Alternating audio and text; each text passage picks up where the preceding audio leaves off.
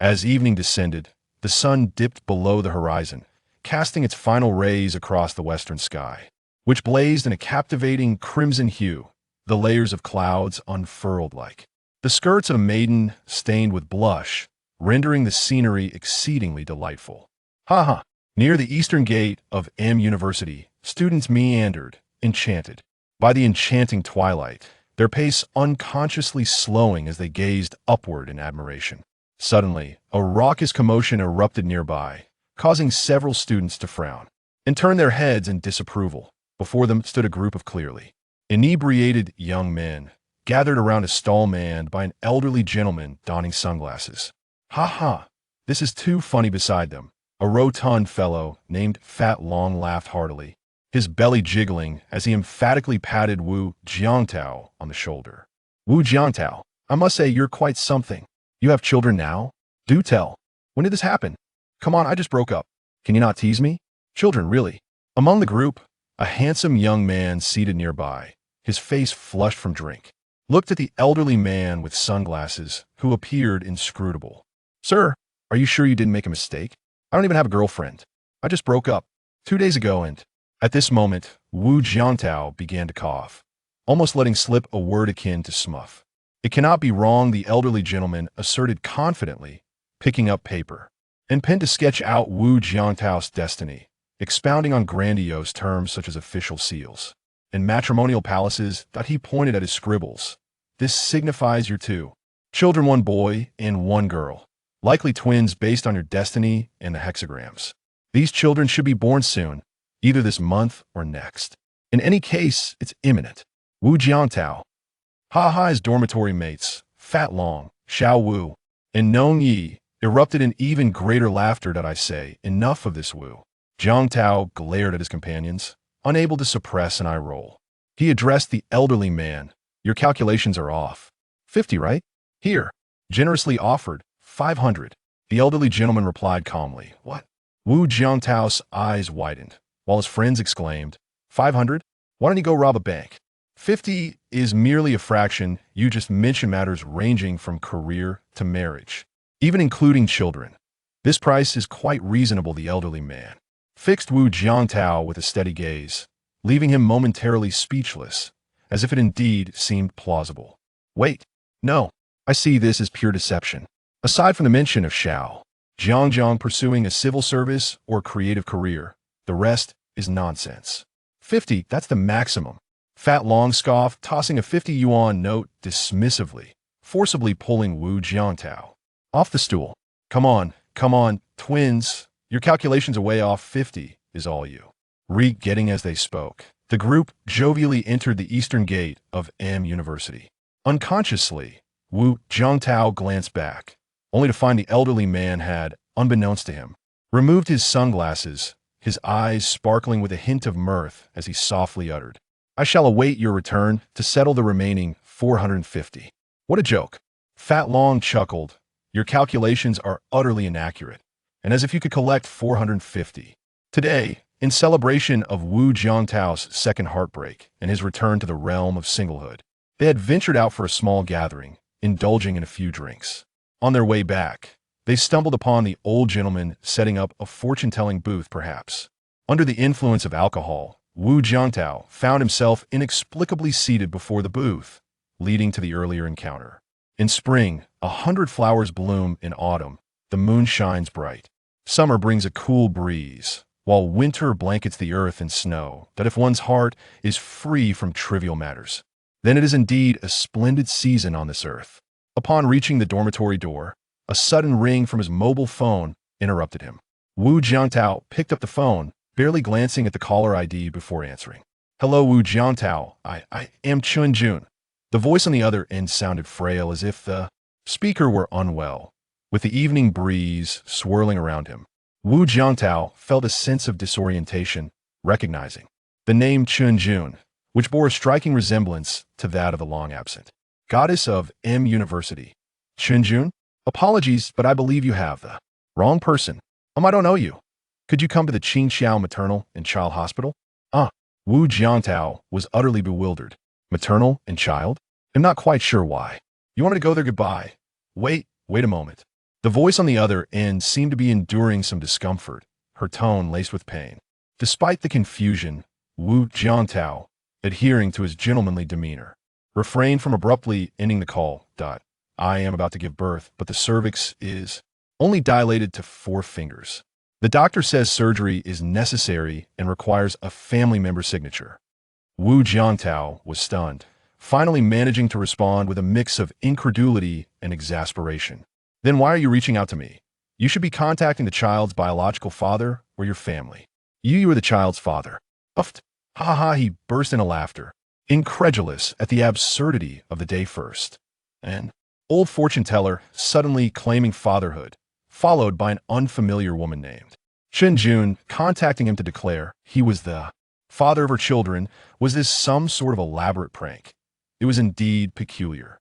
He was merely a poor boy from a humble background, and aside from his slightly attractive appearance, impressive physique, and deep, resonant voice, what could possibly warrant such a con? Absurdity reigned. Apologies. But I am not a pawn in this game. I have no interest in raising a 3rd generation of wealth. Thank you. With a decisive click, Wu Jiantao hung up the phone, exhaling a breath tinged with the scent of alcohol. He turned and returned to his seat in the dormitory, opening his laptop and casually navigating to his favored global martial arts competition website, that I in the realm of martial arts. The prodigious Yang Yoji, at the tender age of 14, has achieved the remarkable feat of mastering the complete essence, thus shattering the century-old record for the youngest to attain such a level of proficiency. Yang has announced his intention to participate in the National Professional Martial Arts Ranking Tournament in September. Meanwhile, the esteemed Master Ma Yuan faced a setback at the 11th International Martial Arts Championship, where he was eliminated in the semifinals. A contemplative analysis of the future trajectory of professional martial arts in China unfolds, particularly in light of the fierce competition posed by ancient Thai boxing, Taekwondo, and karate on the international stage. How can the Chinese martial arts community break through these formidable challenges?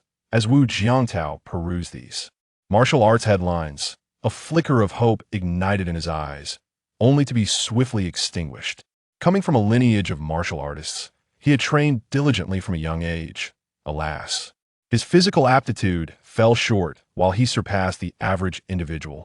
He was far from the caliber required for a professional path, relegating him to the same fate as many attending school, graduating, and ultimately drifting along in life. With graduation looming in 2 months, he envisioned sharing a rented accommodation with his friends in the city, contemplating the arduous journey of postgraduate studies while simultaneously seeking employment. His resolve to pursue further education was firm. Securing a job was imperative, as his family's financial situation was not affluent, and he could not continue to depend on them indefinitely. Just as he was refining his resume and strategizing his academic and professional future, a phone call interrupted his thoughts. Upon picking it up, he discovered an 8-digit number, distinct from the previous one. Hello, are you Wu Jiantao? A calm, yet slightly serious female voice emanated from the other end. Yes, who are you? Who I am is of little consequence at the moment. Your girlfriend is in labor at the Qingqiao Maternal and Child Hospital, awaiting your signature. The condition of the mother is quite precarious. It would be prudent for you to arrive promptly. I mentioned 30 minutes. No, you must make it within 20 minutes. Otherwise, the mother may be in jeopardy. Xiaoyi, prepare the delivery room. What do you mean there are no available spaces? Time is of the essence. Immediately set up a temporary room and arrange for her hospitalization at once. Beep, beep, beep. The call ended. It was evident that the person on the other end was likely a doctor. The background sounds genuinely resembled a hospital, devoid of any deceit. Wu Jiang now felt a surge of uncertainty. Could this truly be real? Wasn't it too coincidental? First, a fortune teller proclaimed that he would soon have both a son and a daughter, and now this phone call. Just as he hesitated, in the solitude of the dormitory, unnoticed by others, a spatial fluctuation emerged behind him. Time-space localization in progress, localization successful, suitable host detected. Commencing DNA scanning in the next moment, Wu Jiangtao stood frozen as an odd voice resonated in his mind. Ding. Super Dad system binding in progress, binding completed. Analyzing host's offspring status, confirming the host is on the verge of becoming a father, issuing the first system task. Do not let life leave you with regrets. How could one miss the birth of their child, the most significant moment? The first task is issued. Please arrive at the birthplace of your child, Qingqiao Maternal and Child Health Hospital, within 15 minutes. Completion rewards. 1 system red envelope. Minimum of 30,000. Increasing based on task completion time, with a maximum of 100,000. 3 bags of diapers, 2 baby bottles, 2 baby swaddles, for sets of baby clothing, and 1 can of Feiha's Zingfifen formula. Refusal or task failure penalty. The host's height will be reduced by half. Suddenly, Wu Jiangtao sprang to his feet. The subtitles in his mind displayed clearly, with the penalty for failure highlighted in red, bolded, and appearing quite terrifying. Is this just taken too far? Wait a moment. Wu Jiangtao glanced at his friends in the same room, engrossed in a game of truth or dare. Are they the brothers you mentioned? The system succinctly responded, no. Wu Jiangtao felt utterly dismayed, if his brother's height were truly to be diminished. Just as he began to question whether he had indulged too much earlier, leading to this bizarre hallucination. The so-called Super Dad system continued with an urgent tone, task countdown commencing 30, 29, 28. Holy cow. So, it's Qingqiao Maternal and Child Health Hospital, is it? Wretched. How could I not go? Wu Jiangtao sprang up, dashing out of the dormitory with a resounding bang as he slammed the door behind him. The other 3 companions, engrossed in a game of True 3, were startled, their hands trembling at the sudden commotion, turning in bewilderment to find that little Jiang had vanished. What on earth had just transpired? Peng Long glanced at Nongyi beside him, who shrugged and replied, I have no idea. He was just sitting there mumbling to himself. Perhaps there's been another stir involving Lu Wanner. That scheming Lu Wanner. This cannot end well. Her cunning runs deep. And should little Jiang slip up, he might truly fall into her trap. I ought to make a call and inquire. Oh no. Zhang Fei has actually taken flight again. What a fool. Charging to his doom. Wei Yin, don't come over here. This round is lost. Steady now. We can still win. 21. 9. One moment, the countdown stood at 21, and in the blink of an eye, it plummeted to 9. Wu Jiangtao felt the hairs on the back of his neck stand on end as panic surged in his mind. System, you have betrayed me. Wasn't he the countdown just at 21? How did it suddenly leap to 9? All rights to interpret system tasks belong to Weilong Company. The erroneous parameters reported by the host have been submitted. Repairs will commence upon the completion of this task. The host will bear the consequences of the incorrect parameters, with compensation to be determined based on the task's completion level. System, how dare you? System, recognizing. This command cannot be identified. Damn it. Wu Jiangtao, in utter dismay, sprinted out of the eastern gate and onto the street, where he spotted a taxi just as a lovely girl opened the door and was about to get in. Without hesitation, he rushed forward, claiming the front passenger seat before she could sit down. I'm so sorry. He repeatedly apologized, pressing his palms together in a gesture of contrition. Then turned to the driver, sir, to Qingqiao Maternity and Children's Hospital. It's urgent. Jiatao? Outside the cab, the girl wore a look of astonishment. Wu Jiangtao turned in shock to discover that the girl was none other than Lu Wanner, his ex-girlfriend, the very one who had just recently severed ties with him. You jerk. Get out. I have urgent matters too. Wu Jiangtao merely cast her a fleeting glance, choosing silence as he earnestly urged the taxi driver, please. I truly need to go quickly. All right. With a roar, the taxi surged forward, leaving Lu Wanner fuming as she chased after it for a few steps before ultimately having to relent. Scoundrel. Cat. Stealing the taxi, I flagged down. Her beautiful features contorted in anger, she could do nothing but remain there, waiting for another cab. Inside the taxi, driver, can you go any faster? Young man. The traffic police are currently enforcing strict regulations, and I cannot recklessly speed.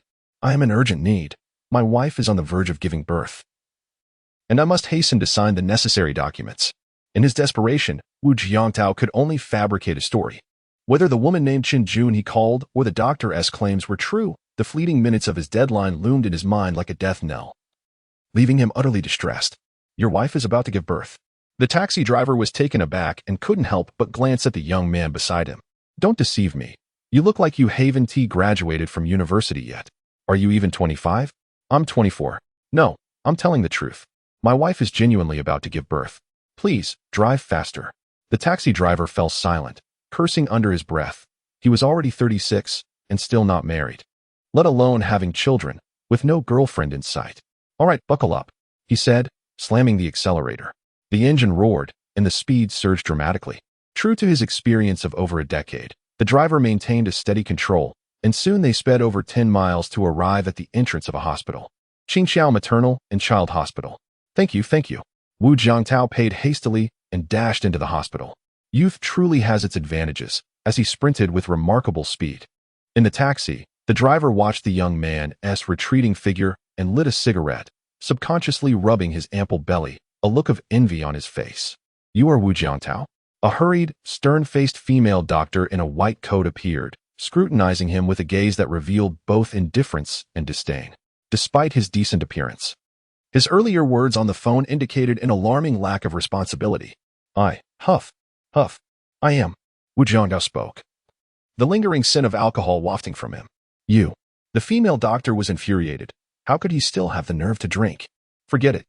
The middle-aged doctor shook her head, unwilling to delve into his issues further. With an icy demeanor, she instructed, come here to sign.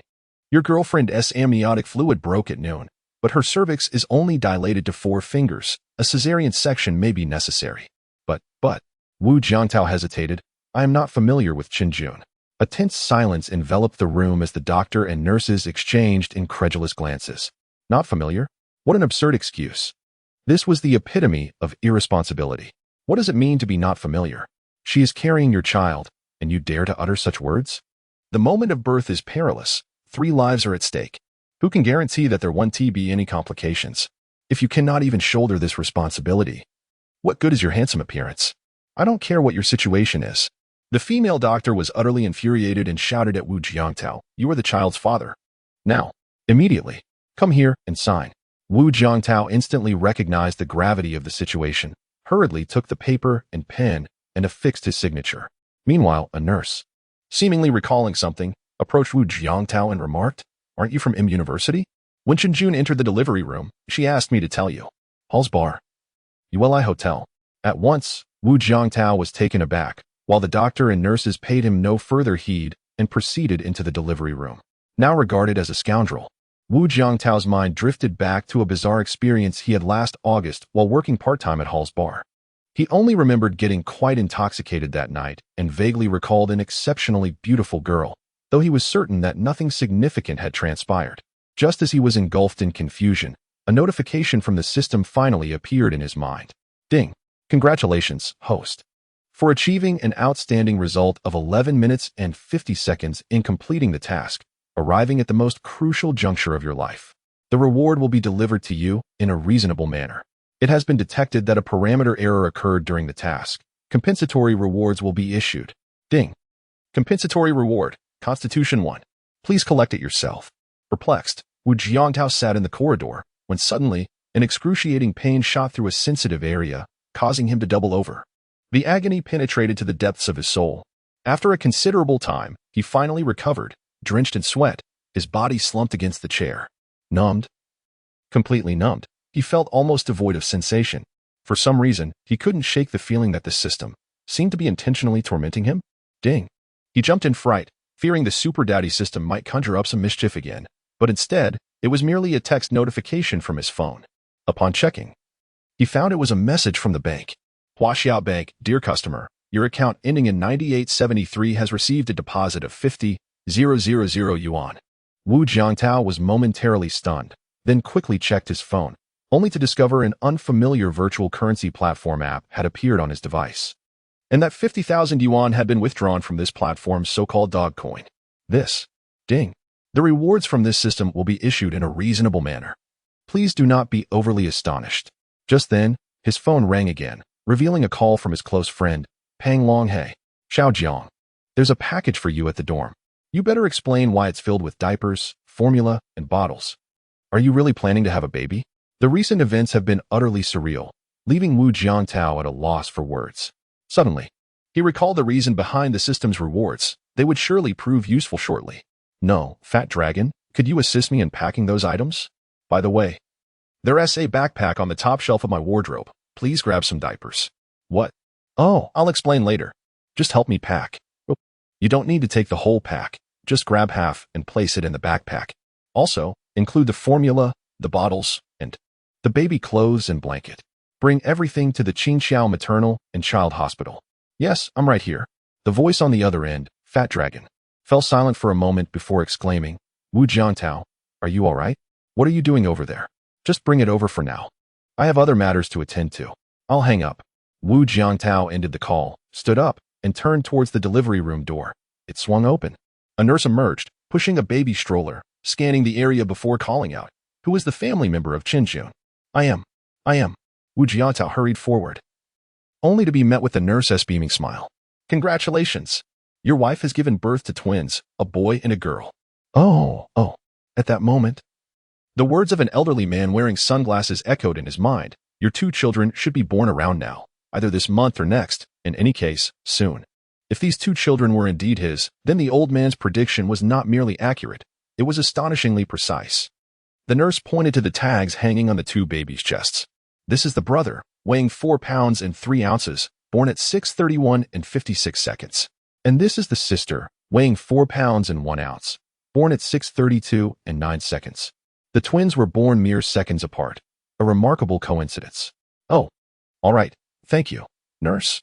Wu Jiantao examined the 2 little ones. Both were rosy-cheeked, their tiny hands raised beside their faces, curled up with wrinkled skin and tangled hair. They bore no resemblance to the cherubic infants he had previously envisioned, instead resembling 2 miniature old men.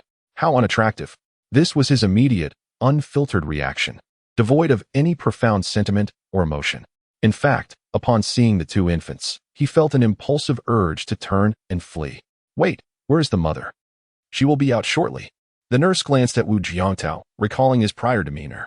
Internally, she scoffed, pondering how a man of such questionable character could be blessed with such adorable dragon and phoenix twins. Just then, the delivery room door swung open once more, revealing a hospital bed being wheeled out, upon which lay an exceptionally young and beautiful girl. It was Qinjun. Wu Jiantao was taken aback. It was indeed the goddess of M University, Qinjun. Despite lying on the hospital bed, drenched in sweat, with a pale complexion and disheveled hair, she could not conceal her unforgettable beauty, reminiscent of a delicate orchid in a secluded valley. Wu Jiantao.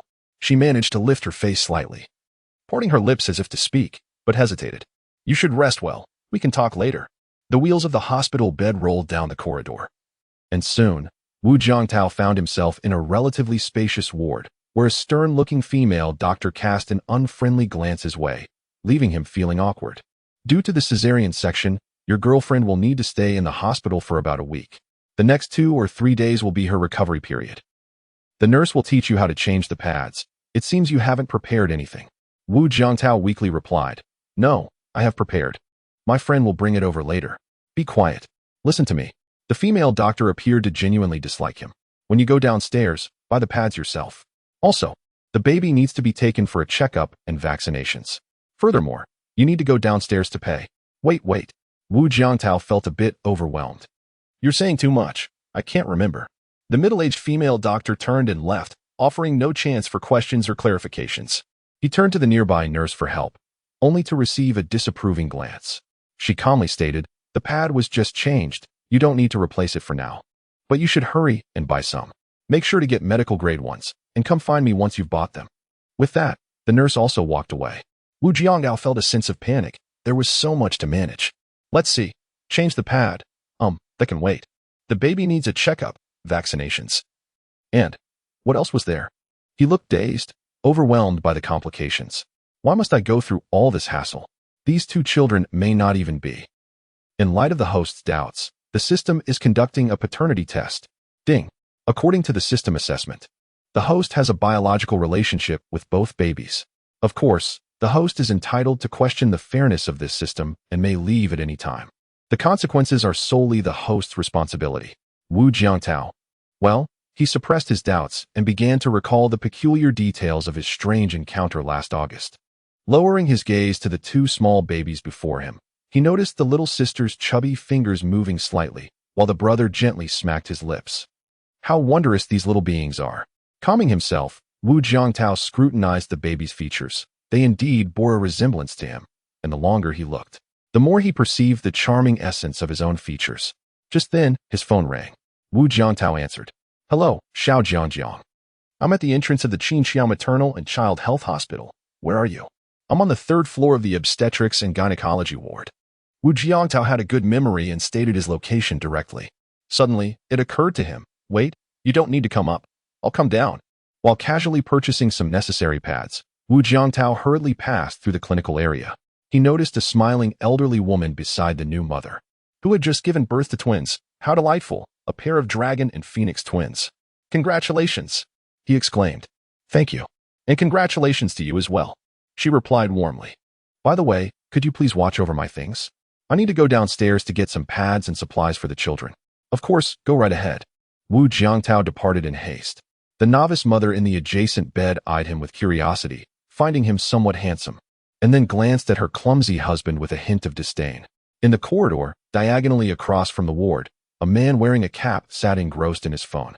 He casually lifted his gaze, scanning the room, and his eyes fell upon Wu Jiangtao's retreating figure. I want some water. In a state of drowsiness, Chen Jun awoke and, upon looking around, found no trace of Wu Jiangtao. Only emptiness surrounded her. Just then, footsteps echoed from the neighboring room, and her face brightened as she turned to see a kindly old woman approaching her with a paper cup. Awake now? Here, have some water. Your husband received a phone call and went downstairs to buy things. After taking a sip, Chen Jun forced a smile, her pale face betraying her true feelings. What is he buying? He has probably just run off. Nonetheless, she had not intended to rely on him. Calling him was merely for a signature. Her eyes welled up with tears. Though burdened with grievances, she recognized that this predicament was of her own making. Chen Jun, you must be strong. You still have to nurse. You cannot afford to be sad or cry. Did you not foresee this situation? Exhaling a deep sigh, she steadied her emotions and turned her gaze to the two sleeping infants beside her, her heart gradually warming and strengthening. At that moment, a nurse entered the room. Upon noticing the absence of any relatives, she called out, Is Chen Jun's family here? Is anyone here for bed 3? You needn't call, Chen Jun replied through gritted teeth. Catching her breath, could you please summon a caregiver for me?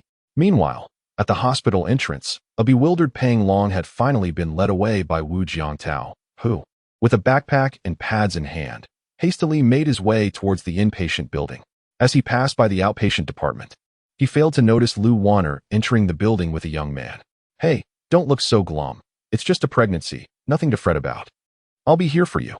The young man initially appeared indifferent, but upon encountering the girl's fierce glare, he quickly adopted a pleading demeanor. In the third-floor ward of the inpatient building, hurried footsteps echoed. Chen Jun, struggling to prop herself up to see her children, instinctively turned her head to find a tall figure entering. You're awake? His voice was deep and magnetic. The unfamiliar young man placed his backpack on the bedside table and took out the milk powder and baby bottles within. At that moment, a nurse entered the room and, upon seeing Wu Jiangtao, her frustration erupted. You must be Chen Jun's family member, right? Yes, that's me, he replied. Where have you been? Your wife has been in tears. Did you know that? Wu Jiangtao was taken aback, turning to look at Chen Jun on the bed, only to find her turning her face away, refusing to meet his gaze. Forget it, I don't want to waste time with you. Your account balance is insufficient. You need to go pay the fees first. When you return, I'll teach you how to change the pads. Oh, Wu Jiangtao took out his phone, suddenly recalling something. I followed your hospital's official account. It seems there is an online payment feature? Yes. It was just activated. Wu Jiangtao opened the Qinqiao maternal and child health account, navigated to the online payment page, and, following the nurse's instructions, transferred 5,000 yuan. I didn't see that coming. This guy is quite generous, thought the nurse to herself. In reality, charging 700 or 800 yuan would have sufficed, as subsequent fees could be settled with receipts. There was no need to pay such a large amount up front. Nevertheless, he was still a scoundrel in her eyes. Now, come here, and I'll show you how to change the pads, she said, moving to the bed, pulling back the curtain of the third bed, and gently lifting the blanket. Wu Jiangtao. Chen Jun. If memory serves. It seemed she had nothing on, which meant, at that moment, the new mother's face flushed crimson, and with a startled scream, she instinctively attempted to cover herself, but it was futile. The anesthesia from her waist down had not yet worn off, rendering her unable to move. In desperation, she could only cover her face with her hands. Wu Jiangtao hurriedly turned away, unable to bear the sight. The nurse chuckled, looking at the two of them with a teasing expression. You've just had a baby, and you're still embarrassed? You come over and watch carefully how I do this. Here, be cautious. You must not touch. It's just been stitched up and cannot get wet. Support here, and when you lift it, Be gentle. Then, remove the old pad and replace it with a new one. After providing her instructions, the nurse covered the blanket back up and exited the room. Wu Jiangtao and Qin Jun exchanged silent glances, both engulfed in a wave of awkwardness, unsure of what to say. Wu Jiangtao, thank you for being here. Don't mention it. There is no need for such words. After all, I am the father of the children. How could I not come when they are being born? Wu Jiangtao scratched his head. Do you believe they are your children? Of course I do, he remarked nonchalantly. After all, last year. I recall that night. However, I find myself somewhat perplexed, despite having consumed copious amounts of alcohol that evening. As he continuously reminisced, Wu Jiangtao began to recollect certain details, particularly the visage of the beautiful girl he had returned to the Yuehua Hotel with, which began to converge with the image of Qin Jun before him. Simultaneously, some details that emerged after they entered the room together also began to surface. It was rather embarrassing. You must be wondering why I chose to carry the child to term. Qin Jun, too, bore an expression of helplessness. During the prenatal checkup, the doctor advised me that although it was my first pregnancy, twins are quite rare. If I were to terminate the pregnancy, the risks of future pregnancies would be significantly heightened, potentially leading to habitual miscarriage. Wu Jiangtao nodded in understanding, yet he found it curious. Back in August of last year, despite my inebriation, it seemed that we. Upon mentioning this, a fleeting look of discomfort flashed across Qin Jun's face. That night, after having intoxicated Wu Jiangtao, she had assisted him to the hotel, and then, well, things transpired in such a manner. This matter, she intended to keep buried in her heart forever, never to disclose to Wu Jiangtao. It was far too shameful. Wu Jiangtao, thank you for coming. I intend to hire a caregiver now. You may leave. Leave? At that moment, Wu Jiangtao felt somewhat bewildered. Indeed, after all, the decision to carry the child to term was mine. It is, in fact, unrelated to you. If it were not for the need for a signature for the surgery, I would not have even contacted you. We have no emotional foundation. You need not take responsibility, nor will I blame you. You may leave. Her voice was remarkably calm. Wu Jiangtao furrowed his brow. Leave? Even though the system has not definitively confirmed that these two little ones are his biological offspring. Given the current circumstances, it would be prudent not to depart hastily without further clarification from Qin Jun. Moreover, the words of that fortune teller from earlier this afternoon still resonated in his mind, every word he uttered clear as day. These two babies could very likely be his children. No, I shall not leave. He shook his head, lowering his gaze to the two drowsy, sweetly slumbering infants beside the bed. While he could not yet ascertain the truth, he still possessed a fundamental sense of morality and boundary. If he were to walk away at this moment, what would be the difference between him and a beast? Well, that is the primary reason. As for the objective reason, well, this girl is truly stunning. Let us revisit the details of that day and observe further. What if it is indeed true? Upon hearing this, Qin Jun looked at Wu Jiangtao in astonishment from the hospital bed, believing that this boy could never possibly trust her. After all, there exists a complete lack of trust between the two, rendering the possibility of taking responsibility far too great. To be frank, I find myself rather bewildered. If they truly are my children, then I have yet to sense any profound connection. However, I cannot simply abandon the two children here with you. As he spoke, Wu Jiangtao continued to arrange the children's clothes and swaddles from his backpack. I shall remain for the time being. The genuine cannot be false. The false cannot be genuine. It would not be too late to leave once I ascertain they are not my own. Why? Qin Jun suddenly inquired, her beautiful eyes fixed upon him, seemingly attempting to discern the essence of the man before her. What do you mean, why? Are you not afraid that I am deceiving you?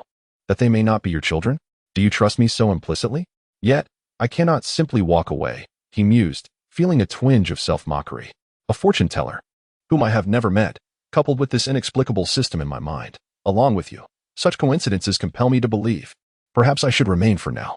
At that moment, the baby in the crib stirred awake, her eyes still closed as she began to whimper, soon escalating into a full-blown wail.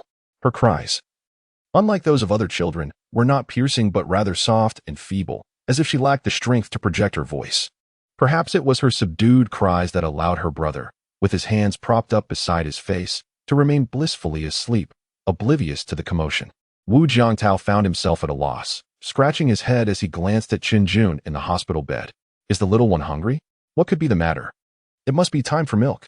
Quickly, hand her to me. Qin Jun, upon hearing the child's cries, felt a surge of urgency and made a valiant effort to sit up. only to discover that she could not even manage that. Wait. First, raise the bed so I can sit up. Oh. Wu Jiangtao hurriedly turned to the side of the bed, pondering how to raise it. He was completely bewildered. This was his first visit to a hospital. You, Chen Jun exclaimed in exasperation. I recall there should be a lever over there that you can pull out. Once you do, just give it a shake, and you'll see. I'm foolish. I'm foolish. Wu Jiangtao muttered, yet as he engaged with the mechanism, he quickly grasped how to operate it. In no time, the head of the hospital bed tilted upward, allowing Chen Jun to sit up. Quickly, hand me the child. Oh. Wu Jiangtao hastily reached for the baby. However, as he extended his hand and touched the tiny infant, he realized how fragile her little arms and legs were. How do I hold her? What is it now? Chen Jun scolded, her face a mask of irritation. Just give her to me. I can hear her crying. She must need to be fed. I can't hold her. She's too small. What if I accidentally hurt her? Wu Jiangtao was flustered. Upon taking the child in his arms, he immediately sensed the infant's delicate and weightless form.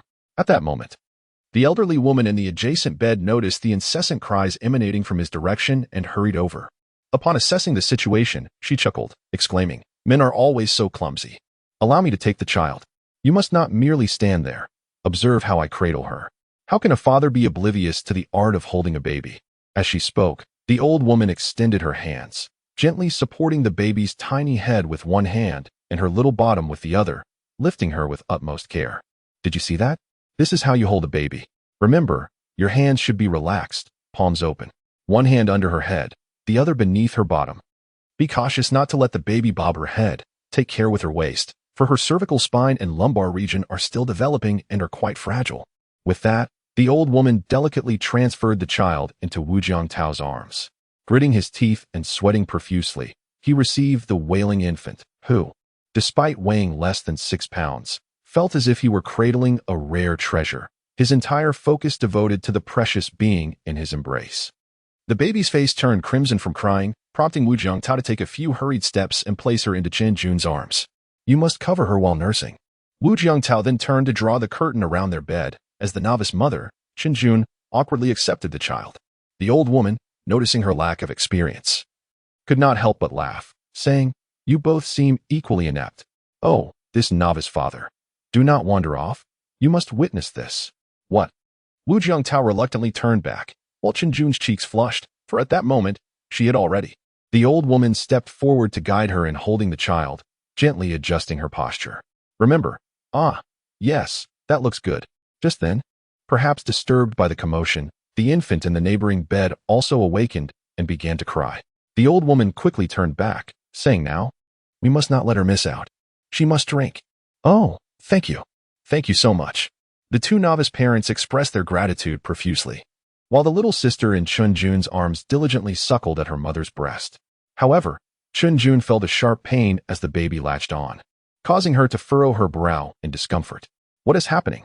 Wu Jiangtao observed his sister nursing, leaning a bit closer, yet hesitating to intrude. The scale of this experience. Why do I have no recollection of it from last year? It's absurd, even if I had indulged too much. I should at least have some memory of it. Something feels amiss.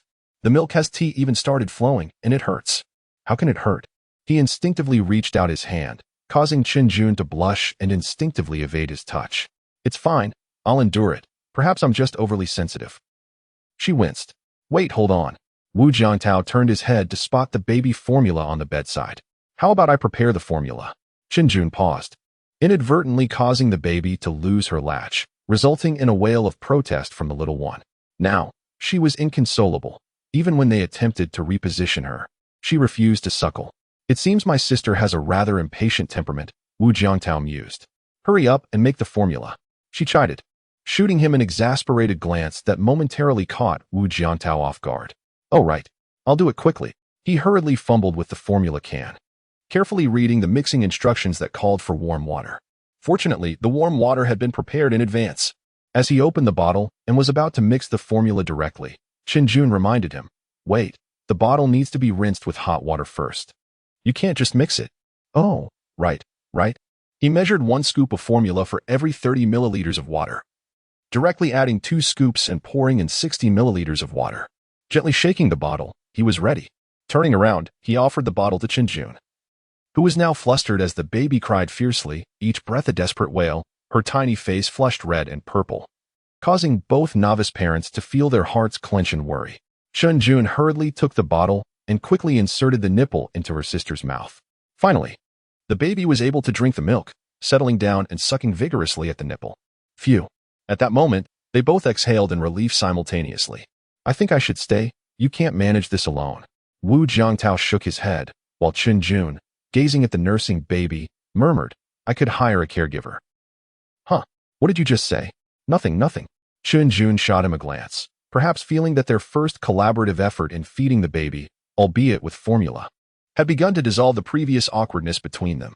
Ding dong. Congratulations, host. You have completed the hidden task of feeding a baby for the first time in your life. A reward of 20,000 yuan has been issued. Please continue to strive, novice dad. Upon hearing the system's notification in his mind, a glimmer of delight crossed Wu Jiangtao's eyes. So there are rewards for this too. Quite splendid. At this moment, the brother in the crib began to stir, emitting soft whimpers and opening his mouth to cry, clearly hungry as well. Wu Jiangtao swiftly retrieved another light blue bottle, employing the same method, and cradled the child in his arms, feeding him formula. One for each, the scene transformed into a harmonious and tranquil tableau.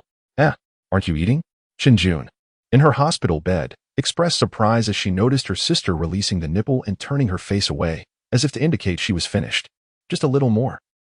The novice mother presented the nipple again, but her sister impatiently turned her head, even swatting the air with her tiny hands, expressing her discontent. Wu Jiangtao then realized something and remarked, the child is still quite small. Their stomachs may only be the size of our thumbs. So it's perfectly normal for them to eat very little. Oh right, Chunjun exclaimed in realization. Meanwhile, Wu Jiangtao contemplated. Next time, just 1 scoop of formula would suffice. 2 scoops were excessive. Also, he needed to purchase a milk warmer, as leaving the formula out could lead to spoilage. As he spoke, the brother finished his meal, similarly releasing the nipple and drifting back into a sleepy haze. Compared to his sister, he seemed more placid. Wu Jiangtao gently placed both children back in the crib and let out a long sigh. Wait, did the baby's bottom seem dirty? He instinctively pulled back the brother's diaper, only to find a green, sticky substance smeared across his finger. He felt utterly unsettled. The baby had soiled himself. Although there was no particularly strong odor, Chunjun immediately noticed his discomfort. What's wrong? Did the brother soil himself? Yes, and it's green. That color seems off. What? Chunjun, a first-time mother, was taken aback and urged him, what are you waiting for? Quickly asked the nurse what's going on. Oh, Wu Jiangtao hurried to find the nurse, and soon, the nurse arrived, examined the baby, and reassured them. Oh, it's nothing to worry about. That's meconium. The green color is quite normal. For the next couple of days, it will remain like this, and after feeding, it will gradually turn yellow. Wait, you fed them formula? Yes, the baby didn't draw any milk. How is that possible? The nurse was taken aback, stepping forward to directly assess Chunjun's ample supply of milk. Everything froze. She was incredulous, turning to Chunjun. Don't you feel any pain? You're experiencing engorgement, and it's quite firm. Ouch, it hurts. As she spoke, the nurse turned to Wu Jiangtao and instructed. You must not feed the baby's formula anymore. They need to suckle. Also, you should help your wife with warm compresses here to relieve the engorgement. Do you have a towel? It's best to wet it with hot water for a compress. Your wife is becoming quite engorged, and this isn't right. What are you looking at? Seeing Wu Jiangtao's timid expression, the nurse couldn't help but laugh. Even with children, he was still bashful. Look at this. As I converse with you, a warm towel should be applied, and a massage should be administered. Do you understand? I comprehend. Wu Jiangtao felt an overwhelming sense of embarrassment. She has yet to begin lactating. Once she does, everything will be fine. This congestion is quite uncomfortable. I must hasten to fetch a warm towel. By the way, your baby is currently having a bowel movement. Do you know how to change a diaper? Well, sigh. The nurse sighed and beckoned him over. Come here. I'll teach you how to change a diaper. It's quite simple. First, pour some warm water into the basin. Do you have soft paper? Wu Jiangtao's expression stiffened. It seems I don't have any. Upon hearing this, Chunjun, lying in the hospital bed, quickly interjected, I have some prepared. It's in the bedside cabinet. Wu Jiangtao hurriedly retrieved a box, opened it, and handed her a piece. The nurse took the soft paper, dampened it with warm water, and gently demonstrated how to clean the baby's bottom. Remember to wipe from front to back and check the folds to ensure there are no remnants. Additionally, the front area of the baby can sometimes become soiled. It must be cleaned thoroughly to avoid redness or even infection. Oh, I see. Wu Jiangtao observed the nurse's actions meticulously, taking mental notes. After cleaning, it was time to change the diaper. Gently lifting the baby's legs, he raised the bottom to remove the old diaper and replace it with a new one. Remember to wrap the entire bottom, positioning it closer to the waist, then secure it with the adhesive strips. It shouldn't be too tight, as that would be uncomfortable for the baby, nor too loose, as that could result in leaks and a more troublesome situation. MHM. Wu Jiangtao nodded earnestly, akin to a chick pecking at grains. Furthermore, given the warm weather, it is essential to keep the baby's bottom dry. Do not rush to put on the diaper. Wait until the baby's bottom is dry. You can use a dry soft paper to pat it dry or let it air dry. Be cautious not to use inferior quality paper towels, as they may cause rashes. Wu Jiangtao, feeling overwhelmed, took out his phone and activated the recording mode, repeating the nurse's instructions to ensure he could review them later. Beside him, Chen Jun, being more astute, picked up her phone and recorded a short video. Eager to learn the fundamental knowledge of caring for a baby, after tending to her brother, the nurse checked on the sister, discovering that she too had soiled herself. She has also had a bowel movement. Now you can try cleaning and changing her diaper. I'll guide you through it. Under her supervision, Wu Jiangtao, sweating profusely and clumsy, managed to clean his sister's bottom and change her diaper. In due time, a warm reminder from the Super Dad system flashed in his mind. Ding. Congratulations, host, on completing the hidden task of changing a diaper for the first time. A reward of 20,000 yuan has been granted. Keep up the good work. Novice Dad. Incredibly, by today, a staggering 90,000 had been directly accumulated, leaving the naive Wu Jiangtao momentarily astonished. Just after changing a diaper, the diligent nurse swiftly turned and approached the hospital bed, lifting a cup to check on the condition of your wife as discharged. Please listen closely as I conduct this examination. The nurse examined Chen Jun and informed him, the situation is stable. Her discharge will be more frequent today and tomorrow, so you must change her pads regularly. Additionally, she has yet to pass gas and cannot consume food. Do you understand? Wu Jiangtao, somewhat bewildered, asked, what does passing gas mean? The nurse couldn't help but roll her eyes. It means to fart. Oh. Can she drink water? He inquired. She can have a little warm water, but not too much. Absolutely no raw or cold water, she replied. Chen Jun felt a wave of relief, having just sipped some warm water. After conveying this information, the nurse finally departed, leaving the two in the ward to exchange silent glances. After a moment of silence, Wu Jiangtao suddenly asked, are you feeling pain now? It's bearable until touched, then it hurts quite a bit. Everything feels so stiff, she replied. Oh, then I'll go fetch some hot water and use a warm towel on you. Wu Jiangtao clumsily retrieved a basin from the bedside, which was new and evidently prepared by Chen Jun before her hospitalization. After leaving the ward and pouring hot water, he awkwardly sat on the bed, wetting the towel, grimacing slightly from the heat. You can give me the towel, I can manage. Chen Jun, still a bit shy, suggested. Wu Jiangtao felt a pang of disappointment, but handed the towel over. However, the new mother overestimated her capabilities. Her right hand was currently receiving in 4, and her left hand was unable to unfold or fold the towel. Let me handle it. Seeing her struggle, Wu Jiangtao took the towel without hesitation, dampened it again, wrung it out, and began to apply it to her. His movements, however, were somewhat unrefined. Chen Jun murmured, a faint blush creeping onto her pale face. Be gentle. The area felt quite rigid and indeed needed some warmth applied. Observing his natural demeanor, Chen Jun felt an inexplicable sense of comfort, her earlier discomfort dissipating significantly. Gradually, Wu Jiangtao crouched down. Don't ask why he crouched. Could he not feel his legs? This new father was earnestly engaged in a sacred task, preparing nourishment for the baby. All right. He swore that at that moment, he truly had no ulterior thoughts, but his blood was boiling from years of martial arts training, and his instincts were simply unavoidable. As Chen Jun felt the warmth of the towel and his movements, she blushed profusely, lamenting her own limitations with her hands. This scale. It's strange. Why do I have no recollection of this at all? Wu Jiangtao could not help but murmur softly, when suddenly Chen Jun remarked, Oh, be gentle. That area feels quite painful. Wu Jiangtao rose, bending slightly as he turned to dampen a towel anew with warm water.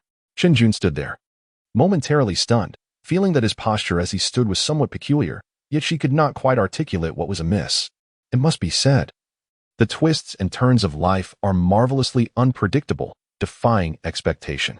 Just a few days prior, he had been unceremoniously cast aside by Lu Wanner, rejoining the ranks of the single. Yet today, Chunjun, the goddess of M University, seemingly descended from the heavens, unexpectedly assumed the role of the biological mother to his two children. Unable to resist, Wu Jiangtao lifted his gaze to meet Chunjun's, and to his surprise, she was looking back at him. This marked their first silent, unspoken exchange since their encounter earlier that day. A fleeting glance exchanged. They both instinctively averted their eyes in embarrassment. After all, compared to ordinary couples, they lacked any emotional foundation, strictly speaking. Today was the first time Wu Jiangtao had formally met Chunjun. On her part, she felt undeniably awkward, while Wu Jiangtao found himself feeling somewhat better about the situation, even contemplating the idea of becoming more entrenched in this goddess's life. After all, she was the mother of his children. If he did not seize this opportunity, he might never have another chance. Despite her typically serious demeanor, the goddess of the university, who once seemed so distant, was devoid of the aloof, icy persona often associated with such figures. Years ago, her radiant smile, captured in photographs that circulated throughout the school's forum, could enchant anyone within the academy. Even the female students had to concede that Chunjun possessed a unique charm at M University, placing her in a league of her own, while the other girls paled in comparison. As for the male students, only those of exceptional caliber dared approach her. Wang Jiangtao had merely glimpsed her from afar and had never exchanged a word with her. And now, Wang Jiangtao reluctantly withdrew the towel, feeling a newfound ease that contrasted sharply with his previous stiffness. Soon, when the baby awoke, he anticipated a swift feeding. Suddenly, a white line erupted from the previously heated area, and he, still crouching, failed to notice until a sensation akin to water splashing upon his face jolted him.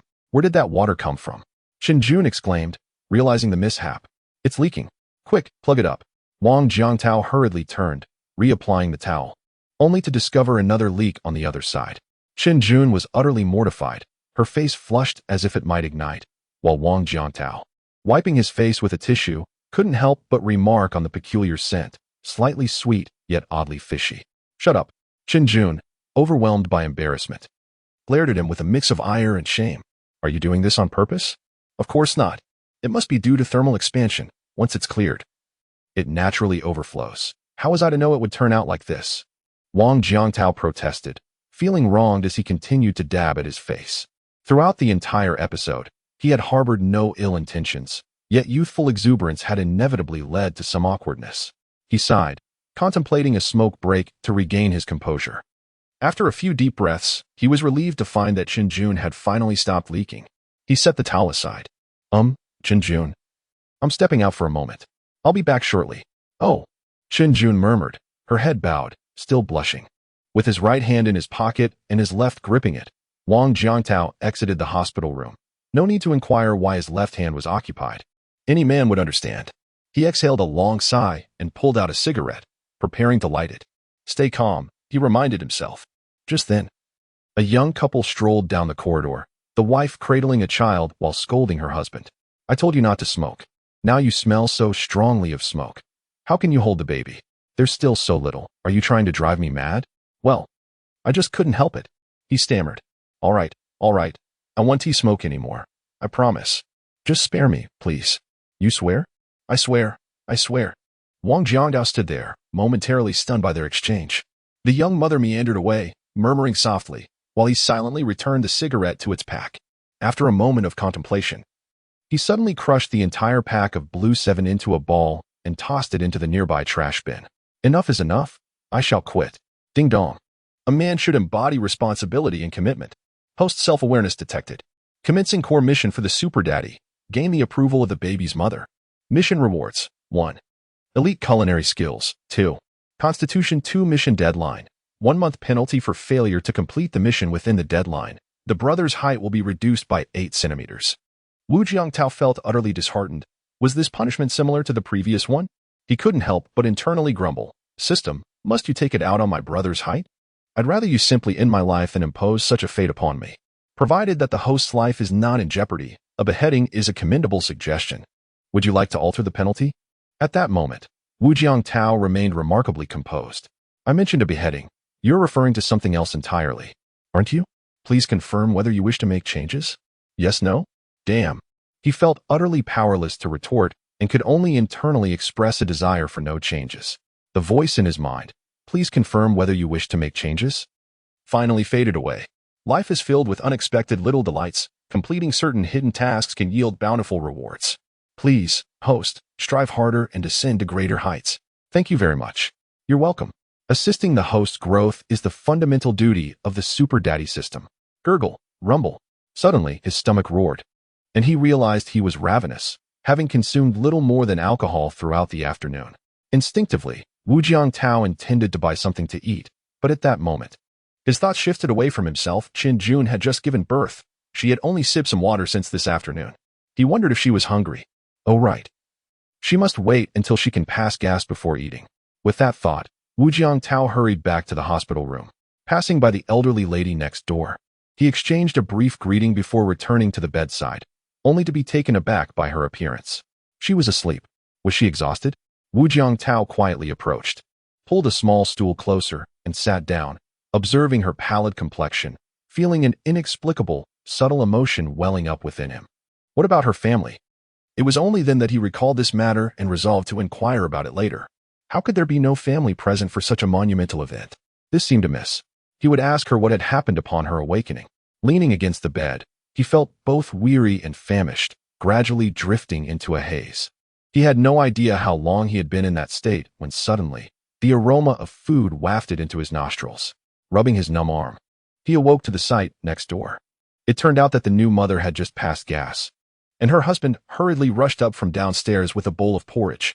At that moment, the new mother was reclining on her bed, savoring the rice porridge. The aroma was irresistible. Wu Jiangtao's stomach protested once more, yet he chose to remain, quietly keeping vigil. Perhaps it was the scent of congee wafting through the hospital room that stirred Qin Jun, who slowly began to awaken. Just then, a faint but unmistakable sound emerged, leaving both of them momentarily stunned, exchanging silent glances. Qin Jun's face flushed a deep crimson, revealing her embarrassment. Wu Jiangtao noted how easily she blushed, unable to restrain himself. He chuckled, realizing that even a goddess could pass gas, and with a surprising frequency at that. You're still laughing. Qin Jun shot him a glare. If the admirers of the goddesses at the academy witnessed this scene, it might shatter their beliefs. Since you've relieved yourself, let me fetch you some congee. You must be famished, right? I'll be quick. As he turned to leave, he heard Qin Jun's voice behind him. It can't be too greasy. And no large pieces of meat. I know.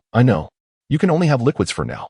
He hurried downstairs to the hospital's dining establishment, ordering a bowl of minced radish congee and a meal, returning swiftly. Hurry and eat. He adjusted the hospital bed and set the table, placing the bowl of congee before Qin Jun. Noticing her awkwardness as she attempted to use her left hand to grasp the spoon, he paused. Shall I feed you? No. It's fine. Seeing her struggle with the spoon, he naturally took it from her. Allow me. It's a bit hot. Oh. He quickly blew on the spoon, waiting until it cooled before bringing it to her lips. Qin Jun's beautiful eyes discreetly assessed the man before her, observing his earnestness as he blew on the spoon, stirring something within her. She hadn't realized, but this side of him was rather charming. Is it better now? Just as the atmosphere between them grew intimate, a sudden commotion erupted from the side as his younger sister began to wail. Oh dear! Wu Jiangtao's expression fell as he swiftly turned to scoop her up. With familiarity, he managed to calm her down, and soon enough, Qin Jun's presence attracted the little one, who instinctively began to suckle, eagerly consuming milk.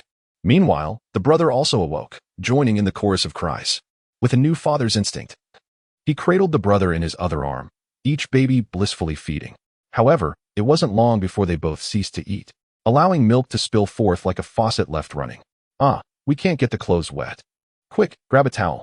Wu Jiangtao fumbled to find a dry towel to cover them. What a whirlwind of chaos. Although the infant's stomach is quite small, digestion occurs rapidly, necessitating feeding approximately every 2 hours. Even if the baby remains asleep, it is essential to keep track of time, gently lifting them to nurse without waking them, as they will instinctively suckle. During the night, the nurse comes to change the medication and assess the condition of the babies in the ward, while also imparting some fundamental advice. Observing the novice father, she reminds him that as the night air turns cool, it is crucial to keep the baby warm. Yet one must also be cautious to prevent overheating from excessive perspiration. Tomorrow morning, at 10 o'clock, he must take the baby downstairs for a bath, followed by a health check and vaccinations. Oh, and do remember to frequently replace the mother's pads. Have you done so this afternoon? No, I haven't. Wu Jiangtao stammered. At the mention of this, Chun Jun's face flushed. She was beginning to regain sensation in her lower body and was acutely aware of her lack of clothing. As for changing the pads, it would be best to quickly replace them for your wife, ensuring cleanliness and comfort, while also vigilantly observing the wound for any signs of infection. Understood? All right. Yes. I should change it promptly. With that, the nurse tending to Chun Jun's for medication pushed her cart away. So, Chun Jun, let me change your pad and check the wound for any issues. Chun Jun lowered her head, wishing she could disappear into the ground. This was exceedingly awkward. Noticing her silence, Wu Jiangtao gritted his teeth and retrieved a new pad from his bag, approaching the foot of the bed to gently lift the covers. Throughout the process, his movements were delicate and cautious.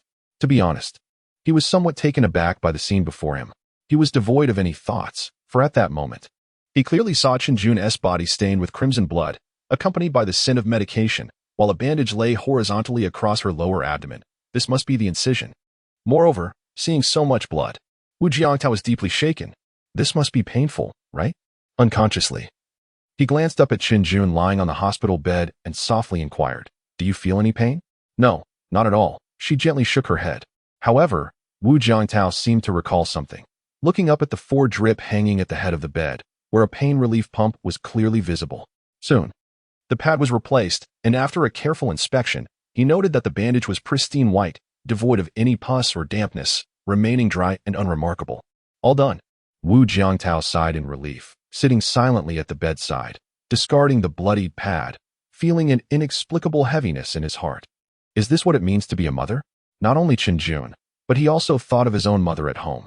What's wrong? Chun Jun, who was dozing off in bed, noticed something was amiss with him and asked. "Nothing, I'm fine." He forced a smile, inquiring, "How did you manage these past 10 months? Upon inquiry, Chun Jun's eyes instantly welled with tears. Taking a deep breath, she casually remarked, "It's nothing much, just me. Alone with this large belly, coming to the hospital for a checkup." She recalled vividly that during the 5th or 6th month, there was a period when she developed an insatiable craving for grapes, consuming them in abundance.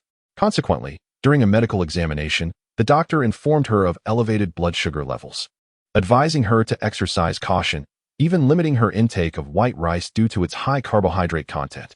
Regret consumed her. Yet without anyone by her side to caution her against excessive sweetness, she could only afford to eat a modest half bowl of rice per meal, opting for smaller, more frequent meals. During that time, she was compelled to avoid any high-starch foods, relegating her fruit consumption to guavas or kiwis. However, this was merely the beginning. The final 2 months leading up to childbirth proved to be the most arduous. Suffering from constipation and heat, she found it difficult to eat. And even walking a few steps became a burden due to her large belly, often plagued by persistent back pain.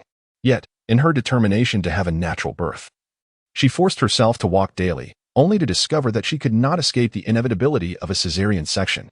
What tormented her most, however, was the constant frowning inquiries from the nurses and doctors. "Where is your husband?" To which she would reply, "He is busy." Each time, Chun Jun could only deflect with this excuse, feeling a profound sense of grievance as she witnessed couples around her in the hospital. She had brought this upon herself. She had never conceived through conventional means and had no intention of burdening Wu Jiangtao again, choosing instead to shoulder everything alone, embracing the path of a single mother. "You should have reached out to me sooner. I'm sorry, it must be so hard for you," she heard him say. Chun Jun stifled a sniffle, turning away to hold back tears, not wishing to cry in front of him. Apart from her father, she had never wept in the presence of another man. At that moment, Wu Jiangtao felt fortunate for having arrived, appearing at this pivotal moment. Had he missed this day, he might have regretted it for a lifetime. "By the way, Chun Jun, what about your family?" I don't want to talk about it. Please don't ask," she replied. "All right." It seemed clear to Wu Jiangtao that she had encountered some familial issues, perhaps a falling out of some sort. As the night deepened, the 2 novice parents, Chun Jun and Wu Jiangtao, braced themselves for their first night of trials. "Oh no, the baby is awake again. Bring her over so I can feed her." "Nurse, the 4 is done." "Oh dear, there is a blood return. The baby has pooped again. Don't cry, sweetheart. Let us change your diaper before we eat. Be good now. Oh no, how did you mess yourself again? Sweetheart, we must cultivate good habits from the start. You can't eat and poop at the same time. Oh no, Big Brother has leaked all over his pants. Alas, this blanket has become unusable. It's all right. Shinjun, you continue to sleep.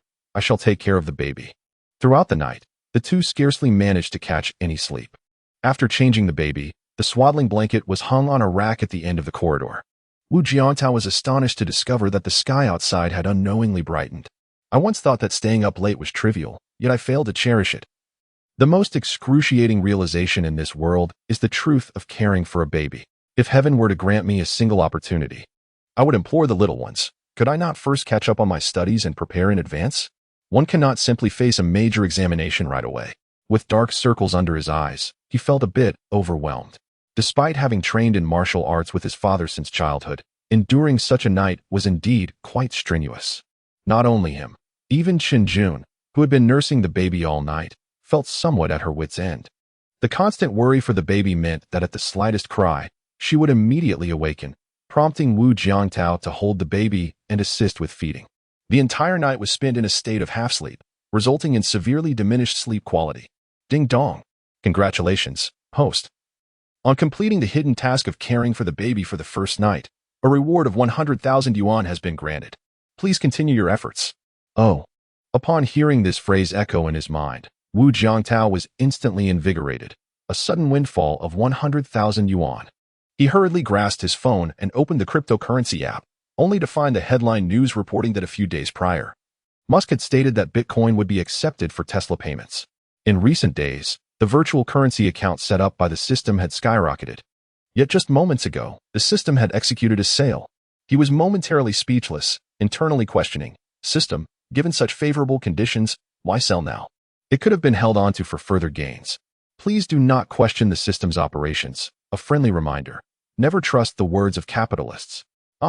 Just then, Wu Jiangtao clearly noticed the app's headline had updated, and out of curiosity, he clicked to see. Tesla's chief financial officer Zachary Kirkhorn stated in a conference call that Bitcoin holdings had decreased by 10 this quarter. Just now, Musk's stance abruptly changed. He announced on Twitter that Tesla would suspend its acceptance of Bitcoin for vehicle payments. He expressed, "Damn." He was immediately taken aback and quickly checked the live updates on cryptocurrency, only to see the previously soaring index plummet. Damn, is there such a chaotic operation? Ding dong. A bank notification arrived on his phone. Huaxia Bank, esteemed client, your account ending in 9873 has received a deposit of 100,000 yuan. Your account balance is now 185,568 yuan. Haha. Wu Jiangtao felt elated. This system was quite impressive, managing to reap benefits from a heavyweight like Musk. With nearly 200,000 yuan in hand, he felt a newfound sense of security. Exhaling deeply, he turned back to the ward, where he was pleasantly surprised to find both babies soundly asleep, as was Shinjun. She had hardly rested since last night until the early hours, and as Wu Jiangtao observed her pale complexion, a pang of sympathy stirred within him. Initially, upon his arrival yesterday, he had not felt this way. But as he took on the responsibility of caring for the two infants and for her, he began to embrace the role of a father. Despite the absence of any genuine emotional connection with this goddess, one undeniable truth remained. As the father of these two children, he held both the right and the obligation. Exhausted, he sat down, yearning to steal a moment of rest. Yet, to his dismay, he found himself utterly unable to drift into slumber. Around 10 o'clock, he was scheduled to bathe the twins, change their clothes and swaddles, and take them for a health check and vaccinations. However, Shinjun was unable to assist, still confined to her bed with her catheter in place, requiring him to periodically change her urine bag. His clumsiness had even led to an unfortunate mess yesterday. This was untenable.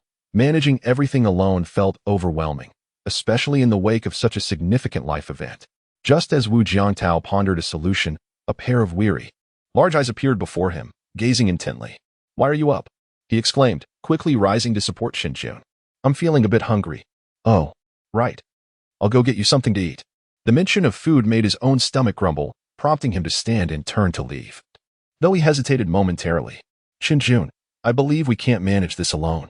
May I call my mother for assistance?" Her eyes widened in surprise.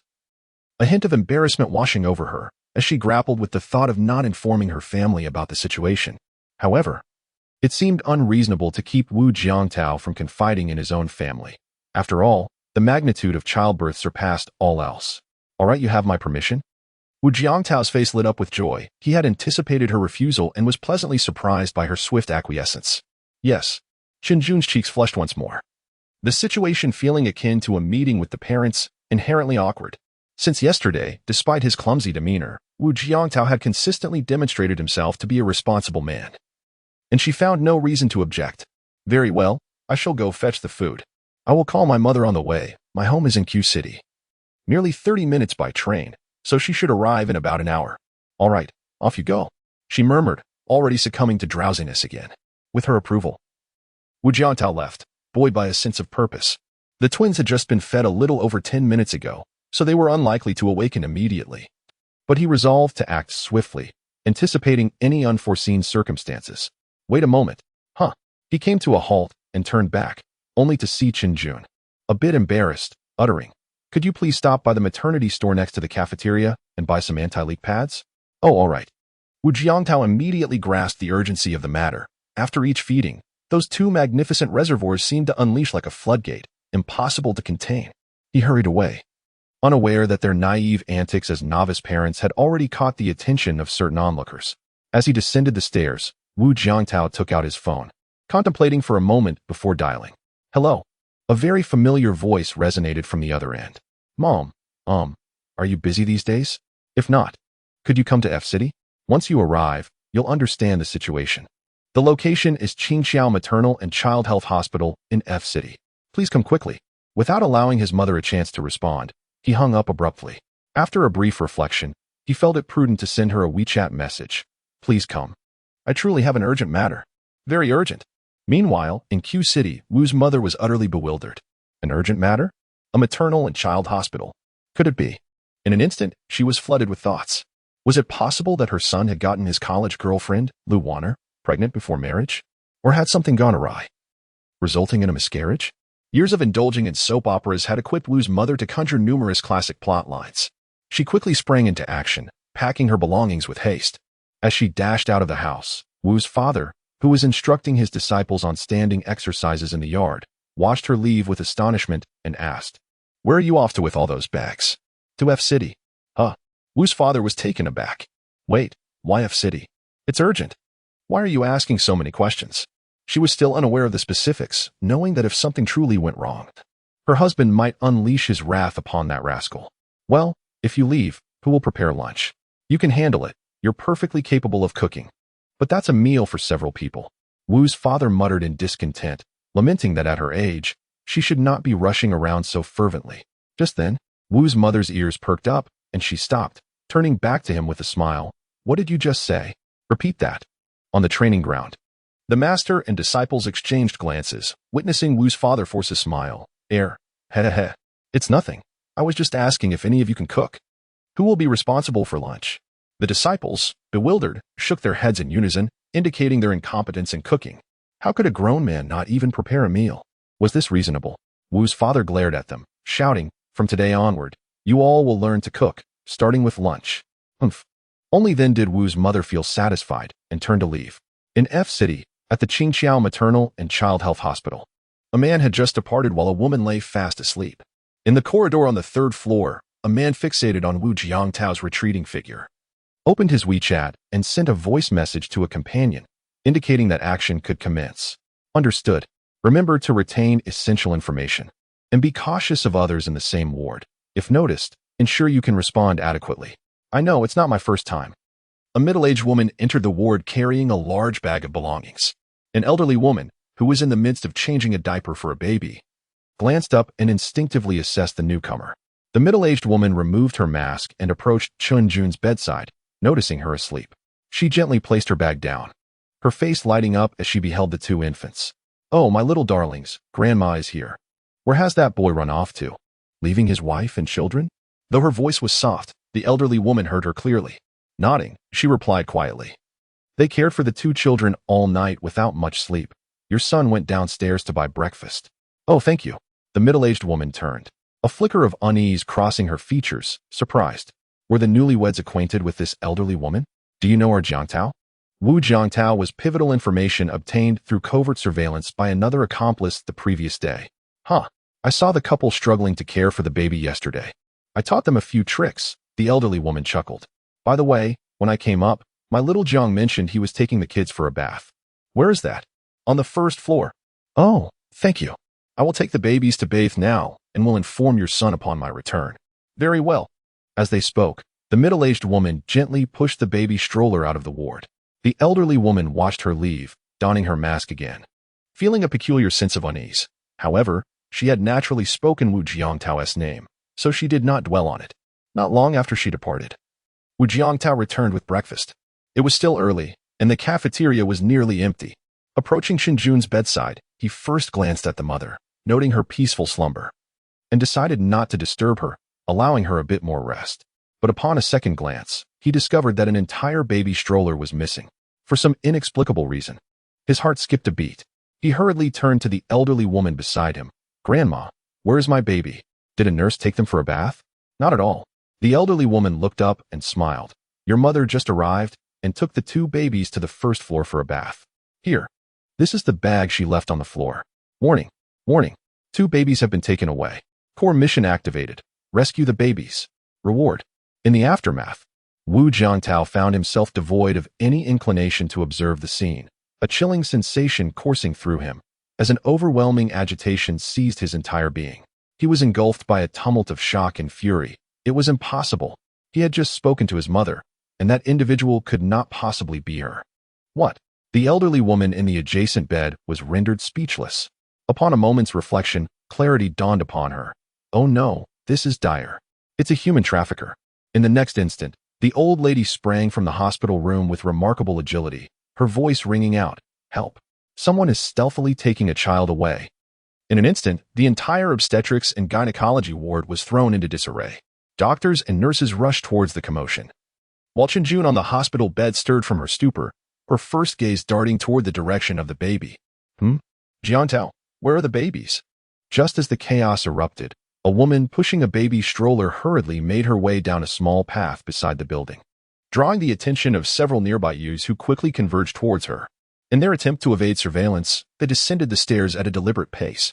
Meanwhile, in the hospital room, Wu Jiangtao's face turned a shade of deep seriousness. He offered no reply to Chenjun. Instead, he abruptly flung open the balcony door and dashed outside. In an instant, he spotted the woman in a mask, briskly pushing the stroller along the side of the building, where 2 familiar, tiny figures lay peacefully within. Stop right there, he bellowed, his voice echoing with fury. In a fit of desperation, he grasped a water pipe affixed to the outer wall of the balcony and propelled himself over. Whoosh!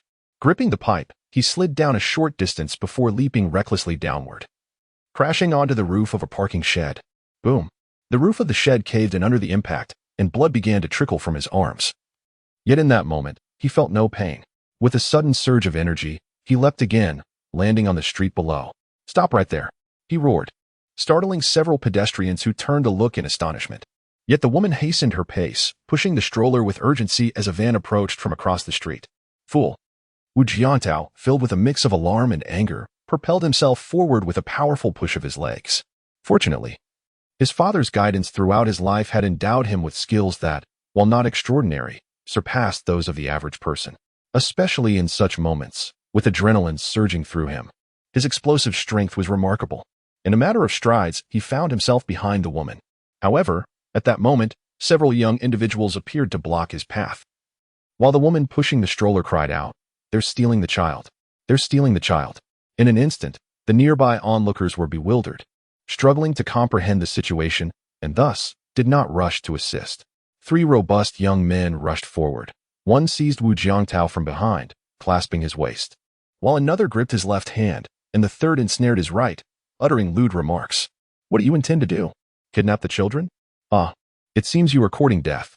Wu Jiangtao's eyes widened in fury as he watched the woman lift the 2 infants, the van's door ajar, and another person reaching out to assist. Blood surged through him, and with a fierce stomp of his foot, a sound akin to bowstrings snapping erupted from within his body.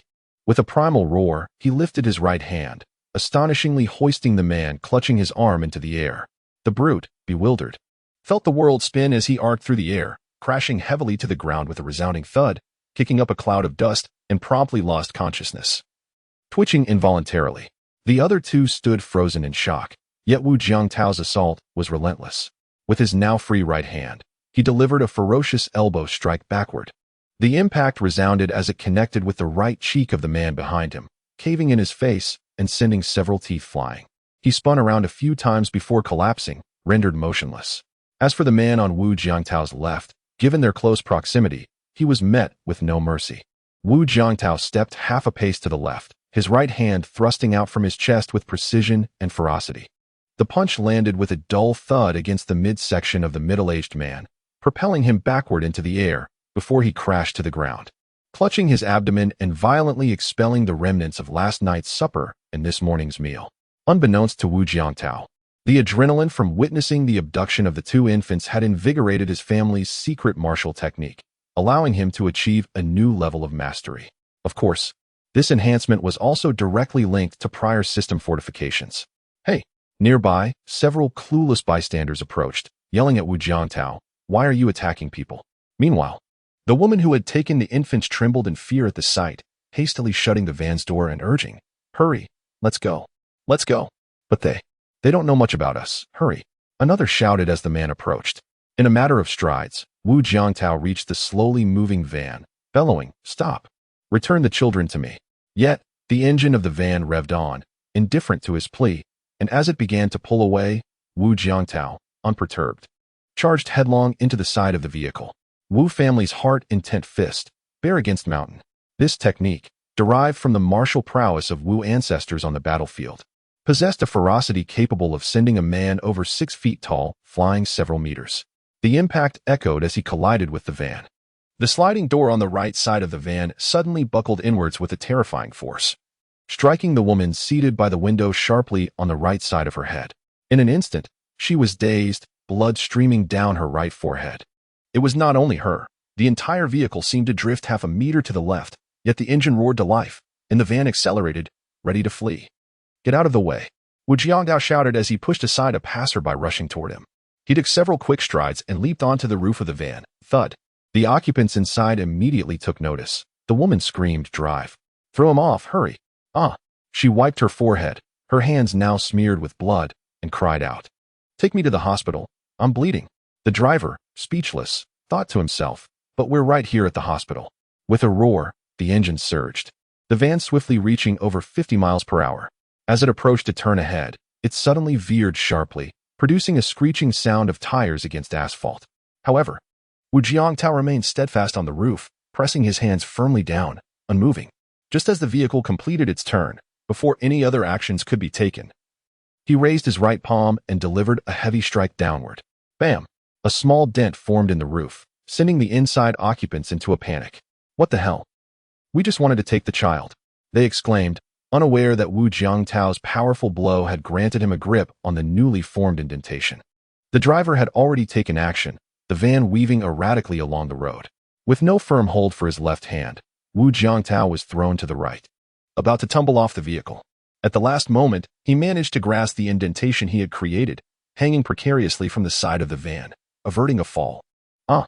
The woman outside screamed in terror, and in that moment, Wu Jiangtao noticed cracks forming in the glass of the window beside him. A sinister look crossed his face. He twisted his right waist and forcefully thrust his elbow. Bang!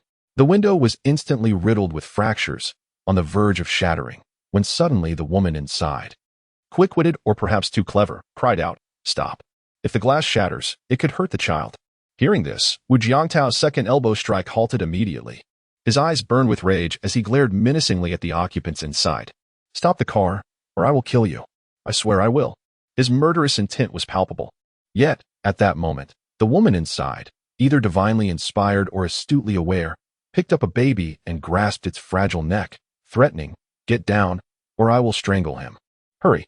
Stunned and furious, Wu Jiangtao exerted force with his left hand gripping the roof, flipping himself back onto the top of the vehicle once more. "Do not exit the vehicle, absolutely do not exit." In that moment, he surprisingly calmed himself, crawling back onto the roof of the car. Drawing his breath deep into his core, and unleashed a roar. "Someone call the police.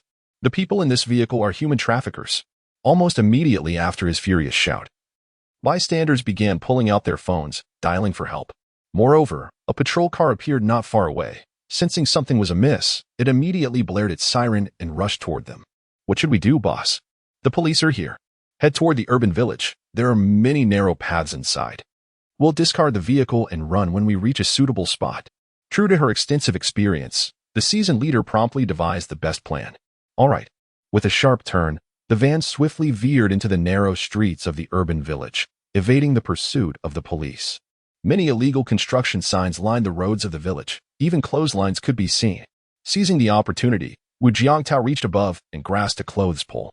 With a crack, only half of the broken pole remained in his grasp as he turned to face the front, his eyes gleaming with fierce determination. He hurled it forward. Whoosh! The half pole soared ahead, crashing into a large collection of sheets and clothes hanging in midair, shattering the clothesline, causing a cascade of garments to plummet and obstruct the driver's view. With a jolt, instinctively, the driver slammed on the brakes, and Wu Jiangtao, taking advantage of the momentum, leaped forward, landing and swiftly pivoting to the left side of the vehicle. Startled by his agile movement, the van driver hurriedly attempted to restart the engine, but the door handle was already in Wu Jiangtao's grasp. Unaware of the tremendous surge in his strength, Wu Jiangtao suddenly bent his waist, unleashing all his might with his right hand. With a crack, the locked door was forcefully yanked open, leaving the driver stunned and speechless. Is this even a person? Without uttering a word, Wu Jiangtao delivered a powerful kick. Bang!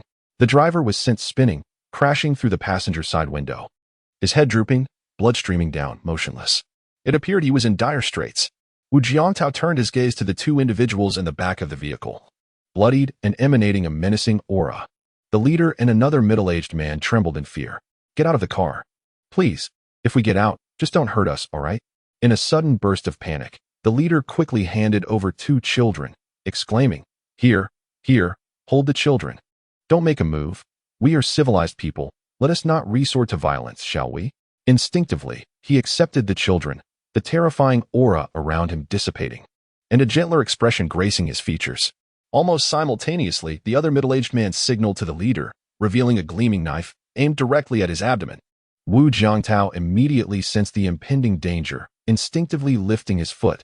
This was the heart-intent fist. Wild dog urinates.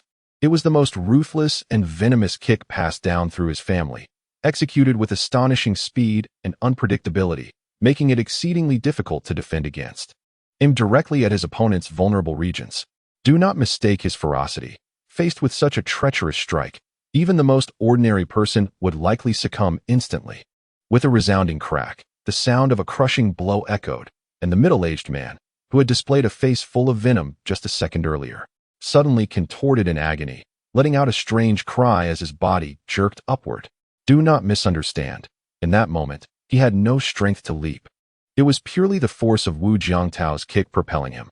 With a thud, the man crashed to the ground like a lifeless dog, sprawling several meters away, his body curling up like an overcooked shrimp, writhing in sheer misery. The middle-aged woman nearby let out a piercing scream, turning to flee into the narrow alley. Observing her, a ruthless glint flickered in Wu Jiangtao's eyes as he prepared to land a kick aimed at her back. "Stop. Raise your hands." His peripheral vision caught sight of two police officers rushing toward him, guns drawn. He immediately retracted the force in his leg, transforming the kick into a subtle hook that redirected upward. This seemingly effortless motion was, in fact, quite ingenious. As the woman continued her forward momentum, her feet were deftly pulled backward, causing her body to rise before plummeting straight down. Thud. Her knees collided heavily with the ground. Crack. Crack. Two sharp sounds resonated, and in the next moment, the middle-aged woman was rolling on the ground, clutching her knees, wailing in agony, her face contorted in pain. "Stop." The two police officers finally arrived, their weapons aimed squarely at Wu Jiangtao. They had witnessed from a distance the astonishing lethality and destructive force exhibited by this young man, maintaining utmost vigilance.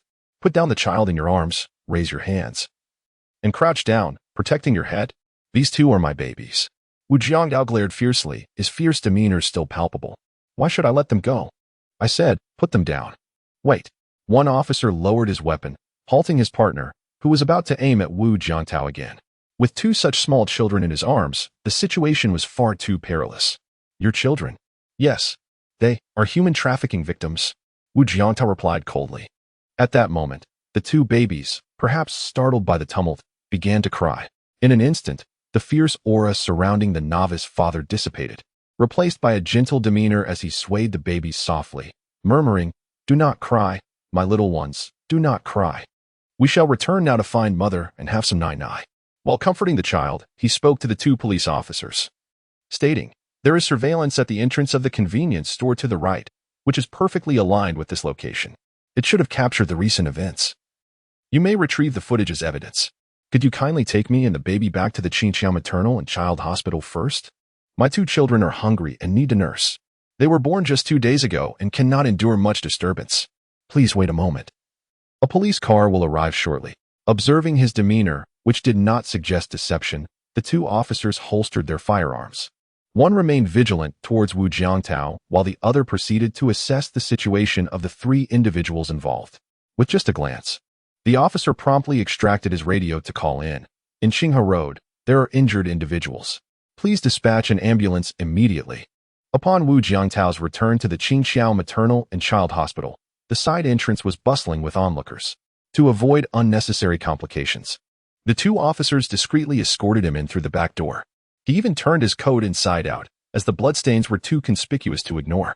Meanwhile, at the side door of the hospital, where he had previously chased after the incident, police had cordoned off the area, and medical personnel gathered to transport the 3 injured men lying on the ground. The situation was grim for all 3. Among them, the individual who appeared to be the least harmed externally was, in fact, the most severely injured. The experienced doctors on the scene quickly assessed his condition, suspecting internal bleeding upon pressing his abdomen, and immediately commenced blood tests. The other 2 showed signs of distress. One had a facial depression, preliminarily diagnosed as a comminuted fracture, while the other exhibited gastrointestinal irregularities requiring further observation. Due to the lack of authoritative specialists in internal and surgical medicine at the Qinqiao Maternal and Child Hospital, the 3 men were swiftly transferred to another facility.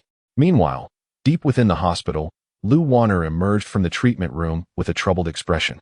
Outside, a stylishly dressed young man holding a fragrant blend hurriedly approached her, his first words being, "What did the doctor recommend? Is there a possibility of it being aborted?" At his inquiry, Lu Warner's expression shifted, her gaze icy as she retorted, "Wang Yuan, do you truly wish for me to terminate this pregnancy?" The youth, Wang Yuan, instantly appeared flustered. "No, Warner, you know that is not my intention. I misspoke. I was thoughtless. I apologize." He gently slapped his own face, then pressed on. "What did the doctor say?" "They conducted an examination and informed me that my uterine wall is too thin.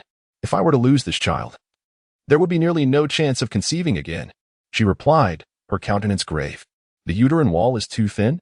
Wang Yuan was taken aback. "Is that even possible? Does the doctor truly understand? If she doesn't, do you?" Lu Warner shot back. "Wang Yuan, this is all your fault. If you had used protection, would I be in this predicament? You scoundrel. You even caused my separation from Jiang Tao. Can we please discuss this rationally? Why is it all my fault? Don't you have any issues of your own? I must say, you have been rather clingy. Moreover, even if you are not pregnant, do you truly wish to continue like this?"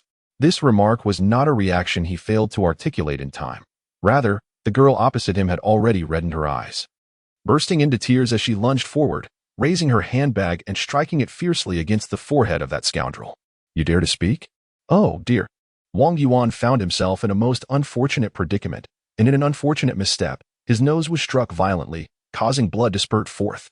"Damn it, Lu Warner, have you lost your mind? You've made me bleed." Yet, this fellow suddenly leaped up, retaliating with a sharp slap that sent Lu Warner spinning, causing her to collapse onto the ground, dazed and bewildered. But that was not the end. As Wang Yuan took a step forward, preparing to strike again, a sudden, furious shout rang out from behind. "Stop." Immediately, a strong hand grasped him, twisting his arm and redirecting his intended blow behind him. "Stop. Police." Wang Yuan, still oblivious to the gravity of the situation, shouted. That vile woman struck first. Wu Jiangtao. He was taken aback, while Lu Warner stared at Wu Jiangtao in sheer astonishment. Red marks on their hands and faces, was that blood? In his shock, he noticed that Wu Jiangtao was cradling a baby in each arm. What on earth was this scene? The atmosphere fell silent as Wu Jiangtao regarded them, momentarily stunned. Wang Yuan, Lu Wana, how on earth did you end up here? In response to Wu Jiangtao's inquiry, Wang Yuan felt a wave of embarrassment wash over him. Yet inexplicably, a sense of satisfaction coursed through him. Meanwhile, Lu Waner, seated on the ground, felt utterly uncomfortable and unsure of how to face Wu Jiangtao. Wah wah wah. The two infants in his arms were wailing incessantly, and he had completely lost the ability to soothe them. He had no time to deal with those two. Merely stating, I have matters to attend to, we can talk later. Turning to a nearby police officer, he added, Excuse me, officer, could you accompany me upstairs? The babies are in distress, and I need to return immediately. The two officers exchanged glances and swiftly made a decision. One would remain to handle the situation, while the other accompanied Wu Jiangtao to the hospital building. The remaining officer cast a cold gaze at Wang Yuan, incredulous at how this young man had struck a woman so brutally. Young man, explain what happened. You better speak honestly. I warn you, if she is injured, you could be charged with disturbing the peace. Upon hearing this, Lu Waner, still weeping on the ground, shifted her gaze. At that moment, Wang Yuan found himself at a loss for words. He felt as though misfortune had befallen him today, with the unexpected pregnancy announcement, the absurdities surrounding it. And now this chaotic scene. What a nightmare. The imprint on Lu Waner's exquisitely beautiful left cheek was distinctly evident, and she appeared to be on the verge of collapse, weeping pitifully. Wang Yuan, I misjudged you, you scoundrel. You wretch. Officer, arrest him. I intend to file charges against him. How dare he strike me? No one, not my father nor my brother, has ever laid a hand on me since childhood. It's a misunderstanding. A misunderstanding. Wang Yuan, while dabbing at his bleeding nose, hastily forced a smile. I have practiced Taekwondo. It was merely a reflex. I truly did not mean to. At that moment, Lu Waner was so enraged that it became laughable. She had completely seen through this young man. With a face full of resentment, she glared at him, suddenly clutching her forehead. My head is spinning. As she spoke, Lu Waner softly collapsed, and the nearby officer quickly rushed to catch her. The human brain is a remarkably intricate structure. Sometimes, even if examinations reveal no apparent issues, a doctor may still deduce plausible diagnoses based on the patient's self-described sensations. Lu Waner was not foolish. On the contrary, she was quite astute. From the moment she fell, she swiftly calculated all subsequent events. Not only did she seek substantial compensation, but she also aimed to ensure Wang Yuan spent several years behind bars. Meanwhile, the captivating scene unfolding and the ensuing convoluted narrative remained unbeknownst to Wu Jiangtao. At that moment, he had already returned to the hospital corridor, cradling two infants. From a distance, upon hearing the cries emanating from the room, the look of alarm on Chen Jun's face finally dissipated, although she remained sufficiently terrified, her entire body feeling weak. Upon witnessing that tall figure enter, she could no longer contain herself. Tears like pearls cascaded from her beautiful eyes. Babies, my babies. They are here, they are here. They haven't been lost. Overwhelmed with joy, she immediately began to nurse the two infants, whose little faces were flushed and purple from crying. Seeing her pale complexion, Wu Jiangtao instinctively approached and enveloped them in his embrace, softly reassuring her, It's all right. It's all right. No one can take the babies away from us, no one. From the moment Wu Jiangtao had dashed out onto the balcony to chase after someone until now, only a little more than half an hour had passed. Yet, that brief span felt to Chen Jun as if it had stretched into an eternity. What if he didn't catch up? What if the babies were truly taken away? How would she manage her life without them? Without the companionship of their parents, what would become of these two infants? Would they fare well? In just 30 minutes, these questions flooded her mind, each one pressing heavily upon her chest, causing her heart to ache. She had no answers, nor could she fathom what the future might hold. That terrifying future was beyond her imagination, and she dared not envision it. Even though the elderly woman in the adjacent bed continually reassured her that everything would be fine, that the police had been notified and would surely locate the two babies promptly. Yet, Chen Jun could not absorb a single word, as she teetered on the brink of despair. Fortunately, Wu Jiangtao successfully returned with the two infants unscathed. In this moment, Chen Jun felt an overwhelming sense of security emanating from the man before her. Thank you. Thank you for bringing the babies back, she murmured softly while nursing. Leaning against Wu Jiangtao, the police officer stationed at the door of the hospital room, hearing the commotion within, felt a wave of relief wash over him. It seemed that this martial artist named Wu Jiangtao was indeed on the side of the victims. With this thought in mind, he picked up the intercom and began to contact the command center. Yes, the scene has been confirmed. His situation is exceptional. I would like to request permission to take Wu Jiangtao's statement here at the hospital. Affirmative. I will ensure to ask all necessary questions and retrieve the surveillance footage from the hospital and the entire process. Soon, the statement taking commenced. Name, Wu Jiangtao. Residential address, 67, Prosper Street, Elsie District, Q City, in Province. We have just reviewed the surveillance footage. Your martial prowess has reached the level of Xingjin. Why did you not report to the Security Bureau in a timely manner? Prior to today, I had not yet attained the Xingjin level. Wu Jiangtao shook his head. Had I been at that level from the start, I would not have sustained any injuries from jumping down from here. You may retrieve the video of my leap to the first floor. A martial arts expert could easily ascertain this. Oh, the officer furrowed his brow. What exactly transpired? When I was captured by those 3 individuals, I fought with all my might. That state allowed my body's energy and blood to surge, breaking through my limitations and entering the Xingjin level. The officer fell into silence, and at that moment, the analysis relayed through his earpiece corroborated Wu Jiangtao's account. It seemed this group had indeed met their unfortunate fate by provoking a potential martial arts master.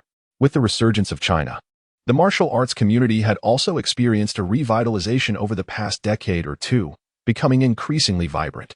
The recent surge in traditional martial arts, particularly popular on short video platforms, stands as a testament to this revival.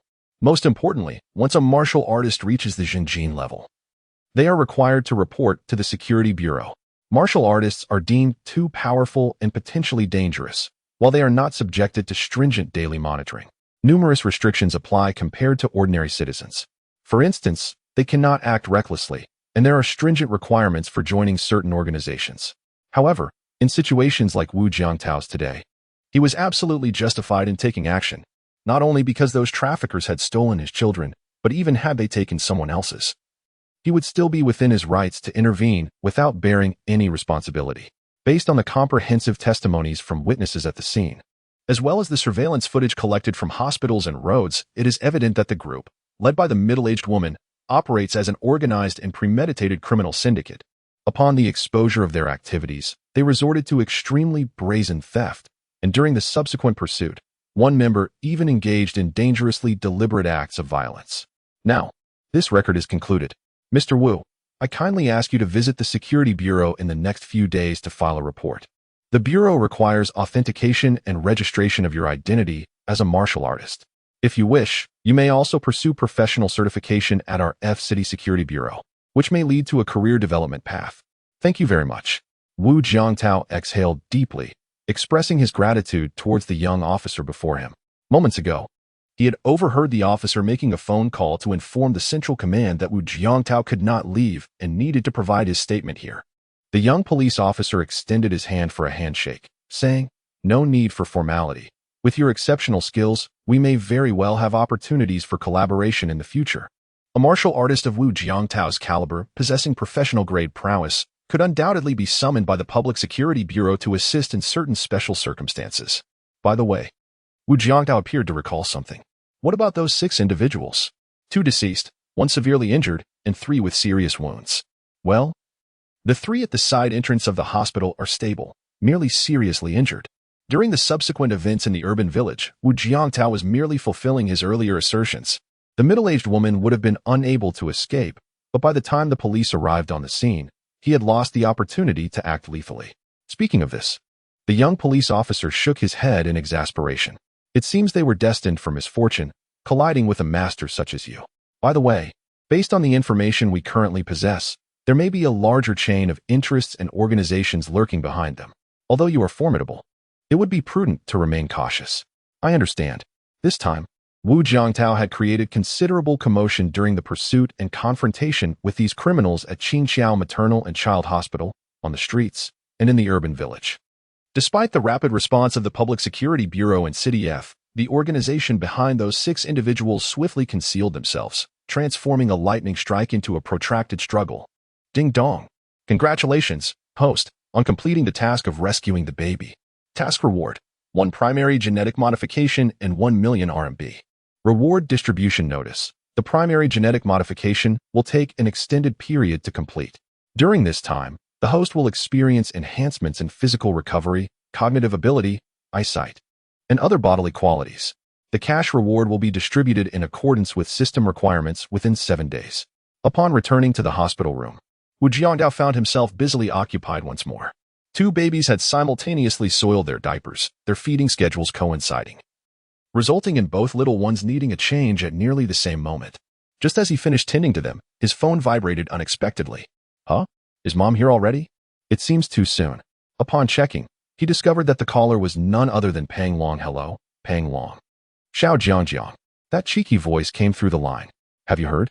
Lu Wanner has been hospitalized after an incident, right at the Qingxiao Maternal and Child Hospital where you were yesterday. Hearing that name, a trace of indifference crossed Wu Jiangtao's face. She is no longer connected to me. There is no need for you to mention it. By the way, could you make another trip to bring me some clothes? Huh. Peng Long was taken aback. Bring clothes? Wait, you didn't come back yesterday. Are you planning to stay in the hospital? What exactly happened? Talk to the brothers. They would surely help. Forget it. This isn't something you can assist with. As for what transpired, I am unsure how to explain it to you. You probably wouldn't believe me anyway. It's better if you come see for yourself. All right then. After Peng Long hung up, he called over Xiao Wu and Nong Yi, saying, Brothers, there's something we need to address. As soon as the 2 individuals heard the call, they promptly set down their phones and turned to listen. One of them remarked, We have just learned that Lu Wanner is also at Qingxiao Maternal and Child Health, and now Zhang Jiang is there too. I can't help but draw some rather unsettling conclusions. What? The 2 immediately sprang to their feet, astonished. What on earth is Xiao Jiang doing there? Why didn't you tell us sooner last night? Enough with the chatter. Grab a couple of outfits for Jiang. We must hurry over to see what is happening. The trio of roommates swiftly gathered a set of clothes for Wu Jiangtao and hurried downstairs, taking a taxi towards Qingxiao Maternal and Child Health. Before long, they arrived at the main entrance and ascended to the 3rd floor of the inpatient department. Sure. Don't say a word. I'll call him. Peng Long pulled out his phone and dialed Wu Jiangtao. Hello. You mentioned you were on the 3rd floor of the obstetrics and gynecology department. Which bed is it? Oh, bed 3. All right. I'm outside now. The 3 of them walked straight in, only to be taken aback. ISNT that our god is from M University, Chen Jun? Huh? Wu Jiangtao turned around and spotted them. Peng Long. Xiao Wu, how come all of you are here? Chen Jun. They exclaimed in unison. Hello, Chen Jun. Lying on the hospital bed, noticed them and offered a warm smile, nodding in acknowledgement. As they chatted, Peng Long and his companions casually glanced towards the bedside, and their astonishment deepened. These 2 adorable babies are. Faintly, they sensed that the features of the 2 sleeping infants seemed eerily familiar. Their little faces had become round and plump, devoid of the wrinkled appearance typical of newborns. Those tiny eyes and noses indeed bore a resemblance to someone they knew. These 2 babies are mine and Shinjun's. You. The trio turned in unison, gaping at Wu Jiangtao in disbelief. Cough. He cleared his throat. Let us step outside and discuss this. With that, Wu Jiangtao led them out of the ward, and as they regained their composure, they nodded repeatedly at Shinjun Goddess. Ah, no. Sister-in-law, hello? We'll be right back. Let us chat later. From this day forth, Wu Jiangtao would undoubtedly be their leader. No, not merely a leader, but a father. As soon as they exited the ward, the 3 of them unabashedly exclaimed, How did you do it? Teach us, O wise one. To get married and have a child all at once, it's simply incredible. Such a miraculous event has occurred right before our eyes, happening to our classmate and dorm mate, shattering the boundaries of our imagination. Calm down. You all need to be a bit more composed. Wu Jiangtao sighed in exasperation. We can't calm down, they all retorted. Xiao Wu was filled with tears. Do you not realize that Chen Jun is the dream goddess of all the boys? How could you? Jokes aside, there are some matters that need clarification. When did this happen? This child has already been born. We always thought that it was Lu Wanner who had abandoned you, but looking at the situation, it seems you were the one to abandon her. No, it's not like that. Wu Jiangtao sighed. Until yesterday, I too was unaware. It was only when Chen Jun called me that I came over. He offered a detailed explanation, and the 3 friends exchanged glances, discovering that it was not a secret romance, but rather a serendipitous encounter from last year that led to today's unexpected outcome. Wait a moment. Fat Long, with a face full of astonishment, exclaimed. Do you remember that elderly man with glasses from yesterday who spoke those prophetic words to Xiao Jiang? My goodness! Upon hearing this, Xiao Wu and Nong Yi also instantly recalled, their faces reflecting shock. It truly is uncanny. Indeed, as he spoke, Wu Jiangtao picked up his phone and transferred 450 directly to Fat Long via WeChat. I suspect he is still outside the East Gate. Could you please deliver this money to him? After all, he was accurate in his predictions. All right, Fat Long nodded. I will explain the situation to the college counselor and request a leave of absence. You probably won't be able to return to the college for some time, right? Yes. Be mentally prepared. Caring for a child and a postpartum mother is no easy task. The hefty fellow patted Wu Jiangtao's shoulder with emphasis. Xiao Jiang. For the next month or even 1 or 2 years, you will be the one bearing the brunt of this, and twins at that. TSK, TSK, TSK. You've got a wife and children before even graduating. It seems you've tricked us 3 into coming here to be slaughtered. Don't say that. Wu Jiangtao replied earnestly. I merely invited you all over for a feast. Ample food for all. Get lost. After some playful banter, the group returned to the hospital room, gathering around the crib, gazing with adoration at the 2 little babies. How adorable. I really want to pick one up and nibble, but they are too small. I dare not hold them. Which one is the older brother, and which one is the younger brother? Shoo. You 2 rascals, keep your voices down, don't wake them. As they cherished the sight of the babies while playfully bickering, Chen Jun on the hospital bed found it amusing and could hardly contain her laughter. It's a pair of twins. Did I not just say that? Wu Jiangtao remarked casually. Fat Long, Xiao Wu, and Nong Yi turned their heads in unison, their eyes ablaze with disbelief. Damn it, I really want to give this guy a piece of my mind. How incredible, they are actually twins. You've got to be kidding. If you want to hold them, come. It's quite simple. I'll teach you. Saying this, Wu Jiangtao gently lifted the more composed older brother, who, in the gentle sway, comfortably stretched his little head, appearing to slumber soundly. With your hands spread out like this. One arm bent slightly higher to support your head, and the other arm cradling your bottom. Yes, just like that. Fat Dragon received the baby with a look of astonishment, his cautious demeanor eliciting a chuckle from Wu Jiangtao. The other 2 took turns holding the baby, all of them brimming with joy as they learned a brand new skill, how to hold an infant. So light, little 5 murmured. Indeed, since they are twins. Each baby weighs just over 4 pounds. A single baby typically weighs around 6 to 7 pounds, with some even reaching 10 pounds. By the way, Lu Wanner is also at Qingxiao and is hospitalized. Could it be that she is here to give birth as well? Slap. Fat Dragon immediately reacted, giving Little 5 a light smack on the shoulder. However, it was too late. Wu Jiangtao instinctively turned to look at Chen Jun, only to find her gazing at him with a knowing smile. Clearing his throat, he felt a flutter of unease, but then heard Chen Jun curiously inquire, Lu Wanner, isn't she your girlfriend? Why is she here at Qingxiao Maternity and Child Health? Although Wu Jiangtao was not currently with her, he was still the father of 2 children. Chen Jun had kept a discreet eye on him during their time at the academy, naturally aware that Lu Wanner was his girlfriend, with whom he had been in a relationship for over a year, since his pregnancy had become increasingly apparent this year. He had taken a long leave from the academy and was thus unaware of recent developments. However, judging by the situation, it seemed the 2 had parted ways. Well, I ran into her this morning while bringing back the baby. She was with Wang Yuan for some reason. Wu Jiangtao replied honestly. Her belly isn't that big, so she must not be here to give birth, right? Oh, and by the way, we broke up. Fat Dragon and the other 2 exchanged glances, their expressions a mixture of curiosity and disbelief. Our Jiang Gu is being overly honest. Couldn't he just say he is not clear about her situation? Goodness, not only did he openly admit it, but he even phrased it poorly. This tarnishes our 405's reputation. How about you explain it instead? Nong Yi gestured to Fat Dragon, who shook his head vigorously. No way. Why should I do it? Listening to Wu Jiangtao's explanation, Chen Jun maintained a calm demeanor, betraying neither joy nor sorrow, yet the atmosphere turned somewhat awkward. Truly, RM University's goddess and academic prodigy possesses an impressive aura. Fat Dragon and the others quickly found an excuse, unceremoniously abandoning him in haste. Shortly after their departure, Wu Jiangtao's WeChat notifications chimed with 3 messages, revealing the red envelopes they had sent. Fat Dragon, you rascal. If you're one of us, accept it. Dare to refuse, and I'll fall out with you. Little 5, Dad, accept the red envelope. If you don't, you're no son of mine. Ning Yi, you little rascal, dare you not accept my red envelope? Wu Jiangtao couldn't help but chuckle, feeling no need for pretenses as he clicked to accept. Goodness. Fat Dragon had sent 3,000, Little Five 2,000, and Nung Yi an astonishing 5,000. The trio had actually pulled together 10,000 for him.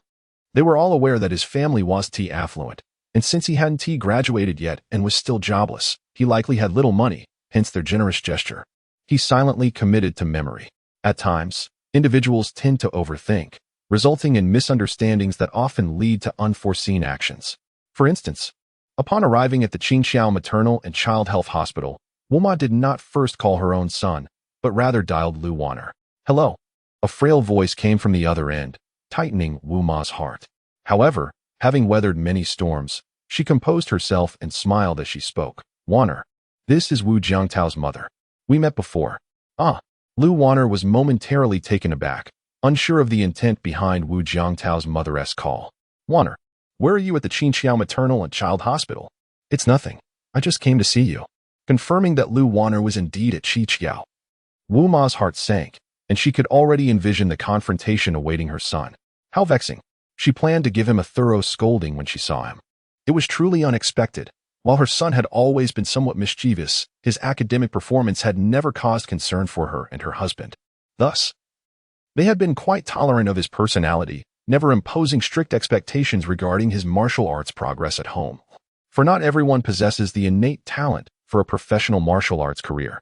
But now, this mother could hardly fathom that her son would engage in such behavior. This rascal, indeed, how quickly he had turned hostile after just 3 days apart. I am in bed 38 on the first floor of the inpatient department. Lu Wanner never anticipated that the first to arrive would not be her parents, but rather Wu Jiangtao's mother. Recalling her recent encounter with Wu Jiangtao, her eyes suddenly brimmed with tears, and her heart felt overwhelmingly touched. Despite having declared a breakup the previous week and not having contacted him since, Wu Ma's arrival made her realize he had always kept her in his thoughts, always cared for her in silence. At that moment, she felt a profound regret. Resolving to return to Wu Jiangtao's side, determined to treat him well and no longer leave him in a desolate emotional landscape. Yet, Lu Wanner was unaware that while she had ostensibly initiated their breakup last week, it had, in fact, been Wu Jiangtao's intention. Triggered by an accidental sighting of 2 lines on a test strip. Considering the timing, he was certain it was not his. Thus, during their last argument, they had mutually agreed to part ways. Hearing Lu Wanner's soft, melancholic voice, Wuma suppressed a surge of anger as she swiftly made her way to the first floor of the inpatient department, dragging a large suitcase, and found the room numbered 38. Upon entering, she was met with the sight of Lu Wanner lying in bed. Auntie, Lu Wanner exclaimed, attempting to rise. But Wuma quickly stepped forward, gently placing her hand on Wanner's shoulder. Compelled, Lu Wanner lay back down. Her eyes reddened as she gazed at Wu Ma's compassionate expression, whispering, Annie, I'm sorry. Her apology was for the fact that I had broken up with Wu Jiangtao. Child, there is no need to apologize. You have suffered enough. Wu's mother interjected. There is no need for an apology. That scoundrel is the one who left you with an unplanned pregnancy and forced you into surgery. Self-inflicted wounds. At that moment, a tall figure appeared at the door, accompanied by an impatient voice. Lu Wanner, if you intend to act, at least do so within reason. Do you truly wish to fight to the death with me? How outrageous. Upon hearing that voice, Wu's mother's suppressed fury erupted. She swiftly turned and, with formidable strength, delivered a fierce slap aimed at the intruder's head. As the force of the slap approached, she suddenly realized, wait, is this not my son? In her rage, she retracted half of her strength just in time, but still managed to land a heavy blow on this fellow's left cheek. Wang Yuan was sent airborne, spinning a full 720 degrees before crashing against the wall across the corridor, gradually sliding down like a lump of dough. What a spectacle! Striking someone was akin to a work of art. The police officer who had come to mediate stood there, dumbfounded. What is going on? How can you hit someone like that? While it was true that this scoundrel deserved a beating, it would have been more appropriate to wait until I was absent. Not only he, but even Lu Wanner, lying in her hospital bed, was utterly astonished. This was her first encounter with a scene that could only be witnessed in a professional arena. The officer, feeling helpless, surmised that the assailant was likely an elder from Lu Wanner's family, and given the circumstances, she appeared to be a martial artist. The force of her strike seemed controlled. He glanced back at Wang Yuan, noticing he was not seriously injured, and merely issued a warning to Wu's mother. Oh dear, Wang Yuan suddenly gasped, attempting to rise with trembling limbs. This is not from being beaten, but from sheer fright. Wu's mother had tempered her strength during this strike. It was not a focused attack, but rather a broad application of force, rendering the slap frightening in appearance yet lacking in true harm. I say, Aunt, are you planning to kill me so that the child will be born without a father? The lad looked at Wu's mother with a face full of fear, quickly deploying his ultimate defense, terrified that a careless blow might indeed end his life. The strength of that slap clearly indicated she was a martial artist. Another hit could leave him severely injured, if not dead. Simultaneously, he silently cursed. How could this happen? My family has never struck me like this. I'll have my bodyguard teach you a lesson. He mistakenly believed Wu's mother to be Lu Wanner's mother. Oh, upon hearing this, a look of confusion crossed Wu's mother's face. In the hospital room, Lu Wanner sensed something was amiss and immediately sat up, shouting angrily, Wang Yuan, shut your mouth. Did you just say you were the child's father? No, that can't be. Aunt, please, let me explain. Wait, you are not Lu Wanner's mother? As the three exchanged words, the police officer stood by scratching his head in bewilderment. After a considerable while, Mother Wu finally grasped the situation. It appeared that Lu Wanner's pregnancy had nothing to do with her son. Instead, it seemed to be related to this individual named Wang Yuan. Well, he was certainly tall and robust, with a physique reminiscent of her son, which almost led her to mistake him. His attire suggested he hailed from a wealthy family, yet his demeanor lacked the poise and grace her son possessed, rendering him a mere shadow in comparison. Moreover, given the nature of his relationship with Lu Wanner, it became evident that her earlier slap had not only been justified, but perhaps too lenient. How amusing. Lu Wanner, are you out of your mind? If the child truly wasn't mine, why would you bring me to the hospital for a checkup? What is happening with you? Oh, now it becomes clear. Wang Yuan, not one to be outwitted, quickly discerned Lu Wanner's ulterior motive and boldly exposed her intentions. Are you planning to have Wu Jiantao take responsibility? With a sudden burst of fury, Lu Wanner seized the hot water bottle from the bedside and hurled it at him, hitting her mark with precision as hot water splashed everywhere. Wang Yuan, caught off guard, yelped in shock and jumped up, while the nearby police officer and Mother Wu deftly dodged the scalding spray. Wanner, since things have come to this, I think I shall take my leave. I wish you both a long and harmonious life together. With that parting remark, Mother Wu swiftly exited the room, only to realize her luggage remained behind. Thus, the three occupants of the room stared in disbelief as she extended a hand into the room, grasped the handle, and promptly whisked the suitcase away. The sound of the suitcase's wheels rolling across the floor and her hurried footsteps echoed in the air. The police officer, unable to suppress a chuckle, pressed his fist to his lips, nearly bursting into laughter, though he maintained a professional facade. Meanwhile, a smirk crept onto Wang Yuan's face. The water she had thrown was not freshly boiled, for if it had been, he would have been more than just slightly reddened. He would be lifeless on the floor. On the hospital bed, Lu Wanner, now utterly despondent, succumbed to tears, uncertain whether she wept for her own misfortunes or for the ideal partner who had slipped away from her grasp. As spring brings forth a myriad of blossoms and autumn bestows the moon, summer graces us with gentle breezes and winter blankets the earth in snow. Life is indeed splendid when one is free from the burdens of trivial matters. The telephone rang, and Wu Jiantao answered, recognizing it was his mother. You little rascal. What on earth is going on? You've caused me no end of distress. Thankfully, it wasn't you. Have you broken up with Lu Wanner? Wu Jiantao. How does Mom know about this?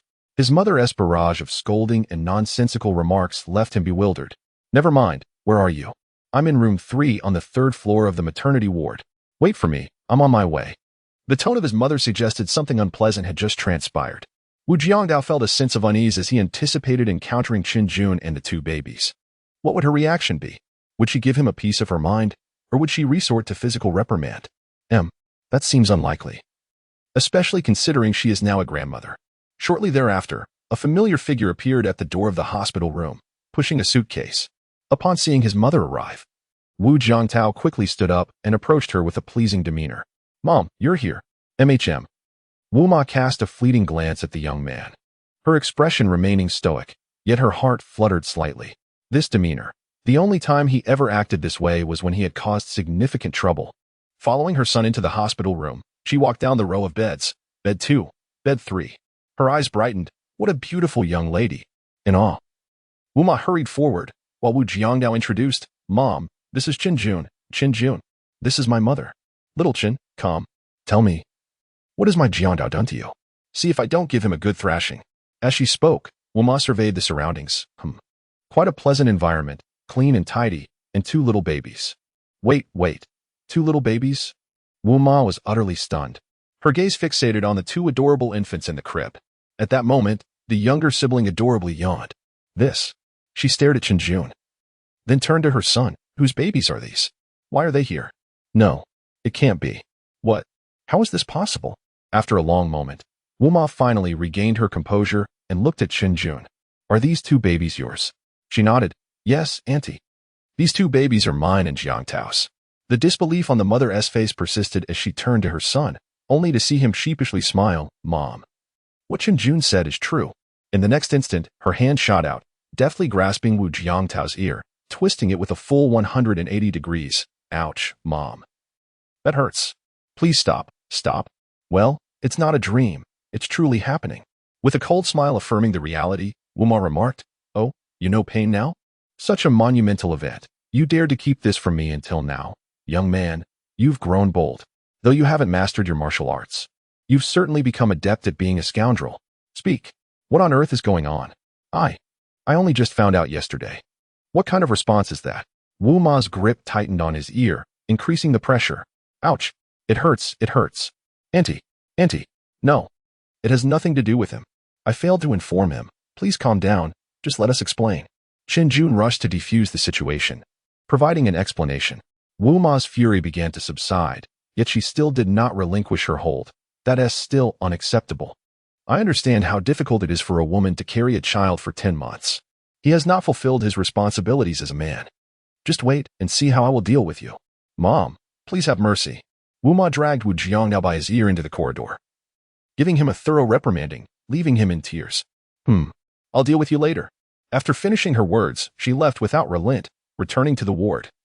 Her face blooming with joy as she gazed at Qin Jun by the bedside. That rascal will get what he deserves. Come here, Qin Jun, give me your hand. I will take your pulse and assess your health. All right, auntie, you practice traditional Chinese medicine?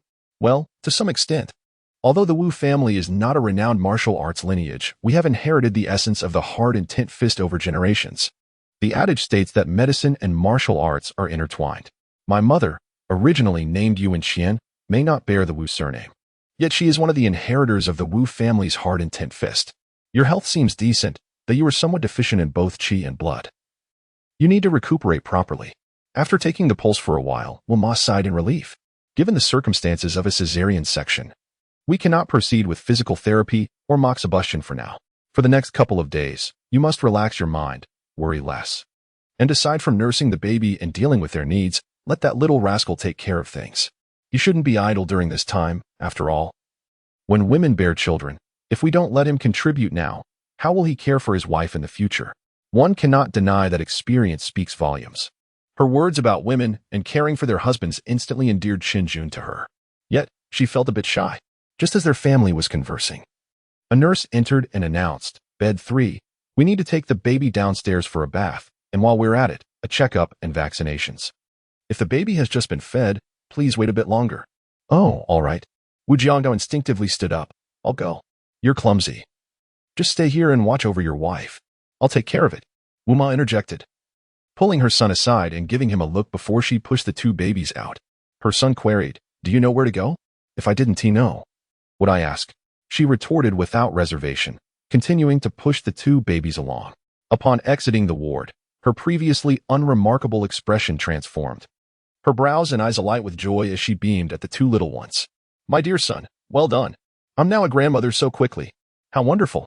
Having just come from the hospital, she found the sight of those rosy babies utterly enchanting, yet Wuma never anticipated such a delightful surprise from her son. However, from her initial observations, she quickly sensed that Qin Jun seemed to have little affection for her son. It was no wonder. Their connection had only begun last August, and they had not met since. Moreover, her son had a girlfriend at that time.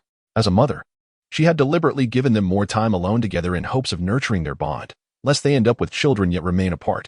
This scenario is quite common in today's society. Though children are the ties that bind a family, the essence lies in the relationship between husband and wife. Soon, Wu Ma arrived on the first floor with the two babies, only to find a rather long queue at the bathing area for the infants. Oh, are these twins or a boy and a girl?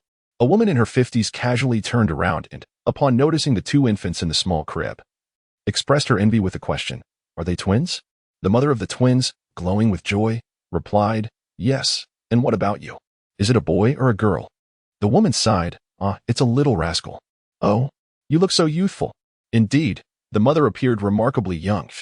Years of martial arts practice had sculpted her physique, and her face bore little trace of age, resembling that of someone in their 30s. Every time my son returns home, I relish taking him out, and I delight in hearing others remark that we resemble siblings rather than mother and son. "Oh, really? You're nearly 50? Wow, you're about to turn 50? What is your secret? You could easily pass for in your 20s. Once this topic was broached, several women began to gather and chat. Suddenly, one of them recounted an alarming incident from that morning. "That baby snatching incident terrified me. And that young man who chased after the thief. He must be a martial artist. He was incredible, swiftly subduing those individuals." Yes, it was still before 6 o'clock. So early in the morning when everyone is still drowsy, and that is when they chose to strike. And they targeted twins. No less, rumor has it they were a boy and a girl. "Oh, how coincidental. You two have twins." The mother smiled, subtly probing for more details, and soon confirmed that the morning incident had indeed involved her son. "That little rascal, why didn't he tell me?" Before long, it was their turn in line, and the mother was unable to accompany her child inside, having to watch through the glass counter as the nurses busily attended to the infants, their movements large and alarming to the anxious parents. In contrast to the other fathers and grandmothers, the mother remained remarkably composed. She recognized the nurses' expertise by their actions, which, though seemingly grand, were executed with precision. They likely wash dozens, if not hundreds, of infants every day. They must be incredibly experienced and capable. Bathing, health checks, vaccinations. This form needs to be filled out first, and don't forget to bring the baby's birth certificate and household registration. If you don't have them, you'll need to obtain them first before proceeding with the vaccinations. Having clarified the requirements, the mother wheeled the crib back to the ward on the third floor. "We need to obtain a birth certificate?" The father, looking bewildered, turned and made his way outside, saying, "I'll go find out what documents we need." After inquiring at the nurse's station, he realized the process was quite cumbersome. To acquire the baby's birth certificate, they required a marriage certificate, household registration, identification cards, and a birth permit, the first of which left him feeling overwhelmed. What should we do if we don't have a marriage certificate? Oh, a birth certificate can also be issued for children born out of wedlock. The birth medical certificate requires both parents' information to be filled out. It's best if the baby's mother provides a signed written declaration, though if it's inconvenient, it's not mandatory. However, other documents like the parents' identification cards and the birth permit must be provided. The nurse, having encountered such situations frequently, began to explain with practiced ease. Wu Jiantao, besides these matters, there is another significant issue. The birth certificates must bear the formal names of the two babies, rather than their nicknames. It seems I must return to discuss this with Chen Jun to bestow proper names upon our children. As these novice parents tended to their infants, they began to share an unspoken understanding. In the afternoon, an unexpected figure appeared in the corridor on the third floor.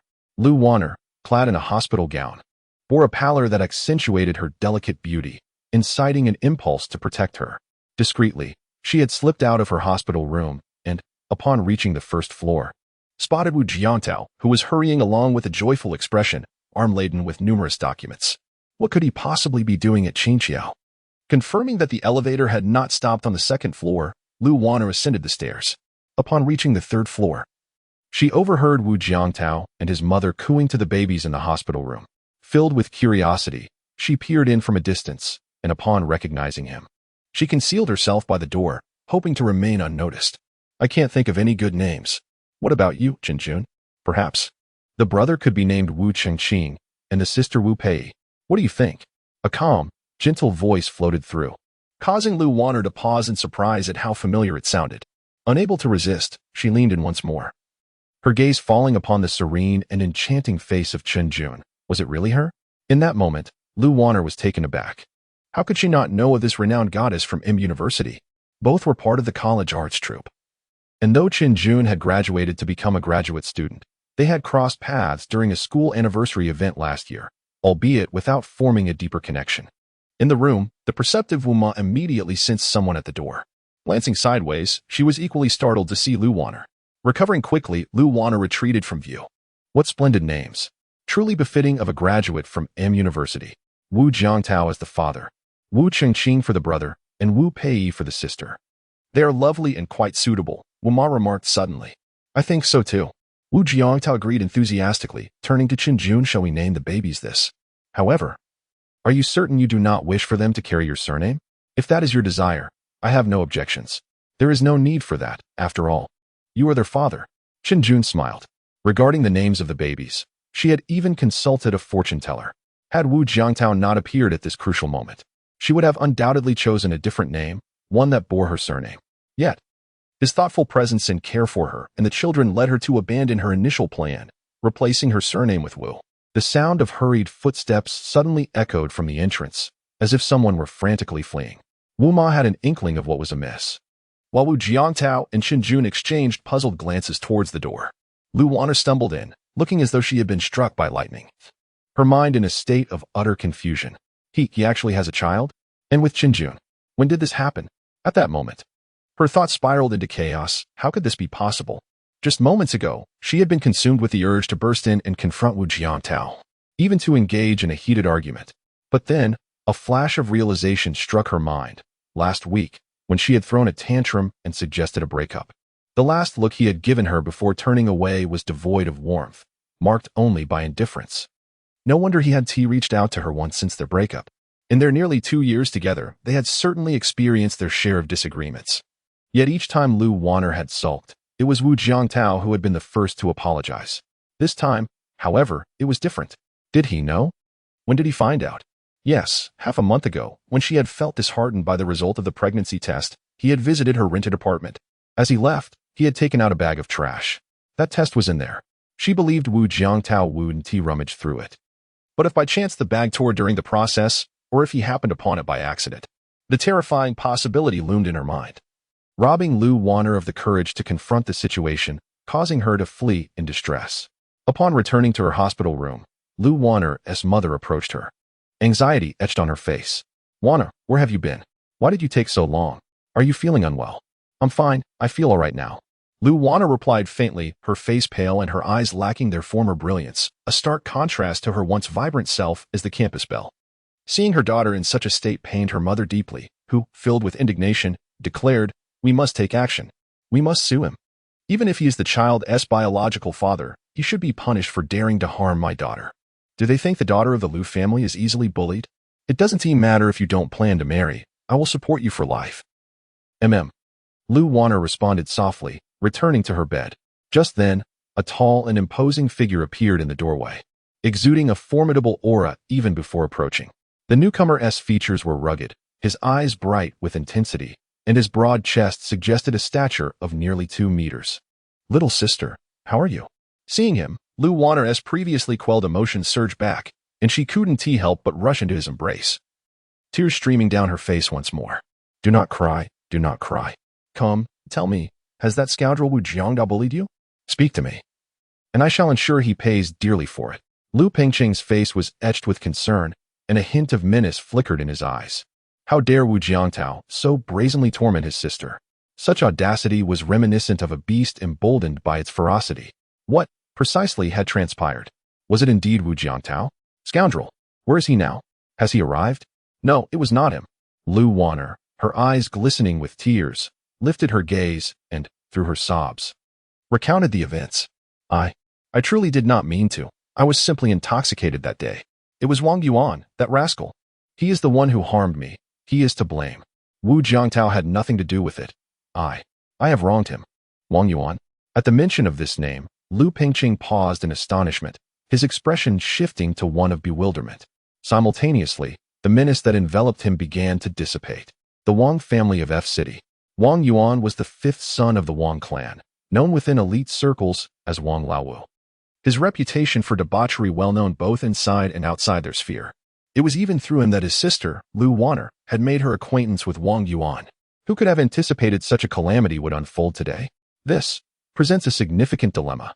Should they pursue legal action against Wang Yuan, they would undoubtedly collide with the formidable Wang family, whose vast influence in F City and even in province far exceeded that of their modest household. Although he was now a certified second-tier martial artist, the Wang family boasted many more formidable fighters, some of whom might even possess martial prowess without official certification. Such warriors, existing on the fringes of the law, were exceedingly perilous, not to be trifled with. Brother, I must take action against him. I will ensure he is imprisoned. Lu Pingqing fell silent, turning to glance at their mother, only to find her signaling him with her eyes. Very well, we shall pursue this. We shall see him imprisoned. Exhausted from her tears, Lu Wanner eventually fell asleep, and Lu Pingqing, along with their mother, quietly stepped outside. Mother, what on earth is happening? Where's Wu Jiangtao? Sighing, she replied, this matter has nothing to do with Xiao Wu. He is quite innocent. Let us not speak of him. The pressing issue is your sister's predicament. What shall we do next? We cannot truly sue Wang Yuan. He belongs to the Wang family. Yes, we must sue. Suddenly, Lu Pingqing narrowed his eyes and declared coldly, we must take action against him. That scoundrel dared to strike my sister. The law and justice are on our side. Why should we not pursue this? But, mother, you need not worry about the Wang family, although our Lu family is modest. I am a second-tier martial artist, and I can handle this. I understand your concerns. Lu Pingqing smiled. This is a strategic retreat. Otherwise, the Wang family will mistakenly believe we are easy prey. Moreover, if Wanner is to have a prosperous life within the Wang family in the future, it is imperative that we take action against him.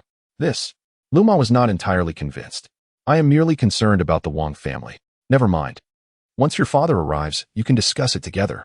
Alas.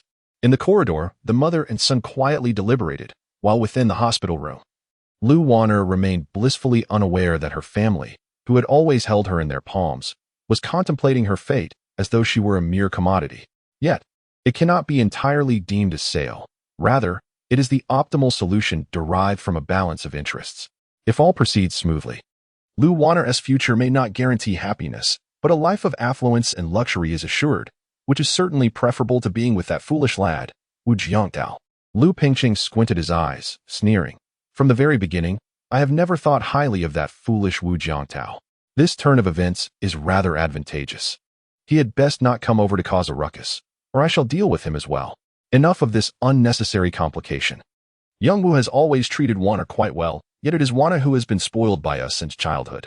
And you know all too well how her temper can flare when she feels entitled. Mother, please do not concern yourself with this. 2 days passed, and on the hospital bed, Qinjun finally removed her catheter and began to walk, diligently striving to regain her strength. Ding dong, ding dong, ding dong. Beside her, Wu Jiangtao supported her, when suddenly, the incessant sound of WeChat notifications emanated from his pocket, causing him to frown. However, he paid it no mind. Focusing solely on assisting Qinjun, ouch, it hurts. With every step she took, Qinjun acutely felt the pain in her lower abdomen, nearly brought to tears. It turns out that a cesarean section is not without its agony. The real discomfort emerges later. How are you feeling? If the pain is too much, perhaps I should take you back to bed for a moment. No, ouch. I can manage. Qinjun, ever resilient, insisted. The doctor had advised her to move about, as it would facilitate healing and expedite her recovery. I have been lying down for nearly 3 days. If I remain any longer, I shall grow moldy. Observing her unsteady gait, Wu Jiangtao carefully assisted her, feeling a pang of sympathy. Just yesterday, a girl who had experienced a natural birth expressed her envy for my cesarean, claiming it was much less painful. She said she endured excruciating pain during her delivery. As Qinjun walked, gritting her teeth with a hint of self-deprecation, she remarked, looking back now. Her pain was merely during labor. She was up and about by the afternoon of her delivery and discharged the next day. Unlike me, who was incapacitated for days after the incision, lying there without realizing the intensity of the pain until I attempted to rise. Now, I can scarcely walk. Each step a torment. Indeed, it seems that natural birth is the preferable option. After making 2 laps, Qinjun was drenched in sweat, and under Wu Jiangtao's gentle persuasion, she slowly returned to the hospital room, where Wu's mother was cradling one baby in each arm, humming a tune from her hometown while seated on the balcony. The doctor mentioned that both babies have slightly elevated bilirubin levels and should be exposed to sunlight to prevent jaundice. They will take the 2 babies to the balcony for sunbathing every day. Oh, you're back? Upon seeing her son and daughter-in-law enter, Mama Wu turned to glance at them. Noticing her son gently holding Qinjun's hand, A wave of joy surged within her as she silently encouraged her son, urging him to seize the moment and not let such a wonderful girl slip through his fingers. Chinjun was carefully placed onto the bed, feeling the warmth and strength of his hand. Despite their recent, unintentional moments of intimacy, she couldn't help but blush at this particular moment. Throughout her life, aside from her parents, she had never been cared for by anyone else in such a manner. Take a look at your phone. It seems like your WeChat hasn't stopped buzzing since you arrived. Someone might be trying to reach you. Wu Jiangtao picked up his phone and switched it to silent mode, as the incessant notifications were quite bothersome. Curious about the commotion, he unlocked the screen and entered WeChat, only to be momentarily taken aback by the messages. Fat Long, Xiao Wu, that fool inadvertently spilled the beans about you and the goddess Chinchun. Now our department and the college forum are buzzing with excitement. He didn't mention that you two are at Qingxiao Maternal and Child Hospital, but do be cautious. Old gnome, we've given him a good beating, so don't worry. Xiao Wu, I didn't mean to, seriously. I just accidentally let it slip. I'm sorry, Dad. Old gnome, oh? He back from the dead. This one do. This isn't professional. Just wait a moment clearly. The two were berating Xiao Wu again. After a while, they clarified the situation.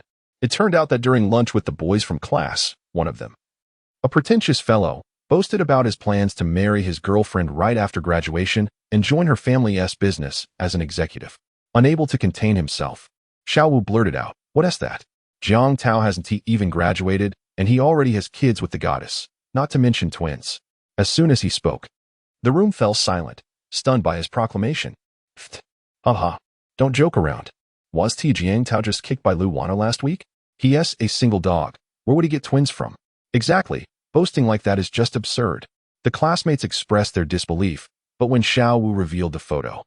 While Chinjun was not in the picture, Wu Jiangtao was indeed holding a baby in each arm, his handsome face radiating pure joy. No way. Is this for real? It can't be fake. Xiao Wu pointed his chin at the boastful classmate who was living off his girlfriend's success, exuding absolute innocence, and declared, "And the mother of those children is our school's goddess, Chinjun." Holy cow. As soon as these words left his mouth, Old Gnome and Fat Long swiftly slapped the back of his head, scolding, "You talk too much. No way, absolutely impossible." The classmate's expression morphed into one of disbelief. Chinjun was the goddess of our university, the dream girl of countless boys. How could she possibly have twins with Wu Jiangtao? Indeed, that's Chinjun. This defies all logic. However, over the past 6 months, Chinjun has indeed been conspicuously absent from the academy. She is still a graduate student here, yet. The boys were abuzz with speculation, relentlessly pursuing Xiao Wu for more information. Yet, with Nong Yi and Pang Long having effectively sealed the lips of this young man, he was naturally unable to divulge any further details. Moreover, the pivotal photograph remained securely in the possession of the three of them. Consequently, the boys in the class began reaching out to Wu Jiangtao, transforming into gossip mongers, each inquiring if it were true that he had fathered a pair of dragon and phoenix twins with Chinjun. Among the most scandalous messages was one from Mo Lao Lu, the soft-hearted classmate from Noon, who sent a WeChat message that read, "Xiao Jiang Jiang. You can't possibly have had dragon and phoenix twins, can you? Are they really Chinjun's? Be cautious, bro. Don't end up as a mere pawn." Wu Jiangtao, already having a rather lukewarm relationship with him, shot back a curt fool before promptly deleting him from his WeChat contacts. Pang Long remarked, "Jiang Jiang. Initially only a few of us knew about this, but someone just posted it on the academy forum. It has quickly become a hot topic. And now all the boys in the academy are seeking out Chinjun or her close friends to verify the truth. You all need to tread carefully." Nong Yi added, "It must be that rascal Mo Lao Lu's doing. You should refrain from responding in the class group and avoid answering any inquiries." Xiao Wu lamented, "I messed up. Damn it, this has escalated quite a bit. The entire academy is abuzz. Dad, you and Mom should be cautious." Wu Jiangtao chuckled, tapping away on his phone screen. Jiang Jiang replied, "Get lost. I don't have a son who calls me Mom indiscriminately." Pang Long. Nong Yi. While he furrowed his brow, trying to grasp the situation from his close friends, he also ventured onto the academy forum, where he stumbled upon a post titled, "No way. Goddess Chinjun is married and has children." It immediately captured the attention of students and faculty alike.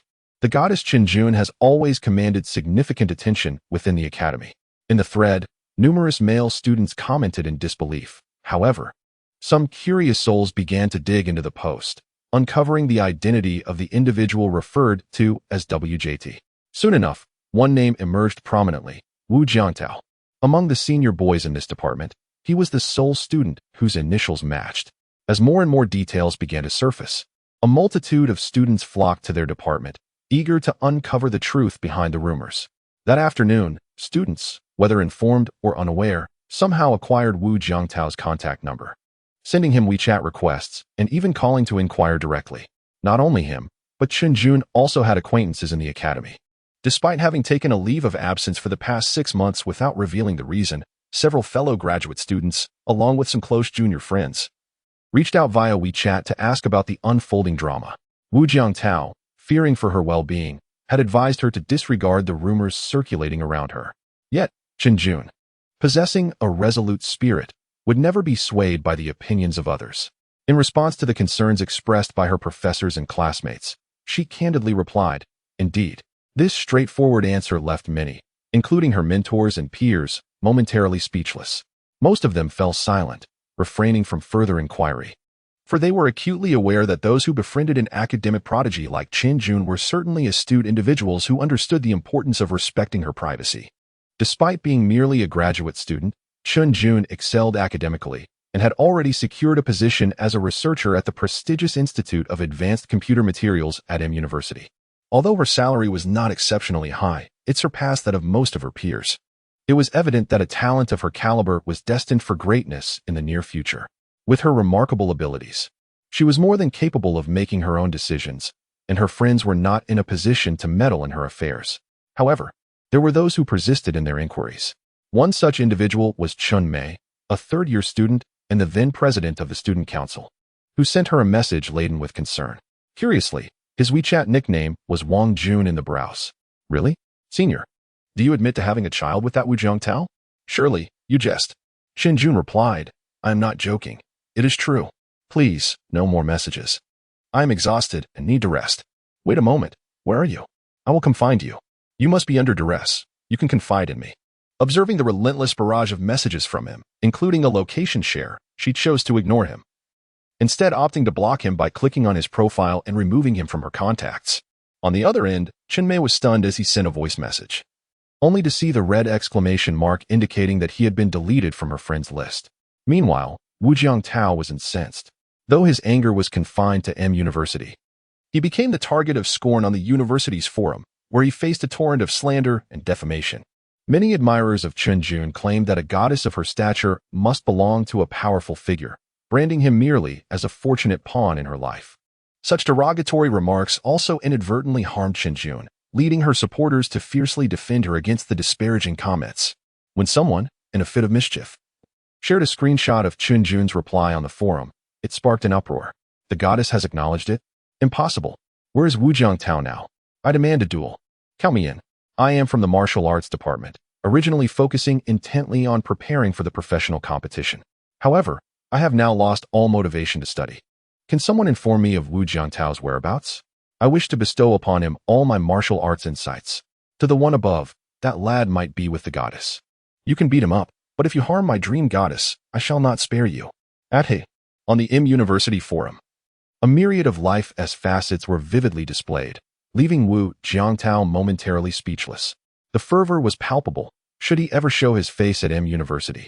He would likely be besieged by a throng of male students seeking vengeance, particularly those from the martial arts department.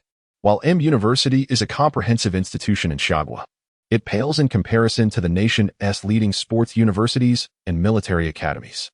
Nevertheless, it is still a prestigious university, and the martial arts department possesses commendable prowess.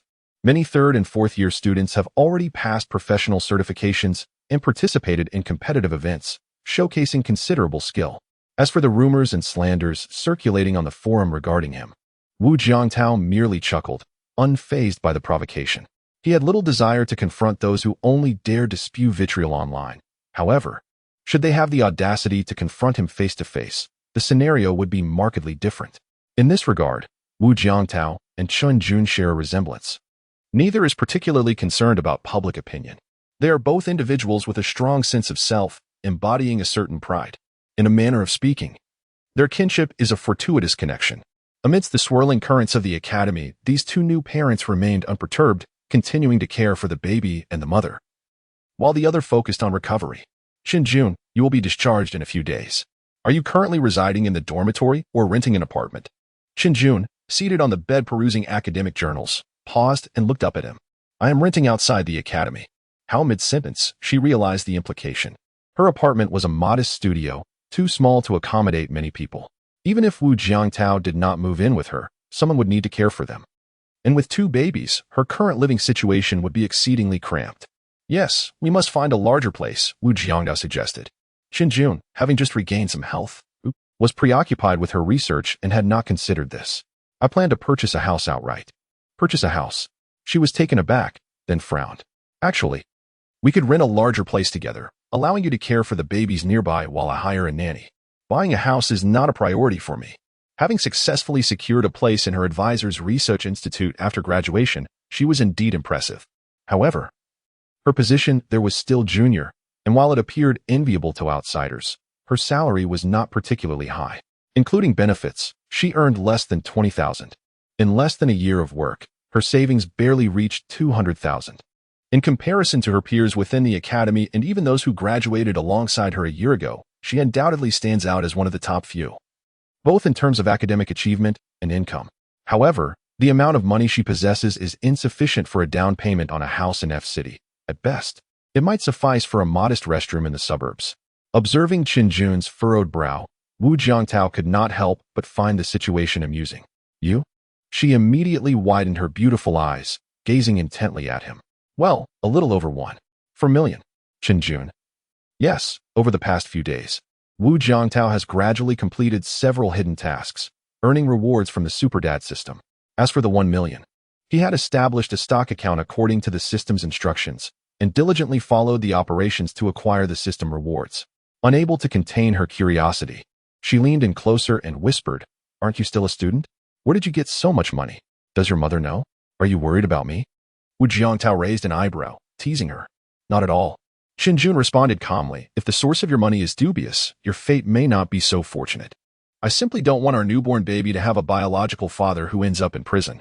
At that moment, Wu's mother entered with the two babies. Wu Jiangtao shared his plans about purchasing a house with her, to which she expressed her agreement, nodding as she said, "Although your father's martial arts school is small, we have managed to save a bit over the years. Gathering 1 million should not be a problem. It will suffice for a down payment in F City." Mom, I don't need your money. You young man. Wu's mother chuckled. You haven't graduated or secured a job. If you don't use our money, whose will you use? Do you expect Qinjun to buy it for you? The Wu family does not operate in such a manner. Wu Jiangtao scratched his head, unwilling to engage in further debate. He directly pulled out his phone, opened the banking app, and displayed his account balance before her. Wu's mother was initially taken aback, but then she fixed her gaze sternly upon her son and calmly inquired, "Tell me honestly, did you get involved in illegal underground fighting?" Underground fighting? How could that be? He could not help but roll his eyes, given his previous abilities. Entering such a realm would likely lead to his immediate demise. Furthermore, the martial arts landscape today is far different from what it was decades ago, having largely vanished under the stringent crackdown by state authorities. Unless one were to flee to Southeast Asia, it had long since disappeared domestically. After much explanation, Wu's mother finally understood. It turned out that her son's fortune had been amassed through trading virtual currencies and stock investments. Although she was not well versed in these internet phenomena, she was profoundly astonished. "I intend to use this money to buy a fully furnished apartment ready for immediate occupancy, in a pleasant environment, and not too far from M University." Upon hearing this, Qinjun realized his intentions. You wish to purchase a property in the Yunlu community. She currently resided in a rented studio apartment within the Yunlu community. Indeed, Yunlu community has emerged as a renowned residential area in City F over recent years, characterized by its classical traditional charm. Nestled amidst picturesque mountains and waters, a truly idyllic place to reside, conveniently located just a 10-minute stroll from M University. Qinjun nodded in acknowledgement, choosing not to elaborate further. If Wu Jiangtao wished to purchase, so be it. She would neither elevate her opinion of him nor diminish it. Gaining her respect was a straightforward matter. One merely needed to act normally. However, earning the esteem of an academic prodigy such as herself posed a considerable challenge. Affluence alone would not suffice. At that moment, A notification from the system chimed in. Ding. Main quest activated. As a husband and father, it is imperative to construct a happy home for them. Find a suitable residence for the mother and children. Completion reward. A cash bonus sufficient for a full purchase. Wu Jiangtao was taken aback. This was indeed a favorable development. With his current martial prowess, attaining a professional rating at the Security Bureau might not yield quick riches. Yet it would certainly enable him to provide a comfortable life for the children. After discussing plans with his mother and Qinjun, they departed from the hospital and headed towards Yunlu Garden. As the president of the University Student Union, Chen Mei was not only adept at managing people, but also excelled academically, ranking among the top scholars. Despite being merely a junior, she had already published several papers in prestigious domestic and international journals. While she could not yet match Chen Jun's achievements in elite international publications, her accomplishments were far beyond what ordinary students could aspire to. On this particular day, with no classes scheduled, Chen Mei unusually opted not to head to the college early, but instead visited Yunlu community. She was acquainted with Qinjun and some of her friends, learning through them that Qinjun had rented a studio apartment in Yunlu community, though she was unaware of the specific building or unit number. However, she had her means of discovering this information. Coming from a wealthy family, 3 years prior, upon her acceptance to University, her family had acquired a villa for her in Qianni Mountain Villa. Qianni Mountain Villa, in comparison to Yunlu Garden, exuded opulence and grandeur. While Yunlu Garden's originally serene and simple classical design appeared rather dull alongside it. Interestingly, the majority of faculty members from University and nearby institutions had chosen to reside in Yunlu Garden, with few opting for homes in Qianni Mountain Villa. In the morning, Chen Mei emerged from Yunlu Garden with a classmate and made her way to the security office at the garden's entrance. "I'm here to pick up a package," her classmate shyly addressed the security guard. "Oh, they're all right here. You can find them yourself," the guard gestured casually towards a table piled high with packages. Recognizing the young man as a student from University who had been renting an apartment in the community for 2 years.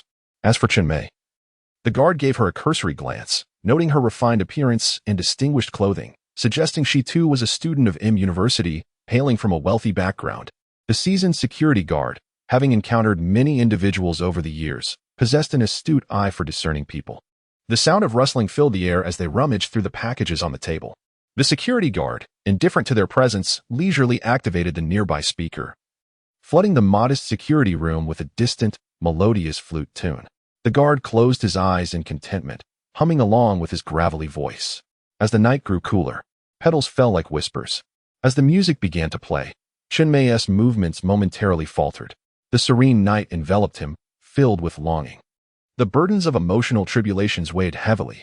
With each note of the exquisite classical Chinese melody, his expression darkened. The classmate standing nearby sensed the shift in mood and discreetly stepped back. After a while, Chen Mei finally acquired the information he sought. His demeanor remained indifferent as he turned to leave, only to be met with the guard's cheerful grin. "Isn't the sound system impressive?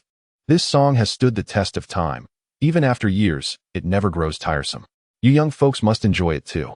Chen Mei merely cast a fleeting glance at the guard and continued on his way. The guard's expression soured at the boy's dismissal. Rising abruptly, he was swiftly calmed by the classmate who offered hasty explanations and apologies before following Chen Mei. Though the packages contained nothing belonging to Qinjun, Chen Mei had gleaned the desired information.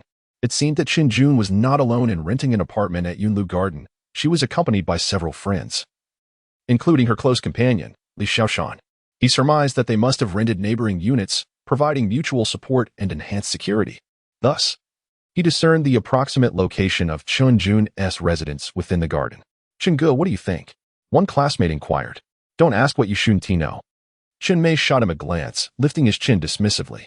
"All right, you carry on with your business." "Oh," the classmate chuckled awkwardly, only to suddenly widen his eyes and grasp Chen Mei's arm. "Quick, look. Isn't that Wu Jiangtao?" With a swift motion, Chen Mei turned, his piercing gaze sweeping across the scene. Wu Jiantao had just entered the garden complex, immediately sensing their scrutiny.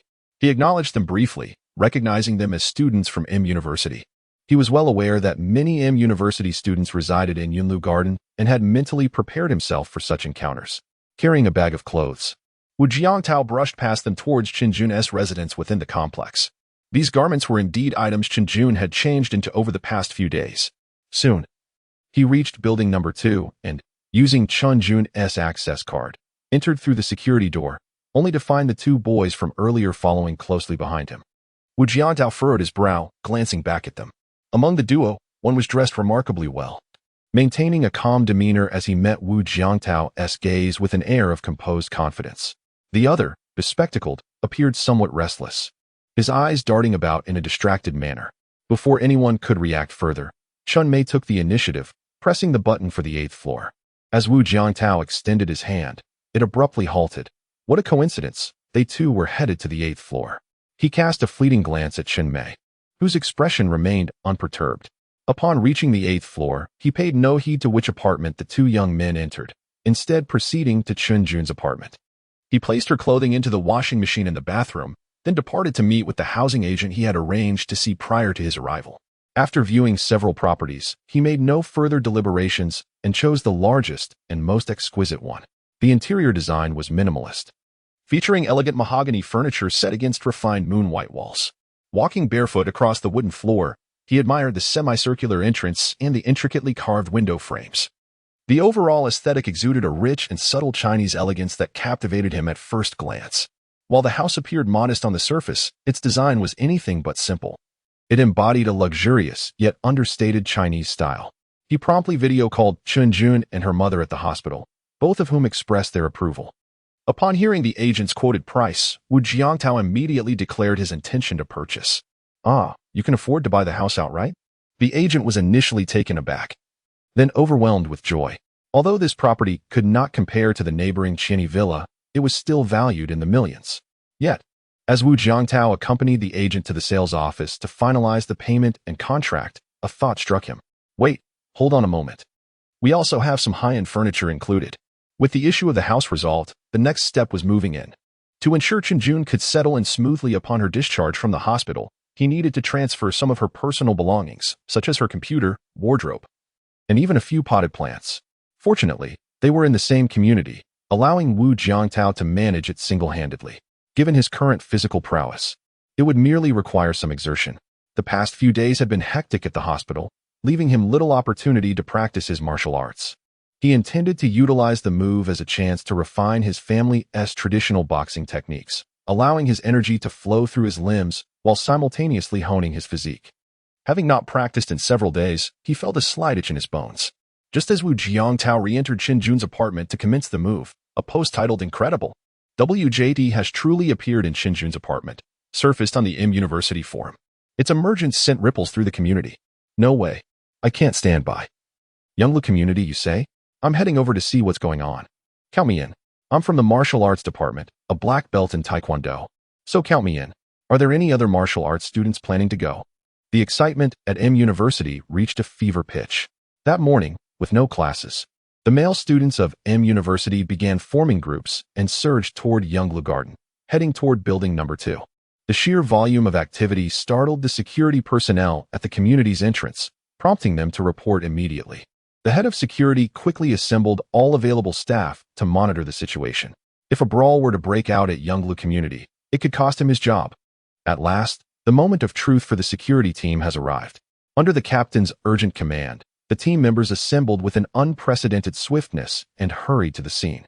Upon arrival, they were met with an eerie silence. The captain exclaimed, "What on earth are we to make of this assembly of 50 or 60 individuals?"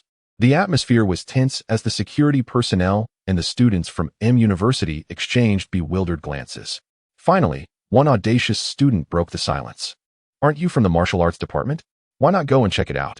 With a smirk, a towering figure, standing at nearly 6 feet 3 inches, replied, "No. I think I'll just wait for him to come down." No one was eager to step forward. After all, Jiang Tao had entered the apartment as Chun Jun's boyfriend. What authority did they possess to intervene? Were they suitors of Chun Jun, or mere fans? Such thoughts were absurd. All present were astute scholars from M University, unwilling to play the role of the sacrificial lamb. Should someone dare to step up, they risked humiliation instead of glory. At that moment, Chen Mei discreetly signaled to a nearby subordinate, and the bespectacled young man promptly understood, taking a step forward. Clearing his throat, he commanded the attention of the crowd. "Ladies and gentlemen, as a member of the M University Student Council, I have orchestrated numerous events and am well-versed in handling situations such as this. Allow me to state that Qin Jun is currently unaccounted for, yet rumors are circulating online, maligning her with claims of marriage and motherhood. Our immediate priority should be. Just as the council member was articulating his thoughts with measured eloquence, the safety door of the building suddenly creaked open. In an instant, a massive shadow surged forth from the doorway. The crowd instinctively recoiled, only to discover that it was an enormous wardrobe with 3 doors. As the towering wardrobe, over 2 meters in height, hurtled through the air, a figure dashed out from within. With a swift motion, the individual reached out and grasped one leg of the wardrobe just in time, pulling it back and redirecting its momentum. He crouched low, then slowly rose to his full height, astonishingly supporting the solid wooden wardrobe with a single hand. The security personnel stood in stunned silence, as did the students from M University, all equally bewildered.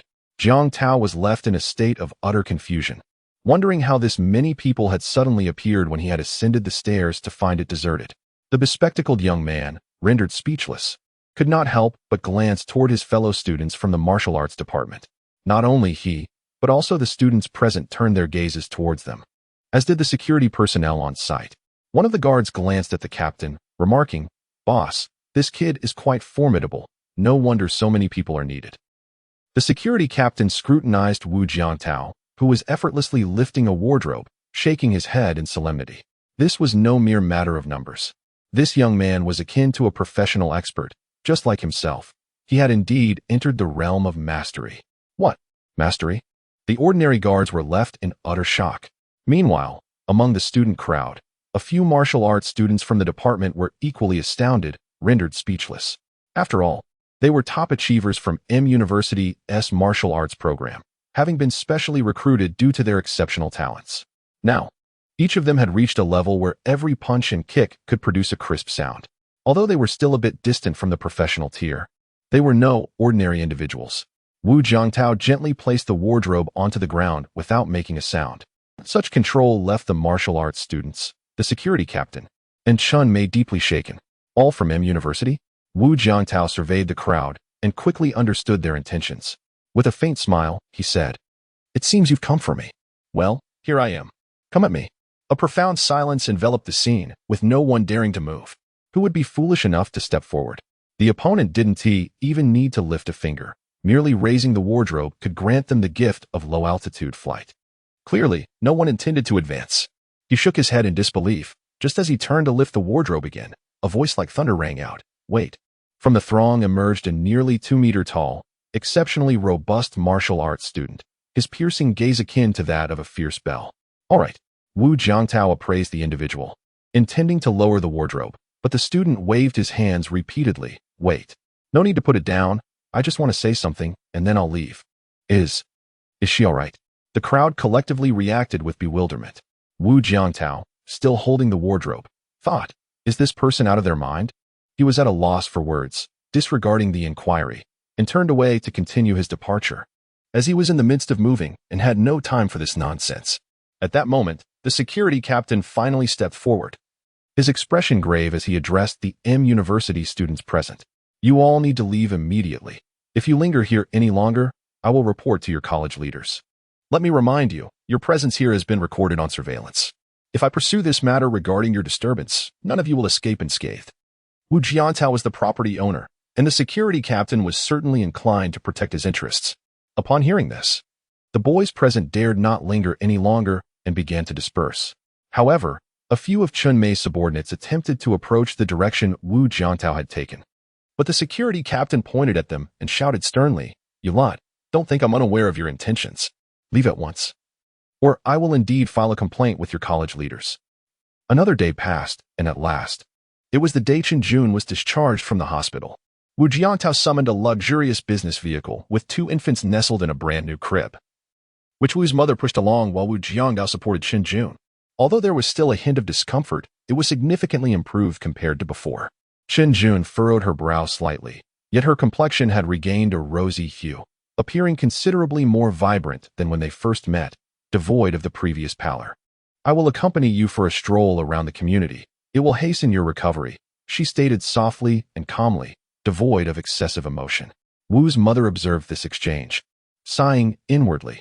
Despite the girl's striking appearance, her demeanor was somewhat shall we say, rather indifferent. Come on, my dear, you must muster your strength. Just then, her mobile phone rang. Upon answering, Wu's mother's elegant brows arched slightly in surprise. Hello. What is going on? You've been in F-City for several days. No, speak honestly, has that boy gotten himself into trouble? Why else would you need to stay so long? A deep, irate voice boomed from the other end, none other than Wu's father. At this moment, Wu Jiangtao's ears perked up. I thought I mentioned to you that I had something quite important to attend to here? No, but what exactly is this important matter? What? Do you have a grievance against me?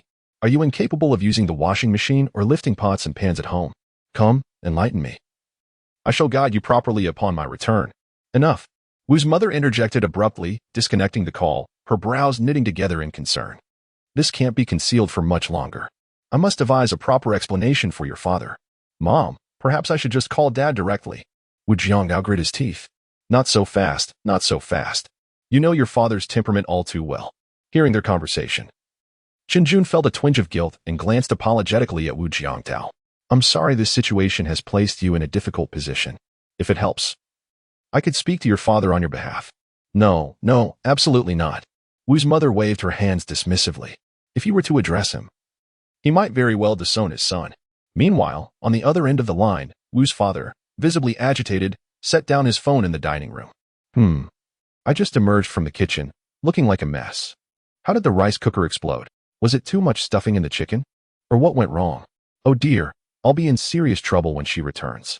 Fortunately, it seemed from her conversation that she would not be back anytime soon. Nearby, several disciples from the martial arts school were each holding a half-cooked chicken. One covered in sauce, wiping the grease from their faces with paper towels, while another sported a black eye from being struck by the pressure valve of the electric cooker. Everyone was in a state of disarray. We were summoned here to learn how to cook. The recent explosion must have been the master testing our reflexes, right? It must be. Upon entering the newly purchased abode, a refreshing breeze enveloped the air, devoid of any formaldehyde or the typical odors associated with new houses. Chen Jun was gently ushered inside. As they traversed the foyer, a quaint window adorned with intricate classical patterns caught her eye on the right, elegantly separating it from the dining area, which led into the kitchen. To the left lay a spacious living room, stretching approximately 60 to 70 square meters, opening onto a generously sized balcony where familiar green plants awaited her. Surprised, she glanced at Wu Jiangtao, realizing he had brought these along as well. You must be tired from the journey. Please take a moment to rest while I arrange for the baby, Wu Jiangtao offered, just as he was about to retrieve the newly purchased crib from the master bedroom. However, he was met with the sight of his mother emerging with a solid wood crib in hand. Mom, this crib is movable, he remarked with a mix of amusement and frustration. It makes noise and will wake the baby. Wu's mother shot him a knowing glance, fully aware of this, but concerned that the wheel sounds might rouse the two infants. Go and close the door a bit. The baby must not be exposed to the wind, or they might catch a chill. And you, Xiaojun, must also avoid drafts. Your wounds have yet to heal, and you absolutely cannot afford to catch a cold. Wu Jiangtao promptly complied. Settling down, Wu's mother observed the babies, noting their stability and lack of perspiration. Turning to Chen Jun, she advised, Xiaojun, during your confinement, you must refrain from washing your hair or bathing, and movement should be limited to your room. I understand that young people often find our concerns overly cautious, but as elders, we feel compelled to share our wisdom. Neglecting proper care during this period could lead to lifelong ailments. Chen Jun listened attentively, nodding in agreement. I am unsure of your plans moving forward. Will you apply for a marriage certificate? Will there be a wedding ceremony? You are no longer children. You must make your own decisions. My only request is that you both take good care of the baby, providing them with a complete and healthy childhood. It must be said that Wu's mother's words were delivered with great eloquence, and Chen Jun received them with utmost seriousness and appreciation. Previously, her greatest fear had been that Wu's mother would overtly pressure her into marriage with Wu Jiangtao. Yet, contrary to her expectations, this elder appeared remarkably open-minded, refraining from any such urgings. Coupled with the meticulous care she had shown over the past few days, Chen Jun felt a wave of emotion. However, only Wu Jiangtao discerned the subtleties of his mother's strategic retreat, silently commending her for this deft maneuver. Understood, Chen Jun replied, her gaze settling calmly on Wu Jiangtao. I will certainly join Jiangtao in caring for the babies. Her demeanor revealed to Wu's mother that this young woman possessed a strong sense of self and a level-headedness that was not easily swayed by mere words or romantic gestures. Alas, although my knowledge may not be extensive, I have encountered a multitude of individuals over the decades. You must surely belong to an extraordinary family. Our humble Wu family is not of noble lineage, and we are unable to offer you substantial material assistance. However, we shall do everything within our means to support you. As our family has just relocated to a new residence, there are myriad tasks to attend to. For instance, acquiring furniture, tidying up the new home, and purchasing various necessities. Wu Jiangtao busily juggled these responsibilities while also making a phone call to his advisor to explain the situation and request a leave of absence. Though graduation is imminent and classes have ceased, it is still necessary to formally request leave from the academy. Fortunately, he had already completed his thesis and the defense thereof. Otherwise, he might have found himself troubled by that matter as well. Eventually, his advisor on the other end of the line coughed a few times, curiously inquiring, "Jiangtao, are you truly together with Chenjun now? And do you have a child?" Wu Jiangtao was momentarily at a loss, bemused by the advisor's unexpected curiosity. "Well, yes. I now need to care for her during her confinement. So I may not return to the academy as swiftly as anticipated." "Oh, that's fine. As long as you can successfully attend the graduation ceremony.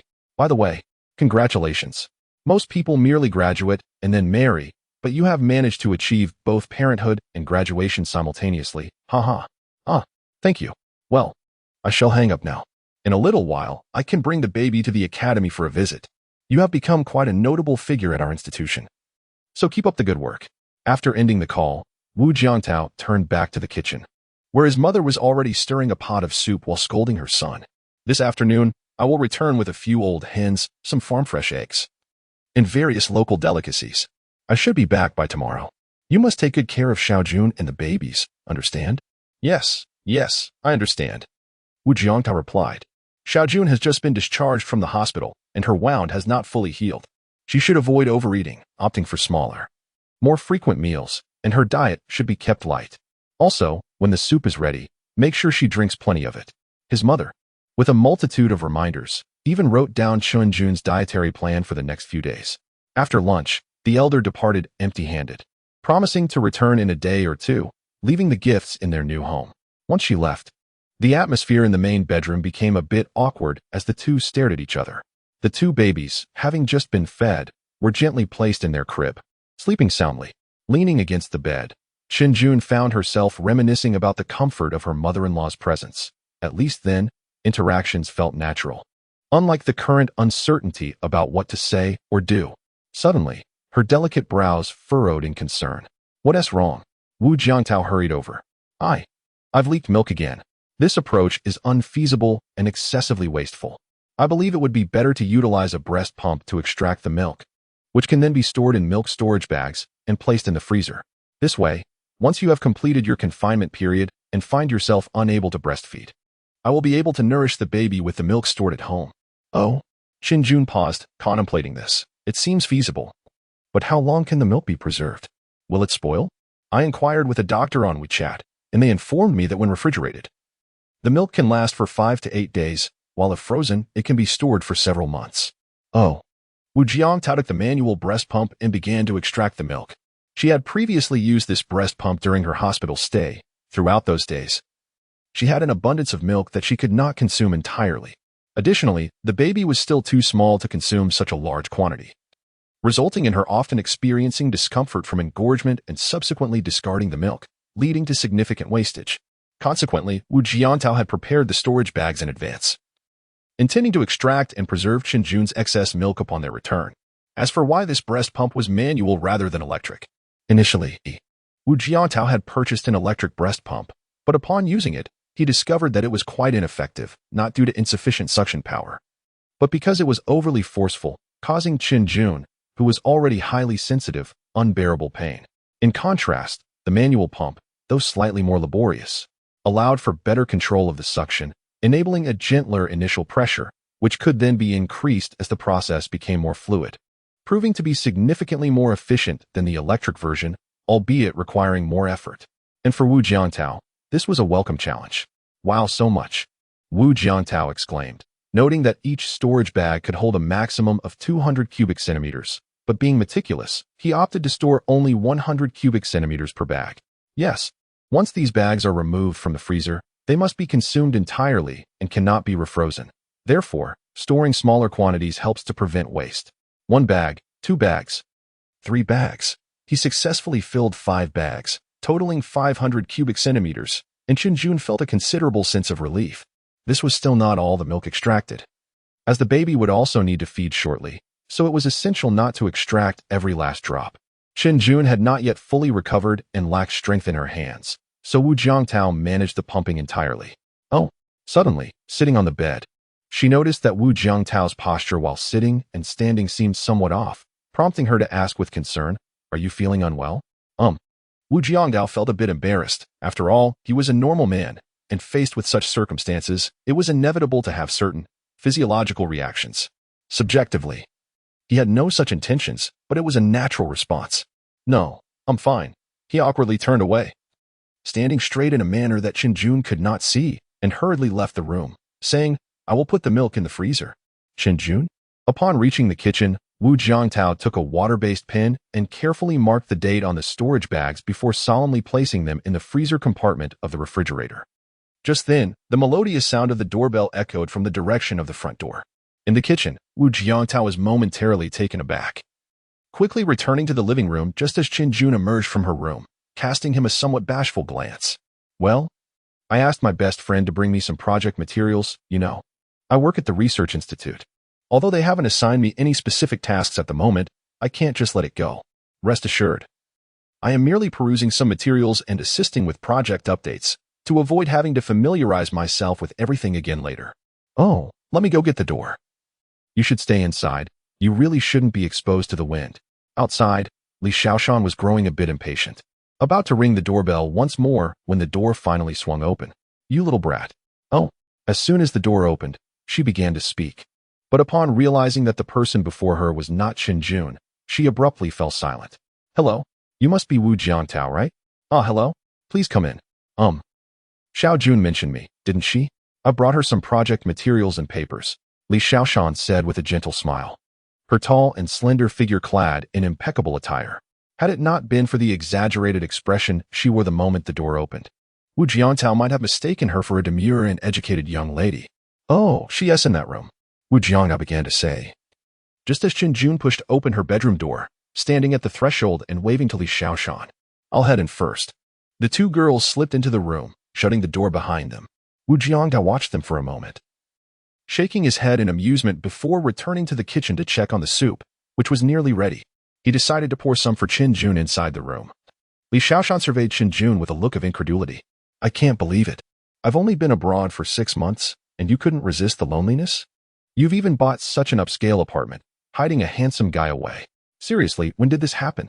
She was Chinjun's university classmate and best friend, both working at the cutting-edge Computer Materials Research Institute at M University, and she had just returned from an exchange program abroad. Chinjun rolled her eyes, palm upturned. "Enough with the nonsense. Just hand me the materials and papers. And by the way, this apartment isn't mine. You truly don't love me anymore." Li Xiaoshan whimpered, tossing the materials into Chinjun's hands. "What on earth is going on? I read the rumors on our department's forum. It's utterly ridiculous. Saying you had a baby. How is that even possible? Keep your voice down.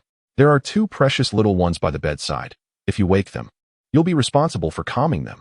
Chinjun shot her friend a sideways glance, carefully sitting down to delve into the materials, focusing intently on her reading. "Precious little ones? Huh.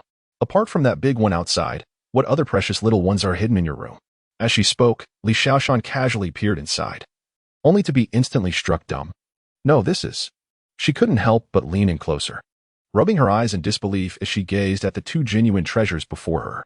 The brother, clad in a light blue outfit, appeared to be lost in a dream, his tiny hands adorably flailing for a moment before he puckered his lips and returned to slumber. "Chinjun, am I still not your dearest person?" Chinjun shot her a sidelong glance. "Are you reciting lyrics here? Can you not clearly and unequivocally tell me what this is?" The girl instinctively lowered her voice. "A person." Without lifting her head, she replied succinctly. "Chinjun, you've changed. You have truly changed." Someone gritted their teeth. "Where did it come from?" "From my belly." El Xiaoshan was on the verge of a meltdown. "Whose belly? Clarify, it can't possibly be yours." Chinjun finally raised her head and glanced at her friend, as if to say, "Isn't this all painfully obvious?" In the next moment, her best friend's elegant face displayed a myriad of emotions: shock, doubt, disbelief, and exasperation, all in abundance. Well. At that moment, El Xiaoshen found that the entirety of her linguistic repertoire could be perfectly encapsulated in those two words. You're incredible. You actually have a child? She leaned closer, her voice a fierce whisper. I've only been gone for half a year. How could you? When I left, you were mocking my weight, weren't you? Well, this is the result. Qinjun replied absently. Her attention divided as she rifled through the materials on her desk. But, El Xiaoshen's eyes brimmed with tears. Do you still consider me your best friend? Why didn't you tell me sooner? Qinjun, my years of affection have been misplaced. Though she spoke thus, in her heart, guilt weighed heavily. Last year, the Research Institute had a collaborative project with a prestigious university in America, requiring a delegate for learning exchanges and follow-ups. Initially, they intended to send Qinjun, but she had declined and recommended El Xiaoshen instead. Before leaving, she refrained from disclosing her pregnancy, fearing her friend would refuse. Once there, she chose not to inform her, concerned that El Xiaoshen would rush back, disrupting the project and the learning experience. All right. Qinjun pushed her away in exasperation. Keep your voice down, or you'll wake these two treasures. And I won't spare you. Yes, I'll be quiet. El Xiaoshen closed her mouth and turned to gaze at the two little gems with wonder. So what they said on the forum was true. That one is the sister and the brother, or is it the brother and the sister? It's the brother and sister. The one in the light blue outfit is the brother, named WCHNGQing, and the one in the light pink outfit is the sister, named WPI. The name is delightful, and the appearance is utterly adorable, exuding a rich milky fragrance. Gazing at the cherubic faces of the two little treasures and their tiny hands and feet, she could not resist reaching out to touch the chubby, delicate hands of the little one. In a flash, the kawaii little hand instinctively grasped her finger. Oh my, it grabbed me. Qinjun, look quickly. This exuberant display, reminiscent of someone unaccustomed to such sights, left Qinjun feeling quite exasperated. Suddenly, Qinjun inhaled deeply, as if catching a whiff of something peculiar. Turning to Xiaoshan, she said, could you do me a favor? Of course, what do you need? Please check the baby's bottoms. Yes, that. Immediately, Xiaoshan's eyes lit up, and she eagerly dove in. Wow, adorable little treasure, here I come. Wait, don't reach in there. Qinjun hastily attempted to intervene, but alas, it was too late. With a mischievous grin, Xiaoshan had already slipped her hand into the back pocket of the brother's pants, or rather, the diaper. In the next moment, her smile froze in place. This was not the bouncy little bottom she had anticipated. Ugh. At that moment, Qinjun's words were finally uttered. She dazedly withdrew her freshly manicured fingers, only to find them sticky and coated in a peculiar, earthy substance that emitted a faint, indescribable odor. It was somewhat sour, though thankfully devoid of any pungent scent. Yet, the sensation at her fingertips and the overwhelming visual impact were undeniable just as she opened her mouth to scream. Darkness enveloped her as a diaper was unexpectedly thrust onto her face. Don't scream, you'll frighten them. Qinjun, who had rushed over with remarkable speed, looked at her with a scolding expression. Xiaoshan's eyes brimmed with tears as she whimpered, what did you put in my mouth? Oh no. Qinjun hastily removed the diaper from her mouth. Xiaoshan looked down, bewildered. What is this? It's a diaper. Despite her unfamiliarity with the term, a sense of foreboding washed over her as she turned around and spotted the very diapers worn by the two little treasures. Realizing what her dear friend had shoved into her mouth, she felt utterly devastated, spinning around in a frenzy. Where's the bathroom? The bathroom? Where is it? In a flash, Xiaoshan dashed toward the master bedroom's bathroom, leaning over the toilet. Gag. Qinjun, I'm done with you. I shall sever our friendship. You're overreacting. It's not like it was used. It's quite clean. Qinjun, now arriving, calmly filled a basin with warm water, preparing to change the diaper, all while teasing her with a nonchalant tone. Ugh, you're so unsympathetic. You've changed. You weren't like this before. Xiaoshan lamented, still retching. I haven't changed at all. She pondered thoughtfully, carefully carrying the basin of warm water outside. As she walked, her movements were still somewhat unsteady, and her brow furrowed slightly, mindful not to exert too much force, lest it aggravate the wound in her lower abdomen. At that moment, Wu Jiangtao entered from outside and, upon witnessing the scene, hurried over to take the basin from her hands. You shouldn't be doing this. I'll handle it. Your body has yet to fully recover. It's fine. I actually feel all right. Let me do it. Wu Jiantao, feeling somewhat helpless, had come to understand her character over the past few days. She was independent and rarely asked for help. Let me change the baby's diaper. After all, I'm the mother and I can't have not done it even once. Otherwise, when you're not around, I'll be flustered. All right. He nodded. You can do it, but let me know if anything seems amiss.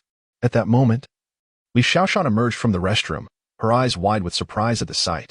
Having known Chen Jun for many years, it was her first time witnessing her close interaction and natural communication with a boy.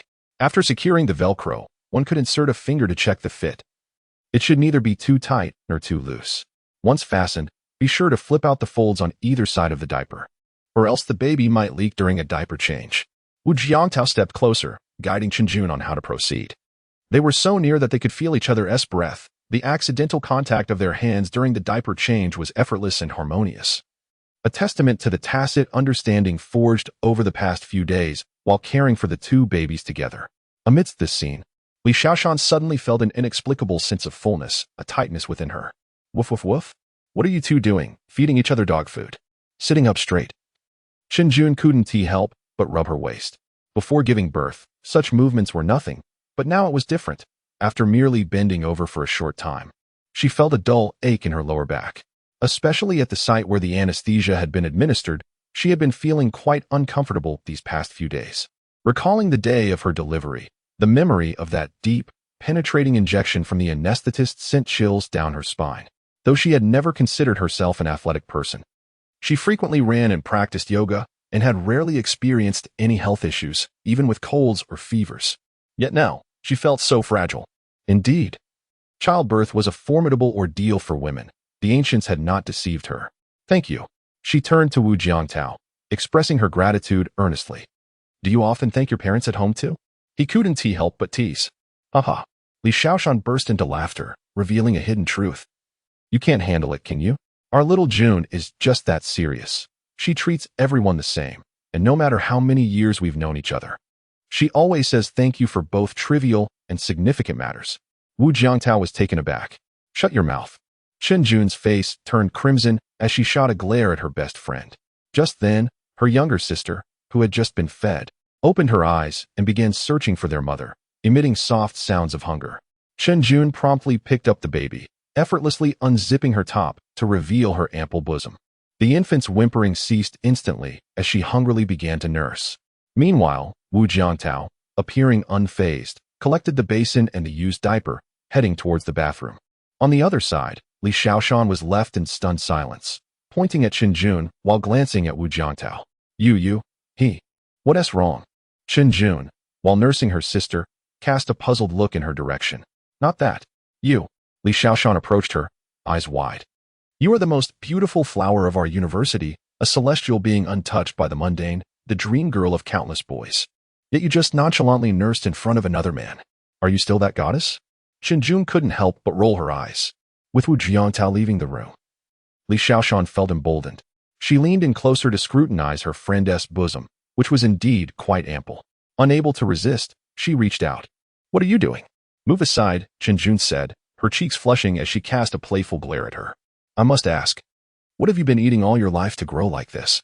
As she spoke, Li Xiaoshan glanced down at her own chest. Well, it still looks the same, whether lying down or standing. Pfft. Chen Jun chuckled. I haven't eaten anything special. It must be a natural gift. After enduring another teasing jab from her friend, Li Xiaoshan felt somewhat defeated.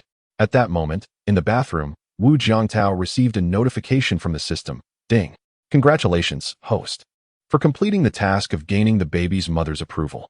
Task rewards. 1. Elite level culinary skills. 2. Constitution 2 reward distribution in progress. The distribution process for the Constitution reward has been optimized and will be completed within the next 7 days.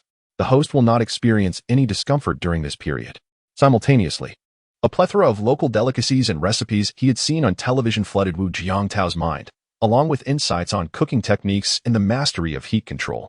He recalled the soup-making process he had learned from his mother and suddenly felt inspired.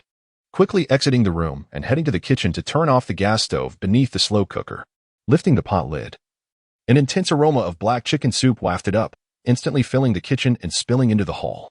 Wu Jiangtao hastily activated the range hood to clear the steam from the kitchen, Otherwise, the dispersing oil fumes would cling to the walls, stove, floor, and furniture, creating stubborn grease that would be difficult to clean. It fell short. He picked up a piece of meat and sampled it, feeling a twinge of regret as he reflected on his previous soup-making process. He immediately recognized numerous shortcomings. Otherwise, this pot of soup would have been more fragrant, sweeter, and more nutritious, enhancing the meat's texture rather than leaving it somewhat astringent, as it was now. Sniff. In the master bedroom, Li Xiaoshan, who was watching Chen Jun feed the baby, suddenly flared her prominent nostrils and instinctively turned her gaze towards the front door. What is that aroma? So delightful. As she inhaled deeply, saliva pooled in her mouth. In the next moment, she observed Wu Jiangtao cautiously pushing open the door, cradling a petite soup basin in his hands, from which the tantalizing fragrance wafted forth. Li Xiaoshan's eyes widened in astonishment as she beheld the basin filled with tender black-boned chicken, adorned at the bottom with plump goji berries, along with longan and red dates. The broth shimmered with a gentle golden hue. It was an irresistible sight. Gulp. Being a true foodie, Li Xiaoshan instinctively swallowed and found her gaze fixated on the soup basin in Wu Jiangtao's hands. Wu Jiangtao then fetched a bowl and a soup spoon, ladling out a serving while retrieving several pieces of black-boned chicken. Come, while it's hot. After pouring a bowl, he noticed Chen Jun nursing the baby and, without uttering a word, directly handed her a piece of perfectly sized chicken. Chen Jun naturally opened her mouth and savored the morsel. The skin was incredibly tender, and although the meat had a slight astringency, it was sweetly fragrant.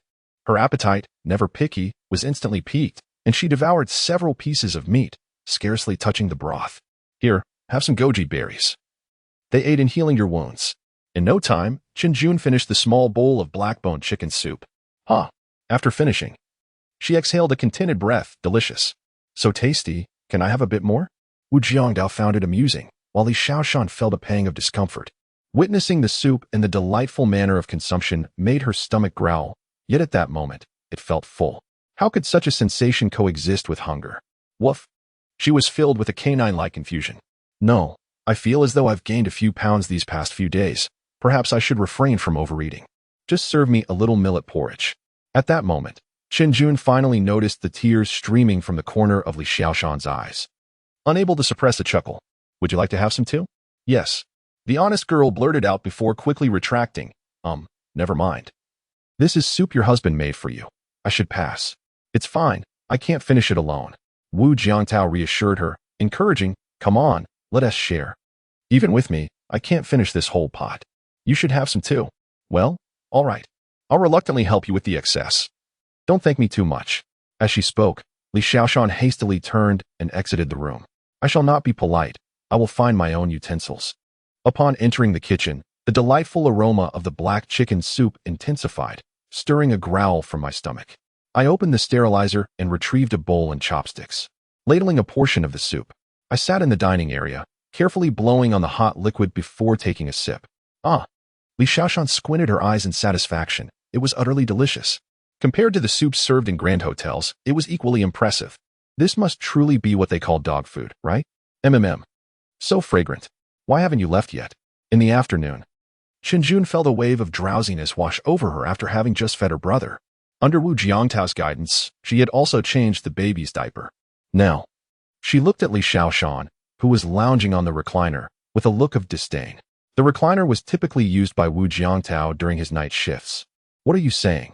This dear friend of mine is dissatisfied. I'm merely concerned that you might not have enough hands. My presence at least provides you with extra assistance. Cough, cough. While I may not be well-versed in childcare, I can certainly run errands. Chen Jun pointed out calmly, with you here, there's also another mouth to feed. What of it? I am a whole person, with hands and feet. And I possess a mouth. What's wrong with that? Just after changing the baby's diaper, Wu Jiangtao observed the playful banter between the two friends and couldn't help but smile slightly, finding it amusing. If Xiaoshan wishes to stay, so be it. She can help keep an eye on the baby while I rest on the sofa in the living room. Should anything arise, just call for me. He chuckled. Feeling that with Li Xiaoshan around, both he and Chen Jun appeared more at ease. Without her, their interactions often felt awkward. As soon as Wu Jiangtao stepped away, Li Xiaoshan comfortably reclined on the chair, scrolling through her phone. After a moment, she stretched and yawned. By the way, Mei has been inquiring about you these past few days, subtly asking where you have moved to. You didn't tell him, did you? Jun furrowed her brow. Uffed. As if I would share that with him. Li Xiaoshan narrowed her eyes slightly, having sensed from the outset that the young man had ulterior motives. Only someone as indifferent as you would still wish to engage with him. Did you not notice how reluctant I was to converse with him in the past? What? Is he still pursuing you? Jun chose to remain silent. But Li Xiaoshan immediately understood. She sat up, her brows knitting together in irritation. How audacious. That scoundrel, just wait until I deal with him. Jun had not even mentioned this matter to Wu Jiangtao, primarily out of fear of causing a ruckus, whereas Li Xiaoshan had no such reservations. Please tell him to cease sending me messages. Despite having blocked him on WeChat, he still has my phone number, and the texts keep coming, one after another. Blocking one leads to another. This relentless pursuit is utterly exasperating. Li Xiaoshan snatched Jun's phone directly, discovering a series of messages from Mei, sent from various phone numbers. The relentless barrage of texts left her both amused and incensed. It was surprising that Mei, who appeared quite sophisticated and elegant, could exhibit such petty behavior. Undeterred, this loyal friend retrieved her own phone and dialed the number displayed on the screen. Almost immediately, the call was answered. Xiaojun, is that you? Mei's voice on the other end brimmed with excitement. Xiaojun. Li Xiaoshan wasted no time in confronting her. I never realized you had this side to you, Mei. Why you are Li Xiaojun? Mei's voice faltered with uncertainty, prompting a raised eyebrow from Li Xiaoshan. It was impressive that after half a year away from the academy, Mei could recognize her voice so swiftly. Her memory was quite remarkable. Mei, I warn you. Should you continue to call or text to harass Jun, I will ensure you cannot remain the student council president. Do you believe that? No. Senior, I am merely concerned for Xiaojun. There are rumors circulating about her, and I just worry she might take it too hard with all the gossip out there. Li Xiaoshan let out a cold laugh. I am well aware of your intentions. Do you really think you need to meddle in Jun's affairs? Who do you think you are? Before Mei could respond, Li Xiaoshan interrupted. Enough. I am warning you, Mei, refrain from pestering our Xiaojun. If you continue to harass her, I will not let you off easily. Get lost. With that, she abruptly ended the call. On the other end, Mei set her phone down, a shadow of coldness crossing her eyes, mingled with a hint of helplessness. Li Xiaoshan. This senior had once been a prominent figure at the academy. A genius scholar with outstanding academic achievements who had served as the head of the External Affairs Department of the Student Council. Her formidable presence commanded respect, even from the council president, particularly now, as a member of the prestigious M University's Advanced Computer Materials Research Institute. She had garnered remarkable accomplishments, even being sent to the United States last year for a significant project and exchange program. At her level, one would expect minimal interaction with Mei. However, through her personal charm, Mei had ascended to the role of student council president, thus gaining access to their circles. Seated in the student council office, she furrowed her brow, lost in thought. Suddenly, a notification pinged, signaling a new message. Upon opening it, she read, Boss, I've gathered some intel. That Wu Jiangtao purchased a property at Yunlu Garden yesterday, and he paid in full. The individual handling the transaction mentioned that it's the finest property in Yunlu Garden, costing several million. Paid in full? Several million. Mei narrowed her eyes slightly. How could a student possess such wealth? It seems this Wu Jiangtao is not from an ordinary background. He must not be underestimated. A thorough investigation is necessary before proceeding recklessly. What is the address? This. That fellow is quite tight-lipped and hasn't said a word. I don't care what method you use. Just find out the house number for me. Understood. He sat calmly, beginning to reflect on his actions over the past few days. Suddenly, he struck his own face with a resounding slap, 1, 2, 3 times, until blood began to trickle from the corner of his mouth, allowing Mei to finally regain his composure. Fool. He had wasted so much effort these days. He should have approached Xiaojun from the very beginning. Not only had she deleted him from her WeChat friends, but she had also blocked several of his numbers. By now, his standing in her eyes must surely be in the negative. It seemed imperative to devise a well-thought-out plan for the future, one that would both win her back and defeat his rival. As for whether Senior Xiaojun had truly given birth, while it seemed unlikely, he needed to ascertain the truth quickly. However, if she had indeed had a child, what should he do? This thought suddenly surfaced in his mind, causing unease to wash over Mei, but he swiftly suppressed the emotion. No, it couldn't be. It was impossible. The last time they met, she was perfectly fine, still slender and beautiful. How could she suddenly have a child? By the way, when was the last time he had seen Senior Xiaojun? Chen Mei fell into deep contemplation. As the sun dipped below the horizon, Wu Jiangtao busied himself once more. Now it was time to prepare dinner, while also keeping a close watch on Qinjun. The two little ones had napped quite long, and upon waking, they would need to be fed and changed. Their needs were endless. Qinjun's body was still quite weak, and she struggled to manage on her own. Measuring rice for cooking, he decided to start with soup, leaving the stir-frying for later. Upon returning to the master bedroom, he found his brother awake. But Qinjun could only hold her younger sister to nurse, unable to rise and tend to the other. He quickly scooped up the brother and placed him beside Qinjun, then skillfully propped a high pillow under her elbow, alleviating some of her fatigue. He let out a gentle sigh. Once the twins finished nursing, they would likely need changes again. Within the room, the new parents appeared weary. They had barely slept during the day, as the babies had woken them once. Meanwhile, someone lay sprawled across the chair before the bed, soundly asleep and emitting soft snores. That sleeping posture was rather indescribable. Puff. Qinjun glanced at her and then at Wu Jiangtao. Their eyes met, and they couldn't help but burst into laughter simultaneously. Never mind waking her. She had likely not had a proper rest since arriving in America over half a year ago. With the project keeping her constantly busy, you know how hectic it is at the research institute, working day and night, with her regular meals being perfectly normal. Though she appeared fine, the dark circles under her eyes without makeup would shock you. So that was the case. Wu Jiangtao nodded in understanding. At this moment, the two infants had their fill. After gently patting their backs to help them burp, he laid them back down beside their mother. The two babies, with their round, sparkling eyes, curiously observed the two adults before them. Wu Jiangtao noted that both the older brother and sister were primarily focused on their mother, showing little interest in him. The infants erupted into joyous giggles. Their innocent smiles and the purity of their starry-eyed gazes instantly dispelled all the fatigue that had accumulated within the hearts and minds of their parents. Look at this, Wu Jiangtao exclaimed, picking up a small rattle and shaking it on either side of the babies, producing a cheerful jingling sound. Instantly, the children turned their dark, shiny eyes towards the source of the sound. While this action appeared to be mere play, it carried a deeper purpose. Following the doctor's advice, he was assessing the infant's hearing.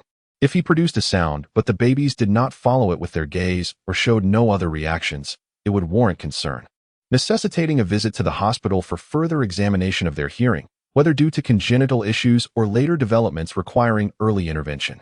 Moreover, it was important to note that the babies were still very young. Their large, bright eyes did not yet possess fully developed visual nerves, allowing them to only discern nearby objects and showing limited sensitivity to colors. Therefore, the rattle could not be held too far away. Otherwise, the infants would be unable to locate the sound source due to their visual limitations. This was Wu Jiangtao's first time observing the baby's hearing. As he shook the rattle on their left and right, they instinctively turned their heads to capture the sound. This indicated that their ears were currently healthy, and their hearing was normal, with no apparent issues. After playing with the infants for a while, they filled their diapers, prompting Wu Jiangtao to swiftly change them into fresh diapers. All right, the rice and soup should be almost ready. I will go stir-fry the vegetables, and dinner will be ready shortly. Okay, Qinjun replied, playfully engaging with the two babies. She looked up and smiled at him, causing Wu Jiangtao to momentarily freeze. Captivated by her beauty, how lovely, he thought. Noticing his intense gaze, Qinjun felt her cheeks flush as she lowered her head back to the babies. Wu Jiangtao chuckled softly and stepped out of the room. The perfectly cut vegetables, uniform in size and shape, sizzled in the hot oil, immediately releasing a plume of fragrant steam. The powerful range hood whirred to life, sucking away most of the smoke. Yet the delightful aroma created by the vegetables meeting the hot oil lingered in the air, inevitably wafting through the cracks of the door. Sniff, sniff. In the master bedroom, Li Xiaoshan, drowsily reclining in a chair, twitched her nose, her eyes still closed as she lifted her head, seemingly as if her head alone was pulling her body upright. That smells wonderful. June, when did your cooking skills become so impressive? Suddenly, this foodie was jolted awake, noticing Qinjun playing with the two little treasures on the bed, her expression one of exasperation. Honestly, I quite envy your quality of sleep. Haha, there is no need for envy. You cannot replicate what we possess. It is simply a matter of innate talent. Li Xiaoshan immediately became self-satisfied, pulling out a pack of wet wipes and dabbing her face, revitalizing herself while enveloping the space with a subtle, refreshing fragrance. One could say that a girl's scent is cultivated in such a manner. Are you under the impression that I am complimenting you? Chen Jun cast her a sidelong glance, exasperated. You slept like a log, and your sleeping posture. I hesitate to comment on it. Even when the baby stirred and cried twice in the afternoon, you remained undisturbed. Wait. So, Wu Jiantao came in? Obviously. This left her dumbfounded. So, he saw me while I was sleeping this afternoon. It's over. My image of a refined lady is ruined. She had a clear understanding of herself, aware that her sleeping appearance was less than graceful. Upon hearing this, Chen Jun shook her head gently, gazing at her with utmost seriousness. Shashan, I believe you should have a clear self-awareness. You are not a lady, truly not. Rather, somewhat amusing. I understand you mean to say I am silly. But you, who have never uttered a profane word, find it difficult to express, do you not? Thank you for your understanding. However, I do not wish to be silly. A woman being silly, do you not find that rather lonely and desolate? Only men ought to be silly. Chen Jun momentarily struggled to comprehend the depth of that statement. Alas, TSK, one who cannot even drive yet has a child, how unfair is this world? Li Xiaoshan stood up, retrieving her makeup mirror to tidy her appearance. The aroma of delicious food wafted through the air. I truly envy you for having a husband with such culinary skills. Just a friendly reminder, we are not yet married. Li Xiaoshan rose, smiling brightly as she said. I know, but that does not diminish his image in my heart. Noticing a hint of disapproval in her best friend's gaze, she nonchalantly chuckled and continued. He is indeed the ideal husband for our dear June. Chen Jun could not help but roll her eyes at her, opting not to engage further. There was nothing to explain, as her feelings towards Wu Jiantao remained rather unconsidered. Of course, if Li Xiaoshan were to discover this sentiment, she would likely seize the opportunity to sing a brotherly tune and urge her to speak her mind. Observing Chen Jun's reaction, Li Xiaoshan felt a quiet sense of relief. Her earlier probing was merely a simple test to gauge her friend's general stance. And it appeared that the goddess remained steadfast, not easily entrusting herself to anyone. At that moment, Wu Jiantao entered with steaming dishes, announcing cheerfully, dinner is ready. Come out and eat. The moment the door swung open, the tantalizing aroma intensified, prompting Li Xiaoshan's stomach to rumble thunderously, while Chen Jun, having had a bowl of radish and minced meat porridge earlier, felt somewhat more composed. She has now adopted a regimen of smaller, more frequent meals, and has particularly requested Wu Jiantao to prepare her dishes with minimal oil. Such a request might be met with hesitation from Wu's mother, but Wu Jiantao, of course, readily complies, striving to create meals that are low in oil and salt, devoid of MSG, for her 5 meals a day. Seasonings, after all, merely enhance flavor and salinity, stimulating appetite, and offer little benefit for nutritional absorption. Wu Jiantao is more than willing to oblige. Upon entering the dining area, Li Xiaoshan's eyes sparkled at the sight of the array of dishes laid out. In terms of color and aroma, while the taste remained yet untested, the presentation was undeniably impeccable. Xiao Wu, your culinary skills are truly remarkable. Do you have a family member who is a professionally certified chef? Li Xiaoshan inquired with curiosity, directing her gaze towards Wu Jiantao. No, my family is quite ordinary, without any professionally certified chefs, Wu Jiantao replied, shaking his head as he assisted Chen Jun in taking a seat. The spread included steamed ribs, fish head tofu soup, stir-fried greens, mushrooms with lean pork braised tofu, and steamed egg with radish. Let me savor this, Li Xiaoshan exclaimed, eagerly reaching for the largest platter of steamed ribs. Chen Jun, seated nearby, couldn't help but roll her eyes. As she picked up a piece of rib and placed it in her mouth, the delicate fragrance enveloped her senses with a gentle bite. The tender meat yielded softly, while the bone was remarkably tender, yet the slight resilience of the cartilage added a delightful texture, akin to the finishing touch on a masterpiece. Delicious. Li Xiaoshan's eyes gleamed with delight. Meanwhile, with Wu Jiantao's assistance, Chen Jun took a sip of the creamy fish head soup and was momentarily taken aback. So good.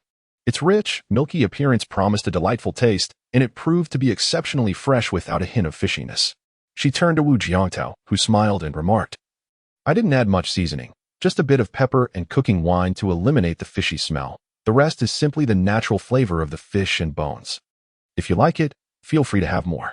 He had previously consulted with the doctor, who confirmed that although Chen Jun's wounds still ached slightly, it was healing well enough for her to enjoy fish soup.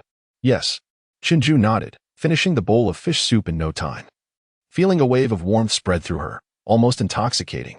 At that moment, she instinctively thought to ask for a bowl of white rice. But just as she was about to speak, she changed her request. Jiangtao, could you serve me a bowl of rice porridge instead? Certainly, Wu Jiangtao replied, fetching a bowl of radish porridge, and then took her chopsticks to add a few pieces of the steamed ribs and greens into the porridge. I specifically steamed these ribs until they were tender and easy to chew, ideal for you. If you can eat, indulge a little. Munching away at her food, Li Xiaoshan, with her mouth full, seemed to be attempting to say something, leaving both Wu Jiangtao and Qin Jun momentarily speechless. As she swallowed her food, she gazed in astonishment at Wu Jiangtao. The dishes you prepared are simply exquisite. Xiao Jun, I envy you for being able to enjoy such delightful meals every day. Ah, no wait. Can I come over often for dinner? I promise I won't be a freeloader. Actually, you are rather foolish, Qin Jun interjected calmly. Hey you. I will help with the baby, except for feeding. I can learn to change diapers for the little one. I can also help with burping and playing with them. What do you think? Not much, Qin Jun replied with a sidelong glance. Then it's settled, haha. It's a delightful agreement. Not even half an hour had passed. The plates and soup bowls on the dining table were spotless, and Li Xiaoshan, seated at the table, clutched her stomach, groaning, while Qin Jun also felt a slight heaviness in her abdomen and quickly stood up to move around. Why didn't you stop me? She playfully nudged Wu Jiangtao. I can't overindulge. Wu Jiangtao was speechless. But you only had 2 bowls of soup, a bit of fish, a few pieces of pork ribs, some vegetables, and a bowl of congee. That is hardly excessive. I must walk it off. If I keep eating like this, I seriously doubt I'll ever shed the weight. Qin Jun rambled, beginning to pace in circles in the living room. Due to the lingering pain from her abdominal wound, her steps were small and waddling, resembling a penguin, which caused Wu Jiangtao to stifle a chuckle, while Li Xiaoshan, still slumped at the dining table, couldn't resist mocking her. Ah, where did this emperor penguin come from? How adorable. Get lost. You're banned from freeloading in the future. I'm sorry. You're nothing like an emperor penguin. They are much heavier than you. Well, not that you're as heavy as an emperor penguin, but you're still a bit chubby. Qin Jun was no fool. She easily discerned the underlying meaning of the comment, turning to Li Xiaoshan with a beaming smile. It was as if she was granting her a chance to rephrase her words more gracefully. Not chubby at all. I'll supervise you. Our Xiao Jun is a goddess. How could she ever be overweight? Li Xiaoshan reluctantly stood up, visibly fuller around the waist than before. Oh no. Suddenly, she froze. How much did I just eat? After a moment of calculation, she realized she must have consumed nearly half a bowl of ribs and taro, a portion of mushroom and lean pork tofu stew, some greens. She even had 2 large bowls of fish head soup, finishing off the fish head, and finally, lured by the aroma, she poured herself another small bowl of congee. With a burp, she exclaimed, why didn't you stop me? She looked at Qin Jun with a face full of indignation. Blinking, she reflected on how familiar this phrase sounded. I attempted to intervene, but alas, I was unsuccessful. As she lamented, Li Xiaoshan began to meticulously calculate the calories of the food she had just consumed, pondering the corresponding amount of exercise required to offset them. Meanwhile, Wu Jiangtao was engaged in playful antics with the 2 infants on the small bed. Let us take a stroll while the day is still light. To aid digestion, he suggested. Let us go. Without hesitation, he lifted the 2 babies and placed them into a twin stroller, pushing it ahead, while Li Xiaoshan held the tightly wrapped Qin Jun's hand, trailing behind. Dressed in a windbreaker, scarf, and mask, she was fully equipped. You are still in confinement. Is it really permissible to venture out so casually? Li Xiaoshan whispered. You are aware of the confinement rules, right? Staying indoors is an outdated notion, Wu Jiangtao replied with a chuckle. As long as we avoid extreme weather and dress warmly to prevent catching a chill, we shall be fine.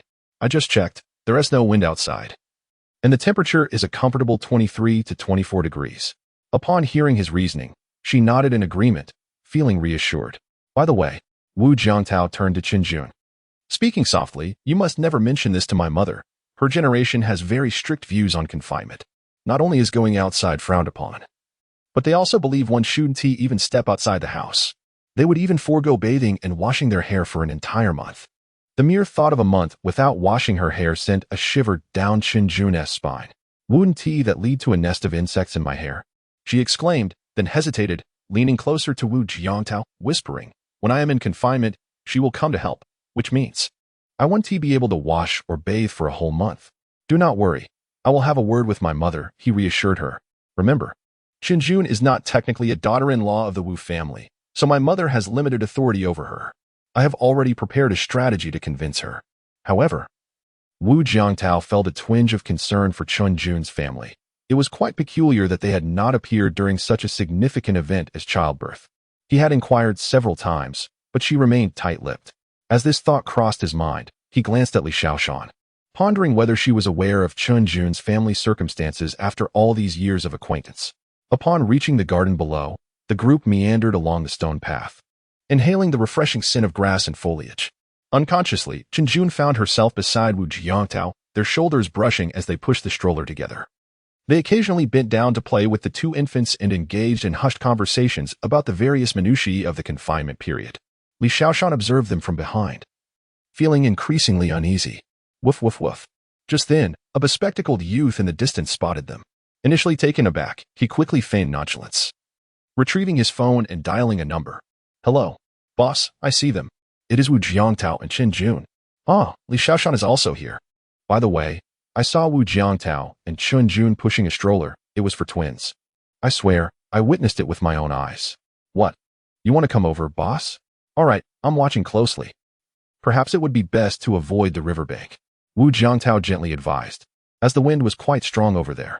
Okay, Chun Jun nodded, though a hint of regret flickered in her eyes. In the river, there exists a small sandbar where, during the initial development of Yunlu Garden, a beautifully designed pavilion was constructed, along with several towering trees that were transplanted from elsewhere. It is said that a professor from the nearby agricultural university spotted this site during its initial construction and brought over several grand trees, transforming the small sandbar into a delightful woodland with additional trees arranged by the developers. Families residing in the community would often stroll there, and it became a lively spot where children could be seen running about each day. Never mind, let us not go there, Li Xiaoshan added, having visited a few times herself. It is indeed picturesque, but the rambunctious children running around can be quite overwhelming. One might get knocked over.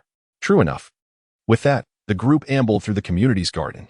Suddenly, Chun Jun paused in surprise, while Li Xiaoshan noticed a young man approaching them. His hair was impeccably styled, with sharp brows and piercing eyes, exuding an extraordinary aura at first glance. In contrast, Wu Jiangtao, dressed in casual homeware, appeared somewhat handsome, yet decidedly more ordinary. Chun Jun's delicate brows furrowed slightly, while Li Xiaoshan's expression shifted from laughter to a cold demeanor as she confronted him directly. Do you not understand human speech? This friend, with a frosty expression, intercepted Chenmei. Senior, I merely wish to speak with Xiaojun. I am not here to cause trouble. Chenmei forced a smile, struggling to maintain his facade. No need to come too close. He had already seen. The sight before him shattered his heart into a million pieces. The girl he had always considered his own goddess was now standing so close to another man, almost touching, and more critically. In the stroller, they were pushing late two quiet children. Xiaojun, he called out from a distance, managing to keep a calm expression despite the tremor in his voice betraying his true feelings. Chun Jun gently shook her head, stating, We are not yet familiar enough for you to address me in such a manner. Please be more mindful and refrain from disrupting my life and work in the future. Thank you. Wu Jiangtao observed him, feeling a sense of familiarity. Indeed, he recalled seeing him during his recent move, albeit from a distance. He suddenly realized that his memory seemed to have improved considerably. At that moment, the young man had concealed himself in a corner at the back of the crowd, quite inconspicuous, and he had merely cast a fleeting glance at him. The anticipated conflict did not transpire. Everything unfolded as calmly as water. After saying all this, Chun Jun, along with Wu Jiangtao, pushed the baby stroller into Building 11, returning to their home. The fragrance of the past lingered faintly, while the person was no longer present. However, Chenmei remained silently standing downstairs, lost in thought, her expression inscrutable. Boss. A bespectacled subordinate approached from a distance, concern etched on his face. After working alongside Chenmei for so long, it was the first time he had witnessed his typically stoic and commanding superior exhibiting such. How should one describe it? Ah, yes. Affected. But could one blame her for being so? The individual had departed. Yet she lingered here. Was she waiting for her to rush out dramatically, akin to a scene from a television drama, to share a tearful, wordless reunion? Or was she hoping for her to have a change of heart, as if she were his April day on earth? Uncertain of how long she had stood there, Chenmei suddenly lifted her head and turned to gaze at the place where Chun Jun and the others had just vanished, a shadow passing through her eyes. She chose not to linger any longer and turned to leave. In Q City, at Wu Jiangtao's home, during the dinner table conversation. What trouble did that boy get into? Why have you been gone for so long? And you have to go back tomorrow? Wu Dad inquired, dissatisfaction evident in his tone as he ate. Wu Mom was momentarily at a loss for words, but quickly regained her composure, her expression cooling as she responded. Are you questioning me? Wu Dad felt a wave of confusion wash over him, suddenly feeling unjustified. No, you've been away for days. Yet you haven't told me anything. What on earth has happened? He had called his son several times over the past few days. But the boy's responses were almost identical to his mother's. Sometimes, he would even hand the phone directly to her. That mischievous boy must have caused trouble at the academy, he mused, contemplating whether he should call the school to inquire. There is indeed something, but it will take some time. I will tell you once it settles down. It is not a significant matter. Merely that the boy purchased a house recently and needed my assistance. Wu Dad nearly choked on his food, struggling to swallow as he stared incredulously at his wife. What did you just say? That boy bought a house. And he did it himself? Yes. That rascal hasn't even graduated yet. Where did he get the money? It seems to be from some virtual currency platform, something like G-Coins or BT Coins, as well as stock trading. He made several million. I worried that the origins of his money might be dubious, so I went to keep an eye on him. Wu Mom cleverly revealed part of the truth to deflect the situation. Oh, I see. Wu Dad nodded, recognizing the gravity of the situation and understanding why his wife had been away for several days. Since it's confirmed that his money is legitimate, then why are you going back tomorrow? Wu Ba expressed his dissatisfaction, and the once orderly home under Wu Ma's care suddenly descended into chaos, making the daily meals quite a headache. Why are you asking so many questions? By the way, I haven't asked you yet. What happened to the old rice cooker? Why did you replace it with a new one? Wu Ba was left speechless, utterly flabbergasted. No way, I even aged it on purpose. It looks no different from the previous one. How did you notice? I was only gone for a few days. It seems I have been too lenient with you in the past, to the point where you managed to ruin the rice cooker while merely trying to cook a meal. Wasanyang, you truly amaze me. Have you even cleaned the floors during these days? I doubt you even swept them once. Just look at all this dust on the ground. Wu Ba continued, have I done so much of the household chores in the past that you are incapable of managing them now? Huh. After finishing their meal, the couple began tidying up their home. Wu Ba endured Wu Ma's incessant chatter while finding joy in sweeping and mopping the floors. By the way, our son's martial prowess has improved. Oh. Wasanyang initially nodded, then suddenly realized, lifting his head in shock. What? That kid's martial prowess has improved. This is impossible. Although his foundation is not bad, it certainly isn't remarkable, and his comprehension is even less commendable. He simply cannot compare to his senior brothers and sisters. And at his age, his muscles and bones have already stiffened. How could he possibly achieve such improvement? It was then that Wu Ma recounted the incident from a few days prior, where their son encountered human traffickers, chased them down, and rescued the child. Was it an explosive surge of energy in a moment of desperation? Wu Ba's furrowed brow relaxed, and he nodded in approval. This kid appears to possess greater talent in martial arts than we anticipated. That kind of explosive energy. I hope it hasn't left any hidden injuries on his body. I checked, and fortunately, his physique is better than I expected. For those few days, I specifically prepared 2 portions of soup, saving one for him. Wu Ma suddenly clamped her mouth shut, realizing she had let something slip, casting a guilty glance at her husband. However, Wu Ba, seemingly unfazed, continued mopping the floor. His head still bowed as he remarked, You're planning to visit him tomorrow, to guide him in his subsequent cultivation, aren't you? Indeed. Observing that Wu Ba showed no signs of concern and remained his usual oblivious self, Wu Ma felt a slight relief wash over her. All was well. The following day, early in the morning, Wu Ma rose, prepared breakfast, and refrained from waking Wu Ba.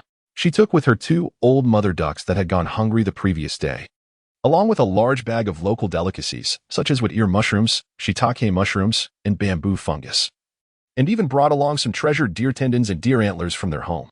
Just as she stepped out of the house, Wu Ba, still sound asleep, suddenly opened his eyes, perked up to listen to the sounds outside, and then reached for his phone. How is it? Are you following them? Be careful. Don't use the most obvious tracking methods. You'll get caught. Rest assured, Master. We are using drones for the entire operation. Shermu won't notice a thing. At that moment, his WeChat notification suddenly chimed. Ding ding dong ding dong.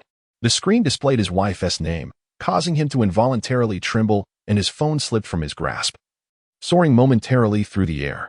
Fortunately, his reflexes were exceptional, and he managed to catch it clumsily before it could meet the ground. Exhaling a long breath of frustration, he answered the call. Hello, he deliberately lowered his voice, attempting to sound as though he had yet to rise from bed. Are you still asleep? Aren't you practicing today? Taking a break today.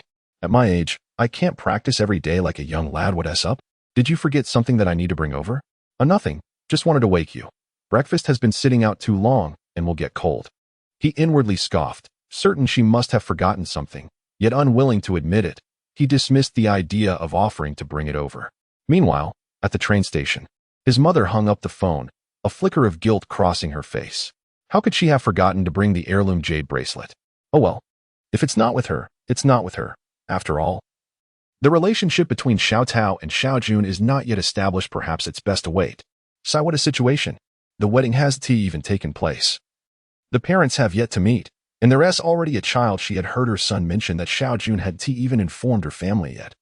There must be significant issues on that end as well, and on her side, old Wu is equally uncertain about how to approach the matter. It's overwhelming. Mom, you're here. Wu Jiangtao opened the door and saw his mother carrying an assortment of bags, one of which emitted the sound of quacking ducks.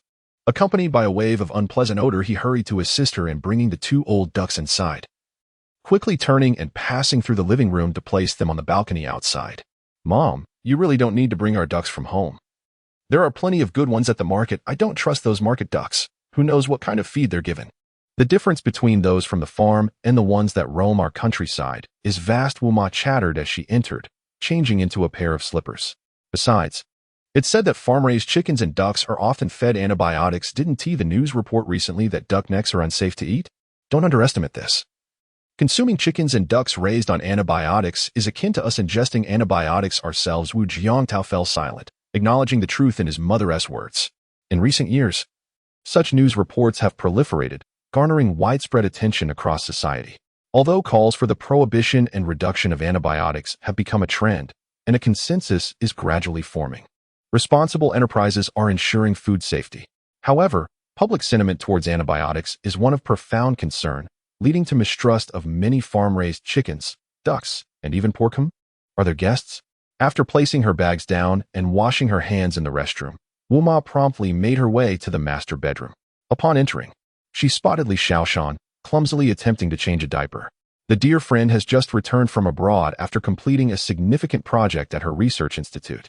Currently, she has not been assigned any tasks and is enjoying her vacation, truly a leisurely soul at the moment.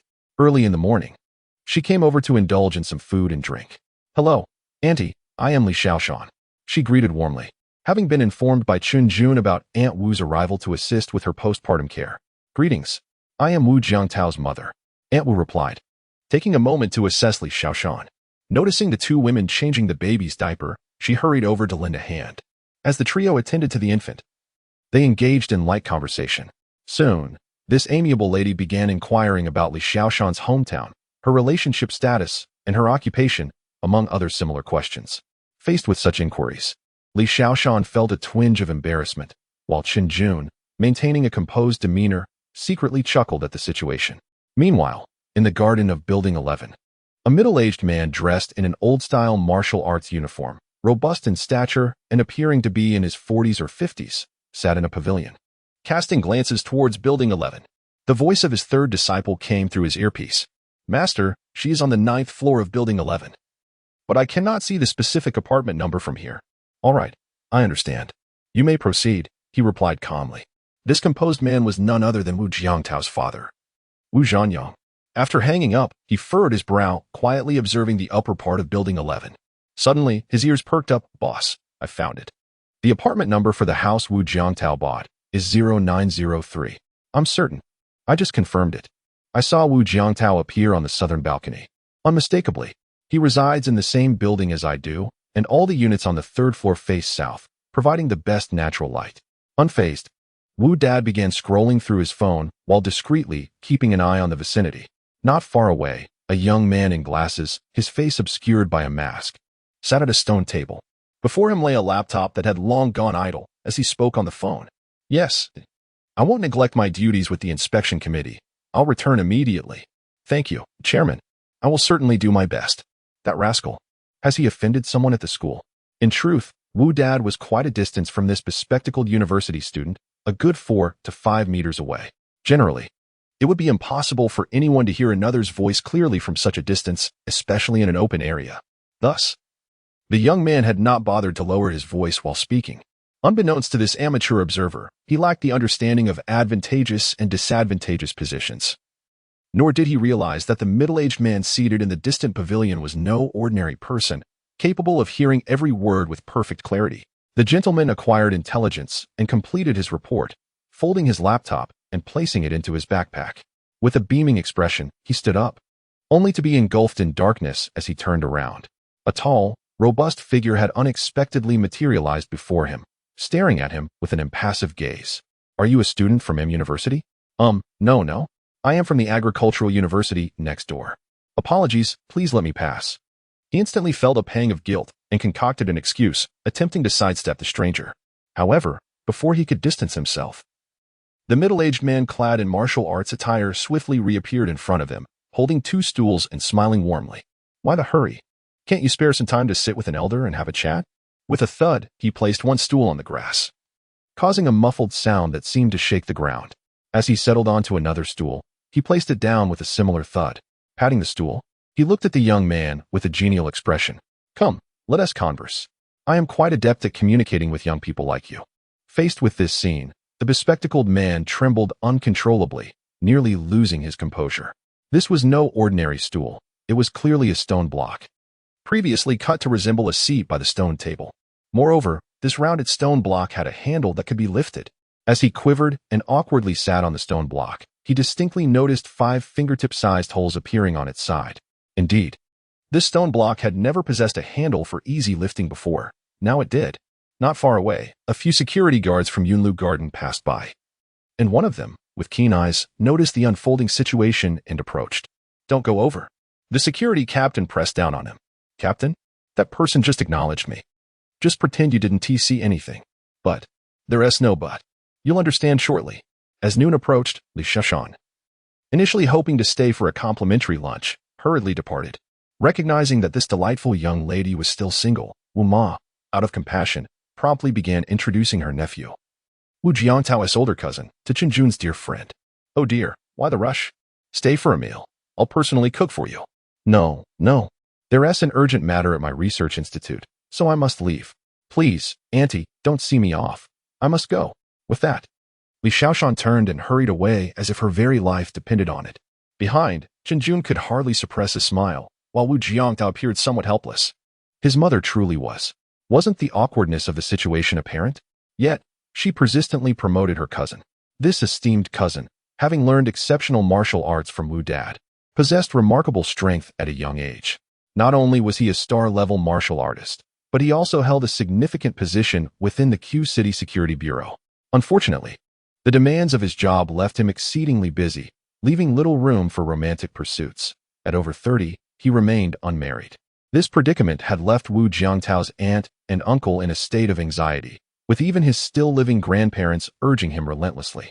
However, finding a partner is not something that can be hastily achieved, especially in the current climate. An increasing number of young individuals are unwilling to compromise, let alone someone like his cousin, a martial arts expert and member of the security team, for whom it is exceedingly difficult to find a suitable companion. It is not merely a matter of high standards, but rather a disparity in levels. His current status and position are not the crux of the issue. What truly matters is that a martial arts master like him possesses not only formidable physical strength, but also a spiritual and mental realm far beyond that of ordinary individuals. It is challenging for an average woman to exist on the same plane as him, and Wu Mom, who is capable of standing alongside Wu Dad, is certainly no ordinary woman. Upon first meeting, Li Xiaoshan clearly did not grasp this. She was unaware that Wu Mom was anything but an ordinary matron, instinctively assuming that the person she recommended was just a hapless bachelor struggling to find a partner. As for her own self-image, even if she were a single dog, she would still be a noble among dogs. How could she casually lower herself in marriage? Furthermore, the reason she had been frequenting Chen Jun these past few days was twofold. 1, out of concern for Chen Jun, fearing she might be bullied, and 2, to assess whether Wu Jiangtao was truly worthy of her trust. After 2 days of observation, she arrived at a general conclusion. Wu Jiantao was nothing more than an ordinary university student, lacking sufficient academic achievements, destined to toil for work upon graduation. Struggling to make ends meet. Cooking well was a bonus, yet hardly irreplaceable. What future could such a boy possibly have? Work hard? Strive? Struggle? 10 years, 20 years. This so-called effort merely serves to enrich the lofty capitalists and bosses. True struggle should resemble what she and Chen Jun pursued, a formidable scientific prowess and technical skill, allowing them, should they choose, to transform their research projects into lucrative commercial ventures worth billions. Moreover, after seeing Wu Mom that morning, Li Xiaoshan felt a deep sense of sympathy for Chen Jun, firmly resolving to dissuade her from ever being with Wu Jiangtao. Even should children come into the picture, it would be unacceptable. In this day and age, forcing a union for the sake of children merely casts a shadow over their childhood, failing to constitute genuine happiness. In her perspective, both love and marriage should embody equality. Otherwise, they merely sow the seeds of significant future perils within the union. However, she refrained from sharing her thoughts with Chen Jun. What? You're going to cook? Upon returning to the kitchen after bidding farewell to Li Xiaoshan, Mother Wu was preparing to commence lunch when her son unexpectedly appeared. Yes, Mom, I can actually cook now. I've learned to make the soups you taught me. Let me give it a try.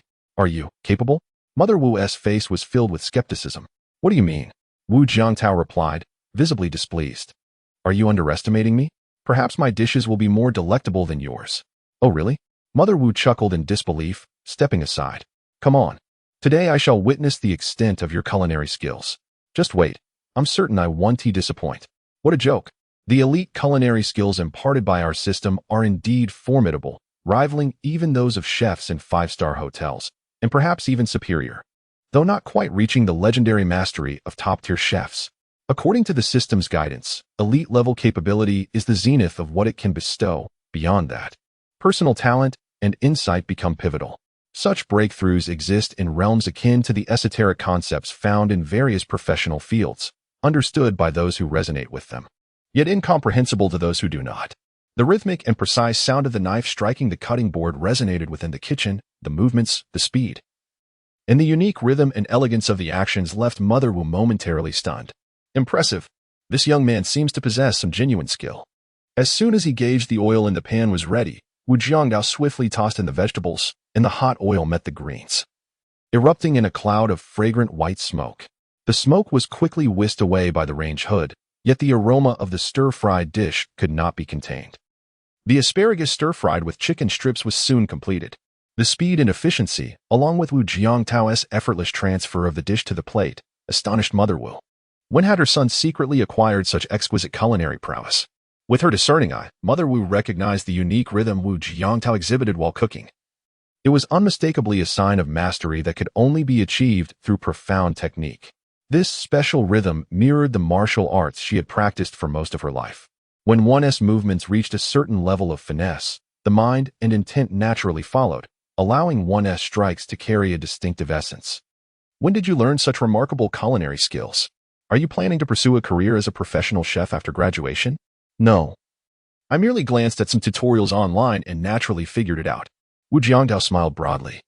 Perhaps it was due to my recent breakthrough in martial arts that I have become more perceptive, feeling that I can learn anything with remarkable speed. With the system's ongoing genetic modifications, I not only sense my body gradually growing stronger, but I also perceived a significant enhancement in my vision and cognitive abilities. It was as if I had become more enlightened, and even the academic challenges I once faced now seemed effortlessly simple, with answers coming to mind almost instantaneously. Before long, lunch was ready: stir-fried asparagus with chicken strips, sautéed water spinach, sweet and sour ribs, pig trotters and nourishing soup, and egg custard. Additionally, Wu Jiangtao prepared some soybean milk using a blender. Today, he opted for soybean milk instead of porridge. Now, he was not merely an elite chef of professional caliber. His culinary endeavors were driven not only by the desire for delectable flavors, but also by a thoughtful consideration of the nutritional needs and palate variations of those who would dine, ensuring that Chen Jun would not tire of the same flavors.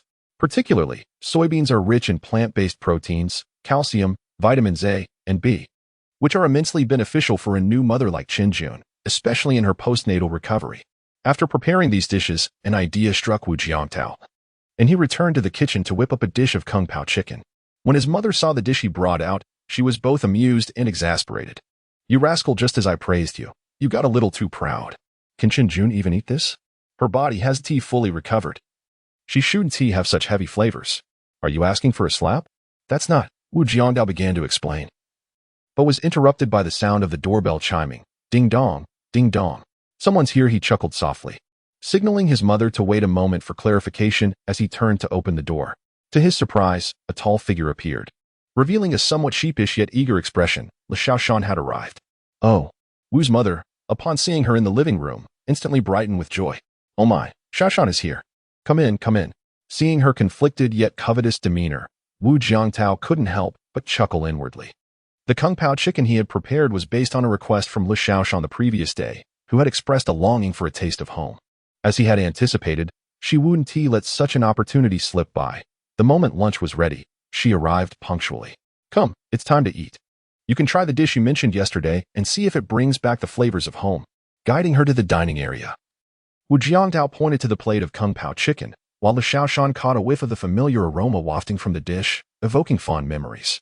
Meanwhile, Wu Jiangtao went to the master bedroom to assist Chinjun, who was gently cradled as she emerged, while the two little ones were peacefully asleep. In the early stages of infancy, babies require extensive sleep, averaging around 18 hours per day. Newborns predominantly spend their time in slumber, transitioning from one sleep cycle to another, waking every 2 to 4 hours for nourishment, and briefly awakening with their eyes open for a few minutes to an hour, as their circadian rhythms have yet to be established. However, with their rapid growth, their appetite has increased, allowing them to consume more, and their sleep duration gradually extends. Unlike at the beginning when they would awaken for feedings in less than 2 hours, often just over 1 hour, as they are a pair of fraternal twins. Their smaller size compared to typical infants results in a naturally reduced intake and quicker consumption. Initially, they would wake for feedings every hour or so, and they would usually awaken simultaneously, creating a delightful commotion. Now, it has improved. During the afternoons, they can enjoy a 3 to 4 hour nap after a satisfying meal. But upon waking, they are undeniably hungry, displaying a fervent eagerness for nourishment. I'll manage myself, you eat, Chinjun declared as she sat down, taking the initiative to serve herself without allowing Wu Jiangtao to continue waiting on her. Wu Jiangtao, sitting beside her, naturally took a small bowl and ladled some pig trotter soup for her. Have some soup first. It's good for lactation, so feel free to indulge a bit. Witnessing this scene, Wu's mother felt a wave of satisfaction, noticing that Chinjun was still somewhat unaccustomed to receiving assistance. She quickly chimed in, Little Jun, don't be too polite with this rascal. He is simply fulfilling his paternal duties by taking care of you, which is entirely appropriate. If you don't let him help now, he may not have another chance. Nearby, Li Shaoshan felt a stirring within her. This simply wouldn't he do. Having resolved to persuade her friend against a relationship with Wu Jiangtao, she couldn't allow things to progress in this manner. As her thoughts trailed off, she picked up a piece of chicken with her chopsticks and placed it in her mouth. In that moment, a gentle tingle graced her tongue, followed by a subtle spiciness that began to spread. Soon after, a wave of sweetness struck her palate, and with a slight movement of her lips and a gentle bite, she was met with a delightful tanginess. The sensations of numbness, spiciness, sourness, and sweetness emerged at different intervals, bursting forth in a three-dimensional explosion of flavor within her mouth. This is absolutely delectable, she marveled. This dish was not merely a reminiscence of her hometown's flavors. It was an elevated version, enhancing the essence of what she cherished, touching the softest corners of her heart and leaving her momentarily breathless. Beside her, Wu's mother noticed Li Shaoshan's dazed expression as she partook of the dish. Filled with curiosity, she too sampled a piece of chicken, only to find herself equally entranced. This is astonishingly delicious. Li Shaoshan immediately dove into her meal, eagerly devouring the Kung Pao chicken, while Wu's mother, not to be outdone, found herself equally captivated by the enticing dish. Wu Jiangtao and Chinjun exchanged glances, momentarily taken aback by the fervor of their dining companions, but when Chinjun began to eat, her focus shifted entirely to the delightful meal before her. Delicious. Truly exquisite. With fervor, not only they but also Wu Jiangtao found himself captivated by his own culinary creations, relishing the flavors with great delight. In less than 10 minutes, the plate of Kung Pao chicken was devoured by Wu Ma and Li Shaoshan. Just as they were about to reach for other dishes, Wu Jiangtao swiftly intervened. Sing, wait. Hold on. He poured each of them a small cup of steaming soy milk, urging them to sip it first to cleanse their palates from the bold flavors of the previous dish. Otherwise, they would miss the essence of the subsequent dishes. This was a reflex born from his elite culinary skills. Among the array of dishes, the Kung Pao chicken was the most robust in flavor. And Wu Jiangtao had not anticipated that his mother and Li Shaoshan would dive straight into it, finishing it off with such speed. Wu Ma and Li Shaoshan promptly followed his suggestion, taking a sip of the warm, refreshing soy milk, their expressions transforming in surprise. The savory and spicy essence of the Kung Pao chicken intertwined with the soothing and crisp flavor of the soy milk, creating a delightful and unexpected chemical reaction akin to the fiery heat of June meeting the refreshing coolness of ice cream. How does it taste? Wu Jiangtao inquired with a smile, having anticipated their reaction.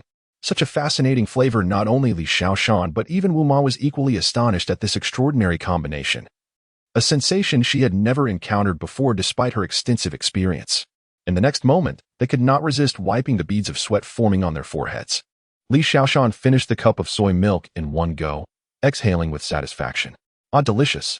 Even Wu Ma could not help but commend her son internally, recognizing that his performance today was exceptional, especially with this impeccable spread. Just as they were nearing fullness, Wu Jiangtao's phone suddenly rang. To his surprise, it was a call from Pang Long. While sipping on pig's trotter soup, he answered the phone, only to find it was a video call. He must be eager to see the two treasures, he thought. However, when the video call connected, he nearly spat out his soup in shock. Managing to avert a culinary disaster thanks to his remarkable reflexes as a martial artist. Just praised you a moment ago, and now Wu Ma exclaimed, clearly displeased, scolding him for his clumsiness. Shaking her head, she rose to tidy the now empty plates and bowls on the table. Meanwhile, Wu Jiangtao, still coughing from the shock, bent over as Qin Jun instinctively reached out to pat his back and help him breathe easier. What is happening over there? While Wu Jiangtao struggled to regain his composure, Pang Long, unperturbed by his reaction, excitedly exclaimed through the video call, Jiang, quick, look. The most pretentious taekwondo club at our academy has encountered a true master.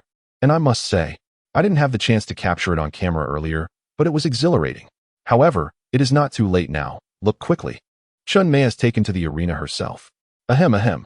Mother, do take a look at this. Wu Jiangtao hastily extended his phone towards his mother, who was tidying up the dining table. With a hint of annoyance, she accepted it, and upon seeing the tall figure standing in the competition arena on the screen, she gasped, nearly choking in disbelief.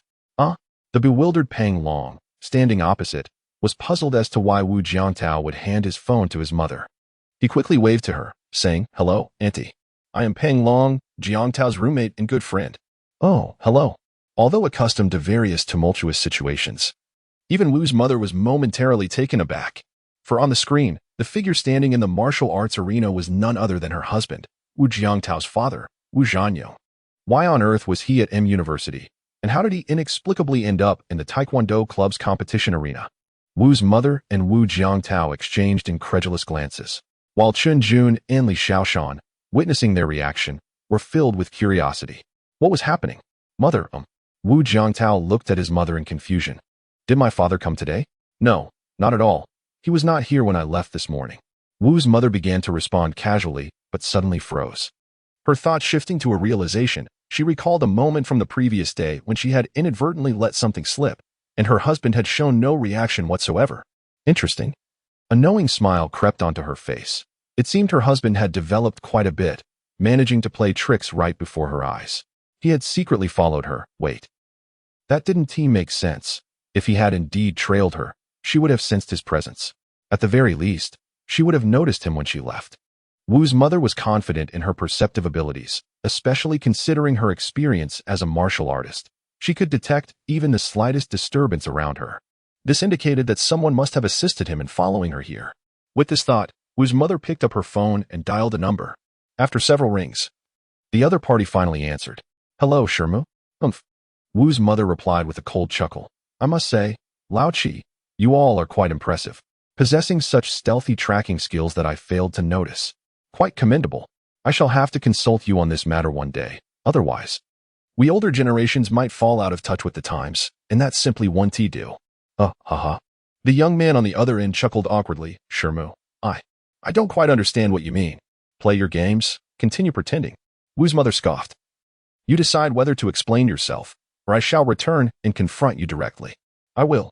The young man, Lao Chi, capitulated. time rewinds to just over half an hour ago.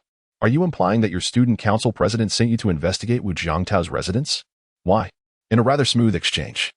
The bespectacled man, confronted by Wu's father, divulged everything from his own identity to that of his superiors and the purpose of his visit. Our president is concerned about Qinjun. No. Our president merely wishes to check on Qinjun and Wu Jiangtao. Yes, just to check. The bespectacled man wore an awkward expression, desperately trying to justify himself. Wu's father observed this performance with a demeanor that suggested he was unperturbed and would believe anything the man said, as if he were his distant relative. May I inquire who you are? The bespectacled man mustered the courage to respond. I am his father. You are Qinjun's father. The bespectacled man was taken aback, hastily rising to bow repeatedly. Greetings, uncle. My apologies. There seems to be a misunderstanding. Our leader actually sent us to protect Qinjun. The man had mistakenly interpreted her as she. Wu's father was momentarily bewildered but quickly regained his composure, silently urging the man to continue revealing the specifics of the situation. Soon, Wu's father became even more perplexed by the man's account. Wait, isn't that young man's girlfriend named Lu Wanner? What is the connection with that so-called schoolflower, Qinjun? Furthermore, that scoundrel has a child with a girl named Qinjun? What on earth? Is this some urban romantic drama being filmed here? Is it not? Alas. In conclusion, the bespectacled man sighed and addressed Qinjun's father. That is the situation. It was our leader who pursued Qinjun first, and she loves him in return. Yet, now that scoundrel Wu has ruthlessly intervened, employing despicable and shameless tactics to make Qinjun bear his child, preventing two people who love each other from being together. Wu's father remained somewhat dazed, grasping a general understanding of the events. Yet the underlying logic of these matters was utterly fragmented, failing to coalesce. What despicable tactics! His son had made someone bear a child? And what was this about two people in love being unable to unite? Was it that my neural connections were unable to keep pace with the trends, failing to align with these young people's fanciful notions? Shaking his head, he found little inclination to engage with such nonsensical matters, turning to ascend the stairs, intending to clarify the situation with his wife and son directly. Perhaps he had encountered a lunatic, nonetheless. It was best to ascertain what kind of person his son truly was, his character being beyond doubt. The notion that he had fathered a child with a girl during university was utterly implausible, categorically impossible. Yet, the bespectacled man fervently detained him. Wait, uncle, please, do not rush ahead. Allow me to introduce you to our esteemed chairman, Chen Mei. He is a paragon of excellence, both in academic pursuits and in personal conduct. I believe you will find much to discuss with him, and together, you may devise a means to rescue your daughter from the clutches of Wu Jiangtao. Perhaps it is the amiable demeanor exhibited by Wu's father during their conversation that has led him to overlook the initial impression of menace. As he eagerly seeks to introduce Chen Mei, Wu's father possesses the means to extricate himself, yet on a whim. He decides it would be prudent to meet the student council chairman, Chen Mei, thereby also addressing his son's predicament. Although he has long since stepped away from the tumult of the martial world, and few among the current generation are familiar with his name, Wu Zhanyong has encountered a myriad of characters throughout his extensive tenure in the martial arts realm, some noble and valorous, others treacherous and calculating. Regarding a young man like Chen Mei, he intends to assess the situation personally and offer guidance to prevent him from straying down a misguided path. Following the intentions of the bespectacled gentleman, Wu's father accompanies him to M University, and soon they arrive at the sports arena of the institution. Upon entering the arena, Wu's father is struck with astonishment, his eyes darting around in wonder. On the first floor, he observes a plethora of activities. Some students are practicing street dance, others skateboarding, and still others engaged in dance. Ascending to the second floor, he notices many individuals honing their swordsmanship. However, upon closer inspection, he discerns that they wield not the traditional swords of Chinese martial arts, but rather the Western broadswords, executing basic thrusts and cuts, which causes him to frown slightly. Uncle, you've never seen anything like this, have you? The bespectacled man chuckles. Our swordsmanship club at M University is among the finest in the F-City University Circle.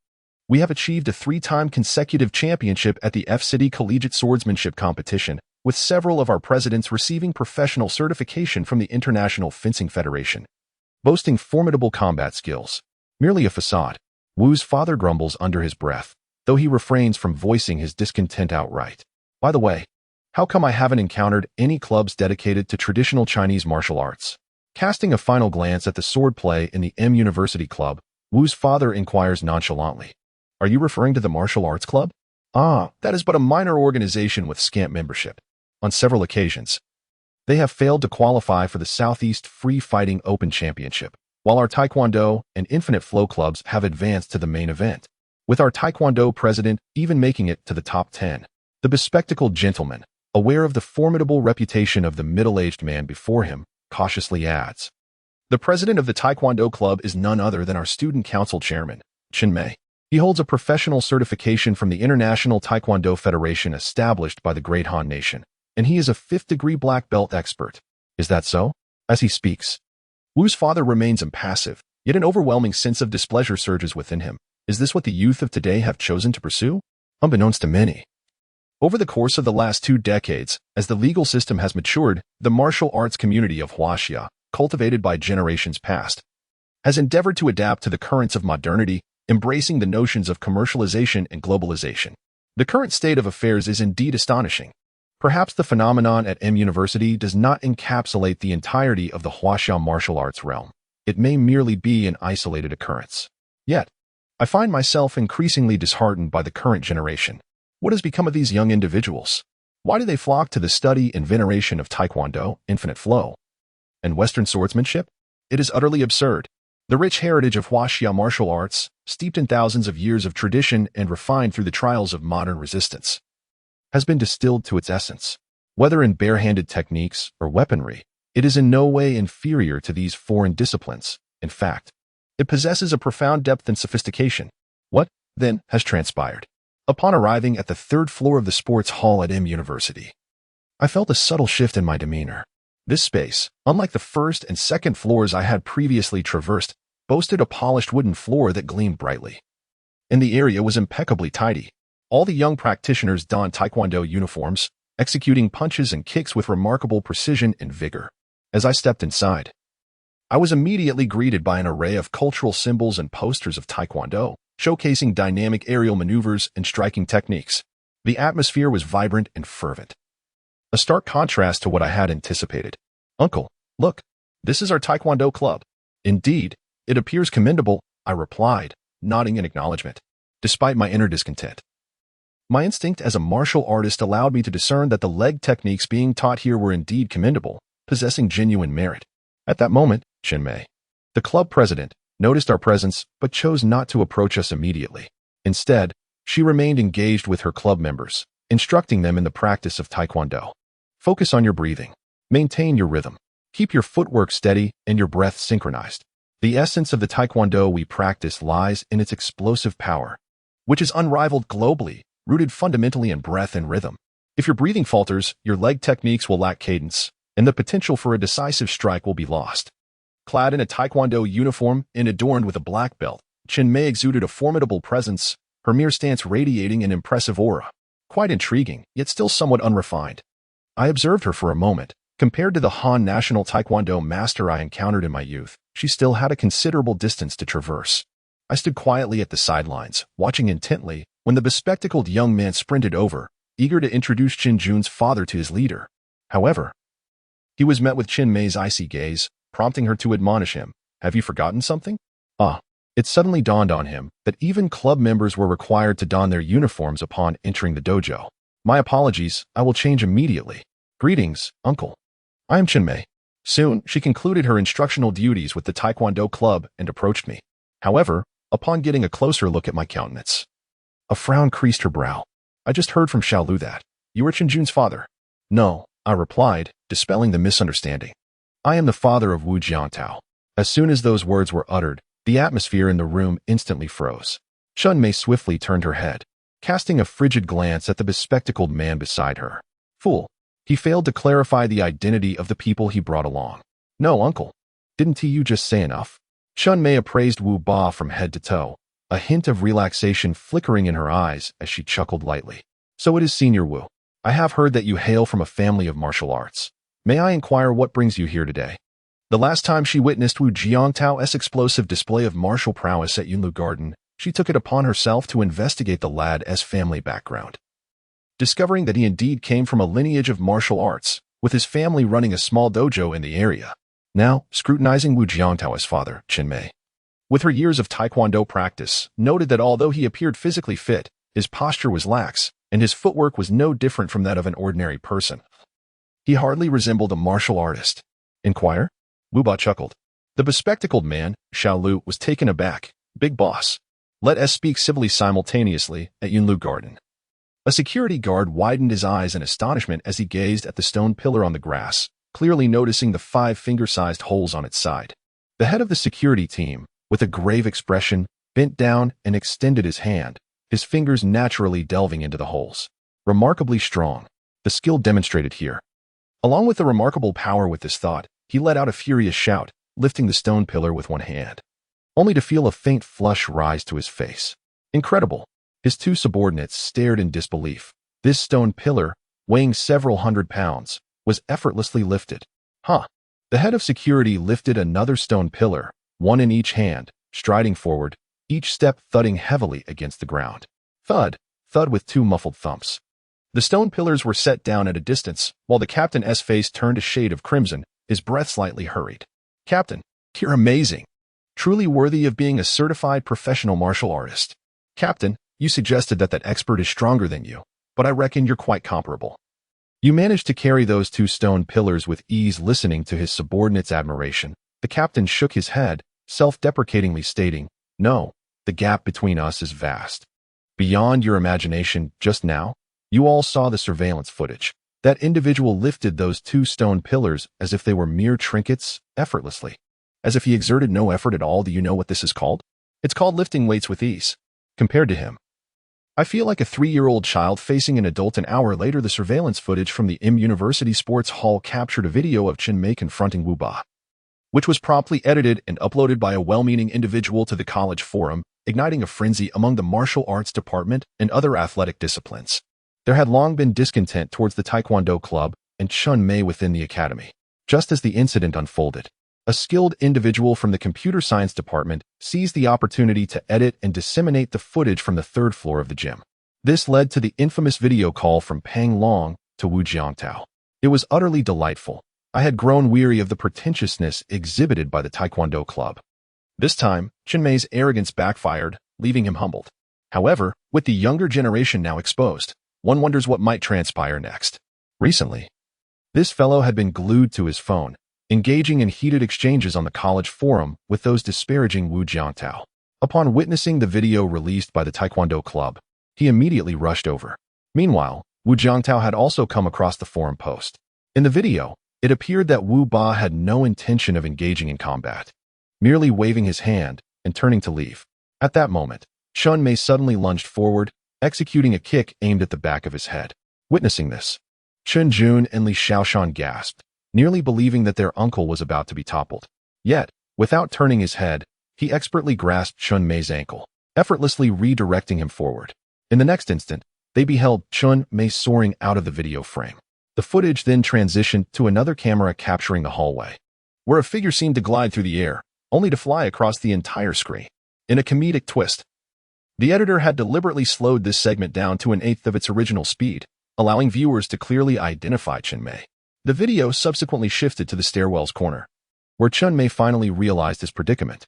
In midair, he executed a graceful flip, seemingly poised to land securely on the ground. However, he appeared oblivious to the fact that he was not on level ground but rather on the stairs, leading him to inadvertently miss his footing. In the footage, his arms flailed helplessly in the air as his center of gravity faltered, causing him to tumble down. Thud. Bang. Crash. Oh dear. With a resounding thump, he transformed into a rolling gourd, tumbling down the stairs, ultimately coming to rest at the corner, unable to rise, evidently having sustained a painful fall. The sight was utterly hilarious, sending Li Xiaoshan into fits of laughter, clutching her stomach as she collapsed against Wu Ma's shoulder, unable to contain her joy. Chen Jun, too, found herself stifling a giggle, though the sharp pain from her abdominal incision caused her to take a sharp breath. Wu Jiangtao immediately noticed and rushed over to support her, asking with concern, "Are you all right? Do not laugh, do not laugh." Alas, after much amusement, Chen Jun took a while to regain her composure. The laughter tugged at her abdominal incision, leaving her feeling somewhat vexed. How troublesome. She felt deprived of the liberty to simply smile with joy. The events captured in the video transpired just over 20 minutes ago. It was a case of the minor disturbance provoking the major one. At this moment, in the video call between Pang Long and Wu Jiantao, the coach hired by the Taekwondo club, who also happens to be Chun Mei's master, appeared, standing ominously opposite Wu's father. A thrilling confrontation was on the verge of unfolding, and Pang Long, engrossed in the video call with Wu Jiantao, was brimming with excitement, eagerly anticipating the ensuing duel. Unfortunately, at a critical moment, the members of the Taekwondo club, wearing stern expressions, approached and began ushering him and all the onlookers outside. The club is temporarily closed. We kindly ask all students to exit. Out, out, everyone out. No more filming. There is nothing worth capturing. In the midst of the commotion, the video call abruptly ended amidst Pang Long's curses, and Wu Jiantao furrowed his brow, turning to his mother. Mom, do you think Dad is in any danger? Do not fret. He is merely facing an inconsequential martial artist from Han Country. Wu's mother waved her hand dismissively. No, really. Wu Jiantao shot a glance at his mother. Mom, could you not go and check? Mom, please go take a look, and while you're at it, bring Dad back. I believe you can do it. Wu's mother, fully aware of her son's intentions, shot him a glare. Absolutely not. You little rascal, you make your own mess. I've done my part as a mother. At this moment, Chenjun interjected timely. Auntie, perhaps you should go check after all. The individual who just appeared is named Li Yingtian. He is a skilled practitioner hired by the Taekwondo club from Han Country and has previously won the championship at an international Taekwondo Open. Ordinary martial artists are no match for him. Although the Open competition primarily features professional Taekwondo athletes, it also allows amateurs to participate, and genuine professional experts typically refrain from entering, as young professional athletes often choose such competitions to hone their skills when starting out. It's nothing at all. Wu's mother remained unconcerned. Jiangtao's father is tough and resilient. Even if he were to endure a beating, he would be fine. Li Xiaoshan and Chenjun exchanged glances. Pondering the situation, is it truly nothing? After all, with so many members in the Taekwondo club, what if they acted irrationally and resorted to a collective assault? Having spoken, Wu's mother turned away, dismissing the matter entirely as she tidied up the dishes and placed them in the dishwasher. Then proceeded to clean the kitchen and began preparing to butcher the ducks. She intended to slaughter the 2 old female ducks today, then simmer half a duck at a time for her daughter-in-law to consume every 2 days. Yes, that would amount to 2 ducks a week, totaling 8 in a month. If there were not enough at home, she could procure a few from neighbors and relatives in the village, ensuring there would be ample duck soup for her daughter-in-law during her confinement. Ah, Jiangtao, perhaps you should go and take a look. After Wu Ma departed, Chenjun hurriedly tugged at Wu Jiangtao, and beside her, Li Xiaoshan chimed in with a word of advice. Yes, that Li Yingtian is certainly no ordinary opponent. It's fine, don't worry. My father will be all right. Wu Jiangtao couldn't help but let out a bitter smile internally. Worry about my father? You might as well be concerned for me. When he arrives, he surely won't go easy on me. After lunch, Li Xiaoshan chose not to leave, instead remaining in the room, huddled together with Chenjun. Meanwhile, Wu Jiangtao tended to the 2 little ones. Suddenly, the incessant dinging of WeChat notifications from his phone caught his attention. With a hint of exasperation, he opened it to find several voice messages and a video sent by Pang Long. Wow. Impressive. You must see the video I sent you. Jiang. Hurry and check it out. That person who challenged the Taekwondo club just now is undoubtedly a master among masters. Wu Jiangtao clicked on the video, which was somewhat shaky, showing the lowered roll-up door of the Taekwondo club. At the 17th second of the video, bang! The entire door resonated with a loud crash. And suddenly, a human figure bulged out from the stainless steel, aluminum alloy door. The person filming clearly did not anticipate this scene, causing the phone to wobble wildly. The video ended here. Chenjun, who was lying on the bed, could not see due to her discomfort, but Li Xiaoshan, hearing Pang Long's excited exclamations, curiously leaned over. Upon seeing the video, she was instantly astonished. What the? Jiangtao, could that possibly be your father? Li Xiaoshan panicked, swiftly snatching the phone and rushing outside to show it to Wu Ma. Auntie, please take a look at this. Oh dear, don't wash the duck right now. Just go check it out. At that moment, Wu Ma had just finished drawing blood from an old hen and was preparing to scald it with hot water for plucking feathers. She looked up, bewildered. Washing a duck? What on earth? After watching the short video on the phone, she couldn't help but burst into laughter. Truly, his temper remains as fiery as ever. It's no wonder he is constantly scolded by his father for not maintaining his composure. Wait. At that moment, Wuma had an epiphany.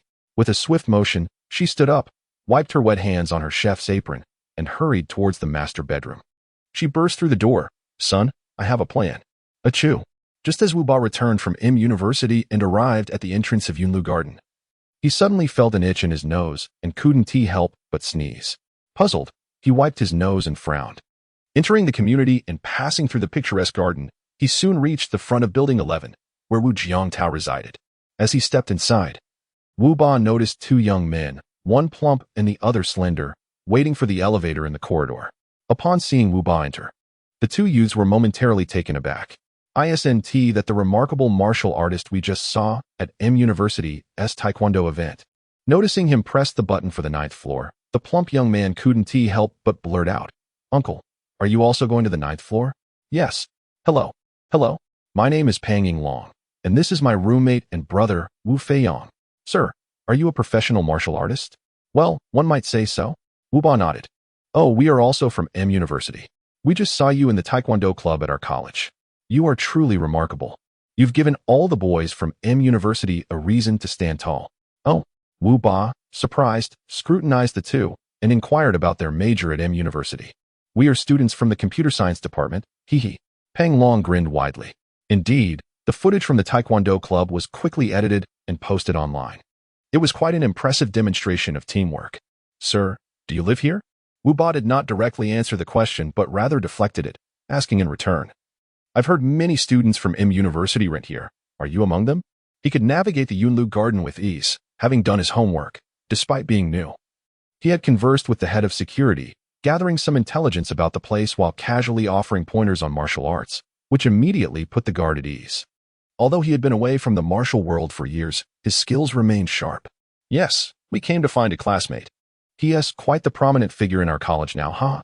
Wu Feiyong boasted. Our good buddy is Wu Jiangtao. Sir, you wouldn't believe the remarkable feats he has accomplished at M University. How intriguing. Wu Ba's expression shifted slightly, before Pang Long could intervene. Wu Feiyong was already exuberantly recounting Wu Jiangtao's illustrious achievements. To put it plainly, while most university couples merely marry after graduation, he has already become a father before even graduating. Wu Ba. Earlier, while chatting downstairs with that bespectacled man, he had heard something about children and thought it was a misunderstanding, as he was well aware of his son's character. Yet at this moment, he felt utterly bewildered and instinctively asked, what does it mean to have children? Haha. Witnessing the astonishment and disbelief on the expert's face, Wu Feiyong was quite pleased. It's just the literal meaning.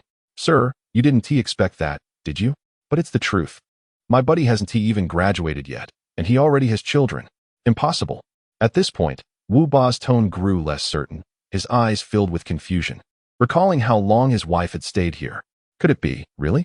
Indeed, this matter has already spread throughout our college. Even our college goddess, Chen Jun, has admitted it herself. Xiaoyi spoke animatedly, while Pang Long had grown too weary to intervene. At this juncture, although most in the college still found it hard to believe, the news had circulated long ago. It was spoken of, so be it. You may find it hard to believe, but witnessing the astonishment on Father Wu's face, Xiaoyi chuckled as he retrieved his phone, displaying the previously captured photographs before him. Take a look. Upon seeing the images, Wu Zhanyong was indeed engulfed by a whirlwind of shock, anger, and joy. He was astonished that his son had stirred such a significant commotion. While it was not uncommon for love affairs to lead to complications, he could accept that. However, the revelation of two precious lives emerging from this situation was utterly perplexing. Rage quickly followed, as it dawned upon him that his son had been recklessly involved with a girl, culminating in the birth of children, and most infuriatingly, this wretched boy had the audacity to keep it all hidden from him. 10 months of pregnancy, compounded by a hospital delivery. Such monumental events had been thoroughly concealed. Indeed, it seemed his wife had rushed over, likely realizing that their son could no longer keep such a significant matter under wraps. At this thought, Father Wu could not help but break into a sardonic smile. Ultimately, a flicker of delight lingered within him, astonished that the Wu family had expanded so swiftly, and that he, at such a young age, had become a grandfather. At this moment, Father Wu was merely 50 years old, his martial prowess still at its peak, with further potential for advancement. Inside the elevator, the expression on the uncle's face darkened palpably, and within that confined space, the air seemed to thicken. Ding! The 9th floor had arrived, yet at that moment, Fat Long and Xiao Wu found themselves paralyzed with dread. The atmosphere was chilling, as if they had been completely frozen. After a considerable pause, Father Wu finally restrained the aura that had been emanating from him, and only then did the two relax. They hurriedly exited the elevator, making their way toward room 0903. Just as they reached to ring the doorbell, they felt a steady presence behind them. Xiao Wu and Fat Long turned in terror to see the formidable figure had arrived, swiftly extending his hand to press the doorbell. Ding dong, ding dong. Gulp. The two were so frightened that they did not dare to breathe, their minds blank. At that moment, a light and cheerful sound of footsteps could be heard from behind the door. Who is it? A melodious young voice inquired, coinciding with the door's opening. To their surprise, it was Li Xiaoshan, who looked at the three unfamiliar men with a hint of confusion. Who are you? The trio of large men appeared quite peculiar. The eldest, robust and tall, stood grimly in the back, while the two in front, one plump and the other slim, looked decidedly unwell. Their faces pale and sweat pouring down, making it seem as if Li Xiaoshan had doused them with a bucket of foot-washing water upon opening the door. We are Wu Jiangtaos. Xiao Wu stammered, unable to articulate his words coherently. At that moment, Father Wu had already reigned in his imposing presence. Their reaction was entirely a product of their own psychological response. Then, his deep voice resonated. I am Wu Jiangtao's father. Upon hearing these words, the stout Long and Xiao Wu outside the door felt their bodies go limp, instantly relaxing. It turned out to be Uncle Sai. Had I known earlier, it would not have frightened the little one so. It is indeed Uncle Wu. Greetings. I am Li Xiaoshan, a classmate and close friend of Qinjun. Please come in. Auntie and everyone are here. The girl inside the door smiled brightly, her shallow dimples captivating Long and Xiao Wu outside. As she spoke, she gracefully stepped aside, allowing the three of them to enter, traversing the entrance hall, only to be taken aback by the full view of the house. This residence, although devoid of extravagant decorations, lacking the opulence of gilded carvings, the simple wooden floor, moon-white walls adorned with mahogany cabinets, elegant window frames, and minimalist sofas. Everything appeared effortlessly simple, yet exuded a sense of natural harmony, clearly indicating that the value of this house was far from low. You have arrived. At this moment, everyone was gathered in the living room. Upon noticing her husband, Wu Ma glanced up and greeted him, a glint of mischief flickering in her eyes. Qinjun promptly rose, slightly bowing her head. Hello, uncle, I am Qinjun. It was only in her presence that Wu Ba managed to force a semblance of a smile. Hello, Dad. Supporting her, Wu Jiangtao called out, his expression betraying a hint of guilt. From the moment they entered, despite Wu Ba's calm demeanor, the glance he cast at his wife bore a clear warning, signaling that he intended to discipline their son, urging her not to intervene. In this regard, Wu Ma felt powerless. However, when it came to guiding their son, she had never overstepped her bounds, a silent understanding cultivated over decades of marriage. In any other circumstance, would he dare to regard her with such a gaze? Wu Ba fixed his gaze on his son, his expression serene. You have done well. I say, your mother has been silent for so many days, returning without a word. You, my boy, have grown quite capable, managing to create such a significant situation without a sound. Come here. Uncle, that is not it. Please let me explain. Qinjun stepped forward eagerly. Wu Ba raised a hand. As an elder, I shall be magnanimous. I will simply call you Xiaojun. You need not defend him. Regardless of how today's outcome came to be, he bears undeniable responsibility. With that, he turned to stride toward the main door, but suddenly, an elderly voice, startling him, interrupted. Ahem, is there something that cannot be discussed here that requires stepping away? Startled, Wu Ba spun around, only to find two exceedingly familiar figures on a television screen that stood a full 70 inches tall, one of whom bore a familiar countenance, observing him intently. This elder, with a head of dark hair and few wrinkles on his face, could easily be mistaken for a middle-aged man in his 40s or 50s, were it not for the traces of age in his eyes. Dad? He had not noticed the video call taking place on the side of the television upon entering. Humph. Do you still see me as your father? The elder let out a faint grunt, remarking upon entry. You, young man, have quite the demeanor. Who are you trying to impress? Unperturbed, Wu Ba felt a tinge of embarrassment, yet anger surged within him as he pointed at the silent Wu Jiangtao beside him. This lad has orchestrated quite the spectacle without uttering a word. How can I not reprimand him? I acknowledge his lack of talent in martial arts, but to cause such turmoil in matters of life and principle, he truly deserves a beating. Is that so? Wu Leo Yezi replied with a dismissive grunt. I am already aware of the situation and have conveyed what needed to be said to Cao Cao. I have also administered the necessary lessons. Now that you are here, I believe it is time to address your concerns. My concerns? Wu Ba's eyes widened in disbelief. Wait, how has this become my issue? The elder's face loomed large on the television screen as he leaned closer, exclaiming, Your problem has escalated. Wu Ba, overwhelmed, rubbed his forehead in exasperation and cast a sidelong glance at his wife, fully aware that the elder's appearance was undoubtedly linked to her. Facing his accusatory stare, Wu Ma smiled slightly. What are you looking at? Try staring again. Wu Ba remained speechless. The elder quickly defended his daughter-in-law, asserting, This has nothing to do with Xiao Qian. Young man, your issues will be addressed in due course, but for now, we must focus on Cao Cao's predicament. We cannot leave this discussion. Dad. Wu Ba's expression darkened. This boy. You little rascal, stop talking nonsense. Wu Laoyezi was now incensed.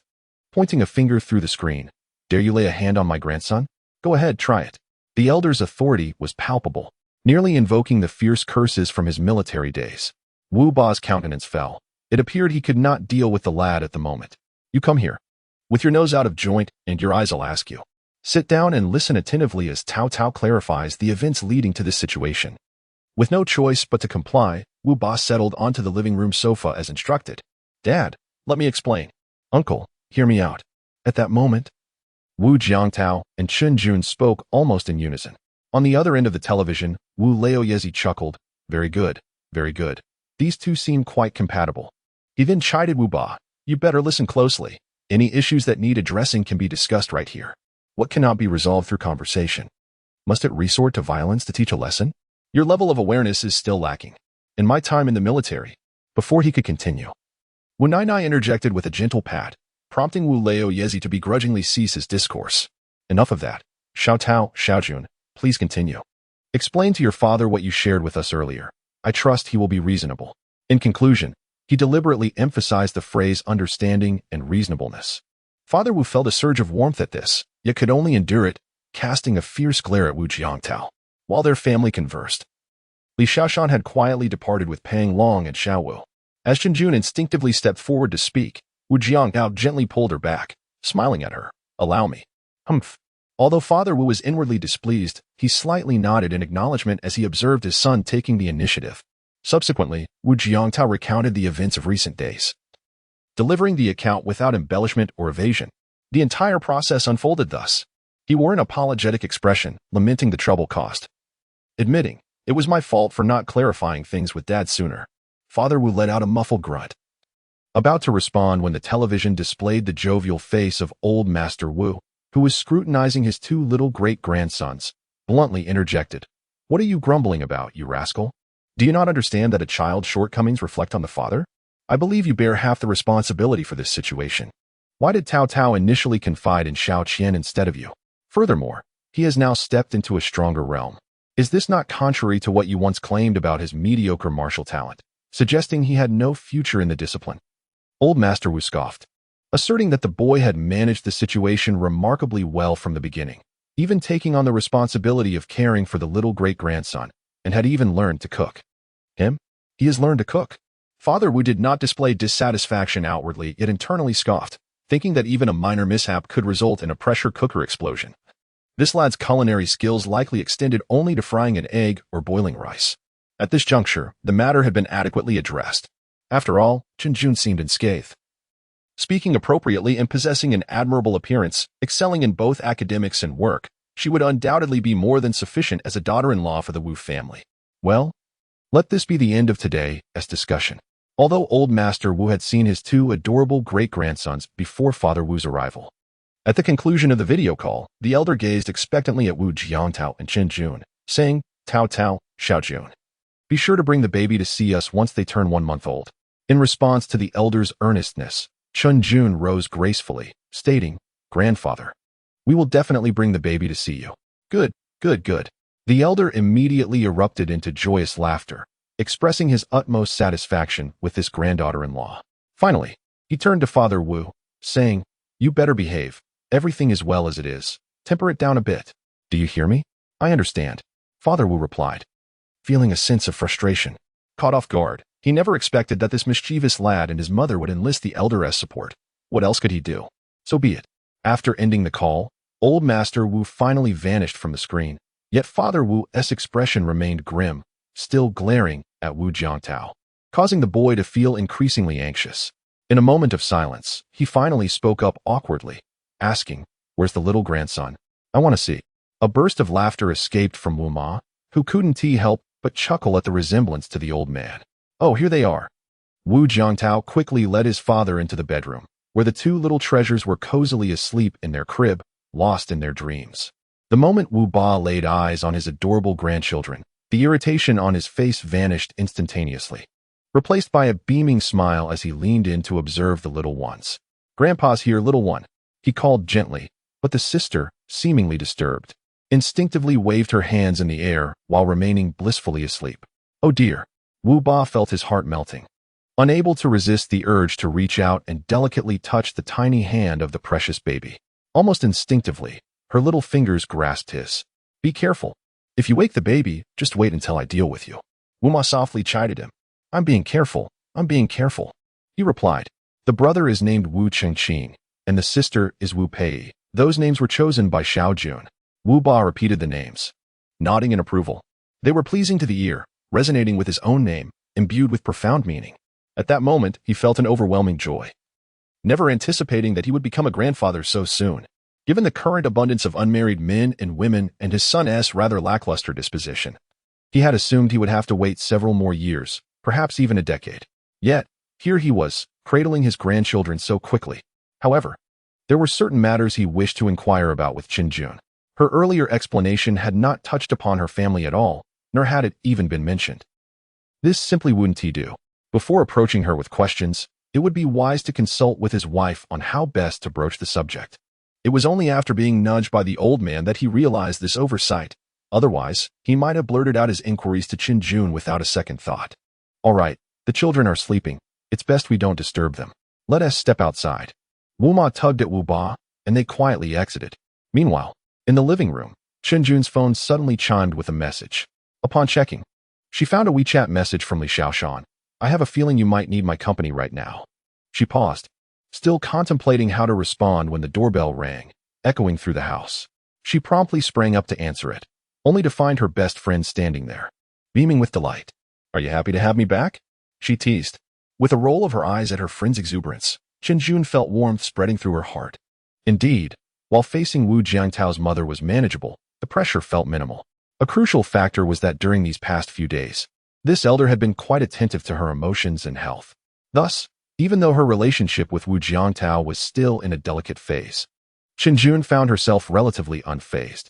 However, now there is an additional presence of Father Wu, which alters the entire dynamic. Although it seems as if only one person is joined, the arrival of Father Wu imposes an immense pressure on everyone present, despite his intentions being directed towards Wu Jiangtao. The current situation finds her alone, confronting Wu Jiangtao, Mother Wu, and Father Wu as a family unit.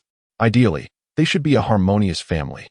Yet the reality is that Qinjun has not married Wu Jiangtao. Consequently, her psychological burden intensifies. From the very moment they met, she sensed that Father Wu exuded a commanding presence. Though he had yet to utter a word, the pressure was undeniably palpable. "If you disdain me, I shall take my leave," said Li Xiaoshan, smirking mischievously as she turned to leave, only to be abruptly halted by Qinjun's hand reaching out from behind her, causing her to stumble. "Oh dear, do try to leave." Over these past few days, under the care of Wu Jiangtao and Mother Wu, Qinjun's health had significantly improved. Her wounds were nearly painless, her gait had returned to normal, and she could exert some strength in her hands. As the two friends playfully tussled, Wu Mom, Wu Dad, and Wu Jiangtao emerged from the bedroom after tending to the babies. "Oh," seeing Li Xiaoshan, Mother Wu immediately broke into a warm smile. "Xiaoshan, you've come. I thought you had gone home."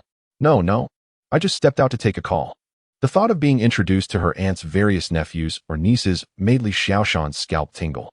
Yet for the sake of her dear friend, she steeled herself, given that Xiao Jun is currently so frail. "I must keep an eye on Jiangtao to ensure he doesn't bully our Xiao Jun." "How dare he?" Mother Wu exploded, casting a dangerously fierce glance at her son. "Even if I give him the audacity, he wouldn't dare." Turning to Qinjun, she added, "Xiao Jun, if that little rascal dares to bully you, do not hesitate to inform me. I can handle him without his father." Although her words were directed at Wu Jiangtao and Qin Jun, she ultimately shot a reproachful look at her husband.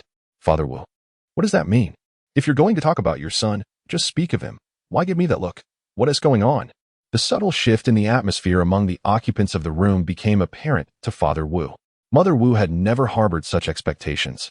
But upon hearing Li Xiaoshan's sudden remark about fearing Wu Jiangtao might bully their Qin Jun, she immediately recognized the underlying issue. When Mother Wu Jiangtao, Qin Jun, and the two babies were present in the house, a delicate balance was tenuously maintained, achieved through her empathetic understanding and heartfelt treatment of Qin Jun. The appearance of Li Xiaoshan undoubtedly fortified this balance. Hence, despite her discomfort under Mother Wu's watchful eye, she chose to stay. In her presence, Qin Jun felt the most at ease. And now, the arrival of Father Wu, particularly his imposing aura, has completely shattered this equilibrium.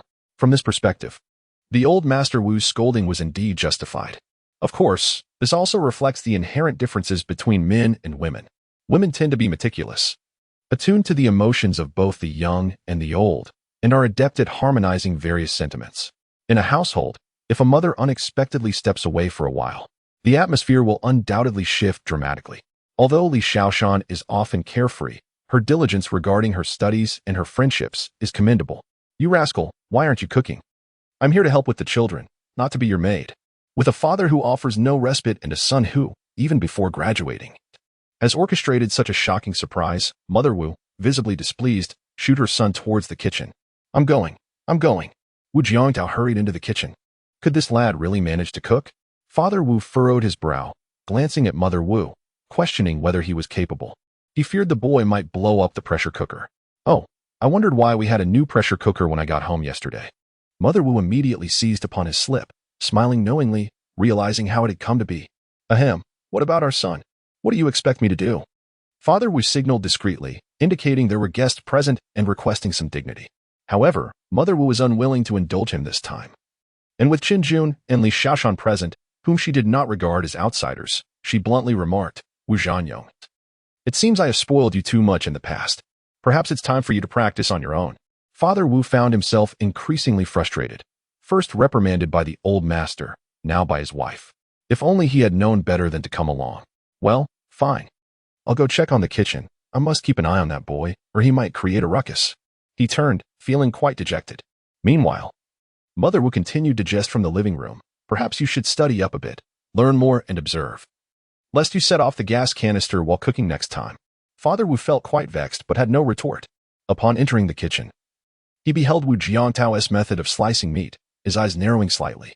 This lad, despite his lack of culinary expertise, Father Wu instantly perceived a unique aesthetic in the way Wu Jiangtao cooked.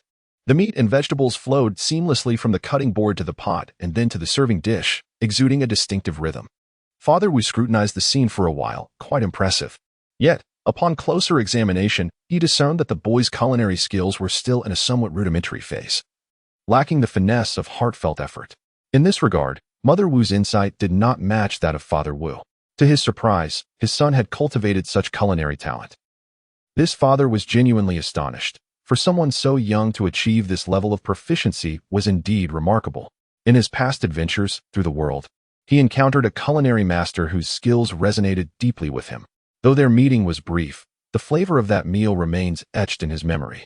Dad, as I prepare a dish, I suddenly notice the presence of someone beside me. Just as I am about to serve it, I see my father approaching to take it away. When did you acquire such remarkable culinary skills? He inquires. Not long, just in the past 6 months, I reply. In the midst of our conversation, my father has already placed the dish on the dining table. Wow, it smells amazing. From the living room, I hear the voice of Li Xiaoshan, eliciting a smile from my face. It seems there is no need to worry about this lad's ability to care for others. With his culinary prowess and his recent achievements in martial arts, having reached a level of profound strength, his future is undoubtedly promising. At the very least, he will be able to support a wife and children comfortably. With this thought, I, as a father, feel a sense of reassurance. After dinner, I intend to assess your current martial arts skills. Ah? Oh, okay. Wu Jiangdao feels a twinge of insecurity, haunted by the memories of his father's disapproving gaze in his youth. My father gives him a sidelong glance. Rest assured, I have moved past your affairs with Xiao Jun. This is merely an evaluation and guidance. At the dining table, initially reserved in the presence of my father, Li Xiaoshan seemed somewhat stiff, appearing like a refined lady. However, within a few minutes, she can no longer contain herself. Delicious, truly delicious. Don't mind me. Just enjoy your meal. Her unabashed enjoyment of the stir-fried pork with cabbage leaves Wu Dad momentarily speechless. The pork, sliced thinly, possesses a tender texture. And when combined with the cabbage, the perfect balance of savory and spicy flavors creates a delightful experience. The sweetness of the hand-torn cabbage further enhances the dish, igniting an appetite that is hard to resist. This is even better than what the chefs in my hometown prepare. Uncle, you must try it. Her unabashed enthusiasm at the table leaves Wu Dad momentarily stunned. Curiously, he picks up the serving chopsticks and takes some stir-fried pork and cabbage for himself. As he places a thin slice of pork in his mouth, the salty, spicy flavor mingles with the cabbage's subtle sweetness, instantly captivating his palate. Indeed, it is delectable. He finishes off the pork and cabbage in no time, only to be taken aback when he realizes that the dish has vanished, even the sauce, which Li Xiaoshan has poured over her white rice, mixing it with the other dishes. In comparison to this dish, the others are either steamed or tossed, significantly milder in flavor. The table features dishes like stewed old duck with black fungus, steamed minced egg, and clear steamed pig liver, all prepared especially for Chen Jun. Of course, there are several other dishes catering to both Chen Jun and the others, such as a beef stew with radish, which provides both flavor and nutrition, allowing Chen Jun to enjoy the radish while others savor the beef. As the meal came to a close, it was a rare delight for Wu Ba, who indulged with great enthusiasm, devouring several bowls of rice. Witnessing such an appetite left Li Xiaoshan utterly astonished, especially since she had only managed 2 bowls herself. Wait, how much did I eat? The thought of her inability to restrain herself overwhelmed her, and she instinctively covered her face with her hands. Oh no! I've eaten so much again. Tomorrow's run will require several extra kilometers. With teary eyes, she turned to her best friend, lamenting, "Why didn't you stop me?" Chen Jun cast a sidelong glance at her, retorting, "If you can't control yourself, whose fault is that?" This highlighted the distinction between them. While Wu Jiangtao's cooking was indeed delectable, Chen Jun had learned to manage her portions quite well after initially succumbing to temptation. She adhered to the principle of smaller, more frequent meals, consuming less rice while increasing her intake of vegetables and soups, ensuring her nutritional needs for lactation and recovery were met, all the while maintaining her weight and figure. She was a diligent and responsible individual, not only in her studies and interactions with others, but also in her self-care. Post-meal, Wu Ma unapologetically directed Wu Ba to wash the dishes, claiming it would hone his skills and prevent future disasters in the kitchen. Wu Ba, though begrudgingly accepting this fate, felt a twinge of frustration. It seemed this incident would serve as leverage for his wife, an ongoing reminder of his blunder. He could already envision that any household issue would somehow be linked back to this mishap, compelling him to take on various chores. After the dishes were washed, Wu Jiangtao returned to the master bedroom to accompany Chen Jun, and soon their 2 little ones began to stir. As the family gathered around the waking infants, they joyfully played with the adorable little angels. It seemed the daughter had slightly larger eyes, though she was quite the handful, showing a strong disposition during feeding time. The son, on the other hand, appeared more composed, yet he too could be quite the handful at times. Nevertheless, both babies had inherited their mother's beauty, and the family mused about their future. One would grow tall and handsome, while the other would possess exquisite charm. However, their physique seemed to take after their father, suggesting they might both grow long legs. Surrounded by the babies, the family discussed everything from their appearances to their personalities and potential heights. Before long, the sister expressed her displeasure in front of everyone, making a rather unpleasant announcement. "Oh dear, the little princess has made a mess." Li Xiaoshan, feeling a bit anxious, quickly stepped aside. "Our little Dodo is being so good. Time for a bath." Dodo was the sister's nickname, while the brother's was Miao Miao, and together they were affectionately called Do Miao. Wu Jiangtao picked up his daughter, heading to the master bathroom, where Wu Ma had already begun to run warm water. "The umbilical cord has yet to fall off. Let me take a look. Mother, please hand me the cotton swab. I shall first disinfect my sister's navel." Wu Jiangtao took the cotton swab, dipped it in alcohol, and gently cleaned the baby's navel and the surrounding area. At that moment, he noticed that the sister's navel had naturally detached. "Oh, it has fallen off." Wu Ma immediately approached with a hint of anxiety, while Wu Jiangtao hurriedly leaned down to inspect it. Inside appeared dark, so he cautiously used the alcohol-soaked cotton swab to dab, immediately removing some blood clots. It's all right. It's dry here, with no signs of redness or inflammation, but the blood clots need to be cleared away. Wu Jiangtao meticulously utilized several alcohol swabs until he had cleaned little Dodo's navel thoroughly, finally letting out a sigh of relief. He then proceeded to change his sister's diaper, wash her bottom, and give her a gentle cleanse. Before and after the umbilical cord detachment, the navel does not heal completely. Thus, the baby must be bathed only through wiping and cannot be immersed in a tub. It is imperative to keep the navel dry. Otherwise, the little one could easily contract an infection, leading to complications such as suppuration. Should inflammation occur, it would pose significant challenges, requiring the couple to return to the hospital for treatment, potentially necessitating antibiotics for a newborn, which can be detrimental to the child's health. Therefore, naval care must be approached with utmost caution, requiring daily observation and meticulous cleaning. There can be no room for negligence. As little Dodo was being bathed, she began to fuss, having just soiled herself. Now, she felt the pangs of hunger. Yet, there was no alternative. The bath must be completed before she could be fed. If she were to be fed first, with a full belly, she would not be able to bathe immediately, necessitating further waiting, from waking up, to soiling, to feeding, and finally lulling both babies to sleep. Wu Jiangtao had begun to establish a rhythmic routine. Currently, they bathe the two babies every other day. The infant does not secrete substantial oils and grime like adults do. Thus, daily baths are unnecessary. After washing the sister, he returned her to their mother for nursing, and then it was the brother's turn. Since the brother had not soiled himself, he went straight to the bath.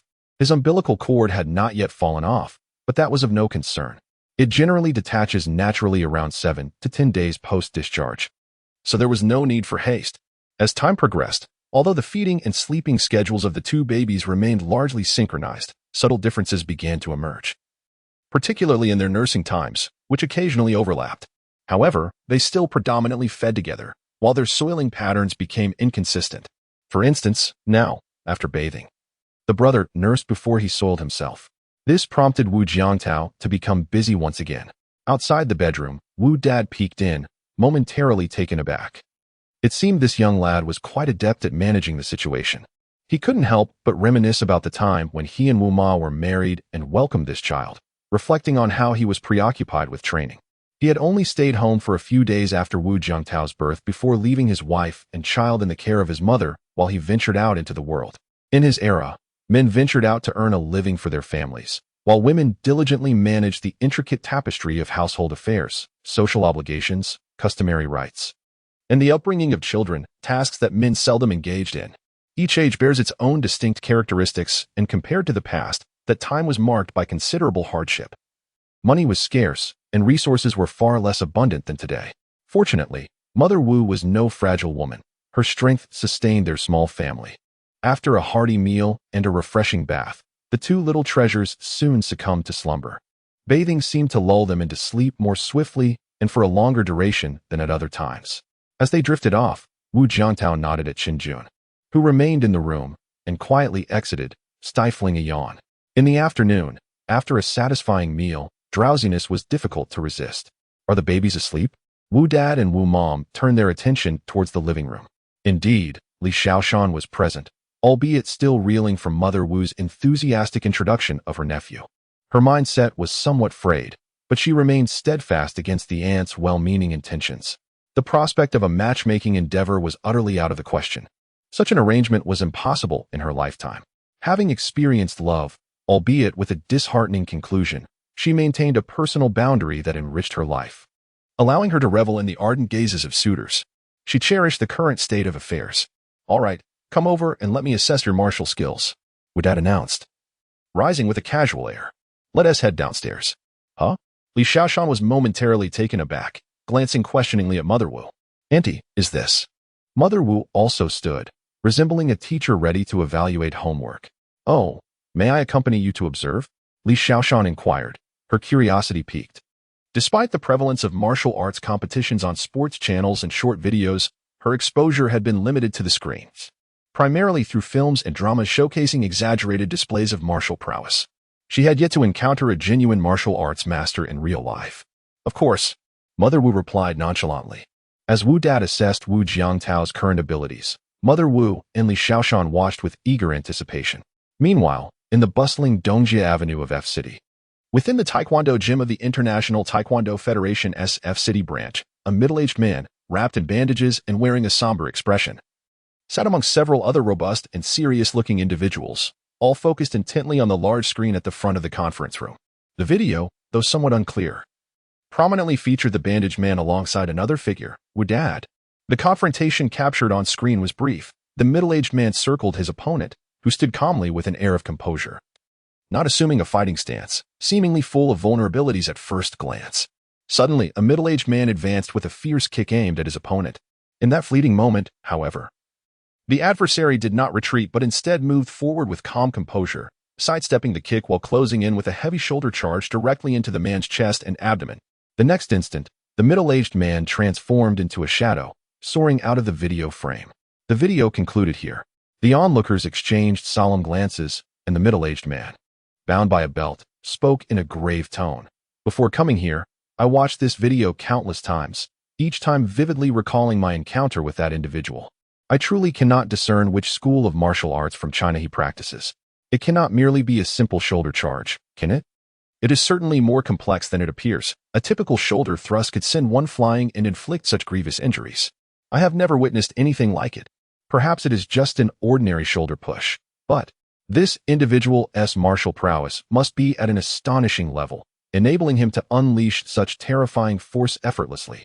The group, each wearing a heavy expression, deliberated and repeatedly scrutinized the video, yet none could ascertain the opponent's origins or discern the method of his energy release.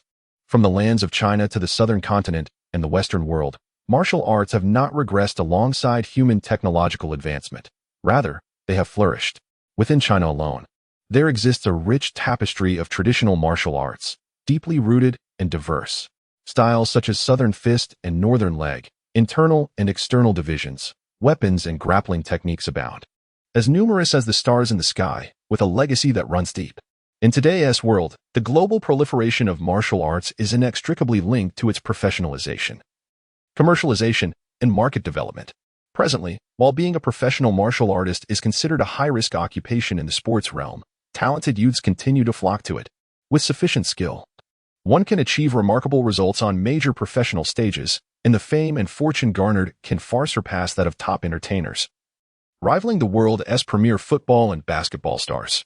However, as times change, the professionalization of domestic and international martial arts events, along with their commercial operations and certain rules within the arena, do not sit well with many true martial arts masters in China.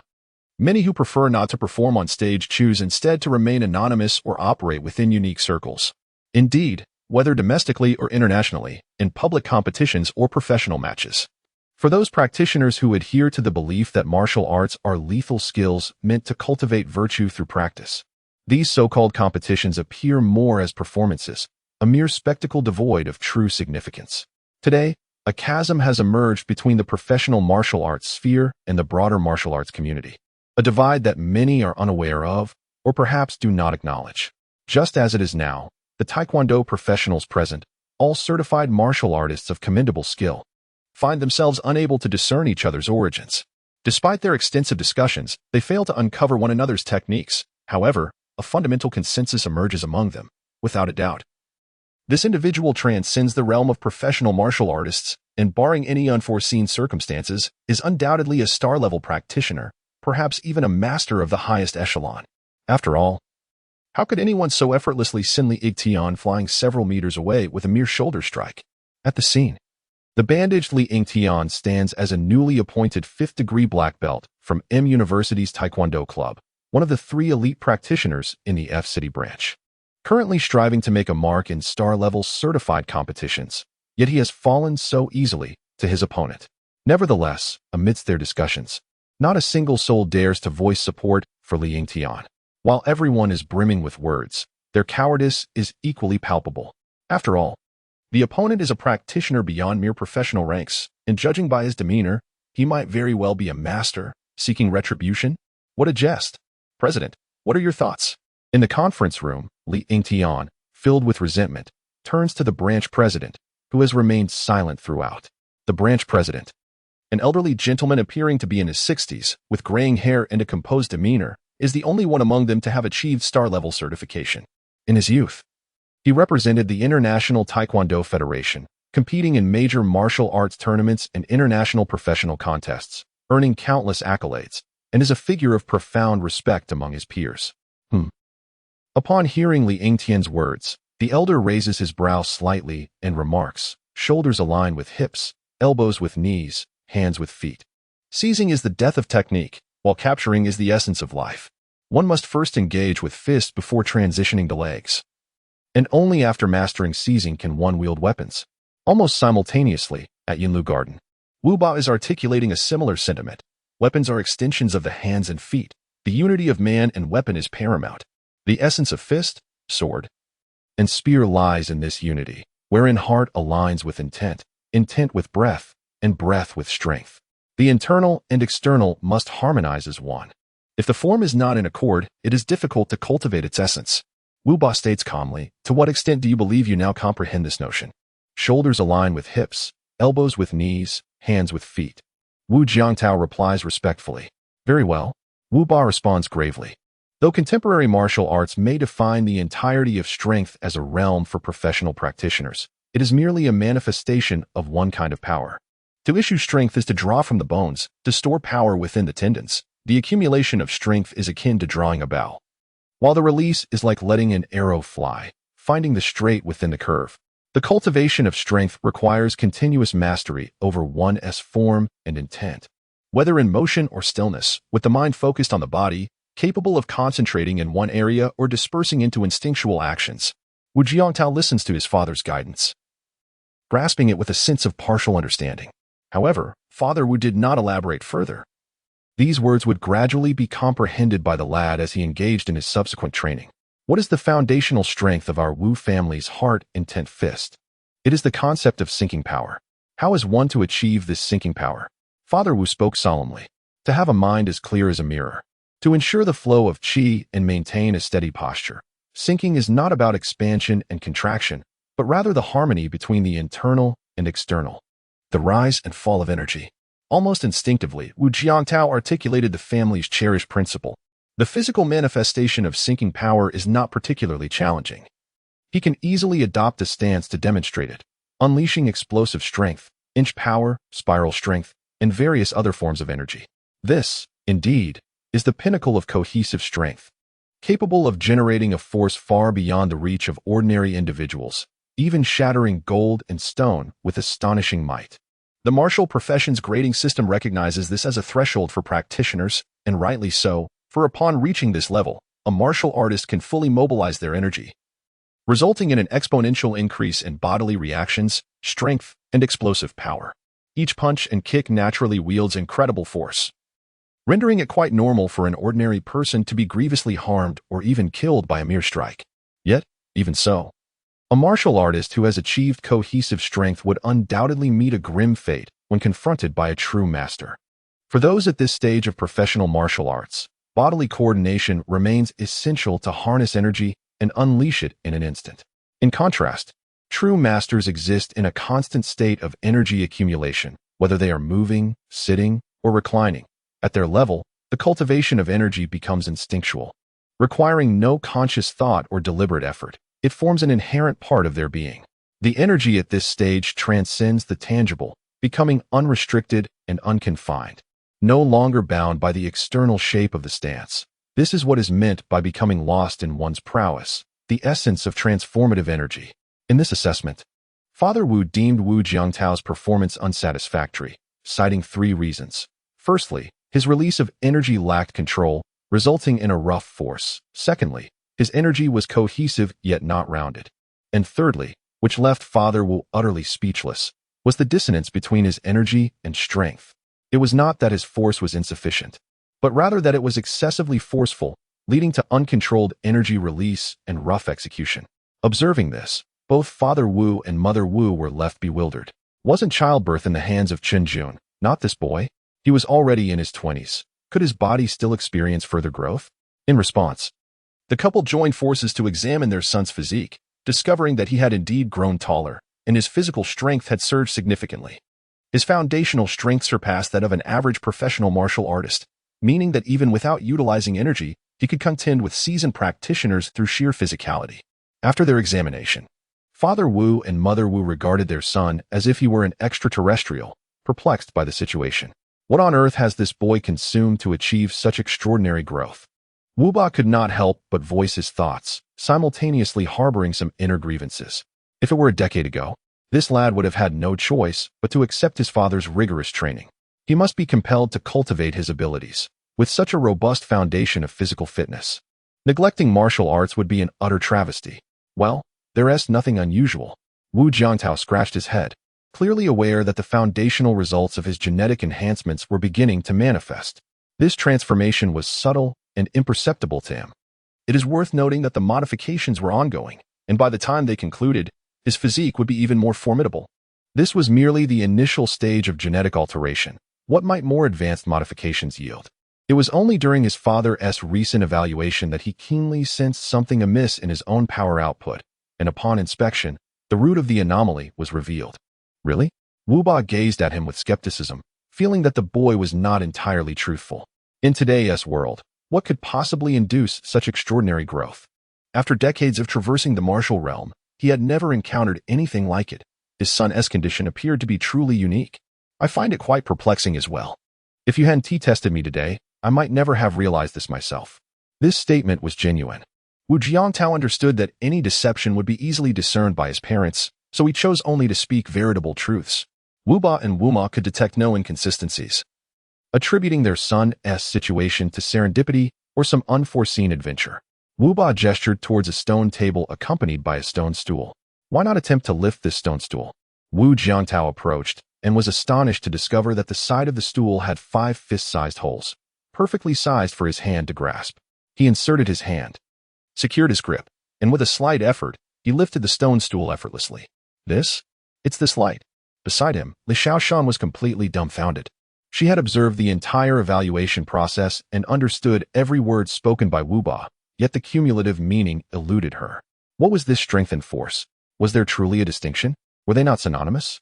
She walked over, kicked one of the stone stools, solid and unyielding, attempting to lift it like Wu Jiangtao. She found herself unable to budge the 200 or 300-pound stone stool. Was this truly within the realm of human capability? What if my advice to Xiao Jun against associating with him became known? Would he retaliate? A wave of panic washed over Li Shaoshan. Meanwhile, at the International Taekwondo Federation's F-City branch dojo, the attendees were left bewildered by the president's remarks. Yet it was evident that he was referring to the internal martial arts still practiced in China. Upon concluding his statement, the branch president clicked the mouse, freezing the image on the large screen at the moment when the opponent's shoulder struck Li Yingtian, sending him flying. Observe the distinctive features of his form at this instant. Shoulder, elbow, and knee are aligned, are they not? Aha! The Taekwondo masters present finally recognized this anomalous detail. President, are you suggesting that the opponent's approach is rooted in the internal martial arts of China?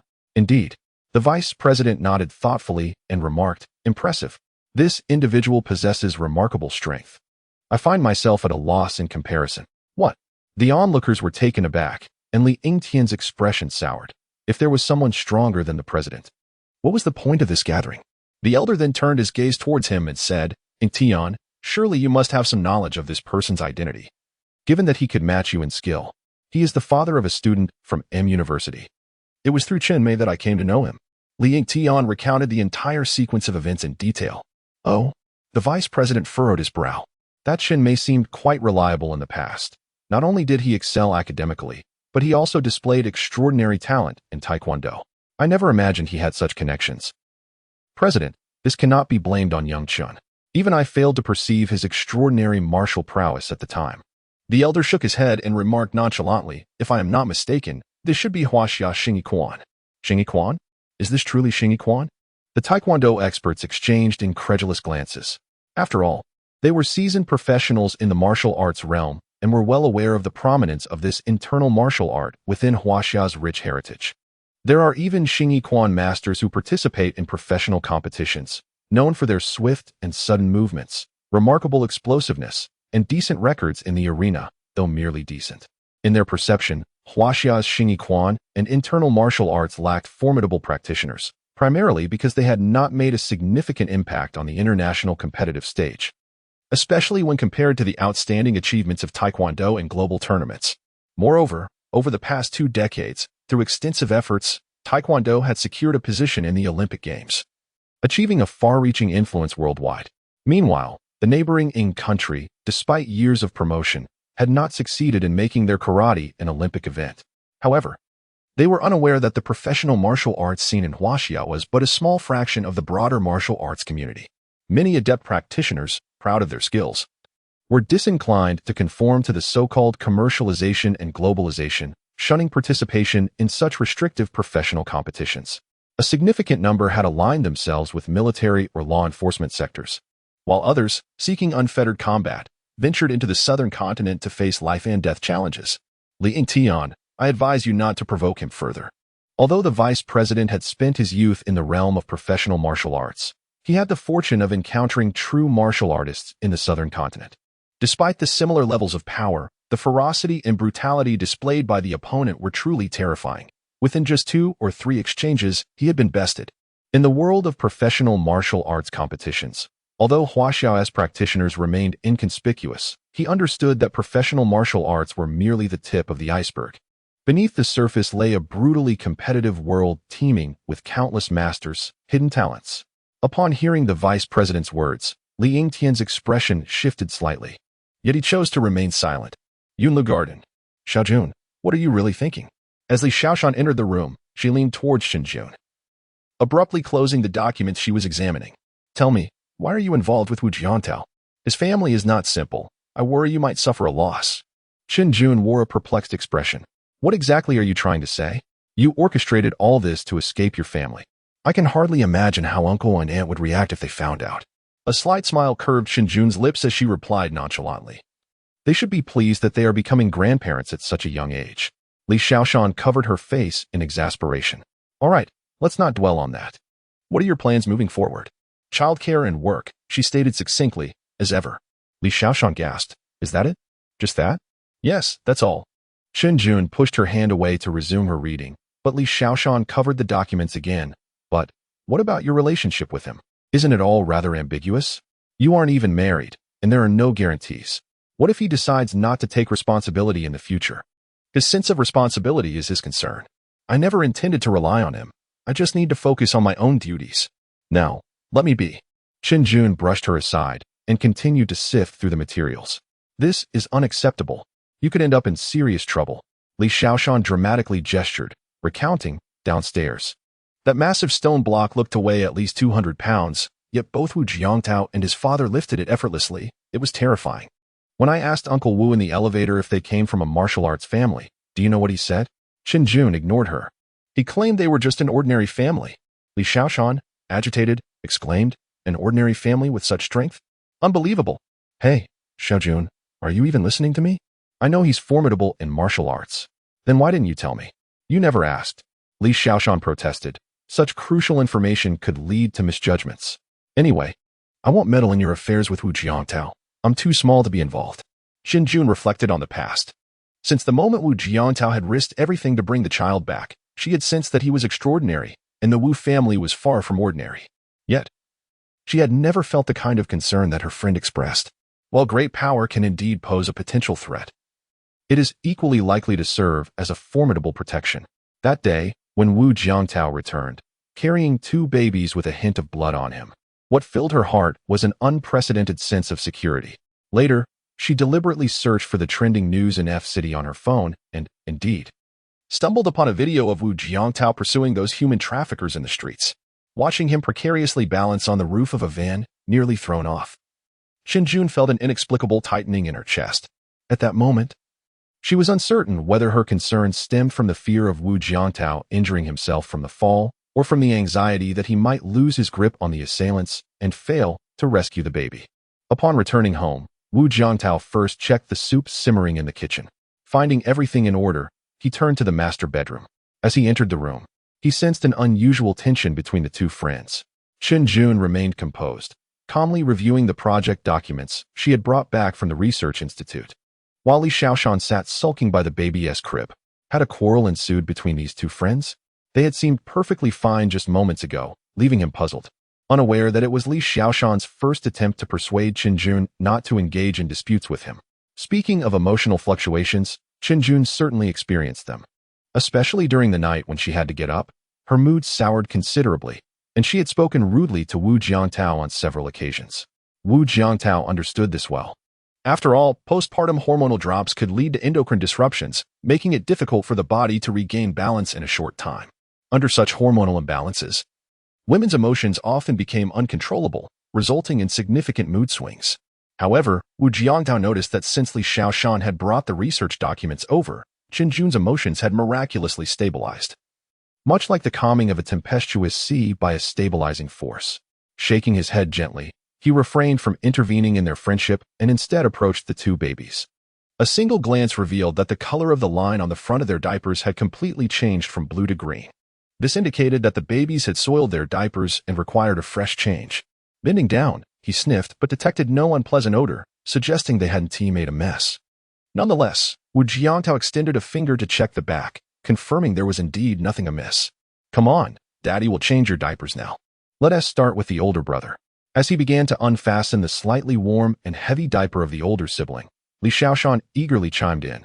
Hey, Wu Jiangtao, why don't you let me give it a try? Oh, it looks quite simple.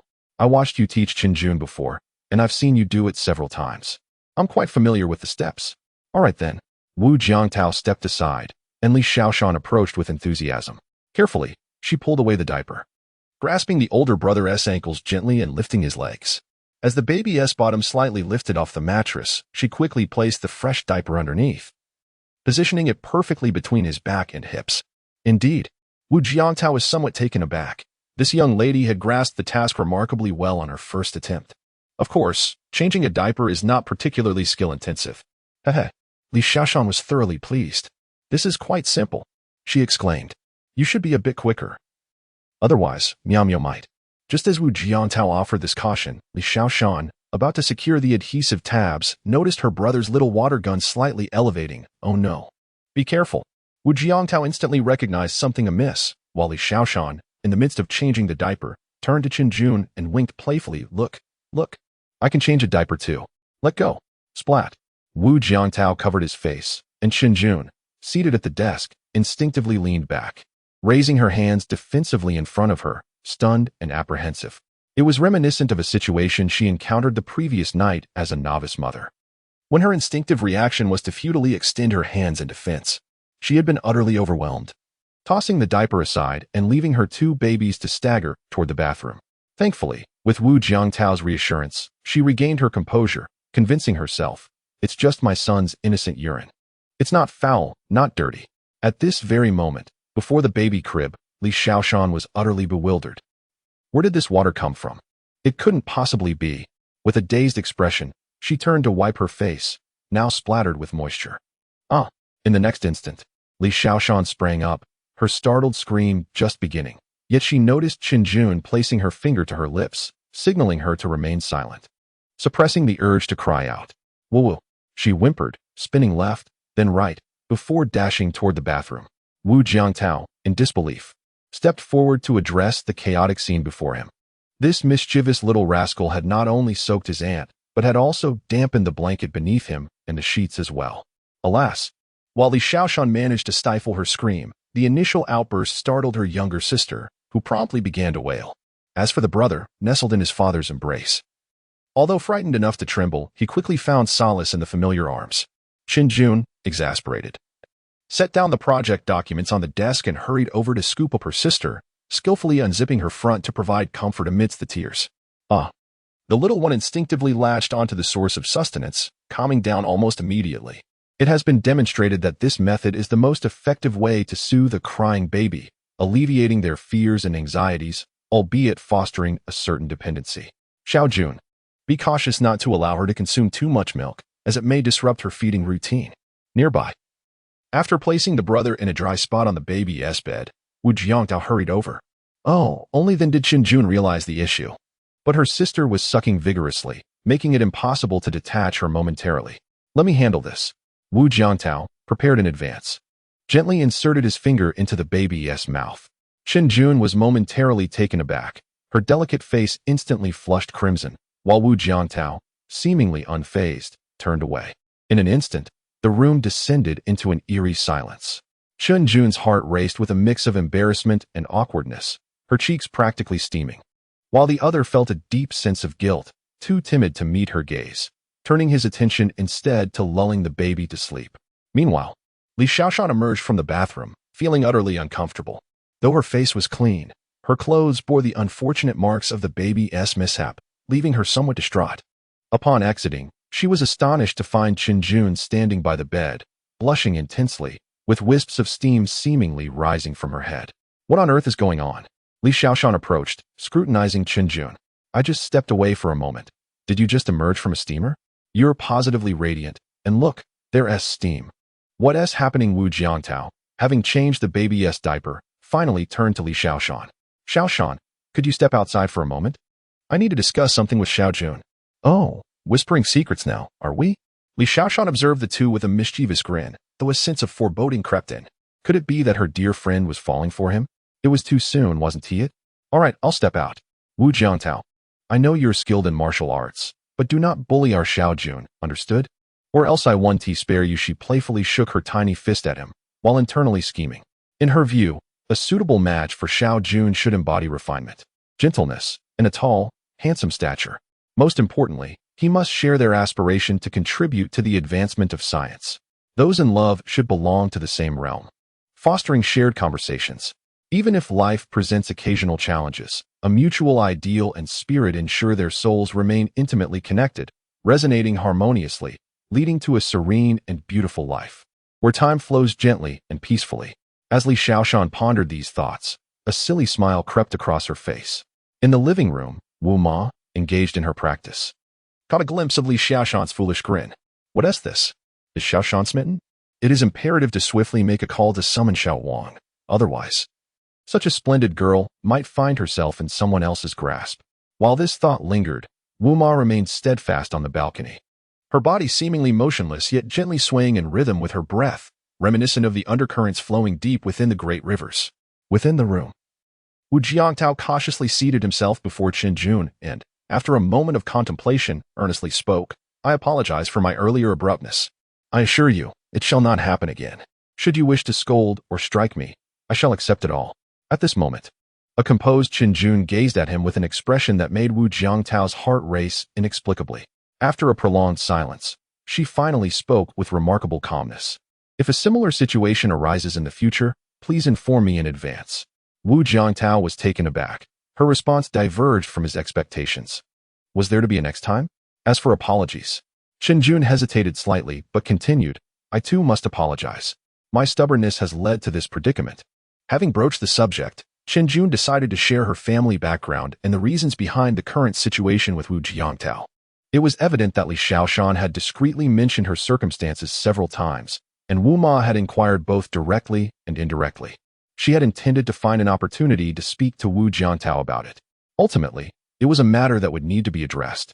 For even if she chose silence, the Wu family would inevitably uncover the truth. Thus, it was far better to be forthcoming herself, and the timing seemed fortuitous. As Chen Jun recounted her story, Wu Jiangtao gained deeper insight into the remarkable woman before him, realizing that her upbringing was anything but ordinary. Her father, Chen Shu, worked in a confidential research unit in the capital, suggesting a position of considerable significance. Her mother, Mo Wanha, was the chairperson of a publicly listed group company, a prominent entrepreneur in Huaxia. Oh, but why did you approach me? Wu Jiangtao inquired, reflecting on whether he had ever crossed paths with her during his early morning runs at the gym. It seemed unlikely that she had witnessed his athletic form or well-defined abs. Because, Chen Jun's cheeks flushed, I was too familiar with the other male friends around me. It would have been difficult to approach them. Indeed, it was precisely those male acquaintances of Chen Jun that made her feel too comfortable, thus allowing Wu Jiangtao to seize this unexpected opportunity. Initially, she had no intention of confiding in the one she had chosen. She planned to raise the child alone as a single mother. However, unforeseen circumstances arose, and unwilling to disclose her situation to her family, she felt compelled to reach out to Wu Jiangtao instead. In fact, on that day at the Holes Hotel, you must remember, right? I have just calculated my ovulation date, took a bit of that from you, and then, initially, the probability of pregnancy was exceedingly low. Yet I never anticipated that I would actually conceive. No wonder, I thought it was so significant. How could I have no recollection at all? It's perplexing. I racked my brain, only to recall up to this point, with no subsequent memory. Wu Jiangtao felt utterly speechless. As the saying goes, young men must be cautious and protect themselves while out in the world. So why did you have a falling out with your family? In truth, if family members converse sincerely, things can be resolved, especially given the gravity of childbirth. Wu Jiangtao felt a headache coming on. Although he had foreseen some potential conflict between her and her family, the current situation was undoubtedly a powder keg ready to explode. She had protested before and attempted to communicate with her parents, but Chen's mother had insisted, "We are doing this for your own good," and continued with, "It's not as though we haven't given you options. We have arranged several choices for you. Just pick one, make your decision, we will not interfere. You are free. They want to arrange my marriage." Chen Jun stated nonchalantly, "Then I will arrange for them a grandson." Wu Jiangtao. "That works. They arrange my marriage, and I arrange for them a grandson." This sounded quite audacious, and he was momentarily stunned, unable to help but cover his face. He had always believed himself to be in the wrong, but it turned out, Wu Jiangtao, upon realizing the truth, nearly shed tears. "Well," Chen Jun's face flushed, and she looked at him with a hint of embarrassment. "I apologize. At that moment, I acted impulsively. However, later I discovered that I was indeed pregnant. Initially, I thought of terminating it, but the doctor advised me that the baby already had a heartbeat, and there are twins. If I were to terminate this pregnancy, while there might be opportunities to conceive again, the risks would be significant." Ordinarily, Wu Jiangtao would have reassured her with "It's all right, it's all right." But at this critical moment, out of the blue, he exclaimed, "Your apology lacks sincerity, Chen Jun." She was somewhat taken aback. In her memory, Wu Jiangtao had always been amiable, kind, and easy to get along with, a person of many admirable qualities. It was surprising to hear such a statement suddenly. Yet, Chen Jun failed to realize that by being so candid, the true nature of someone was beginning to emerge. "What kind of sincerity do you seek?" she inquired seriously and responsibly. "I need to think about it." Wu Jiangtao gazed directly at her, causing Chen Jun to feel anxious. Her face reddening as she hastily replied, "You can't make unreasonable demands. You must keep it within what I can manage. My request is..." After more than half an hour, knock, knock, knock. Outside the master bedroom door, Li Xiaoshan tapped softly. "Have you finished your whispered conversation? May I come in?" In her definition, although this room now housed two precious treasures, it remained Chen Jun's private sanctuary, as it was her boudoir. Her best friend was free to enter at will. Upon entering, a soft voice emerged from within, and Li Xiaoshan immediately sensed something was amiss. She hurriedly pushed the door open, only to find Chen Jun seated at her desk, engrossed in project materials, yet the captivating blush on her cheeks had not faded, and wisps of white smoke ascended from above her head. "Oh dear, smoking again?" Li Xiaoshan observed her friend with a hint of anxiety, before glancing at Wu Jiangtao, who was attending to the two infants. He appeared unperturbed as he changed the bedding in the baby's crib, having just dealt with a rather unpleasant incident involving a certain someone's little brother. The bedclothes had become soaked and required washing. "Did you just say something?" Li Xiaoshan asked, casting a wary glance at Wu Jiangtao as she leaned closer to her friend for a direct inquiry. "Hey, is it really appropriate to ask me that right in front of him?" Wu Jiangtao felt a twinge of guilt, but recalling Chen Jun's earlier remarks, he inexplicably regained his composure. "Cough. After all, I have suffered a significant loss in this matter. Just a simple request for some compensation is hardly excessive." The blush on Chen Jun's face gradually faded as she regained her composure. "Never mind. The esteemed goddess of M University, without so much as a glance, calmly perused her project materials, merely mentioning some matters concerning my family. Oh my, you finally spoke up. You cannot imagine how many times your mother has called me, inquiring if you have returned home. I have been covering for you, and it has left me quite anxious. When do you plan to tell your family? I can hardly keep this up." Upon mentioning this, Li Xiaoshan felt an overwhelming urge to vent her frustrations. Indeed, the reason Chen Jun's family remained blissfully unaware of the truth was that they believed she was abroad for academic exchange. In this foreign land, contact with her family was naturally sparse. Her parents only made a few calls to inquire about her work and life. Utilizing this situation, Chen Jun had meticulously arranged for her family to be informed about her grandson, with Li Xiaoshan providing crucial cover.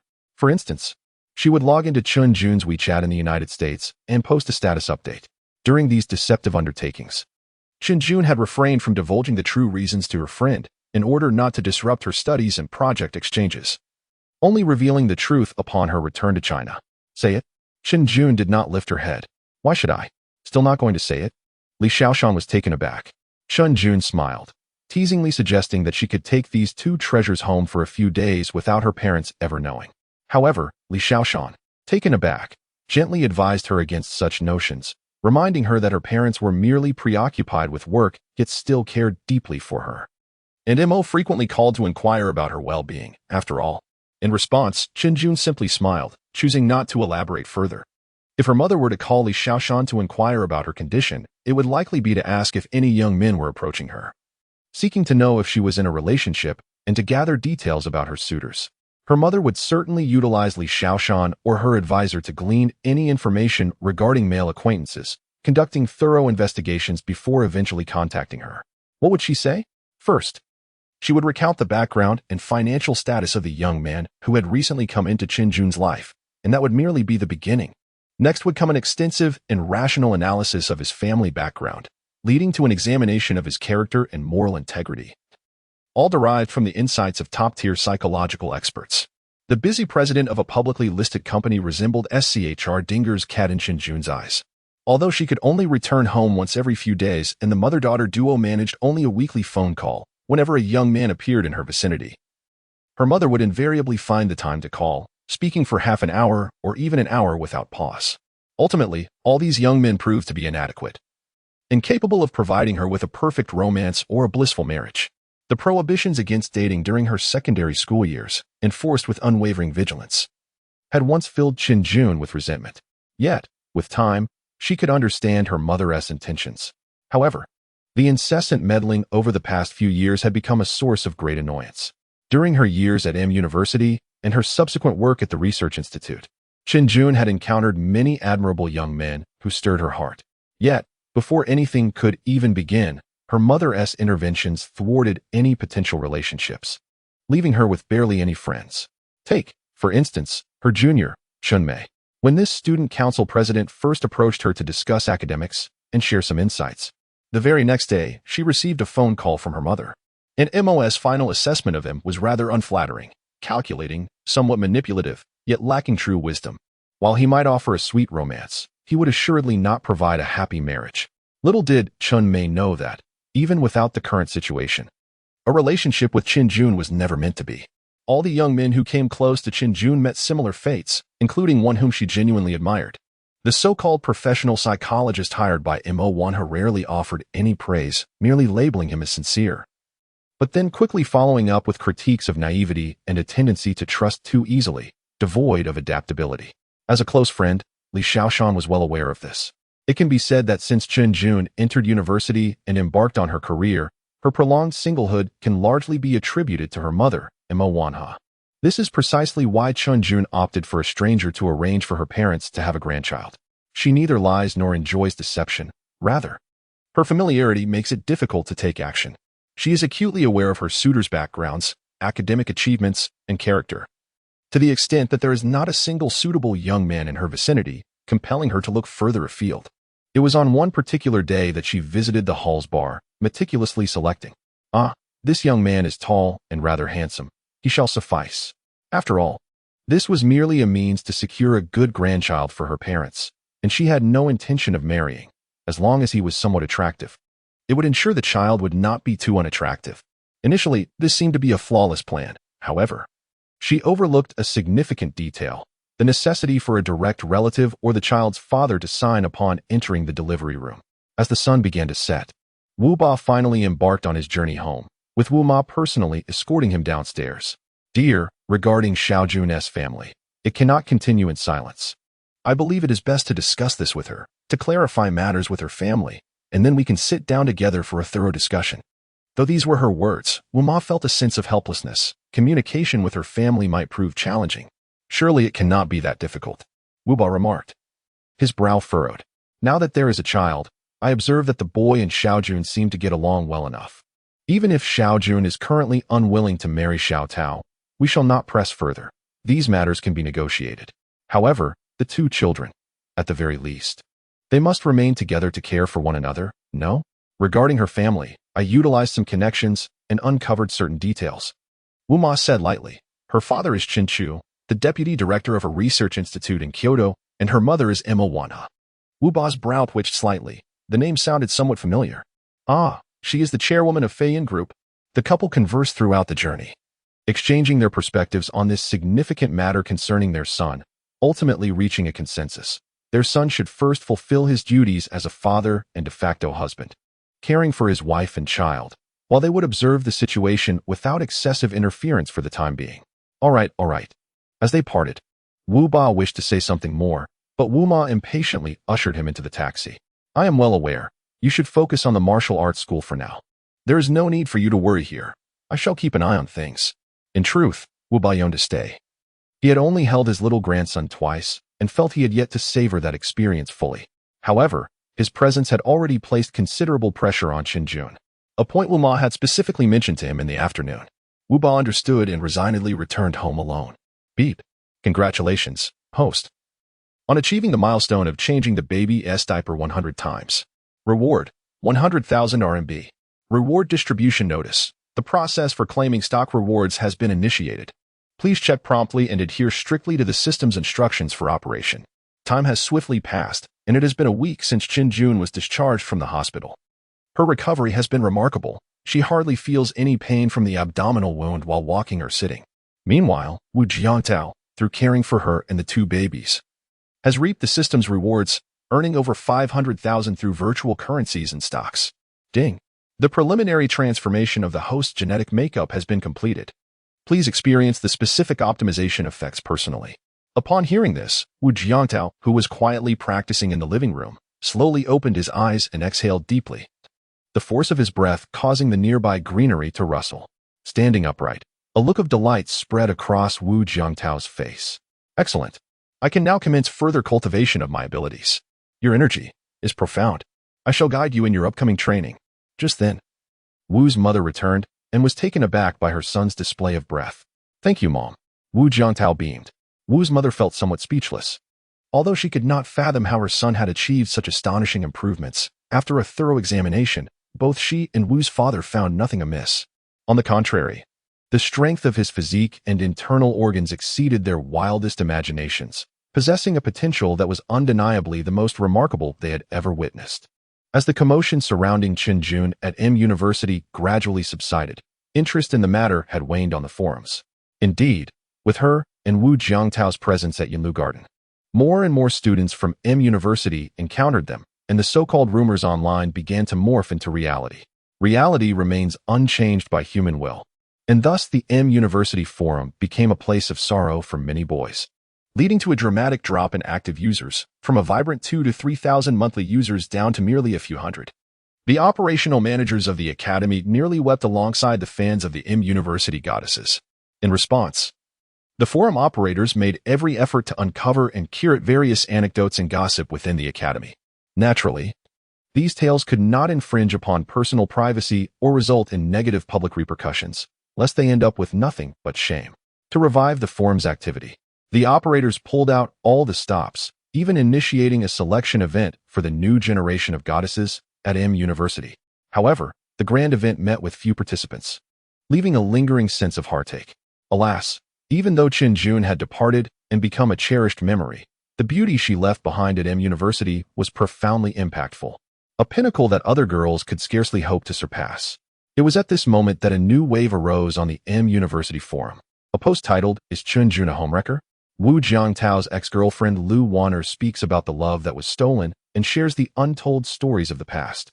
Suddenly emerged on the Academy's forum. The moment this post emerged, the previously tranquil night was instantaneously stirred into a tumultuous uproar, igniting a fervor across the entire M University, with students from other colleges within the university town joining in the commotion. How remarkable is Qin Jun's talent and beauty! It is no exaggeration to say that virtually every young man in the F-City University town is familiar with her. The information disclosed in this post not only thrust Wu Jiangtao back into the spotlight, but also propelled Lu Wanner into the limelight. The post, rich with both images and text, revealed that just over half a month ago, Wu Jiangtao's former girlfriend, Lu Wanner, was seen at the Qingxiao Maternal and Child Health Hospital, allegedly pregnant. Allegedly, that confirms it. At the conclusion of the post, the author posed a final question. If Lu Wanner is indeed pregnant, whose child is it? They called upon the community to stand up for justice if, amidst this entire affair, someone had acted deceitfully, if someone had been abandoned unjustly, or if others remained blissfully unaware. We should rise to advocate for fairness and restore clarity to the world. In this post, the author nearly named and shamed Wu Jiangtao for abandoning Lu Wanner in pursuit of Qinjun, showcasing an evident change of heart. It must be said that this post is highly provocative. After reading it, the male students of M University were abuzz. No way. Lu Wanner is actually pregnant. Is this for real? What the heck? Wu Jiangtao is undoubtedly a scoundrel, and there's more. Damn it. I can't fathom why Qinjun would be with such a despicable person. What redeeming qualities does he possess? Good grief. In an instant. The M University forum was ablaze with fervent discussions, with thousands flooding in, some questioning the authenticity of the post, others vehemently cursing Wu Jiangtao, while others lamented the misfortune of their beloved goddess, expressing outrage at her plight. The array of sentiments was vast and varied. Regardless, Wu Jiangtao once again incited public ire, becoming the target of online vitriol, but this time, the situation was markedly different. It went viral, although the post was deleted the following day due to an invasion of privacy. Its contents had already disseminated widely, spreading virally through WeChat groups and social media. From last night to the following day, Wu Jiangtao's phone began to receive a relentless barrage of WeChat messages, texts, and calls from unknown numbers, with each call launching into unsolicited inquiries regarding the women in his family and even threats to his very existence. Undoubtedly, he was facing online harassment. Initially, Wu Jiangtao found the attention somewhat novel, but as the deluge of vitriol continued to grow, the scope of their attacks began to expand. The cutting remarks directed at individuals, such as calling oneself a scoundrel or the vilest of creatures, have always been disregarded by him. However, as the onslaught from these self-proclaimed guardians intensified, it began to encroach upon his parents and even included vile insults directed at Qinjun, labeling her as a harlot, and derogatorily referring to their two children as bastards who ought to be erased from this world. At that moment, he could no longer tolerate it. Within merely 2 or 3 short hours, this online tempest began to veer into uncontrollable territory, surprising even the instigator hiding within M University. As the storm spread across the entire internet, the netizens, transformed into moral crusaders, not only targeted Wu Jiangtao, but also launched attacks against Qinjun and their children. The public opinion twisted and fermented, and the entire situation was changing with reckless speed. That night, Wu Jiangtao was ablaze with fury, scarcely managing to sleep. Upon rising the next day, he first prepared Qinjun psychologically before revealing the situation to her. Such a significant matter would eventually come to her attention. There was no need nor ability to conceal it from her. By discussing it, they could strategize together on how to respond. While they were deliberating, early in the morning, Li Xiaoshan also rushed over. She had received a warning from a colleague at the Research Institute the previous night and had hardly slept at all, tirelessly countering the venomous remarks aimed at Qinjun on the M University forum and Weibo. Those scoundrels. Seeing the vitriolic comments online, Li Xiaoshan trembled with rage while comforting her best friend, urging her not to be upset, advising her to regard these people as mere barking dogs, and to ignore them entirely. You are still in your postpartum period. Do not let this distress your health. Rest assured, I am fine. Wu Jiangtao and I have already reported this to the authorities. Qinjun smiled, her demeanor calm and composed. She had always been independent and level-headed, unfazed by the malicious comments targeting her online. She never cared how others perceived her, nor would she easily change herself based on others' opinions. Even her mother's interference regarding her romantic relationships was met with her steadfast resolve, let alone the opinions of complete strangers, which could not shake her spirit. However, she could not endure the vicious remarks aimed at her children. Not only was she affected, Wu Jiangtao, in a fit of rage, practiced his punches several times downstairs in the community, attempting to suppress the tumultuous anger within him. In the morning, they conferred and promptly decided to report the matter to the authorities. Naturally, Wu's mother was also informed and was equally infuriated. Initially, they intended to mobilize their connections within the martial arts community to seek out the instigator, but they were persuaded by Wu Jiangtao and Qinjun that it was unnecessary. Had this been a few years prior, pursuing accountability might have been futile, but now, with the continuous improvement of regulations governing the internet in the Huaxian nation, it was no longer a lawless realm online. Upon receiving the report, the F-City Security Bureau sprang into action, promptly issuing a statement indicating that they had accepted the case and commenced an investigation. They cautioned the audacious netizens that the internet is not a lawless realm. Everyone shall be held accountable for their statements made online. Shortly thereafter, the Bureau dispatched an investigative team to M University, where they engaged with the forum's operational team to trace the origins of the tumult. Furthermore, Li Xiaoshan had already taken the initiative to capture screenshots of the most vociferous detractors online, preserving evidence while simultaneously reaching out to a lawyer friend who was pursuing her, preparing to file a lawsuit against these prominent online figures.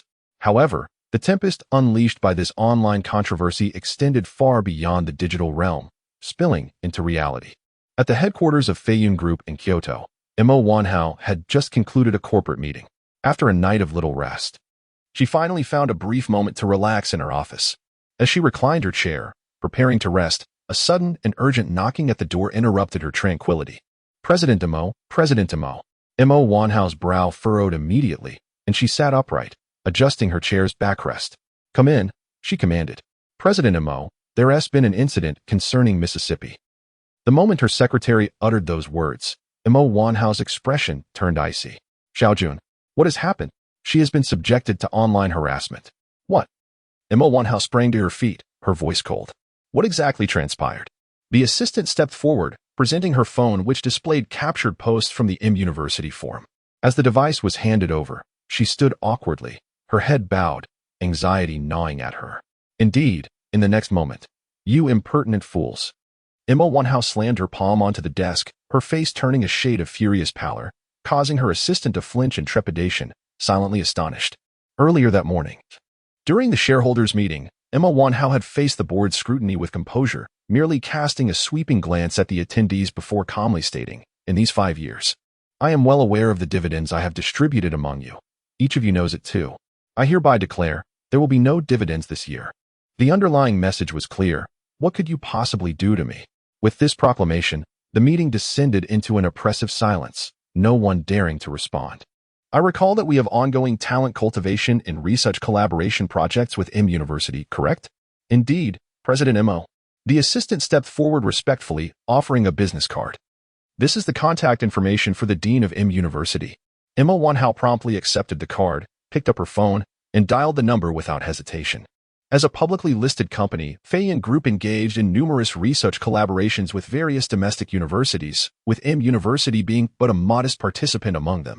At that moment, within the dean's office of the administrative building at M University, why did the forum's administration fail to promptly delete that post last night? Moreover, how could there be instances of unwed parenthood within our esteemed institution?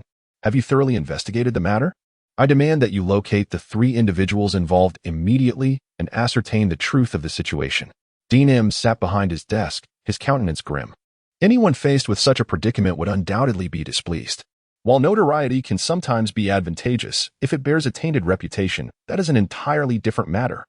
Indeed, we shall conduct a meticulous investigation. Before him, a middle-aged man slightly bowed his head in acknowledgement.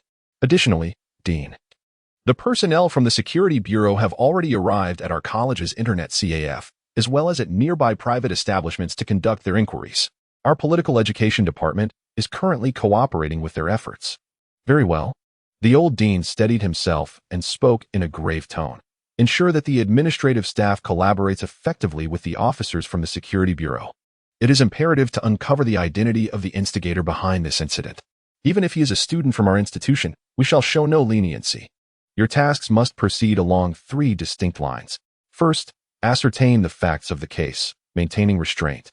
We cannot allow personal emotions to cloud our judgment based on the information currently exposed. Objectivity and calmness are essential in our examination. Second, assist the Security Bureau in identifying the individual responsible for this incident and hold him accountable. Third, immediately initiate public relations efforts to quell the negative impact and comments circulating online. Utilize all official channels of M University to promptly issue a statement detailing the current progress of the investigation and the known objective truths. We must not allow ourselves to be manipulated. We must restore the facts, uphold justice, and protect the image of M University. Any heinous actions that tarnish our institution's reputation must be thoroughly investigated and addressed. Understood.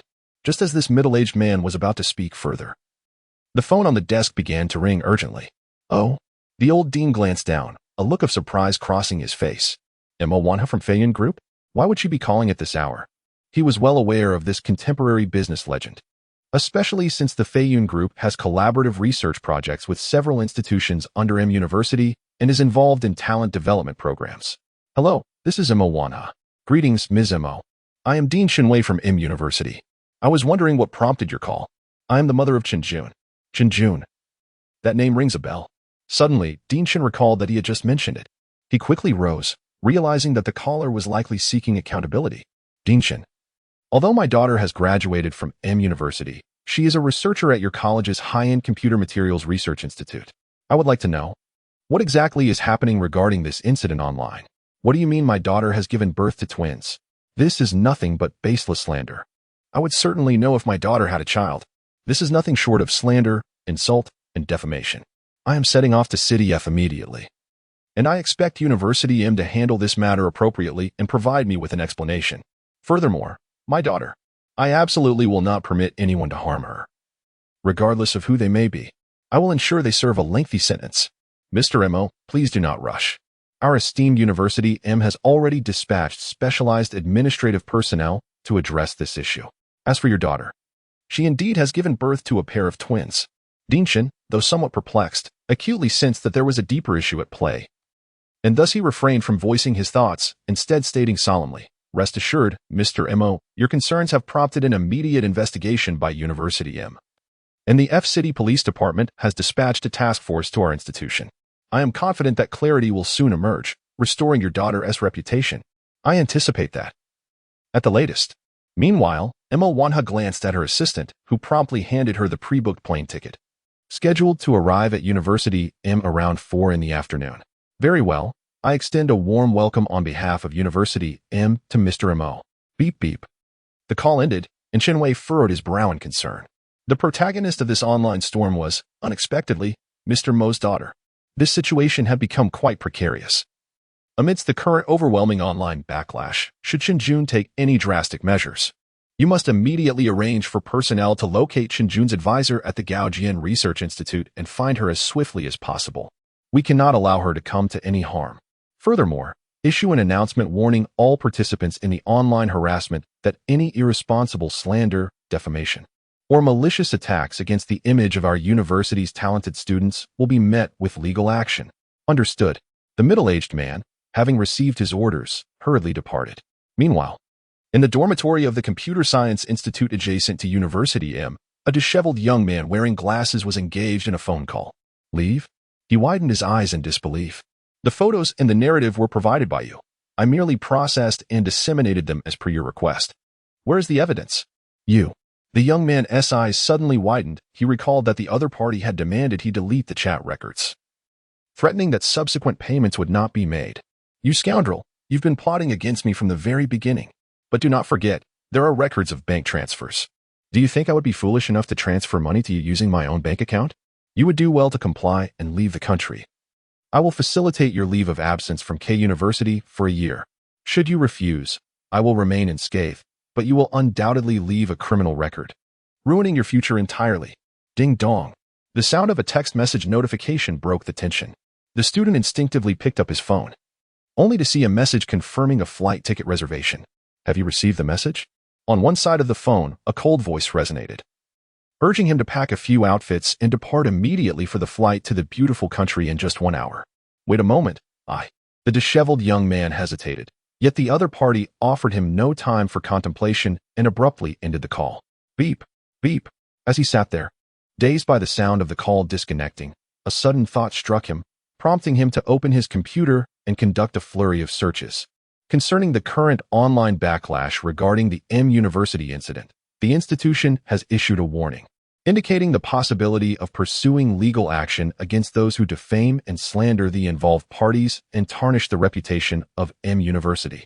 The F City Security Bureau has established a presence at M University and has commenced investigations into the internet CAFs surrounding the university town. Insider revelations.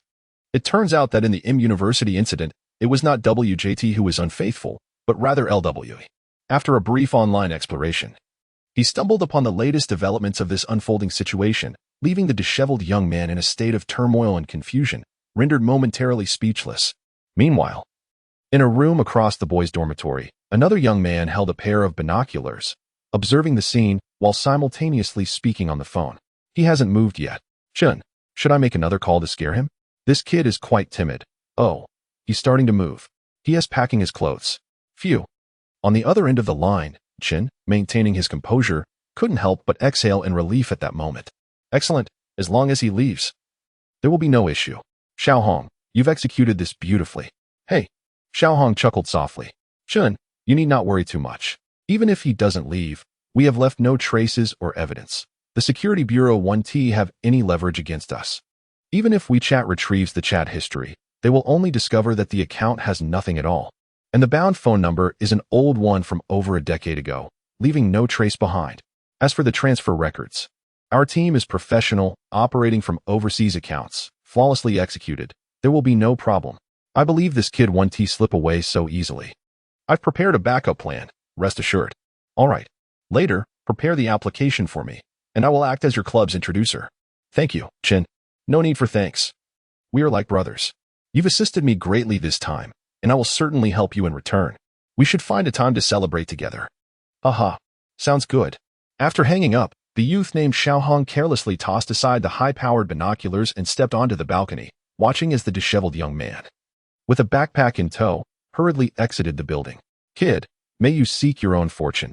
Who told you to be so greedy, blinded by money? Suddenly, his expression shifted slightly, and he returned to the dormitory. With a click, the dormitory doors swung open, revealing a sweat-soaked, breathless young man carrying a basketball, who paused in surprise upon seeing him. You are the student council supervisor. He smiled gently, producing his work ID and casually waving it in front of the other person. He then picked up the high-powered telescope in his hand, stating, recently, there have been reports about contraband high-powered telescopes in your dormitory. The boy, both startled and furious, retorted, but you cannot just barge in here and search. Do you realize this is an invasion of privacy? Tapping lightly on the inactive camera on his chest, he chuckled, rest assured, while this is my personal initiative, I am also adhering to protocol by wearing a recording device. Now, explain to me, what exactly are you using this high-powered telescope for? Aye. The boy suddenly became anxious, stammering, and hesitant to speak. Although the telescope was not his, he had indeed used it for some unspeakable activities. If it were merely a forbidden appliance like an induction cooker, its confiscation would be manageable, but a high-powered telescope presented a far more serious issue. The 4 boys in the dormitory could potentially face disciplinary action. Relax. The young man named Xiaohong approached with a smile. How about this? I will pretend I have never been here, and you will act as if you have never seen me. Agreed? That. Is it not possible? Of course it is. With a grin, Xiaohong brushed past the boy and strode out of the dormitory. By the way, we in the student council have confiscated this item, so please inform your roommate. As he watched the other person leave, the boy breathed a sigh of relief, collapsing into his chair at the desk. That was close. He nearly had a heart attack. If he were to face disciplinary action, his academic career would be in jeopardy. At Yunlu Garden, a middle-aged woman appearing to be in her 50s, accompanied by several individuals, arrived at the front of Building 11. The address and location she provided me are right here. Let us go up. They entered the building and soon took the elevator to stand before room 0903. Ding dong. The pleasant sound of the doorbell echoed, immediately followed by footsteps from inside. Coming. Upon hearing the sweet voice, a smile involuntarily graced the middle-aged woman's face. Her dear girl was here after all. The door opened to reveal a girl with a lovely face and an elegant figure. Master, Li Xiaoshan. Upon recognizing the first person, was momentarily taken aback, then stepped forward with a beaming smile, linking arms with the middle-aged woman. Master, why have you come? You didn't even tell me you were coming. The middle-aged woman was Lu Huixin, the professor and mentor of Li Xiaoshan and Chun Jun at the Advanced Institute of Computer Materials at M University. Have you been resting well since returning home? Lu Huixin asked, patting her shoulder. Everyone at the institute is swamped with work. Xiao Zhou and the others have mentioned several times that you have yet to return. Oh, let us not talk about that. Master, please come in. Master. Upon entering, the group was momentarily taken aback by the uniquely charming and historically resonant decor. In the living room, Wu Jiangtao, Chun Jun, and Wu's mother rose to greet them. Master. Upon catching sight of her mentor's affectionate gaze, Qinjun could not help but feel a surge of emotion, stepping forward to stand before her master. Let me see you. At this moment, the professor from M University appeared no different from an ordinary woman, clasping Qinjun's hand and inviting her to sit. She scrutinized her pupil from head to toe, noting with approval that Qinjun seemed to have gained some weight and her complexion had notably improved. It was now a rosy hue rather than the pale pallor of before, suggesting a vibrant state of health. Thank goodness, it seems your recovery is progressing well. Qinjun felt a swell of gratitude. Her master, whose health had never been robust, had been tirelessly occupied with various matters at the research institute.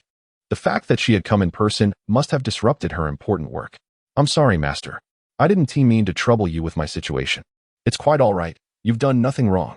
Having a child is a natural course of life. Lu Huixin reassured her, adding, Now that I am no longer responsible for specific duties at the institute, I merely need to oversee the broader direction. Take good care of yourself. I am counting on you as a valuable asset. After a round of pleasantries, Qinjun proceeded to introduce Wu Jiangtao.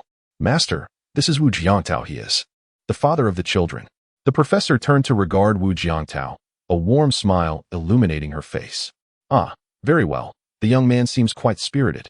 Despite her singular focus on academia, Lu Huixin discerned an incongruity in Qinjun's introduction.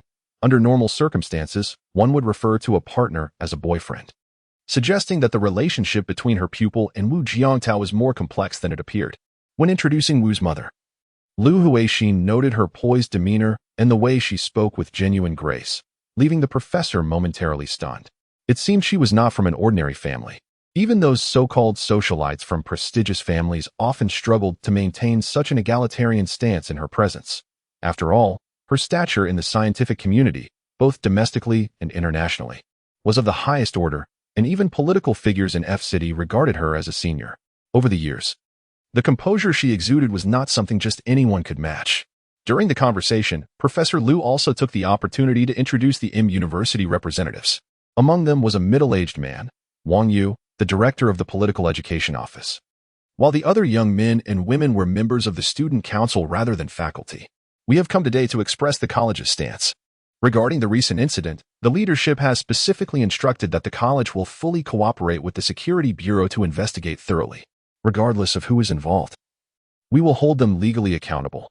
Furthermore, we wish to check in on you, Qinjun, and hope you will not be too affected by the malicious rumors and slander circulating online. Rest assured, we will ensure justice is served. Thank you for the concern of the college leadership. I am well and will not let the words of others trouble me. Very good, very good. Wang Yu smiled, embodying the essence of our university's goddess and academic prodigy. Her demeanor was indeed extraordinary, and it seemed unlikely that any unforeseen circumstances would arise here. This is quite reassuring. By the way, Qinjun, prior to our arrival, your mother specifically called the college to inquire about the situation. Qinjun responded with a faint acknowledgement. Seeing her reaction, the director was momentarily taken aback. Although perplexed, he refrained from probing further, sensing that this esteemed scholar might be experiencing some familial discord. However, such matters were personal, and it was not his place to intrude. During this session of consolation, Wang Yu naturally did not limit her inquiries to Qinjun, as Wu Jiangtao was also a party involved in the incident. Regarding the source of the online post that triggered this event, the director engaged him in a detailed discussion to ascertain the facts. Although many specifics were inappropriate for disclosure, Wu Jiangtao clearly stated, I have already broken up with Lu Wanner. As for whether she is pregnant, I cannot say for certain. Even if she were, it could not possibly be mine. Regarding this matter, Director Wang, you may wish to ask Lu Wanner or Wang Yuan. I believe they could provide you with a definitive answer. Wang Yuan. Wang Yu was momentarily taken aback and confirmed. Is it Wang Yuan from the finance department? Wu Jiangtao replied nonchalantly. Indeed, that is correct. Wang Yuan. The Wang family from F-City. Wang Yu could not help but furrow her brows slightly, cautiously inquiring, Wu, is there no conflict between you two? This Wang Yuan had transferred from another institution, having stirred up controversies at several prestigious universities in F-City shortly after enrollment, only managing to suppress the ensuing negative repercussions due to the influence of the Wang family. The last incident at the University of Science and Technology was particularly outrageous. And now this, at M University, the director silently hoped that this occurrence bore no connection to online harassment, for otherwise, it might prove difficult to appease Mo Zong and the Mo family. After engaging in conversation for a while longer, the director, along with several colleagues, took their leave. No sooner had they departed than Professor Liu affectionately took her protégée's hand, exclaiming, "Xiaojun, where are the two little ones?" I wish to see them caught off guard by her mentor's eager expression. Qin Jun, Li Xiaoshan, and the others could not help but stifle their laughter. "Master, please wait a moment. I shall bring them out." Li Xiaoshan quickly rose and went to the bedroom, gently bringing the two peacefully sleeping babies into the living room. Oh my, the professor could not contain her excitement as she leaned in to examine the two little ones, her eyes squinting with delight. They resemble their mother so much. They are both so beautiful and adorable. As she spoke, she produced two red envelopes from her pocket. "Come here, dear ones. Your grandmother has a red envelope for each of you. May you grow tall and thrive." "Master, there is no need for the red envelopes. This is intended for the child. Do not refuse." Qin Jun instinctively attempted to decline, but upon noticing her master's dismissive wave and reproachful glance, she felt a surge of embarrassment. "How could you conceal such a significant matter from your family? And why would you keep it from me?" she thought. "Such an important event as having a child. You could have at least informed me." At a loss for words, Qin Jun felt unable to respond. Had she confided in her master at that moment, there would have been no way to keep it from her family. "Let us not dwell on this," she thought. Professor Liu, understanding her predicament, turned to Wu Jiangtao and said earnestly, "Little Wu, although Xiaojun appears composed and serious, she can sometimes act impulsively, doing things that are quite unexpected. You must be patient and understanding with her, and take good care of her." I will. Wu Jiangtao nodded vigorously. "As her master, I consider myself somewhat of a family member to Xiaojun. Should you encounter any troubles in the future, do not follow her example of silence. Come to me early." Professor Liu urged Wu Jiangtao. "Though I may be getting older, I still have my influence in certain matters and can be of assistance." "Of course. We will," Wu Jiangtao replied promptly. "Oh, it's nearly noon. Little Tao, you should start preparing lunch instead of just sitting there." Wu Ma suddenly interjected. "Is it already noon?" Professor Liu was momentarily taken aback, quickly standing up with a hand on her waist. "Oh dear, I didn't realize how much time had passed. I must return." "Please, don't go. Stay and have a meal with us," Wu Ma insisted, holding her back. Upon hearing Professor Liu refer to herself as family, she swiftly changed her address, closing the distance between them. "No, really," Professor Liu began to protest. "I have a project seminar at the Research Institute this afternoon. Stay. It has been so long since you and Xiaojun have seen each other. It's a rare occasion to gather. Let us share a home-cooked meal together. By the way, do you have any dietary restrictions?" Unable to refuse any longer, Professor Liu acquiesced and remained, reflecting on it. She realized it had indeed been a long time since she and Xiaojun had shared a meal. She was also eager to learn more about this young man, Wu Jiangtao, and his mother, particularly how they treated Xiaojun. Soon, the rich aroma of cooked dishes wafted from the kitchen. "Wow, it smells wonderful," Professor Liu exclaimed, momentarily startled, turning her gaze toward the dining area, where Wu Ma was bringing a pot of soup to the table. "Dinner is served," with her stomach already rumbling. Li Xiaoshan was the first to spring into action, rushing into the kitchen to help. "Ah, she is bringing out the hometown dishes I love. Today, it was fish-flavored shredded pork." Gazing at the vibrant dish, rich in color and fragrance, Li Xiaoshan felt her stomach grumble even louder. "Master, let us go over." In the living room, Qin Jun also rose to her feet and accompanied her master to the dining area. "Dear-in-laws, please take a seat." Wu Ma cheerfully beckoned her as she had just set the table with bowls and chopsticks. As soon as they were seated, Professor Liu noticed that the majority of the dishes were evidently prepared for Xiaojun, with only two distinct items clearly catering to the taste of others. "Come, savor the culinary skills of our Jiangtao. He has recently taken the time to self-learn cooking over the past 6 months."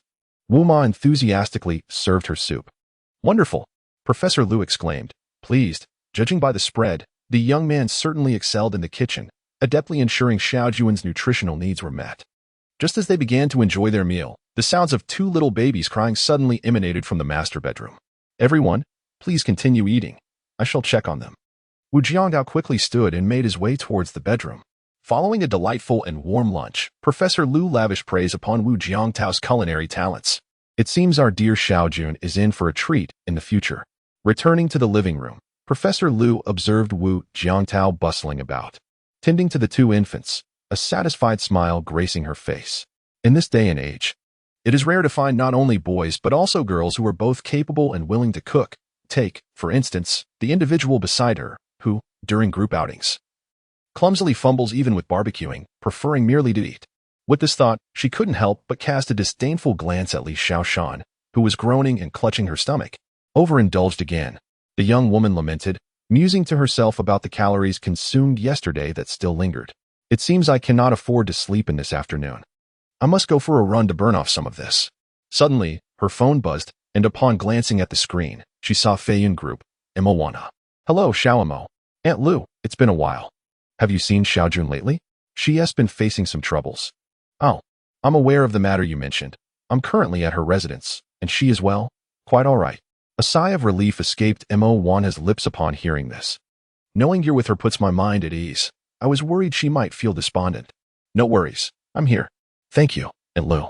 I just boarded the plane and will arrive in F City around 3 in the afternoon. Excellent.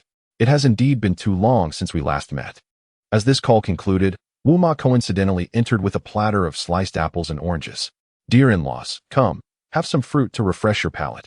It must be said that Wu Ma possesses a remarkable ability to connect with others, despite her relatively short acquaintance with Qinjun's master. Their interactions had grown familiar and warm. On the way to F City International Airport, Yang Yuan, seated in the front passenger seat, fidgeted restlessly, emanating an indescribably poignant scent after several sleepless nights. The driver beside him was clearly distressed and couldn't help but inquire, "Are you a student of M University?"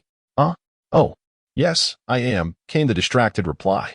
The driver, rubbing his nose, could no longer contain himself and asked, "So, how many days has it been since you last bathed?" For heaven's sake, he thought, I should have brought some masks. This is unbearable. Not at all. I just showered on Wednesday. The driver looked astonished. If I recall correctly, today is Saturday, isn't it? What's going on? Yang Yuan steadied himself and noticed the driver's face, which bore an expression of distress. Can't you smell it yourself? The driver, utterly exasperated, pointed out.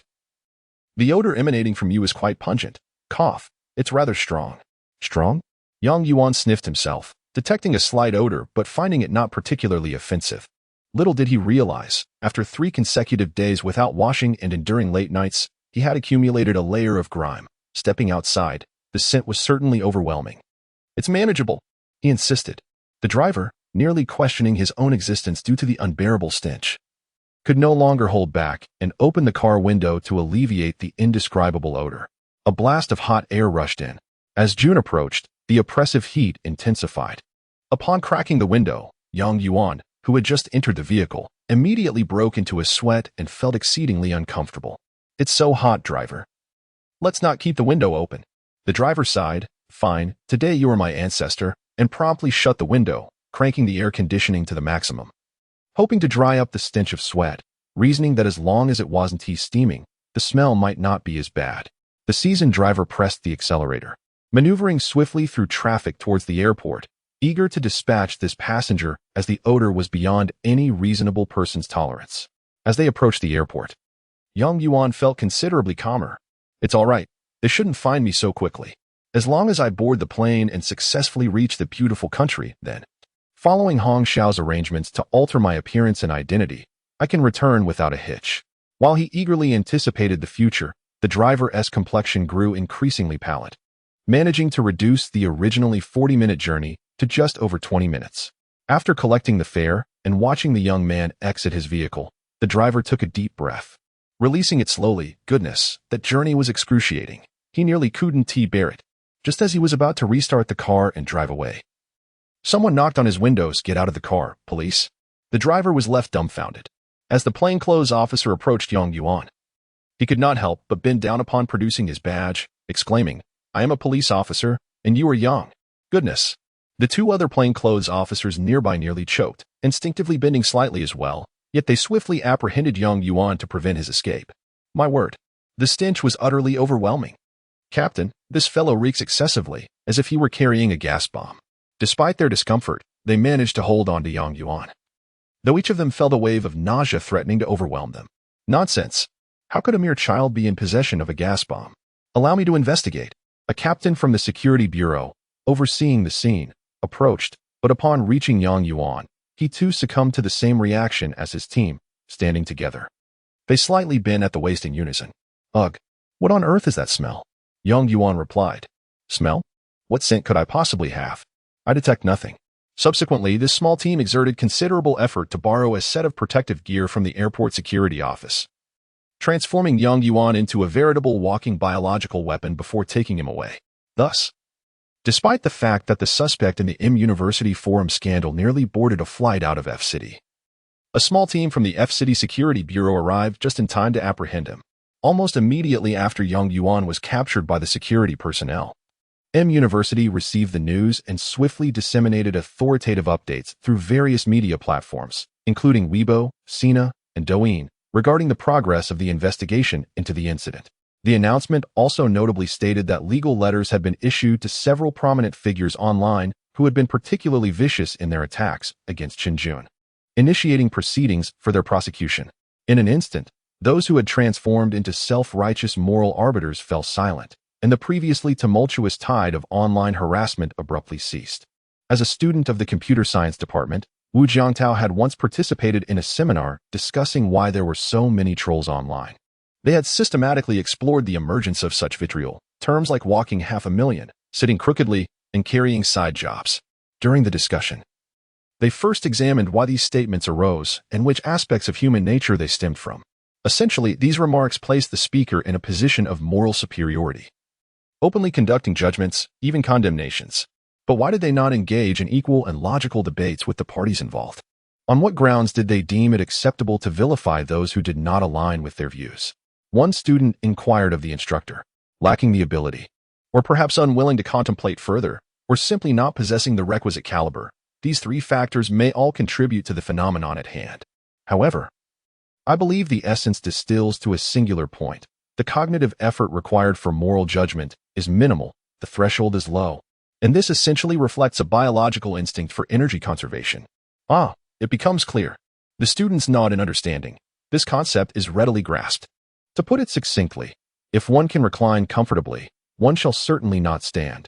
If one can stand, one shall not run. And if one can deliver a concise remark to silence another, one will certainly not exert oneself in a logical debate. In summary, such vitriolic expressions can be regarded as moral judgments, representing the most economical form of debate, wielded as an ultimate weapon by the vast majority.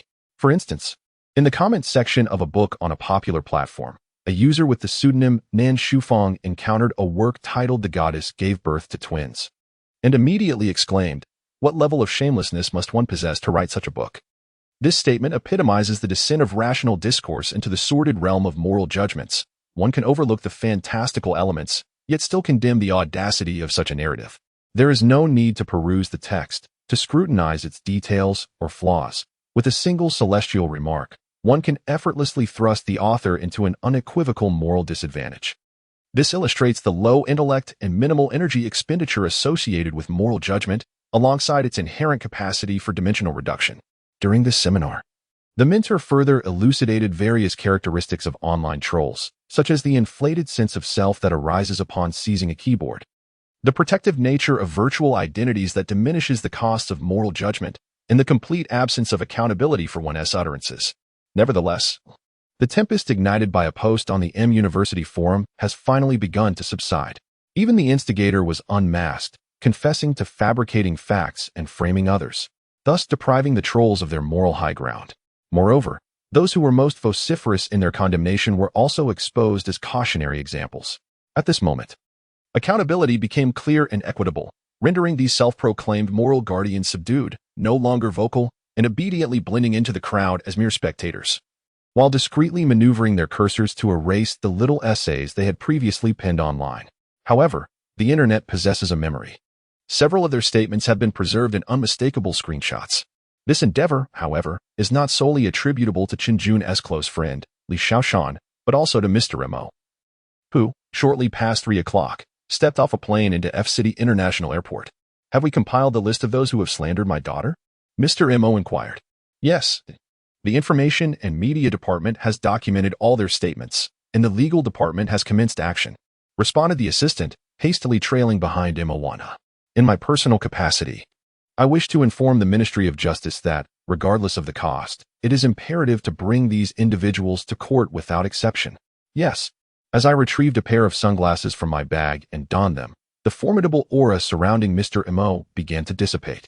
Upon exiting the airport corridor, we noticed a group ahead, among whom one individual was brandishing a large sign inscribed with the elegant characters, Fei Yin Group, Mr. Mo.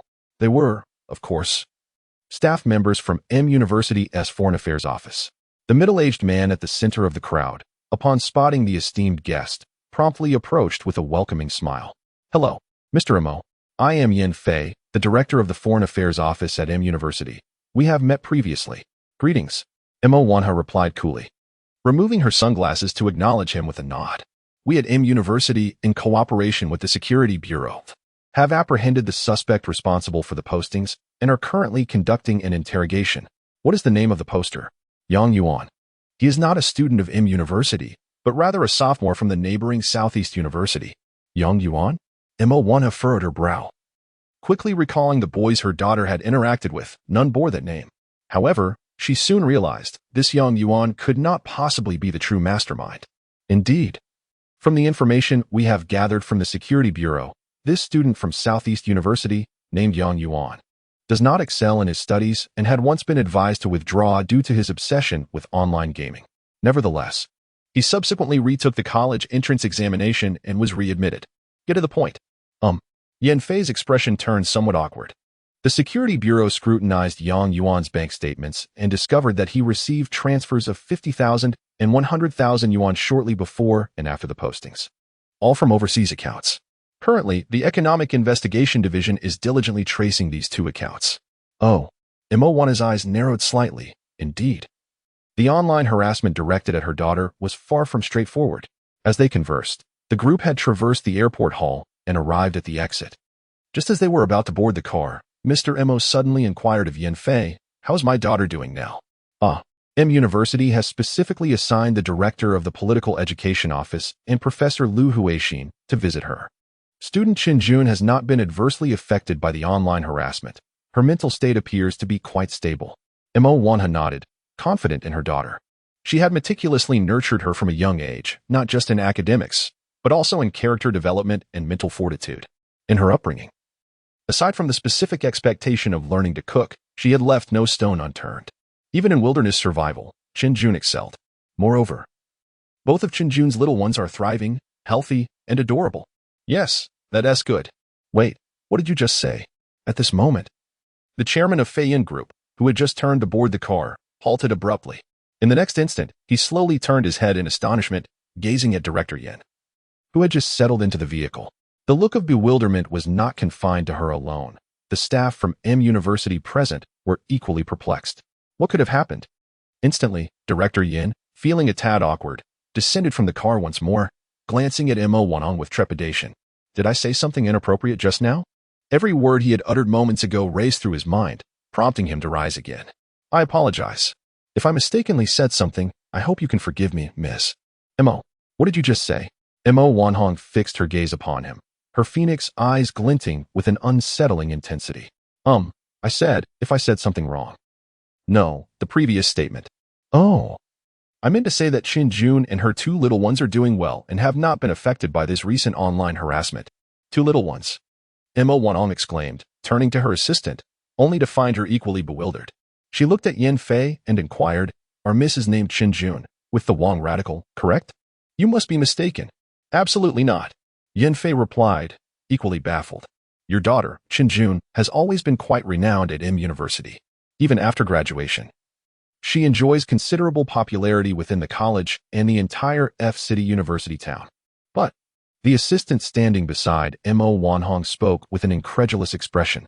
"Our Miss has not had any children. She isn't even married, let alone having a boyfriend. Where would these little ones come from?" The staff from M University exchanged glances, wondering if there had been a mix-up. Only Yin Fei seemed to grasp something and hesitantly addressed Mo Wanha. "Ms. Mo, how long has it been since you last saw your daughter?" The renowned businesswoman, known both domestically and internationally, paused in surprise, struggling to recall the last time she had seen her daughter. "Last August. She mentioned that her research institute would send her to the beautiful country for a project in the second half of the year. Since then, I have only managed to video call her a few times on my phone." It could be said that each of their video calls or voice chats typically ended on an unpleasant note. regardless of whether her daughter initiated the call or vice versa.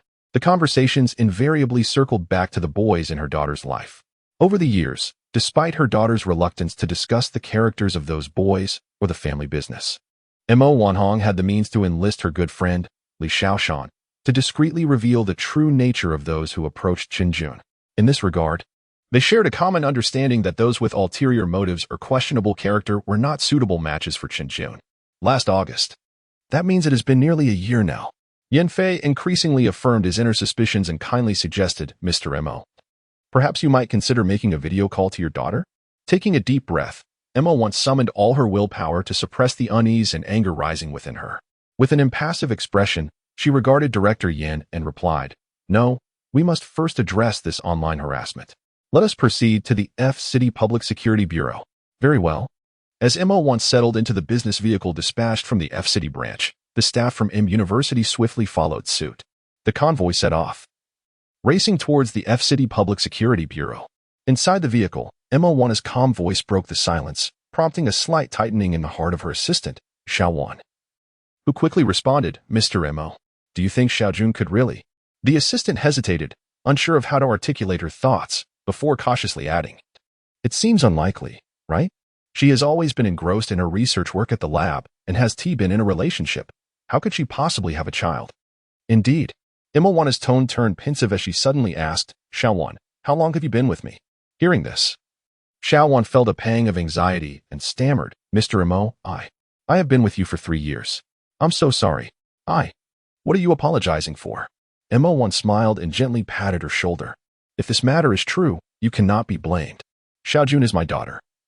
If she truly wishes to do something, I cannot stop her, nor can you. What I want to ask is, having known Xiaojun for all these years, why do you think she dismisses the suitors I have arranged for her? In discussing the young talents she had recommended, Emma wondered why none of them compared unfavorably to the boys she encountered. Each one was superior in character and family background, humble and low-key, devoted to their careers, and ambitious. Why could Xiaojun not comprehend her heartfelt intentions? Xiao Wan found herself at a loss for words in response to Mr. Mo's inquiry and could only respond vaguely, Miss is truly exceptional. She possesses many qualities that I cannot achieve, particularly her calmness and independence. Mr. Mo, there must be some misunderstanding. It is impossible for Miss to have a child so soon. She is so driven. How could she settle for? At that crucial moment, she caught herself, relieved not to have uttered the phrase about having a child out of wedlock. It was improbable, perhaps. Those 2 babies truly belonged to someone else and were merely temporarily in Mrs. care. Particularly her calmness and independence. So driven? Hearing these words, Mo Wan momentarily fell silent. She had never doubted her daughter's self-sufficiency, for since childhood, due to their careers, she and her husband had been unable to be there for their daughter consistently. This absence had led Xiaojun to learn to be alone at a young age, thus cultivating her strong and independent personality. However, to assert how composed my daughter is, it is abundantly clear that Qinjun is not inherently a tranquil individual. Moreover, once she becomes impulsive, she might engage in actions that are exceedingly outrageous, ones that even the strongest force could not retract. Emma Wanhua sat in the car, increasingly troubled as her thoughts spiraled. Indeed, last August, her daughter had taken the initiative to call her. While the specifics of that conversation had begun to fade from her memory, she distinctly recalled how her daughter listened attentively as she shared the latest background information and character analysis of a boy associated with her. In that extraordinary call, her daughter did not interrupt her, nor did they erupt into yet another quarrel. She merely absorbed the information calmly and concluded with, Are you done?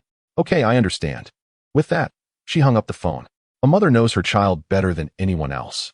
Immediately after that call, an unsettling feeling began to gnaw at her.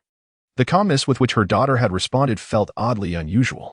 Initially, Emma Wanhua contemplated whether she should visit F-City to check on her. However, the ensuing whirlwind of work left her no room to entertain that flicker of unease. Emma Wanhua sat quietly, reflecting on her communications with her daughter over the past year, and her sense of foreboding deepened. No, Xiaojun would not act in such a manner. There must have been some misunderstanding. Perhaps she was merely feigning a pregnancy to provoke me. Yes, that must be it. With that thought, Emma Wanhua felt a slight release of tension. Surely, her daughter, being so proud and ambitious, would not casually choose to bear a child out of wedlock. It was simply impossible. Steeling herself, She forcibly redirected her focus to the incident of online harassment. Turning to her assistant, Xiao Wan, she inquired, "Have you organized the information on those individuals I requested before coming here?" "Yes, Mo Zone, it is all organized." The assistant promptly produced a Huawei tablet and handed it over. Upon viewing the photographs on the tablet, which were evidently recent, and the comprehensive profiles detailing family backgrounds, academic standing, and character analyses, everything was presented with clarity. "Did you compile this?" "Yes, I did," replied the assistant. "Well done." Mo11 nodded in satisfaction, casting a look of approval at her assistant. She had initially assumed the assistant merely printed the information she provided, but was pleasantly surprised to see it meticulously reorganized, complete with recent photographs, making it visually engaging and easily comprehensible. "It's nothing. I just organized the information," the assistant said with a smile. Nodding, Mo Wanhua began to peruse the profiles on the Huawei tablet, her eyes glinting with a fierce determination. Indeed, prior to boarding the aircraft to this destination, she had already contemplated the alarming clarity and pointedness of the recent online harassment incident. Although the information relayed from the F-City Security Bureau and M University prior to her arrival indicated that the individual responsible for the incendiary posts had been apprehended, Wana quickly deduced that this university student named Yang Yuan was merely a pawn. The true orchestrators, lurking in the shadows, had likely severed all evidence trails long ago. Indeed, it was plausible that he had been commissioned specifically for this purpose. Thus, even if the security personnel were sufficiently adept to trace the strings back to the mastermind behind Yang Yuan, they would remain incapable of unearthing the genuine instigator. As the plane touched down, Mo's trusted aide dispatched a message confirming that they had thoroughly investigated the competitors of Feiyun Group, ruling them out as the source of the attack. Consequently, the perpetrator must be someone within Qin Jun's immediate circle, someone with vested interests or emotional entanglements. Fortuitously, Mo had compiled comprehensive profiles and analyses of every young man who had previously been associated with Qin Jun, covering aspects from familial backgrounds to academic achievements and personal character. Of course, the assailant need not be male. It could just as easily be a woman. To this end, one of Mo1's capable subordinates was already engaged in gathering information and conducting inquiries, and she was confident that a satisfactory outcome would soon be forthcoming. The globally limited luxury sedan glided along the impeccably smooth asphalt road as Mo1 quietly held her Huawei tablet, jotting down notes and sketches on the screen. After approximately 20 minutes, she had reviewed the profiles of the 20-odd young individuals and finally handed the tablet back to her assistant. "All of these individuals require a thorough investigation, but I have circled 2 names. Prioritize them." "Understood. I will send a message immediately." The assistant promptly took the device and began contacting an information consulting firm within the group. At the moment the tablet was passed, one of the circled names on the screen was none other than Shin Mei. Ding dong. A WeChat notification chimed, and the comfortably reclining Hong Ying turned his head slightly to glance at his phone screen, his expression shifting as he immediately checked the message. "Her mother is here. Be cautious. Ensure everything is executed cleanly, leaving no traces." "Got it. Rest assured, Brother Chen. Whether in WeChat chats or bank transactions, everything has been meticulously handled by professionals. There will be no issues. Nonetheless, exercise caution. Mo1 from Feiyun Group is not to be underestimated." "Yes, I will be careful." Hong Xiao lightly shook his head, a relaxed expression surfacing in his eyes. In his view, the Security Bureau would at most trace the matter back to certain individuals. While he had long since distanced himself from any connection, even if they pursued him, it would be futile. In just over half an hour, Emma Wanha and her entourage arrived at M University. Upon disembarking, the esteemed former dean of M University, Chen Wei, promptly approached and extended his hand to Mo Wanhua. "Ms. Mo, it is regrettable to meet you under such circumstances. Dean Chen, you are well aware of my situation. There is no need for pleasantries.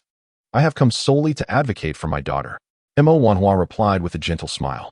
"I sincerely apologize for the unfortunate turn of events. Rest assured, we at M University shall do everything in our power to investigate this matter thoroughly." The elderly dean felt a sense of relief. As long as the visitor was not there to confront him with accusations, all would be well. He then glanced at Wang Yu, the director of the Political Education Office, who promptly stepped forward. "Ms. Mo, if you would follow me, I shall brief you on the current interrogation of Yang Yuan by the Public Security Bureau and our university."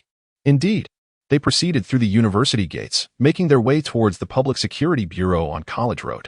The interrogation of Yang Yuan was taking place there, as it involved both M University and Southeast University, making it convenient for the leaders of both institutions to monitor the proceedings and developments of the case.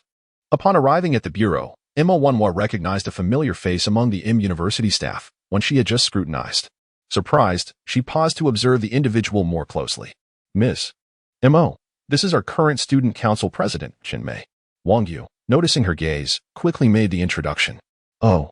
Mo Wanhua nodded in acknowledgement, narrowing her eyes slightly as an indescribable intuition surged within her. In the crowd, Chen Mei had already sensed the attention from the prominent figure. Despite his resilient spirit and strong psychological fortitude, he found himself unnerved under Mo Wanhua's scrutiny. Indeed, he had orchestrated a post on the M University forum. But his intended target was not Chen Jun. Rather, it was aimed at Wu Jiangtao.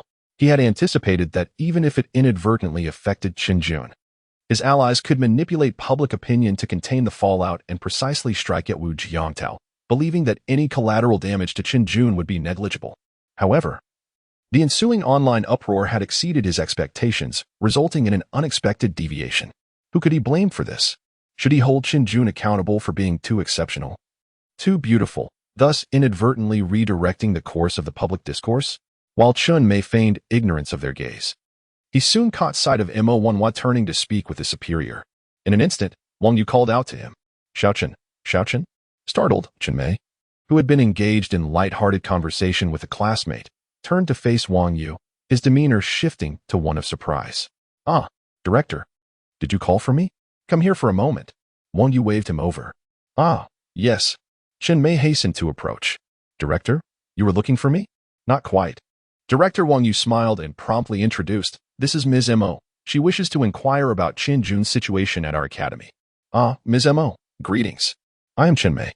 Please feel free to ask me anything you wish to know. I am also a friend of senior sister Jun, and we, the student council, are all indignant about her recent predicament. Chen Mei approached with an air of normalcy, her eyes reflecting admiration and a hint of nervousness, embodying the essence of an ordinary university student. However, at that moment, it was not only Mo Wanhua who sensed something amiss. Even Wang Yu regarded Chen Mei with a puzzled expression, silently questioning something feels off. This young woman had always displayed remarkable composure, even when interacting with municipal leaders. Her demeanor was typically steady and her speech articulate. Why the sudden agitation? But soon, Director Wang reconsidered. Perhaps it was simply admiration for Ms. Mo that stirred her excitement.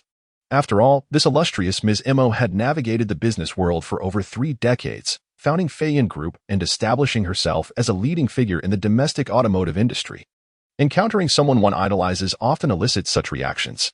For Wang Yu, this notion was fleeting, yet prior to arriving, Mo Wanhua had meticulously reviewed Chen Mei's family background and character analysis.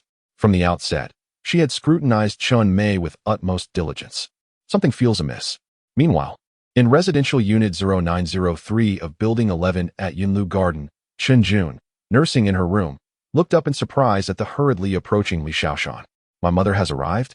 Yes, just now, my master sent me a message stating that Aunt Mo has reached M University and, under the guidance of the Academy leadership, has gone to the security station on Academy Road to gather information about the case. Chen Jun fell silent, her delicate brows knitting together slightly. Beside her, Wu Jiangtao, cradling Do, also fell into a contemplative silence. Despite having anticipated the current situation, his heart could not help but tighten. After their earlier heartfelt conversation, he had not only learned about this M University goddess's family background but also understood why she had sought him out.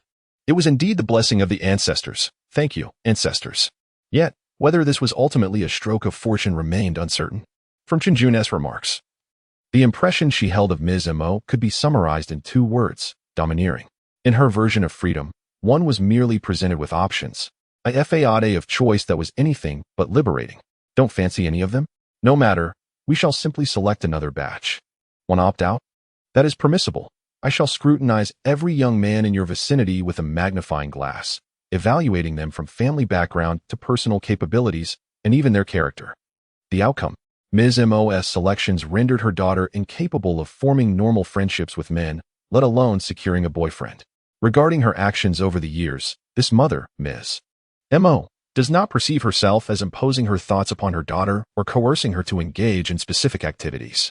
After all, she believes she has granted her daughter the freedom of choice. If her daughter wishes to pursue her own interests, that is perfectly acceptable. She too is entitled to her own pursuits, which include assisting her daughter in scrutinizing and analyzing every young man who enters her life.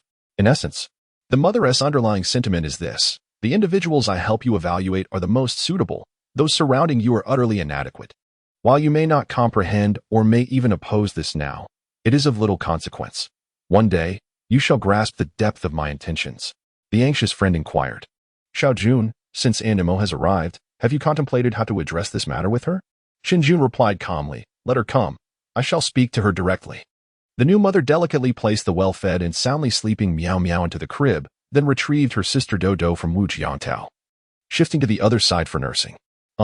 Li Xiaoshan covered her face. Speak to her directly? Are you certain that won't result in a cataclysmic clash? It is utterly unnecessary. The friend stepped forward. Aunt Mo's actions stem from concern, worried you might confide in the wrong person. She genuinely cares for you. The moment trouble arose, she immediately set aside her corporate affairs to rush over. Then she ought to have come to see my daughter first, rather than diverting to the security office. I have never cared about who is responsible for this. But Animo does care. Li Xiaoshan interjected. Xiaojun, there is no need for things to become so tense. Xinjun remained silent, not due to ignorance or disbelief in her mother, but rather an understanding that her mother's intentions, while always for her benefit, often contradicted her own feelings. It's fine. If my mother wishes to come, let her.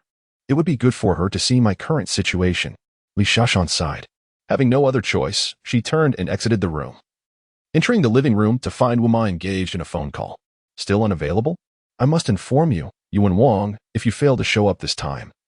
I shall pay a visit to your bureau with your uncle to thoroughly guide your martial arts training. Do you believe that? Is that a possibility? I would certainly welcome that. I've invited my uncle several times to assist our Tiger Howl battle team with their martial training, but he has always declined.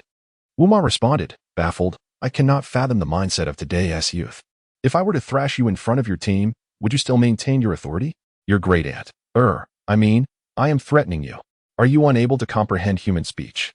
Second aunt, I truly cannot leave right now. How about you bring her to Q City? I promise to treat you both well. By the way, I called my uncle yesterday, and he mentioned that Jiang Tao has improved his strength. Excellent. I would love for him to come to my police team for some sparring. It would be enlightening for these youngsters to experience the reality of their capabilities. Enough. Why would you suggest I bring the girl to see you? Are you aiming for the heavens? Haha. Yuan Huang chuckled awkwardly. I will ask you just one question. When will you be free to come? Yuan Qian laughed in exasperation. Listen, do not blame your aunt for not warning you. If you miss this opportunity, you will surely regret it. Just then, a voice from the other end of the line interrupted. Captain Huang, the director is looking for you. All right, I'm on my way. Yuan Huang, across the room, addressed the individual before turning back to the phone, saying, Second aunt, we'll talk later. I must attend to something now. With that, he abruptly ended the call and busied himself. As the busy tone echoed in her ear, Wuma exhibited no signs of irritation. She was well prepared for this. Tomorrow, that young man would arrive in F City. Just you wait. This time, you will come whether you wish to or not. After hanging up, she noticed Li Xiaoshan entering the living room. Upon seeing her awkward glance, a knowing smile spread across Wuma's face. Xiaoshan, come here. Sit down. The boy I mentioned before is coming tomorrow. You promised me you would go and meet him. Li Xiaoshan's smile was rather strained. I will, aunt. But if he is unavailable, I can manage. Unavailable? How dare he? Rest assured, he will be free. Wuma coughed slightly, at a loss for words. As she collected her thoughts, what was it she intended to discuss with Wuma? Yes, it was about Xiaojun and Animo. Aunt Wu, has Jiang Tao mentioned anything regarding Xiaojun's family? Wuma's expression shifted. Yes, he has. You wish to discuss Xiaojun's mother coming to F City, correct? Indeed. I hope to visit her before Antimo arrives, to clarify things.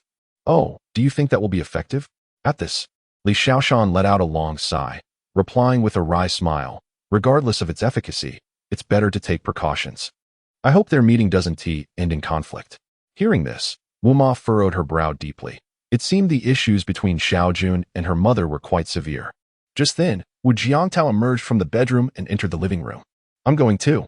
Li Xiaoshan was taken aback.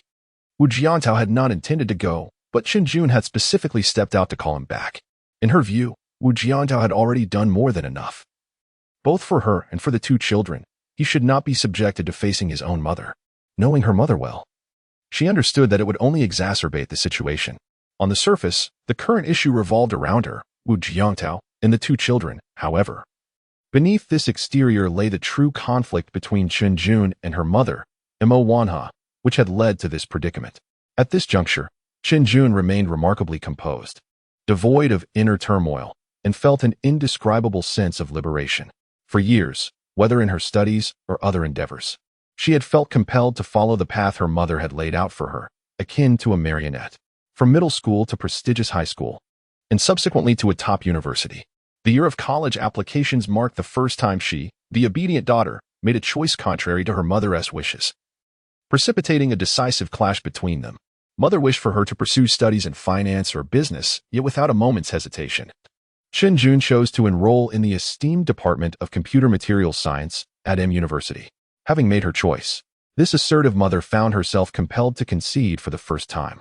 Later, when Chen Jun believed that her outstanding academic performance would lead her mother to understand and accept her, a significant conflict arose between them. Mo Wanhao not only failed to recognize the root of their discord, but also intensified her interference in her daughter's romantic life. Last August, Chen Jun had intended to heed the career advice of her mentor, Lu Huixin, and thought that studying abroad might provide an escape. However, following a phone conversation with her mother that evening, she acted impulsively. That night, she found herself at the Holes Bar, where she encountered Wu Jiantao, who was nursing his sorrows alone. In hindsight, she regretted her actions, but the demands of her research institute kept her exceedingly busy, and her work schedule often turned her nights into days. It wasn't until 3 months later that she realized her close friend hadn't visited in quite some time, prompting her to seek medical advice, which yielded an unsurprising result. She was pregnant, and with twins no less. What began as a moment of passion quickly turned into a life-altering situation. Initially, her first response was to terminate the pregnancy, yet when the doctor congratulated her, stating that soon she would hear the heartbeat of her babies, Chen Jun felt a stirring within her that dispelled any thoughts of abortion. Throughout her 10 months of pregnancy, she faced numerous challenges, yet she persevered with remarkable resilience. An inherently strong and independent individual, Chen Jun recognized that her predicament was a consequence of her own choices, and she did not blame others.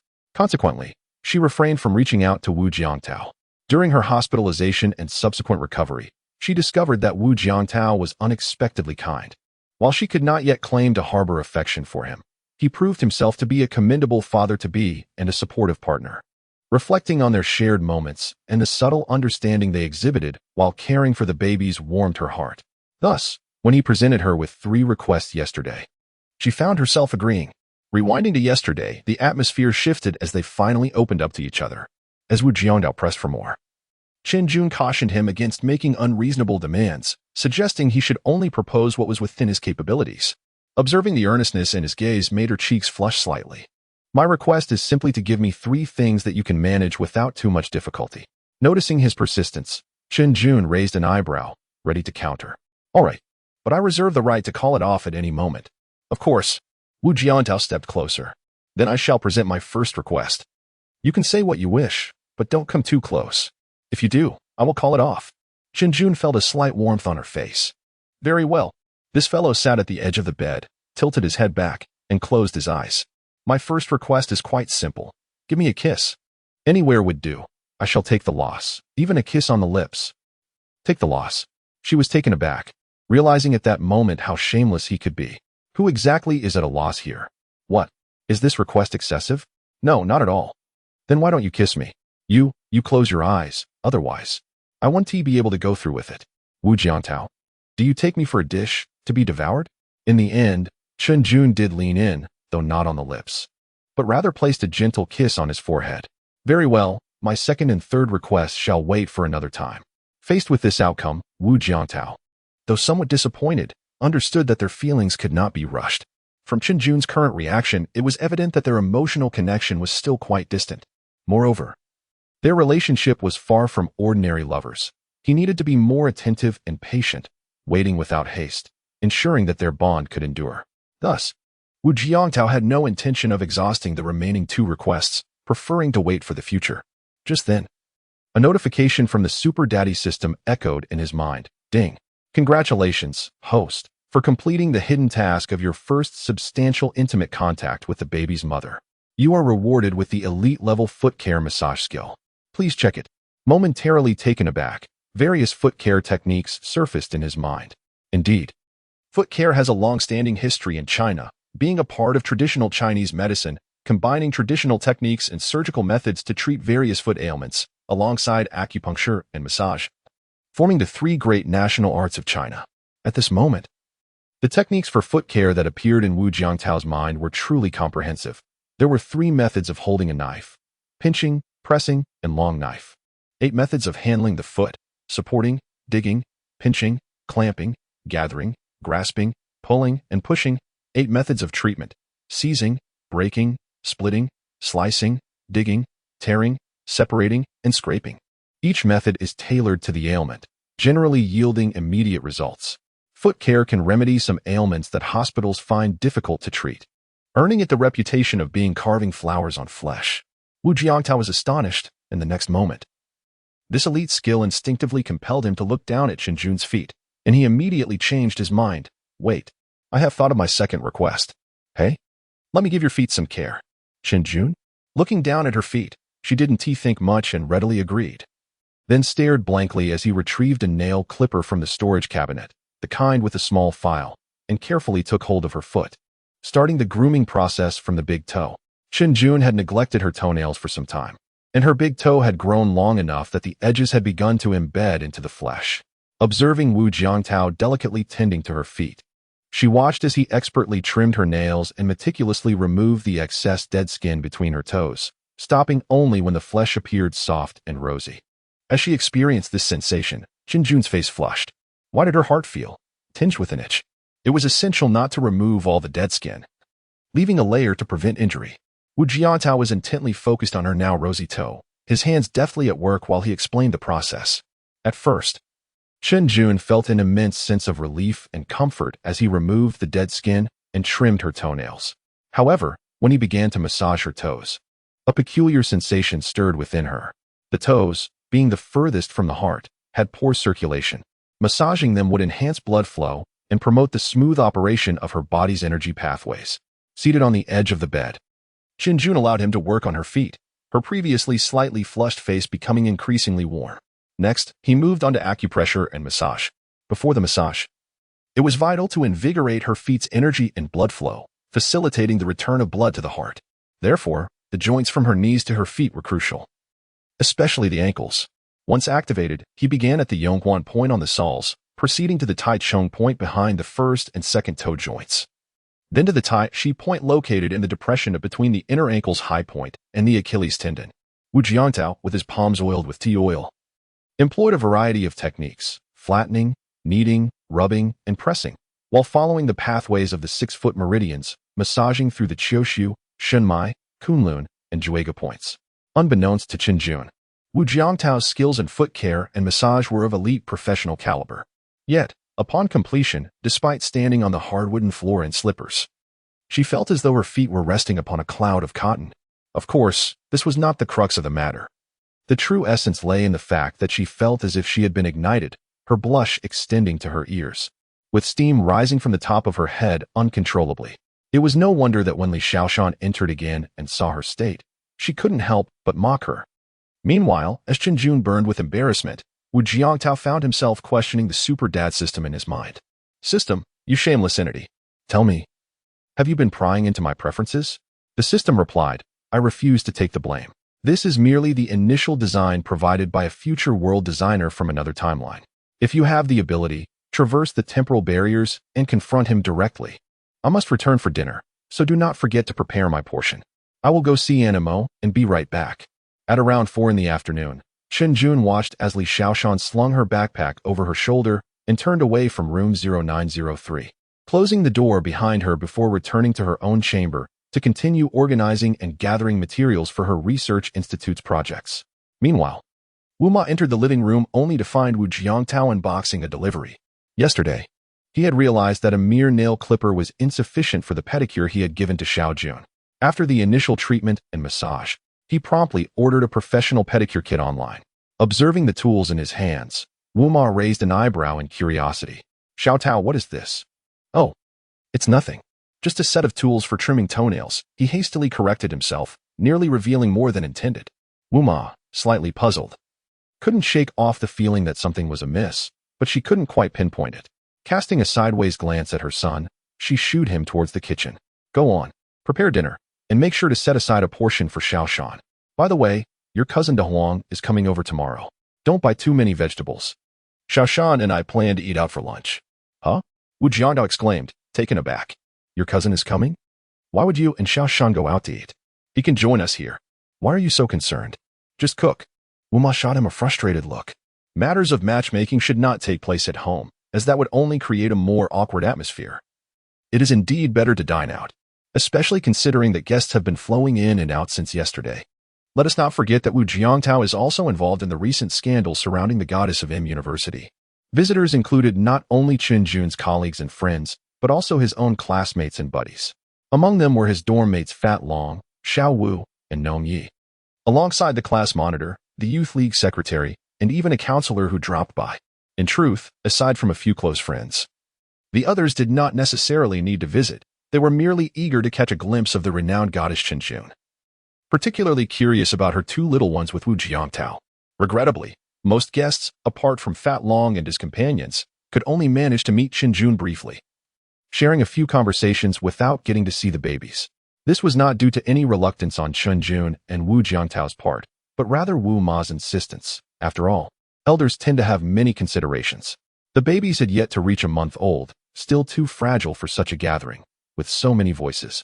The noise could easily overwhelm them.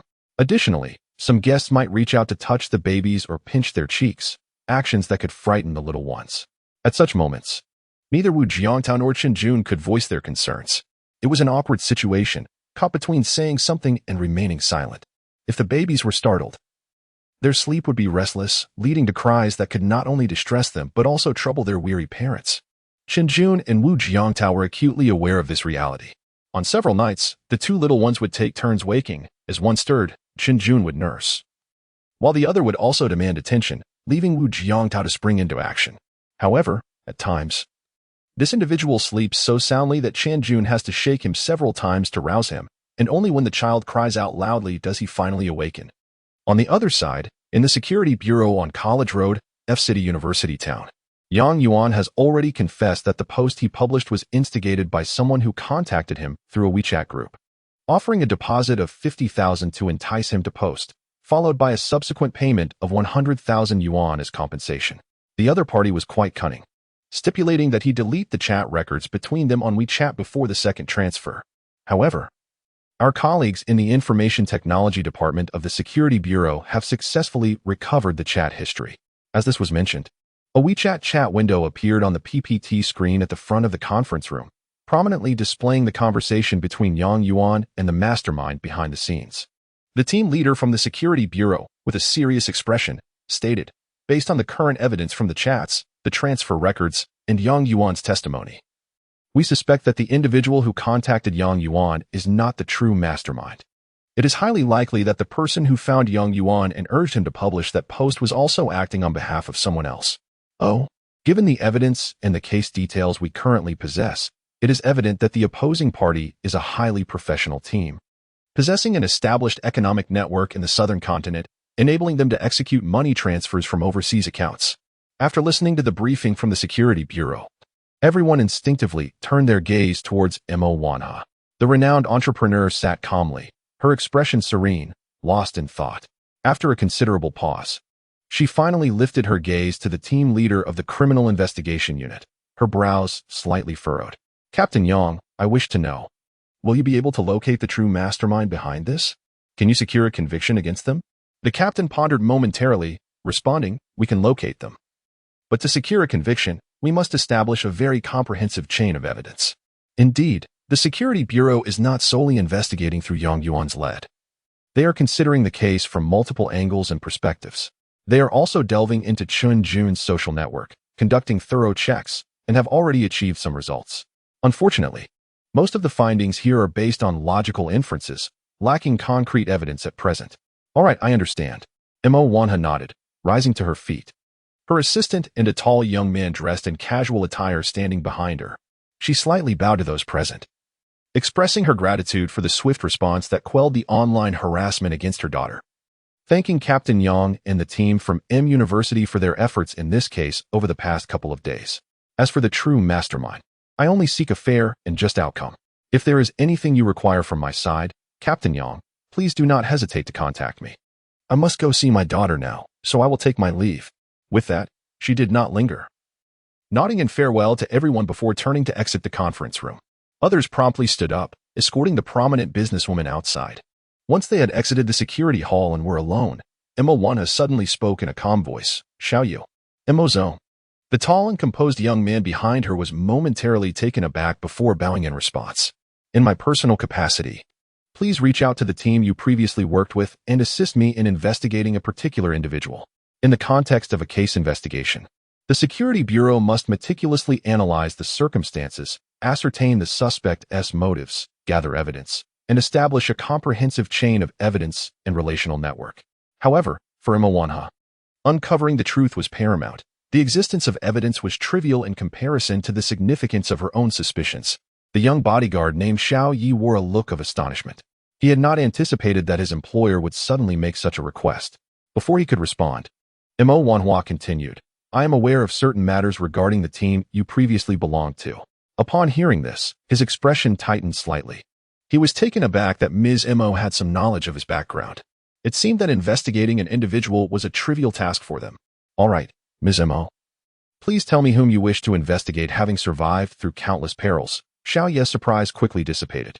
Yet, as he regarded Ms. Mo, he could not help but reflect on the remarkable journey of this accomplished woman. Despite their differing realms, her decisiveness and tenacity were undeniably admirable. It is worth noting that his former team had navigated the chaotic southern continent for several years, and had it not been for his imminent breakthrough in martial arts, he would not have sought a more tranquil environment. That individual is within the Security Bureau. Have you encountered him? Can you guess who it is? Mo Wanhua did not answer directly, but posed a rhetorical question. Xiao Yi furrowed his brow, his mind racing back to his time in the Bureau. Soon, a youthful and striking visage surfaced in his thoughts. Chen Mei, the president of the University Student Council. Indeed, it was he.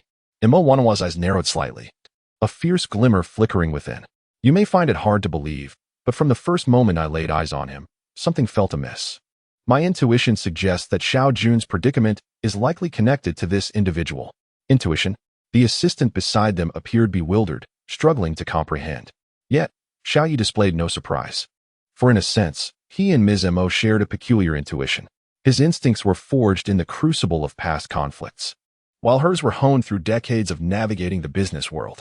I understand now. I will ensure it is done. I am aware of your protocol. I will have Xiaowan transfer the 50,000 deposit to you shortly. Excellent.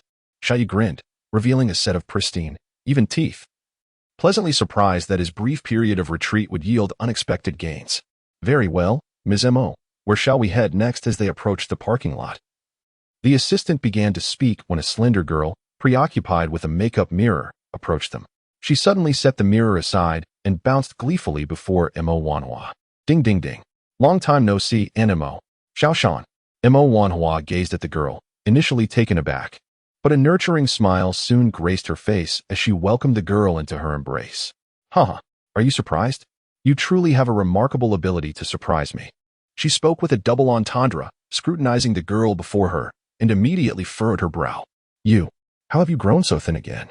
The girl in question was none other than Li Xiaoshan. So, how have you fared in the United States over this past year of work and study?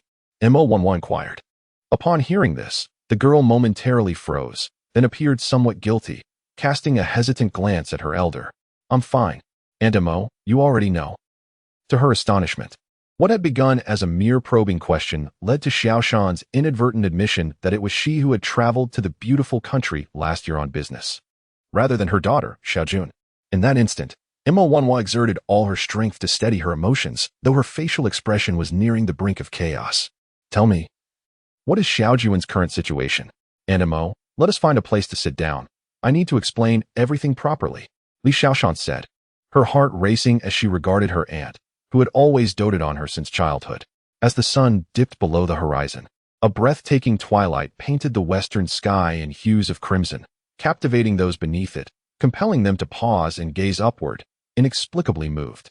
At the intersection of M University South Student Street, Li Xiaoshan and the esteemed Mo sat on the outdoor terrace of a CAF, their cheeks aglow from the evening light. Within a matter of minutes, Li Xiaoshan meticulously relayed every detail regarding Chen Jun, and finally, with trepidation, she looked at the legendary businesswoman across from her. And Mo, I never anticipated that Xiao Jun would do something like this.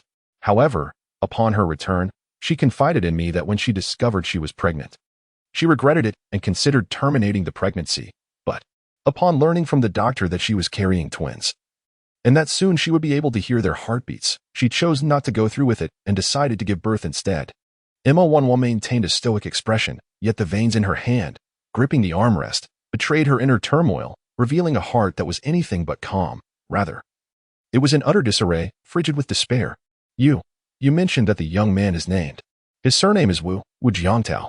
He is tall and quite handsome, possesses a commendable character, and is attentive. During this time, he even purchased a home in Yunlu Garden outright, dedicating himself wholeheartedly to caring for Xiao Jun and the two babies. He can even cook. Mo Wanhua regarded her silently, watching as the girl's voice gradually dwindled, leaving her speechless. Do you know this Wu Jiangtao well?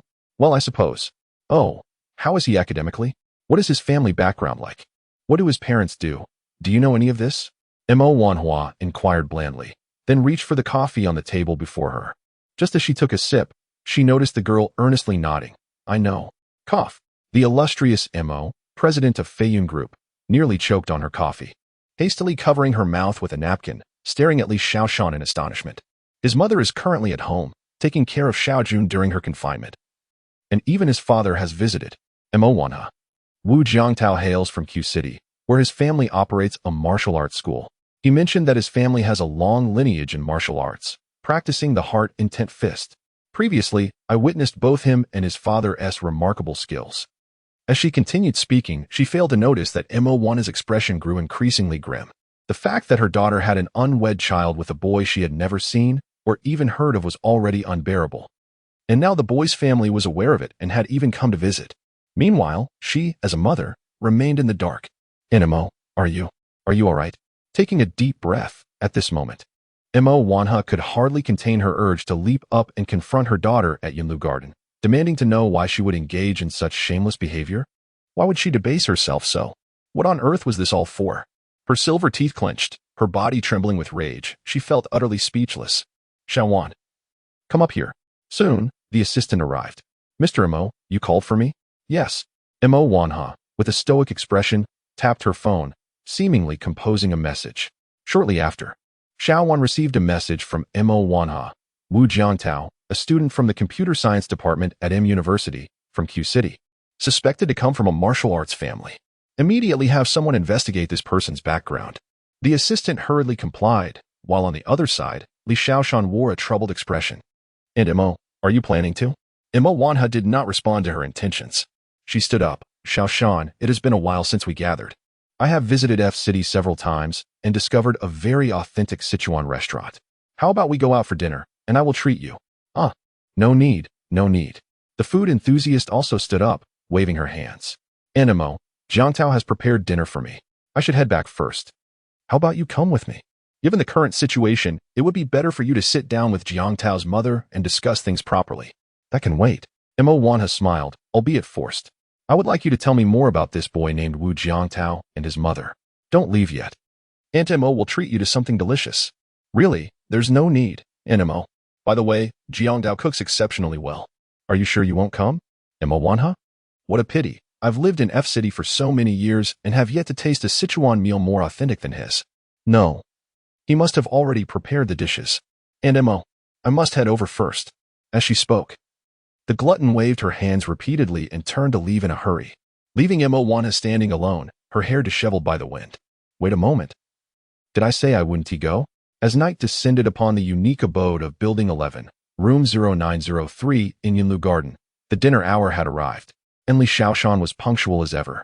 Upon placing her handbag down, Her eyes were immediately drawn to the dining table, where the twice-cooked pork and mapo tofu she had ordered awaited her, causing her mouth to water in anticipation.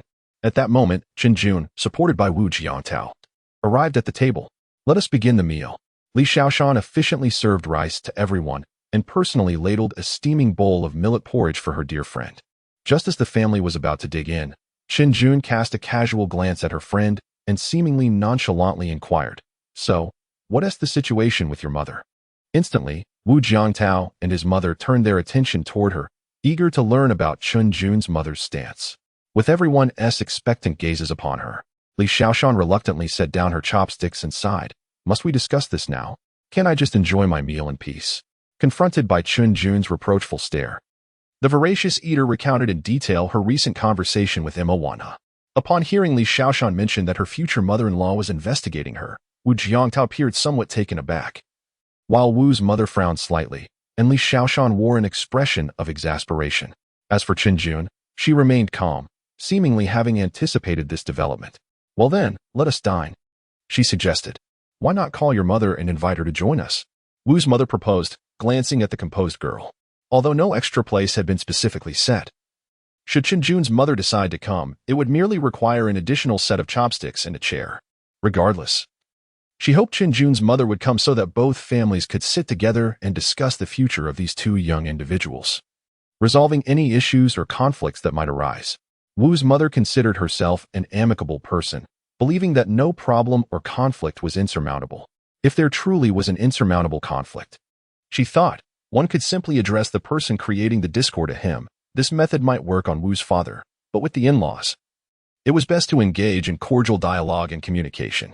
At that moment, several hundred kilometers away in Q City, Wu's father sneezed emphatically.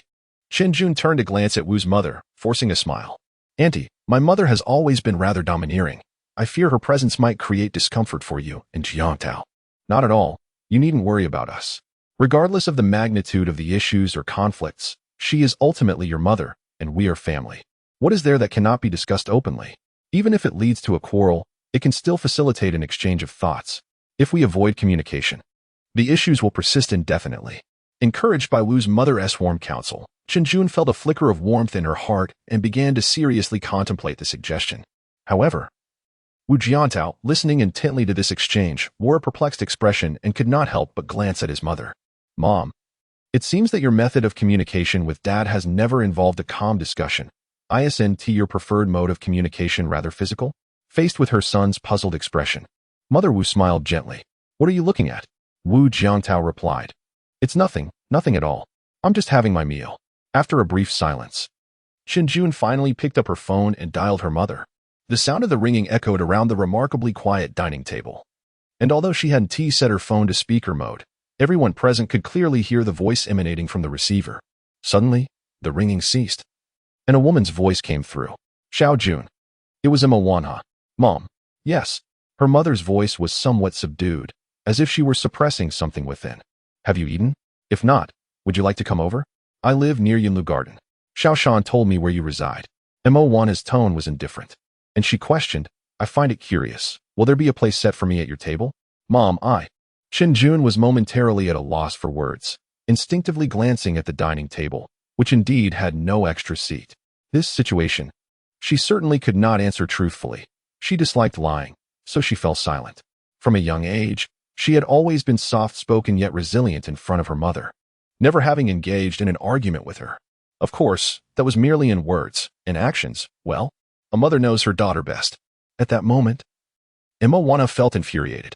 Initially, upon receiving the call, she had merely intended to make a casual remark, but upon hearing her daughter's response, she realized there really was no place reserved for her. I won't be going. Whoever wants to go can go. The irritation in her voice was palpable as she sternly stated, Pack your things and those of the children tonight. I will come by tomorrow morning. She had meant to say morning, but suddenly recalled an important meeting scheduled for the next day. She quickly amended, tomorrow noon. I will come to pick you and the children up. Mom, I'm not going back. From childhood to now, she had always given her mother choices. But this time there was no option. You are my daughter, and you must return home with me. I give you tonight to prepare. Tomorrow noon, I will come to find you. Mom, could you please respect my wishes? Chun Jun's elegantly arched brows furrowed as she attempted to argue her case, but on the other end of the line, Imo Wanha abruptly hung up, leaving only silence in its wake. In that quiet moment, she put her phone away and looked up at Mother Wu, forcing a smile. I'm sorry, Auntie. My mom isn't coming over. Let us just eat ourselves. It's fine. Isn't she coming tomorrow? We will have the chance to talk then. To communicate. No worries, no worries. Come, let us eat. Mother Wu felt a pang of sympathy for the girl, yet she also sensed a certain helplessness. It appeared that the rift between Qin Jun and her mother was far greater than she had initially imagined. As Imo Wanha conversed with her daughter Qin Jun over the phone, the bodyguard known as Xiao Yi had just returned to his hotel room. He cautiously scanned the space before inspecting it for any listening or surveillance devices. Once he confirmed that there were no anomalies, he finally picked up the phone and dialed a number. Scorpio. Qingye. If I am not mistaken, you must have returned to the country recently, correct? He spoke casually. Indeed, I have returned to my alma mater. Aren't you on vacation? What brings you to seek me out? I received a minor task here in the country, with substantial remuneration. Are you interested? We can split the earnings 50-50. Having returned to my alma mater, I wish to honor my mentors and do not wish to take on any tasks. Please seek another. The man on the other end, known as Scorpio, spoke lazily. Seemingly uninterested. The task pays 5 million, and a 10% deposit has already been secured. Well, I suddenly feel a bit lethargic and could use a change of scenery. Huh, didn't you just say you wanted to honor your mentors and avoid taking on tasks? Qingye replied, laced with sarcasm. Ahem, with money, I can better honor my elders. Now, tell me about this task. In China, as long as it does not involve any illegal activities, I can handle it splendidly. It's to investigate a person, Qingye stated succinctly. Oh, to investigate a person? Is it really that simple? With such a high remuneration, the target must be someone significant, correct? Just to clarify, if they are affiliated with the government or have connections. I will not take it on. I still wish to retire in China one day. Not a major figure. Qingye shook his head. Just a third-year student at IM University in F City named Qinmei. She is the president of the student council and hails from a family of merchants. Perhaps there are some official connections, but merely networking. Scorpio on the other end appeared bewildered. But you seem to have already investigated quite thoroughly. Do not rush. I will compile the specifics of the task and send them to you shortly. All right, let's proceed with that. Meanwhile, in Q City, within a serene Chinese courtyard, a fashionably dressed man with a scruffy beard and avant-garde hairstyle lounged in a chair, leisurely hanging up the phone. Nearby, a middle-aged man, appearing slightly older and preparing tea, furrowed his brow. Is everything all right on your end? If there are matters to attend to, do not involve yourself with Cao Dao's affairs. The man in a long robe practicing martial arts was none other than Wu Ba. Everything is fine. I am merely investigating the offspring of an ordinary merchant family. Cao Dao's matters are indeed more pressing. After all, I am his uncle. The bearded man, appearing to be in his 40s yet exuding a youthful demeanor, wore a mischievous smile. By the way, brother-in-law, what trouble have you caused with the master this time? Upon my return, I overheard master lamenting about you. Alas, do not speak further. That little rascal has committed quite the mischief. Oh, how rare it is. What on earth could disturb senior brother to such an extent? Pray, share it so that I may find some amusement. Wu Ba. This junior disciple has grown increasingly audacious during his time in the southern continent. After casting a sidelong glance at him, he proceeded to recount the recent happenings involving Wu Jiangtao, leaving this little nephew utterly dumbfounded. What on earth?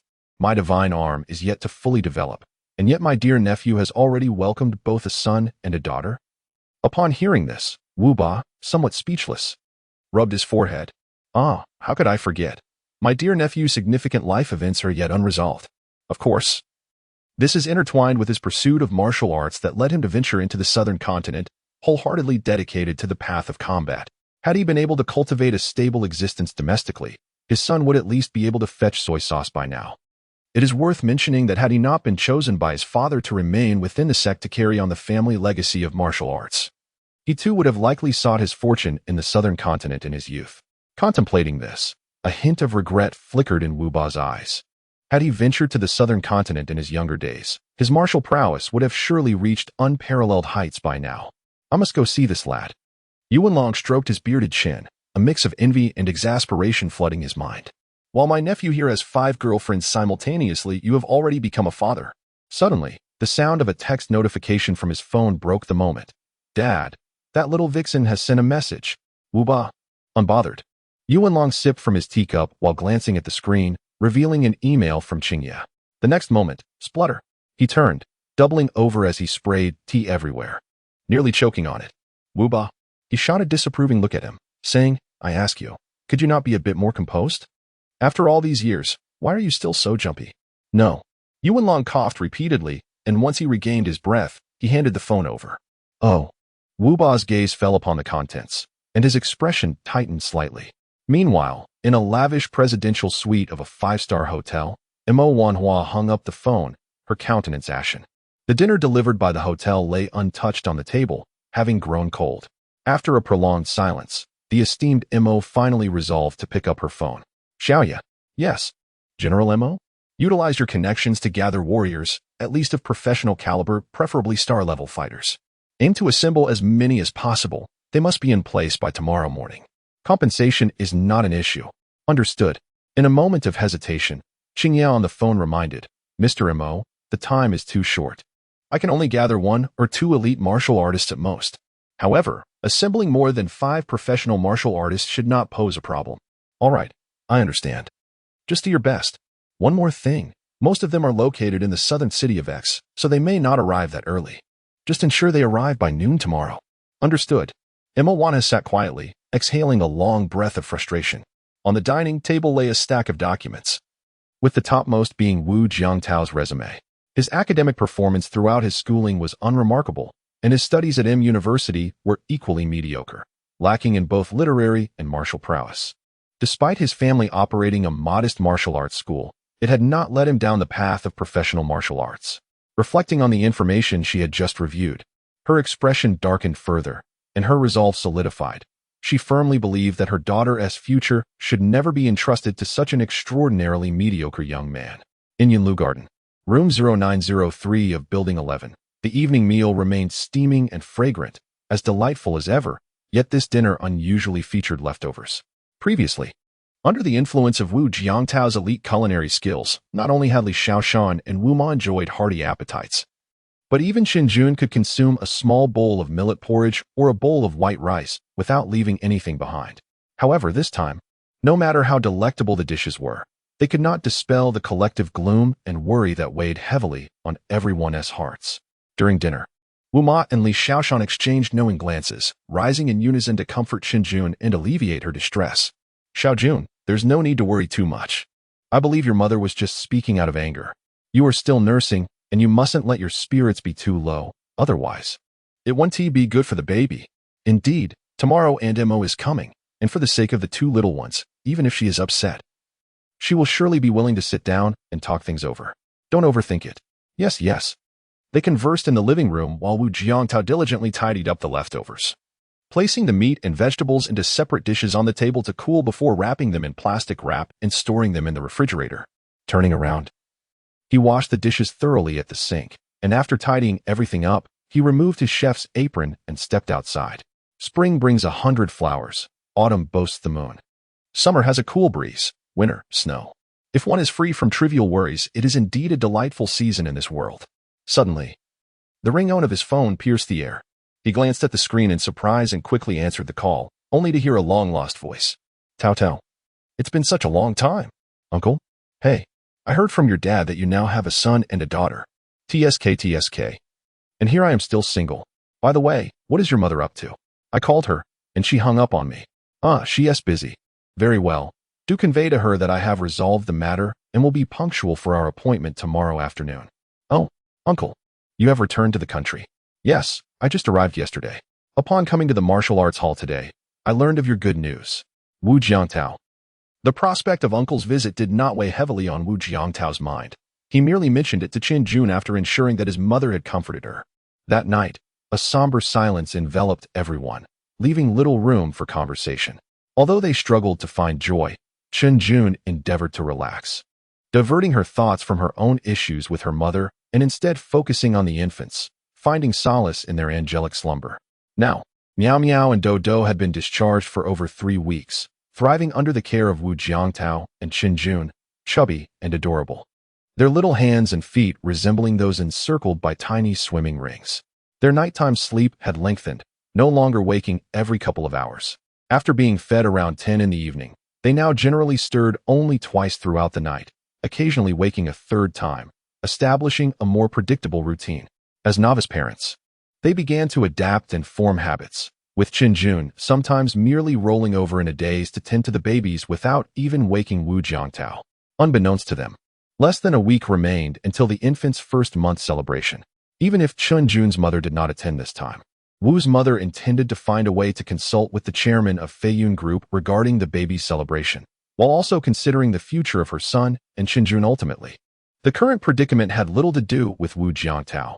Of course, if being tall and somewhat handsome were indeed a misfortune, he would be unfortunate indeed. Whether it was Li Shaoshan sleeping in the guest room or Qinjun in the master bedroom with Wu Jiangtao reclining on a chair, none slept soundly. After all, tomorrow afternoon, Qinjun's mother would arrive, and would their familial discord find a suitable resolution? Having witnessed Ms. Mo's formidable presence, the three young individuals felt uncertain. Though Wu's mother maintained her composure, as night deepened, this seemingly ordinary night swiftly passed. In the early dawn light, Mo Wanha, who had barely slept, rose early, drawing back the floor-to-ceiling curtains of the presidential suite. A gentle mist enveloped the skies above this southern coastal city, and as she stood quietly for a moment, rays of brilliant sunlight began to dispel the morning haze from the east. This was not fog, but rather the residual warmth of the city from the previous night. Ms. Mo, your breakfast is prepared. Shall I deliver it to your room now? A small assistant messaged. Yes, please. After refreshing herself with cool water, Mo Wanha felt invigorated once more. Shortly thereafter, Xiaowan wheeled the dining cart into the living area of the suite and then proceeded to the bedroom to apply a light touch of makeup for her. Despite her lack of appetite, Mo Wanhua consumed a remarkably nutritious breakfast, leaving no remnants behind. Today, she must maintain her body and mind in peak condition. Her bodyguard, Xiaoyi, had summoned the martial artists, but they had yet to arrive. Nevertheless, the ever-composed Mo began attending to various tasks from the company, such as signing contracts and approving projects. Although, as the chairwoman, she no longer delved into the minutiae, there remained many matters requiring her personal attention.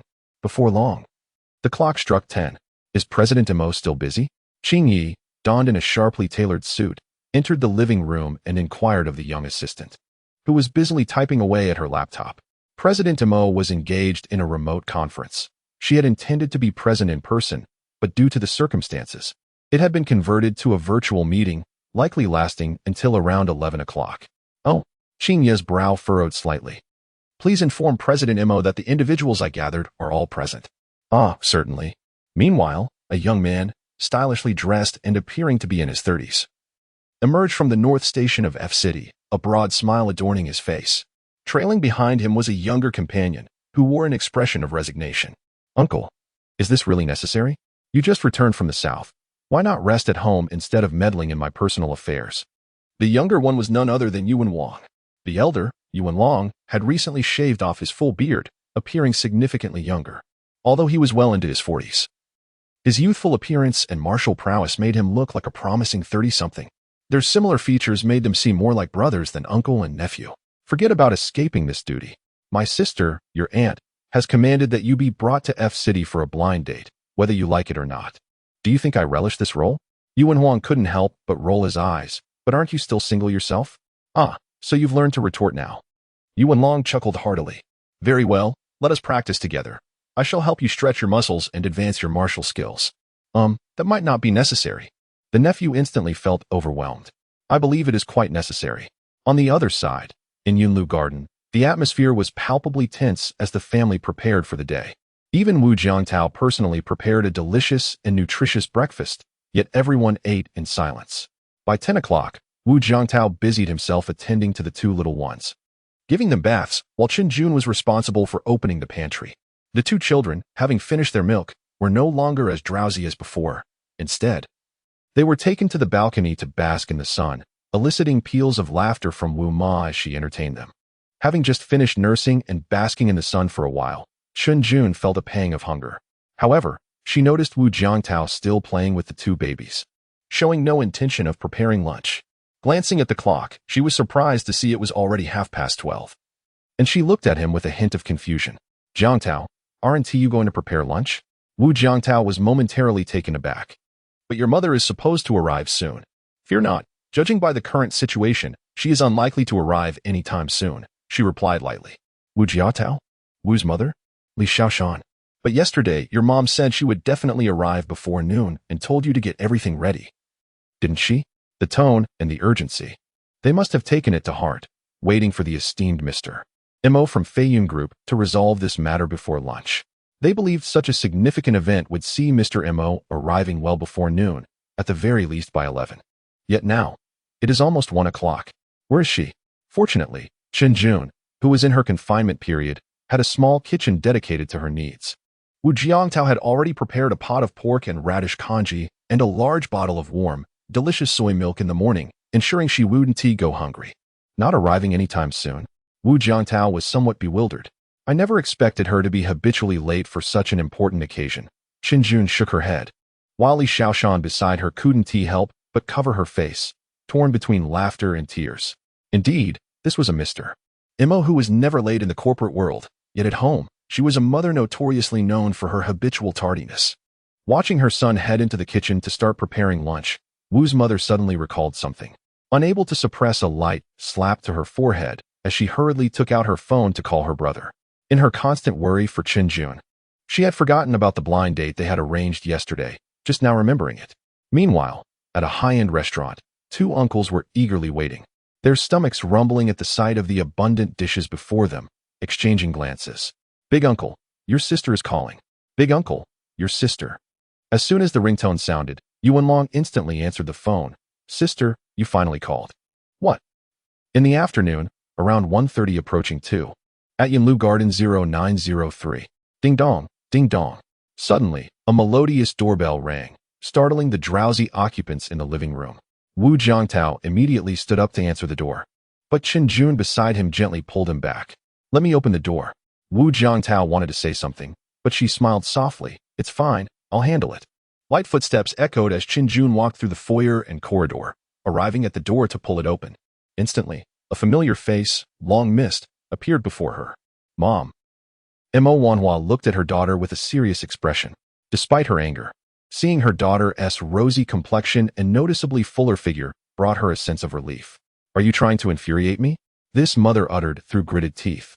While Chen Jun slightly bowed her head and refrained from responding, subtly stepping aside. Mother, please come in first. Mo Wanhua entered, followed closely by her daughter Chen Jun, with assistant Xiao Wan and bodyguard Xiao Yi trailing behind. The martial artists summoned by Xiao Yi remained outside, not entering. Upon entering, Mo Wanhua surveyed the room, momentarily taken aback. With her discerning eye, she could easily discern that this seemingly modest abode was anything but ordinary, undoubtedly a high-end residence. Mother.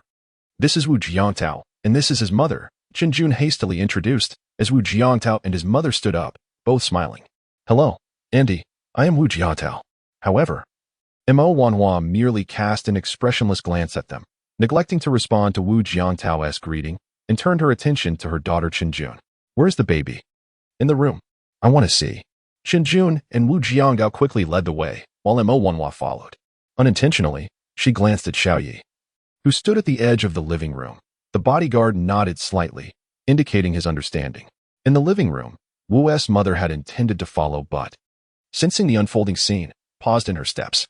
Indeed, as Mo Wanhua entered the bedroom, bodyguard Xiao Yu promptly turned to open the door. Suddenly, 6 or 7 burly men in black surged in from outside, each towering over 1.90 m, their physiques formidable, with impassive expressions and an air of composure that clearly indicated their exceptional capabilities. Wu's mother was taken aback. This future mother-in-law, what does she intend to do? In the master bedroom, Mo Wanhua affectionately scooped up Dodo and Meow Meow, her face aglow with love as she gazed at the two adorable little angels. While uttering words that belied her expression, are you ready to pay your respects? If so, let us return home. Mother, I have already said that I will not go home. Chen Jun furrowed her elegantly arched brows, patiently stating, I understand that my actions are not right. I wish to have a sincere conversation with you. Let us step outside and sit down to discuss this, shall we? Discuss? Mo Wanhua's countenance darkened. Had it not been for the two sleepy little angels in her arms, she would have already erupted in anger. Did you not hear clearly what I said last night? As she spoke, she turned, cradling the two babies, and headed outside, leaving the mess behind, considering it a mere memory. Come back with me. Mother. Chen Jun was taken aback and hurriedly followed Wu Jiangtao outside, only to see her mother carrying the two babies approach the tall, imposing young man, saying, Xiao Yi. Take the young lady away. Understood. Qing Yi stepped forward, reaching out towards the approaching Chen Jun. At that critical moment, Wu Jiangtao swiftly intervened, gripping the opponent's wrist. Hey? Sensing the extraordinary nature of her opponent, Qing Ye's eyes flickered with a hint of intrigue, yet she had no desire to engage in a contest of strength. Instead, she transformed her grasp into a slicing motion, aiming for the opponent's wrist. Almost simultaneously, Wu Jiangtao altered his approach, shifting from a claw to an intercepting hand, executing a diagonal strike with equal precision. Bang! Their palms collided in midair, resulting in a rapid exchange of movements, culminating in a powerful clash. Wu Jiangtao's expression shifted as he involuntarily took a half-step back, instinctively shielding Chen Jun as he retreated. Meanwhile, Qing Ye, who initially appeared relaxed and composed, felt the overwhelming force emanating from her adversary, causing her to involuntarily stagger backward, retreating 3 steps.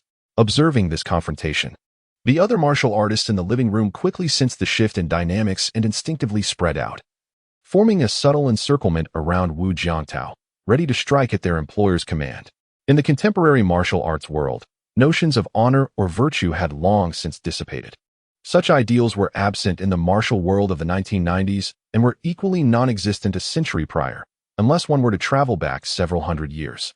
Thus, they bore no moral qualms about uniting to subdue this formidable young master. Wait, mother-in-law, there is no need for it to come to this.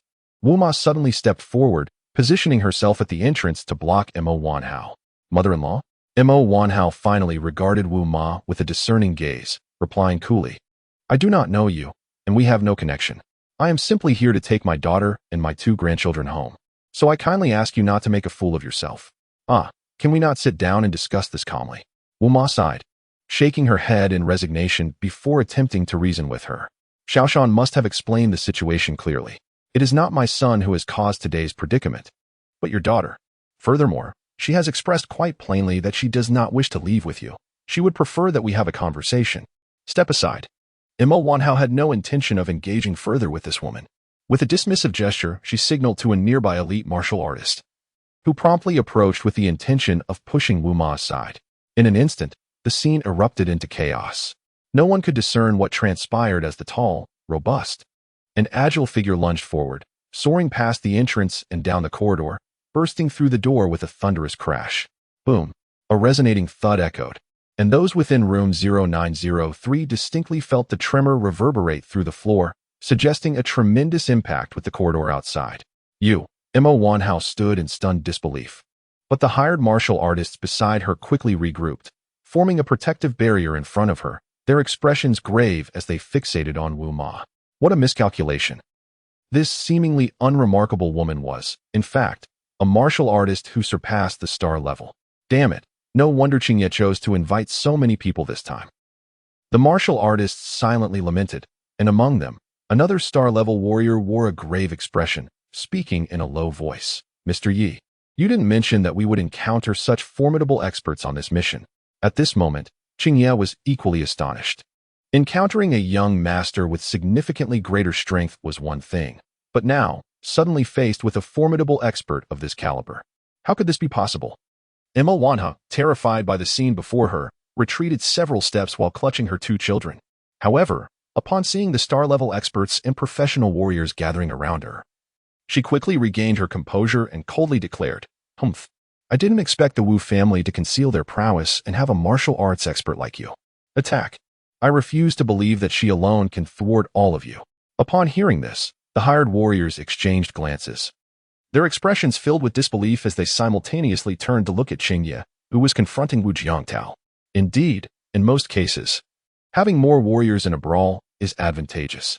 However, in the presence of a master whose strength has reached a transcendental level, no matter how many star-level or professional warriors there are, they would only be sacrificing themselves, at best managing to flee or wasting a few seconds before being knocked down, with no hope of escape.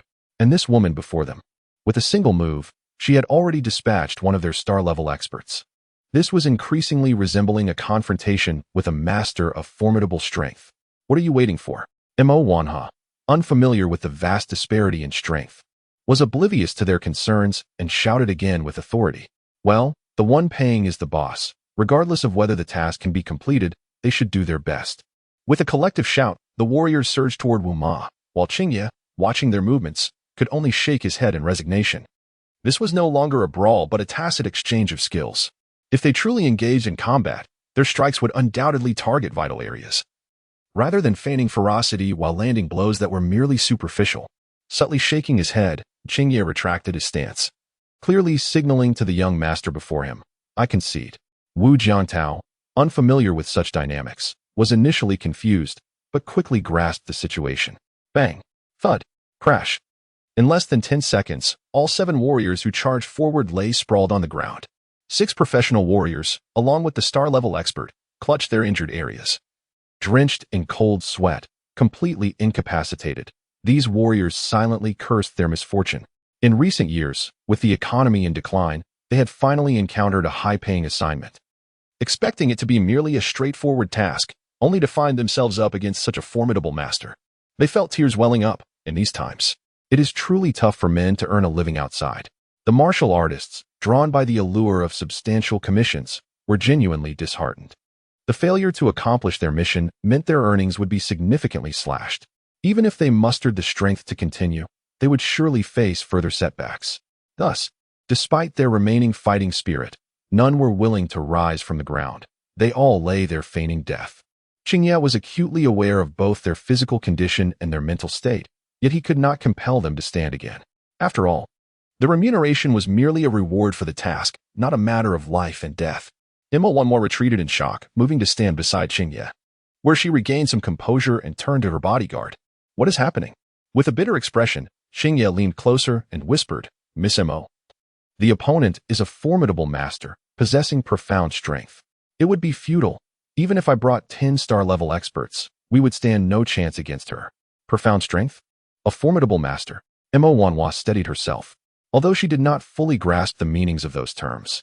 She quickly understood that the martial artists she had summoned were up against a transcendent force, one that rendered their numbers ineffective. Otherwise, such a disadvantage would not exist.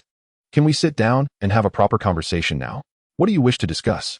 At that moment, Mo Wanhua's mind raced. Her thoughts clear and composed. She was indeed intimidated.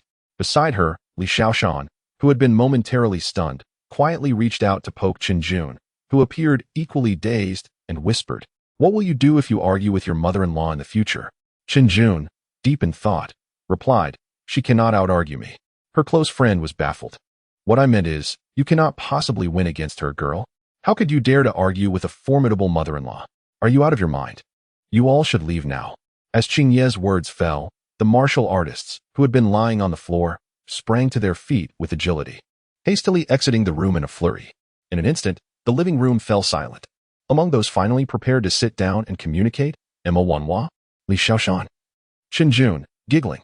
Being amateurs, untrained in such matters, they could not suppress their laughter. Li Xiaoshan, without a care, threw herself into Wu Ma's embrace. Shaking with laughter, Chen Jun leaned against Wu Jiantao, equally overcome with mirth. The domineering mother, thwarted, found this moment to be the happiest for her daughter. Her mood lightened. She laughed freely, while Wu Ma could not help but chuckle as well, observing the joyful scene in the living room. Mo Wanhua felt a twinge of embarrassment and could not resist shooting a glare at Qingye, who wore a wry smile, signaling her to wait a moment before explaining. Have you all laughed enough? Mo Wanhua said sternly, her expression fierce. No more laughter, no more. Li Xiaoshan rose from Wu Ma's embrace and playfully tapped Chen Jun, exclaiming, Hey, your mother is calling for you. The two girls then straightened up, taking a deep breath. Although the situation was not particularly amusing, Li Xiaoshan's playful expressions towards Chen Jun made it hard to contain laughter. Chen Jun did her utmost to suppress her amusement, managing to maintain composure. However, her friend across from her, with a mischievous glint in her eyes, suddenly clawed at the excess flesh around her friend's waist. Chen Jun let out a startled cry, followed by an eruption of laughter. The two friends embraced, laughing uncontrollably. At that moment, their infectious laughter caused the atmosphere in the living room to swell with joy. It must be said, these two girls were utterly delightful. Watching from the opposing camp was Mo Wanha's assistant, Xiao Wan, who could not help but turn her face away, stifling her giggles. Even Qing Yi, who had previously worn a face of helplessness, found the corners of her mouth lifting in amusement.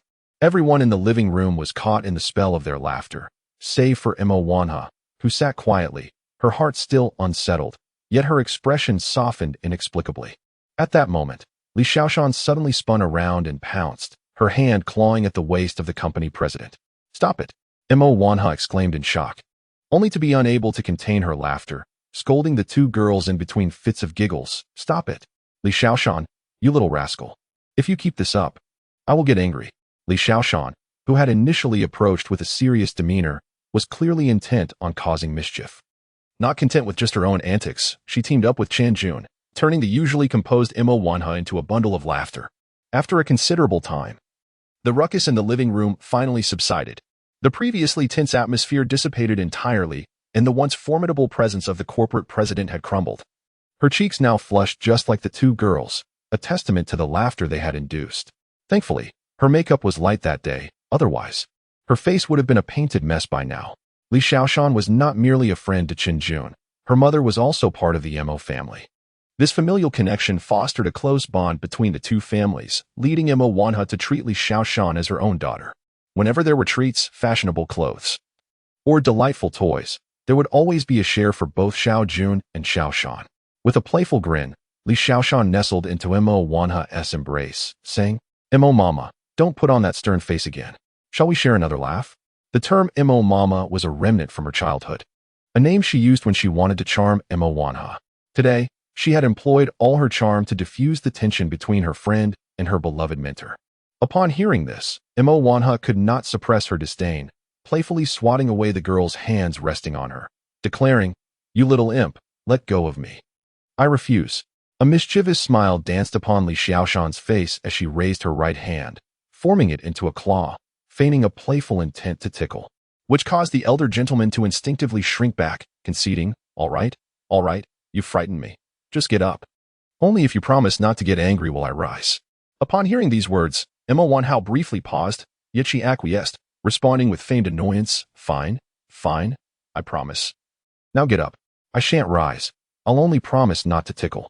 Li Xiaoshan nestled into Mo Wanha's embrace, nuzzling her head into her mother's arms, longing for a maternal hug that had been long absent. "I want to cuddle." At this utterance, Chen Jun felt an inexplicable flutter within her heart, while Mo Wanha chuckled, playfully pinching the girl in her arms and scolding, "You, how old are you? Are you still a baby? Aren't we all grown-ups now? So what if I am? I take pride in my childishness. My mother says that women who act cute have the best lives." As they bickered, Li Xiaoshan pulled the somewhat dazed Chen Jun closer, inviting her into the warm embrace. In that moment, Mo Wanha couldn't help but feel a jolt of nostalgia, recalling the days when these two big babies were small, and she pondered how long it had been since they had all huddled together. Perhaps 10 years ago. No, it must have been nearly 20 years past. Lost in thought, her hand instinctively caressed her daughter's back, and she distinctly felt her daughter's body stiffen momentarily before relaxing, burying her head deeper into her mother's embrace. Gradually, the entire living room fell into a serene silence, everyone watching the scene in a daze. At this critical juncture, it was Wu Ma who reacted the quickest. She stood up quietly, gently patting her son Wu Jiangtao, who looked up in confusion. Seeing his mother nodding towards the door, he quickly grasped the situation and quietly got up to leave, pulling along the assistant and the bodyguard Qingye.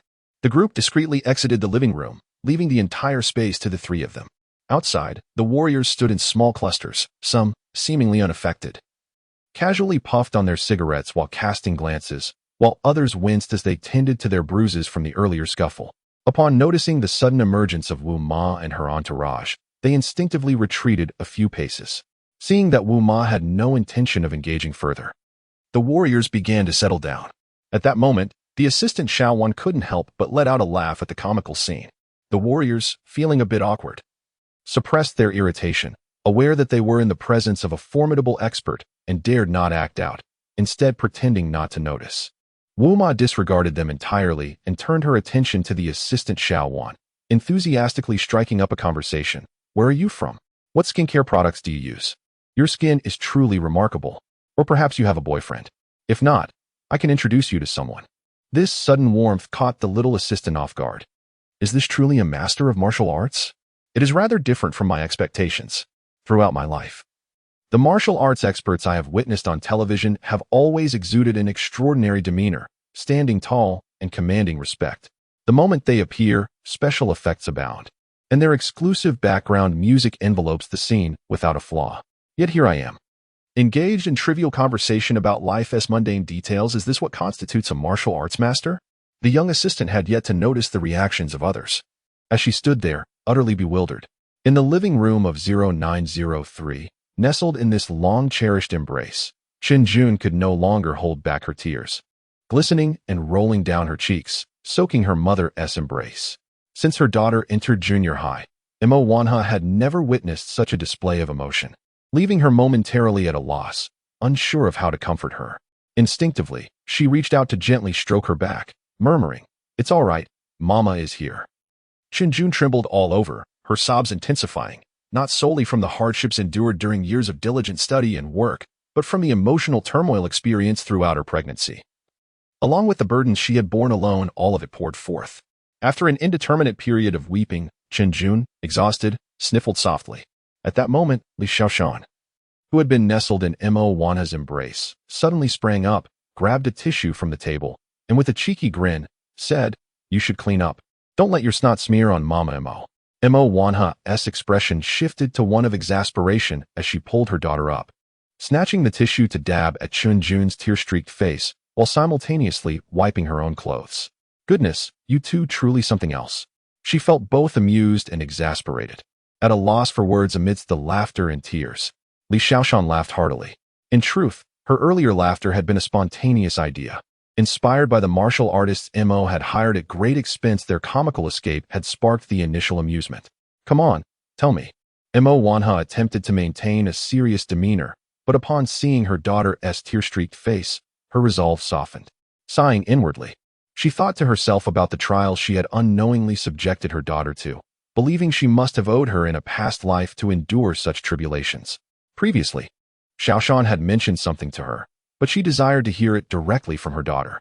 "By the way, was it that Wu Jiantao who bullied you? Just wait until I get my hands on him." No, he didn't bully me. He has been very kind." Chen Jun quickly waved her hands, the memory of yesterday's incident flashing in her mind, a hint of crimson blooming on her cheeks. "Really?" Imo Wanha raised an eyebrow, her expression tinged with skepticism. "Oh dear, Mother Imo, this is truly..." Li Xiaoshan hurriedly leaned in, adding her voice to the conversation. "Ever since Xiao Jun was discharged from the hospital, I have visited daily.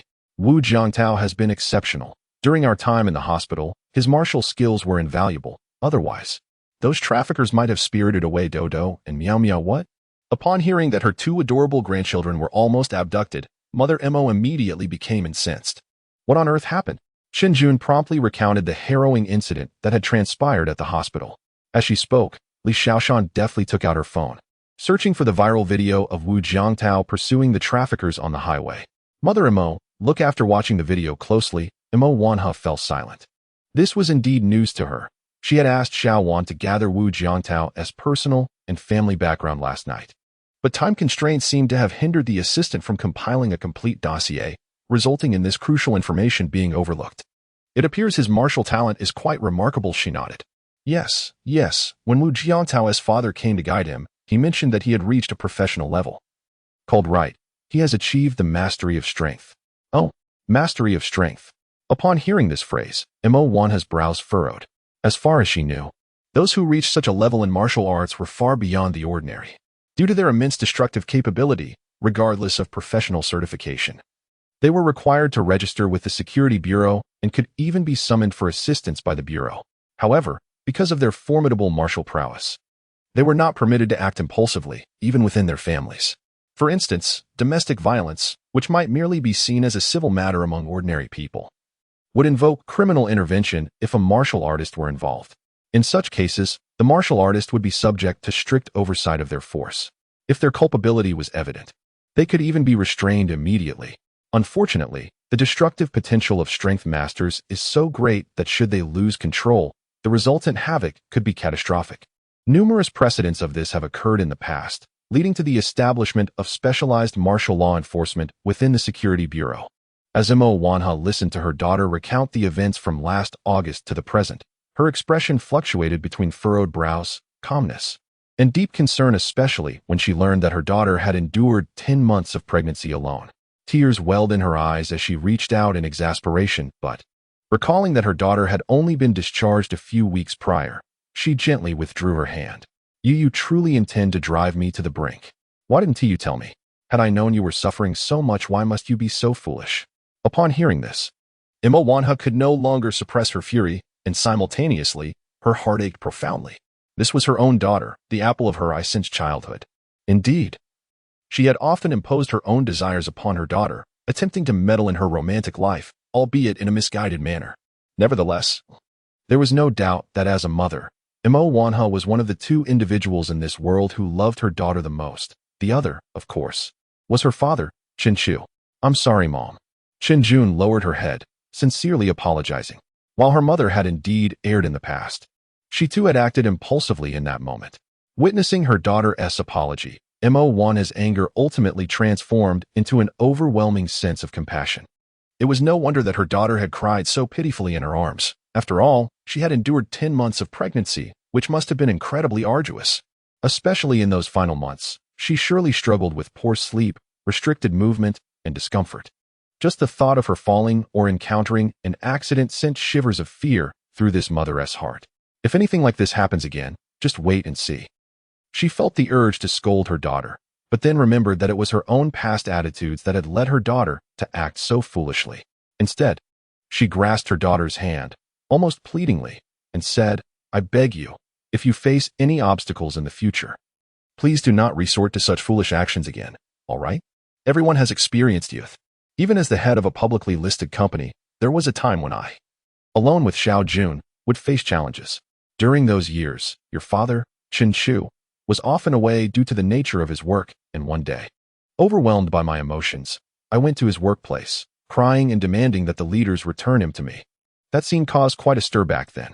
I too have encountered numerous challenges, but every time I thought of your father and you, I persevered. Promise me, never be so reckless again. You now have 2 little ones, and parents who care for you. Whatever happens, always consider those around you. Mo's words resonated deeply, and there was also Wu Jiangtao to consider. Li Xiaoshan interjected, embellishing the moment, which earned her a roll of the eyes from Imo Wanha. Chen Jun nodded, affirming, I want to do that again. This exchange between mother and daughter was markedly different from their interactions in the past few years. Although one party had acted in an extreme manner, leading to an irreparable situation, the other had finally come to a profound realization about the significant communication issues that had existed between them. Reflecting on this, Imo Wanha could not help but glance at the carefree Li Xiaoshan beside her. It was indeed thanks to this girl that the communication between her and her daughter had thawed so swiftly, allowing for mutual understanding. There is one more thing I must ask you.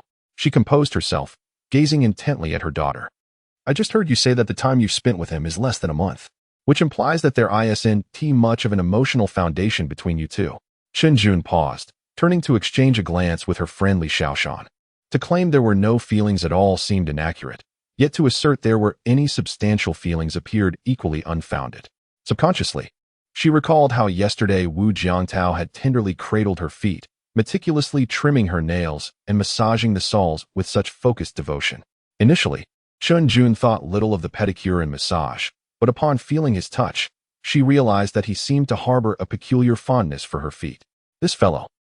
As this thought crossed her mind, a hint of shyness crept into her eyes, and she pondered whether she should acquiesce if he were to request another foot massage in the future. Should she agree? Should she? As she mused, her expression began to shift noticeably. Her friends and mother exchanged glances. Something felt amiss. Imo Wanhua leaned in closer to Li Xiaoshan and whispered, Are you certain that Xiao Jun and Wu Jiangtao have only been together for less than a month? I am quite sure. Imo Wanhua couldn't help but think that perhaps her daughter had been swapped with someone else. How could she display such an expression? Was her formerly independent, strong-willed, and exceptionally intelligent daughter truly replaced? Even Li Xiaoshan found this bewildering. How had things changed so suddenly? When had it all begun? She reflected on the past few days. Wait. Could it be that yesterday, Wu Jiangtao had done something inappropriate with our Xiao Jun? With this realization, She couldn't help but wave her hand in front of Qin Jun, urging her to snap back to reality and respond to their inquiries. Coming back to her senses, Qin Jun recognized her earlier lapse, her cheeks flushed like delicate orchids, and she finally answered her mother-esque question. I suppose. There shouldn't be anything, right? Suppose? Shouldn't? Mo Wanhua thought to herself. How could she not understand her daughter's current state? While it was true that in such a brief period, she might not have developed feelings for Wu Jiangtao, it was evident that their relationship had grown increasingly complicated. At that moment, she found it hard to articulate her emotions. After more than 20 years of careful nurturing and devoted cultivation, had she truly risked losing her precious gem of a daughter? Was it a complete loss or merely a half-hearted transaction, one that came with unexpected conditions? As these thoughts spiraled in her mind, Mo Wanhua felt increasingly disheartened. Who could she blame? Wu Jiantao, of course, for acting so irrationally. After all, it was her daughter who had taken the initiative.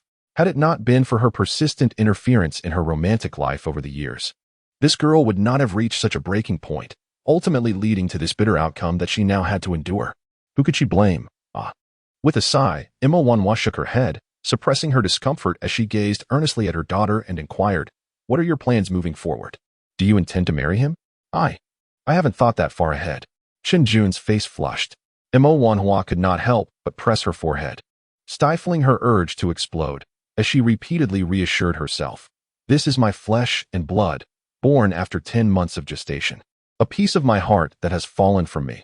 Li Xiaoshan, astonished, hurried over to pull Qin Jun aside and shot her a disapproving look. "Are you foolish? You can't speak like that." Mo Mama, you cannot entirely blame Xiao Jun. After all, she has never even been in a relationship, let alone considered marriage and children. It is only natural that she would not know how to handle such a situation." Her eyes twinkled mischievously. "How about this? You could pull out a check for 100 million and toss it in front of Wu Jiantao, saying, 'Here's 100 million. Leave my daughter.' Let's see if he is swayed by money." Mo Wanhua. She smacked the impish girl lightly, exclaiming, "Have you been watching too many dramas? 100 million? Well." Li Xiaoshan pondered for a moment, then turned to Qin Jun with a grin. Mo Mama must surely want Xiao Jun and Jiangtao to marry, especially since there's already a baby involved. They cannot lack a formal recognition. In this way, you would also be legally protected. While this notion held some merit, Mo Wanhua rolled her eyes in response.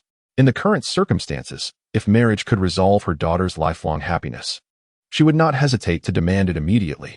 However, the crux of the matter is that a marriage certificate does not equate to a happy union. Otherwise, why would the chairman of a publicly listed company exhaust himself over the years searching for a suitable young man for his daughter? To invite her to stay? Compatibility is merely the foundation. Character is paramount. As long as the character is commendable, she could even lower her standards for compatibility. Indeed, in this mother's eyes, no matter how wealthy the suitor may be, he could never surpass her own wealth in ensuring her daughter's happiness. That is what she values most. Everything else is secondary. A marriage certificate, in terms of legal protection, primarily safeguards the economic interests of both parties involved. As for emotional matters, the comprehensive marriage laws can hardly interfere. Otherwise, in this age of information overload and rapid societal change, the divorce rate would not be consistently soaring to new heights each year. As for the economic aspect, please. Does Mo Wanhua's daughter really need a piece of paper to ensure her security? Moreover, should they marry now, the one who would undoubtedly benefit would be Wu Jiangtao, not her daughter Qin Jun. The most pivotal point in this situation lies in Qin Jun's marriage. As the head of Feiyun Group and the de facto leader of the Mo family, coupled with her husband Qin Chu's esteemed position in academia, even if the couple bestowed no dowry or assets upon their daughter, the mere fact that Wu Jiangtao is the son-in-law of the Qin family yields significant advantages. Moreover, there are additional considerations to contemplate. Should this circumstance be revealed, it would undoubtedly provoke the ridicule of their social circle. In the lengthy silence, this legendary businesswoman pondered deeply and concluded that allowing her daughter to maintain her current relationship with Wu Jiangtao, albeit informal, was the most prudent course of action. However, the absence of formal recognition posed detrimental effects on her daughter, especially with the rampant discussions online, prompting inquiries from the elder generation of both the Mo and Qin families. She shook her head in exasperation. While matters with the Qin family were manageable, the Mo family, being extensive and complex, presented far more intricate challenges. It was akin to the last shareholders' meeting, where the prominent shareholders, likely affiliated with the Mo family, were rendered speechless by Ms. Mo's direct confrontation. The dissenting voices she faced during that meeting were predominantly from other factions within the Mo family. After hearing Mo Wanha's account of the situation between the Mo and Qin families, Li Xiaoshan was taken aback by the complexity of the predicament. Ms. Mo, this cannot be allowed, nor can that. Well, let me think this through, she stated. Having ascended through the ranks of Feiyun Group to her current position, Ms. Mo had weathered numerous storms. Compared to her daughter's current challenges, the difficulties she faced in the past were far more daunting. Thus, she swiftly regained her composure and cast an exasperated glance at the two young individuals before her. Mom, I'm sorry, Qin Jun remarked, realizing that her mother was grappling with just as many burdens at home as she was. All right, I share half the responsibility, Mo Wanha retorted. As a legendary figure in the business world, she was certainly not an ordinary woman and recognized her own shortcomings. Acknowledging one's mistakes is essential. It is not enough to admit fault while clinging stubbornly to old habits. It is precisely this resolve that has enabled her to build Feiyun into a publicly listed enterprise. Mom, what should we do about Xiaojun and Jiangtao now? Li Xiaoshan inquired once more. You may go out and bring them in. This time, Mo Wanha refrained from making a hasty declaration. Instead, she instructed her daughter to fetch Wu Jiangtao and his mother. As the two families settled into their seats, the first words spoken by Ms. Mo reignited the previously softened atmosphere. To be frank, you fall exceedingly short of my expectations for a son-in-law upon hearing this. Qin Jun felt a surge of urgency, fearing her mother might utter something excessively harsh. Just as she opened her mouth to interject, she caught her mother's cool glance, compelling her to stifle her impulse to speak. Having engaged in a lengthy conversation prior, the mother and daughter had established a rare understanding, and at this critical moment, Qin Jun managed to preserve the fragile bond they had just begun to forge. If not for my daughter's wishes, I would not desire for her and the two little ones to remain here. As she spoke, Mo Wanha cast a glance at her daughter. Whether it be the Qin family or the Mo family, both could provide her and the two infants with a life of utmost comfort. Yet, she wishes to stay, solely because you are the biological father of the children, hoping to grant you the opportunity to fulfill your paternal responsibilities. At this juncture, Mo Wanha paused. This statement bore another layer of meaning. Perhaps Wu Jiangtao did not perceive it, but Wu's mother comprehended it quite clearly. I will not insist that you obtain a marriage certificate, nor do I care about the path you may take in the future, how far you may journey. My only concern is the future of my daughter and the two infants. Regarding your background, I have reviewed it. Your experiences throughout your life, as well as your academic endeavors at M University, are rather unremarkable, and even your martial talent in childhood was not particularly outstanding. Even though Li Xiaoshan recently mentioned your progress, it still falls significantly short of my expectations. I now wish to know what plans you have for the future. Observing Wu Jiangtao lost in contemplation, Mo Wanha stoked the fire further, stating nonchalantly, or perhaps, you intend to prove to me that you possess sufficient capability to be by the side of the two little ones. In truth, after a prolonged silence, Wu Jiangtao finally spoke. I am merely an inconspicuous and mediocre individual, not excelling in my studies and possessing little martial talent since childhood. All along, I have lacked clear goals, drifting along with the current, until, at this point, he raised his gaze to Qin Jun beside him. I unexpectedly encountered your daughter and the two little ones.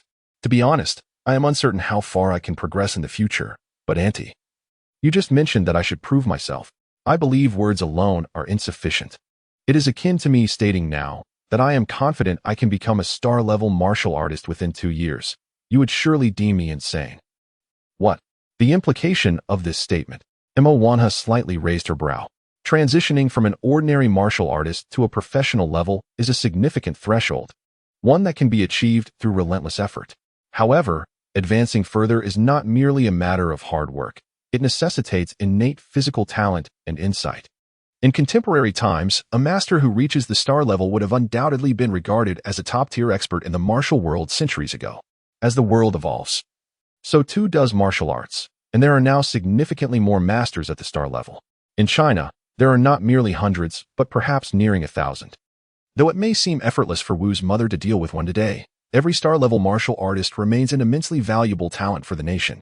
Such elites can play pivotal, even core roles in the military, law enforcement, or other sectors. Regrettably, in today's martial arts realm, Even the most gifted martial prodigies typically achieve professional status around the ages of 14 or 15. While attaining the mastery required for the transformation to star-level martial artist has a minimum age of 34. Wu Jiangtao's elder cousin, Yuan Huang, now 36 years old, only ascended to this echelon at the age of 35. This unique timing enabled him to become the captain of the criminal investigation team within the Q-City Security Bureau, making him the youngest among the criminal investigation leaders in the entire Im province, where the average age is 42. His future prospects are indeed boundless. Upon hearing this, Mo Wanhao found herself momentarily speechless, unable to suppress her urge to scrutinize this young man, questioning whether he was merely boasting. Her previous encounters with martial arts masters had left her with the impression of individuals who were composed and deep, unaffected by external joys or personal sorrows, rarely displaying such overt brilliance. The few exceptions she recalled were often youthful indiscretions, marked by arrogance and a lack of self-awareness regarding their own capabilities. Contemplating this, Mo Wanhao couldn't help but glance at Wu Ma beside her, who merely smiled, seemingly unfazed by her son's conspicuous confidence.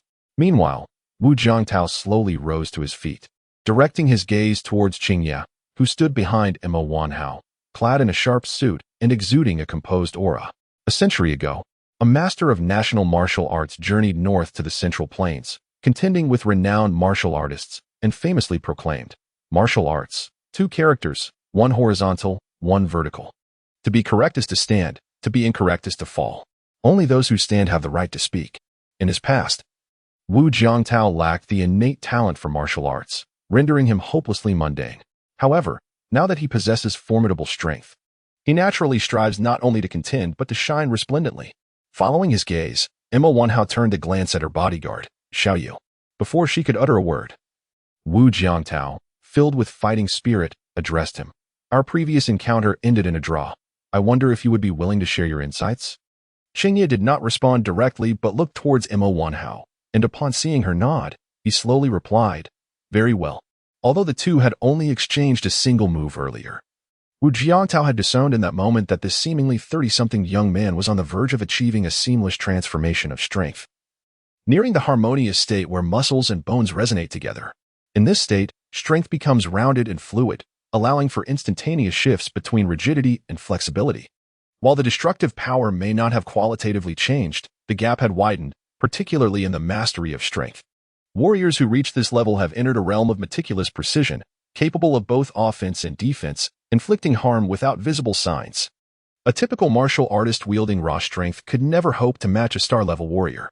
Qingye had temporarily left his troop to return to the homeland, having cultivated his hidden strength to the brink of achieving a state where light and darkness harmonize, resonating in unison, thus becoming a star-level warrior. A few months prior, he had shattered his limitations during a life-and-death struggle, having leapt over the Dragon Gate, and was now in the transformative phase of becoming a dragon. Their prior encounter had left them evenly matched, making this an opportune moment to determine their superiority. Observing this young man, merely 24 years of age, with his spirited demeanor, Mo Wanhao felt not a sense of disdain or absurdity, but rather an inexplicable thrill of trepidation. Unbeknownst to her, this was the intense competition of spirit and aura that exists between martial artists. In such moments, to be reserved and conceal one's abilities only leads to truly becoming the inferior party. This is not merely a contest of emotions, but rather a clash of momentum. Their sparring, of course, could not take place within the confines of home. Even with ample space, the destructive power exhibited by Wu Jiangtao and Qingye was already astonishing. Choosing to engage here meant one would have to prepare for a complete renovation of the residence. They descended the stairs and made their way to a relatively secluded area at the far end of the garden community. I told you not to follow. Yet you insisted," Mo Wanhao remarked with a frown, gazing at her daughter, who was dressed in layers. In her view, a woman in confinement should never step outside. Yet Qinjun's resolute determination to accompany them compelled her to relent. Qinjun opened her mouth, uncertain of what to say. Wu Ma quickly intervened, sensing the tension.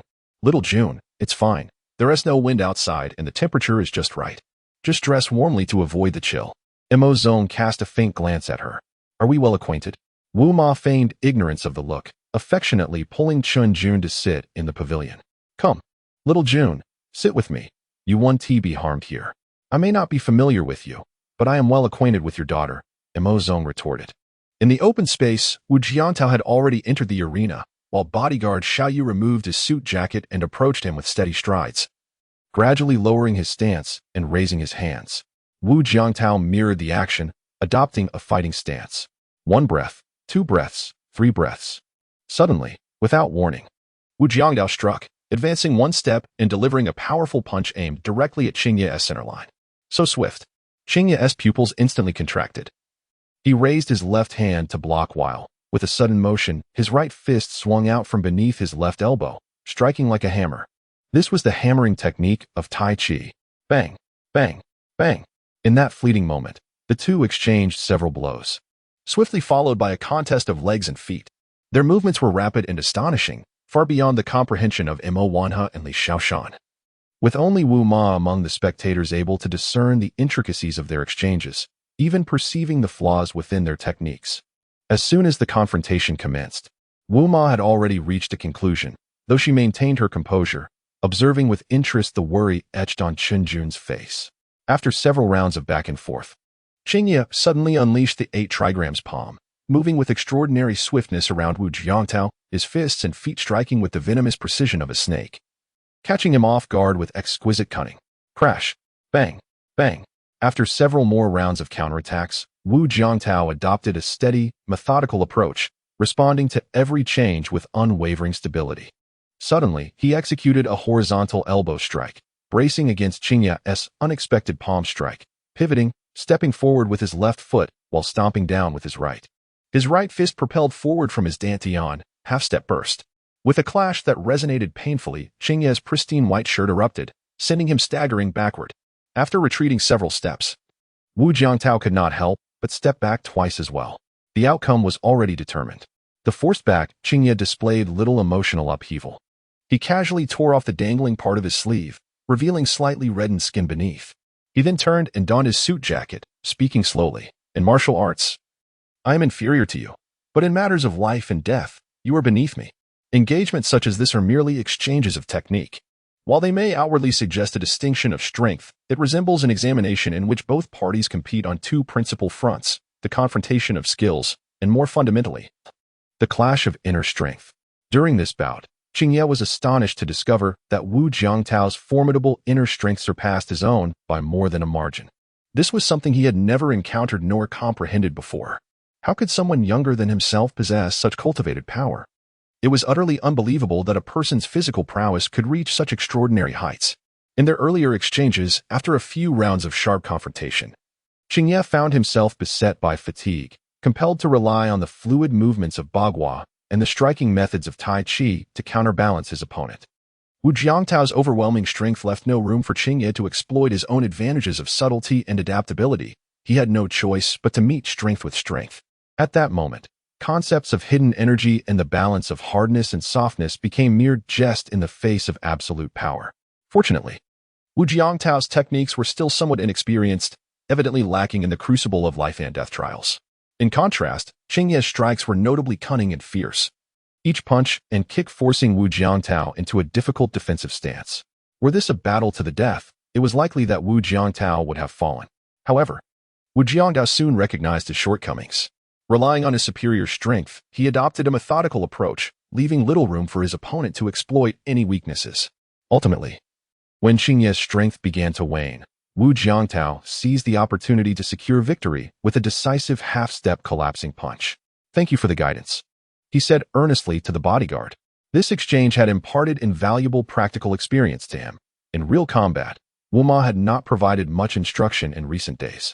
Indeed, the essence of martial arts is derived from real-world application. Recently, as he guided his son in martial training, Wu Ma had recognized the necessity for him to begin practical training. Otherwise, possessing such remarkable inner strength would be akin to sitting on a treasure mountain without knowing how to access it. However, given the current situation with his son and Chen Jun, along with 2 infants to care for, there was little time to delve into combat training.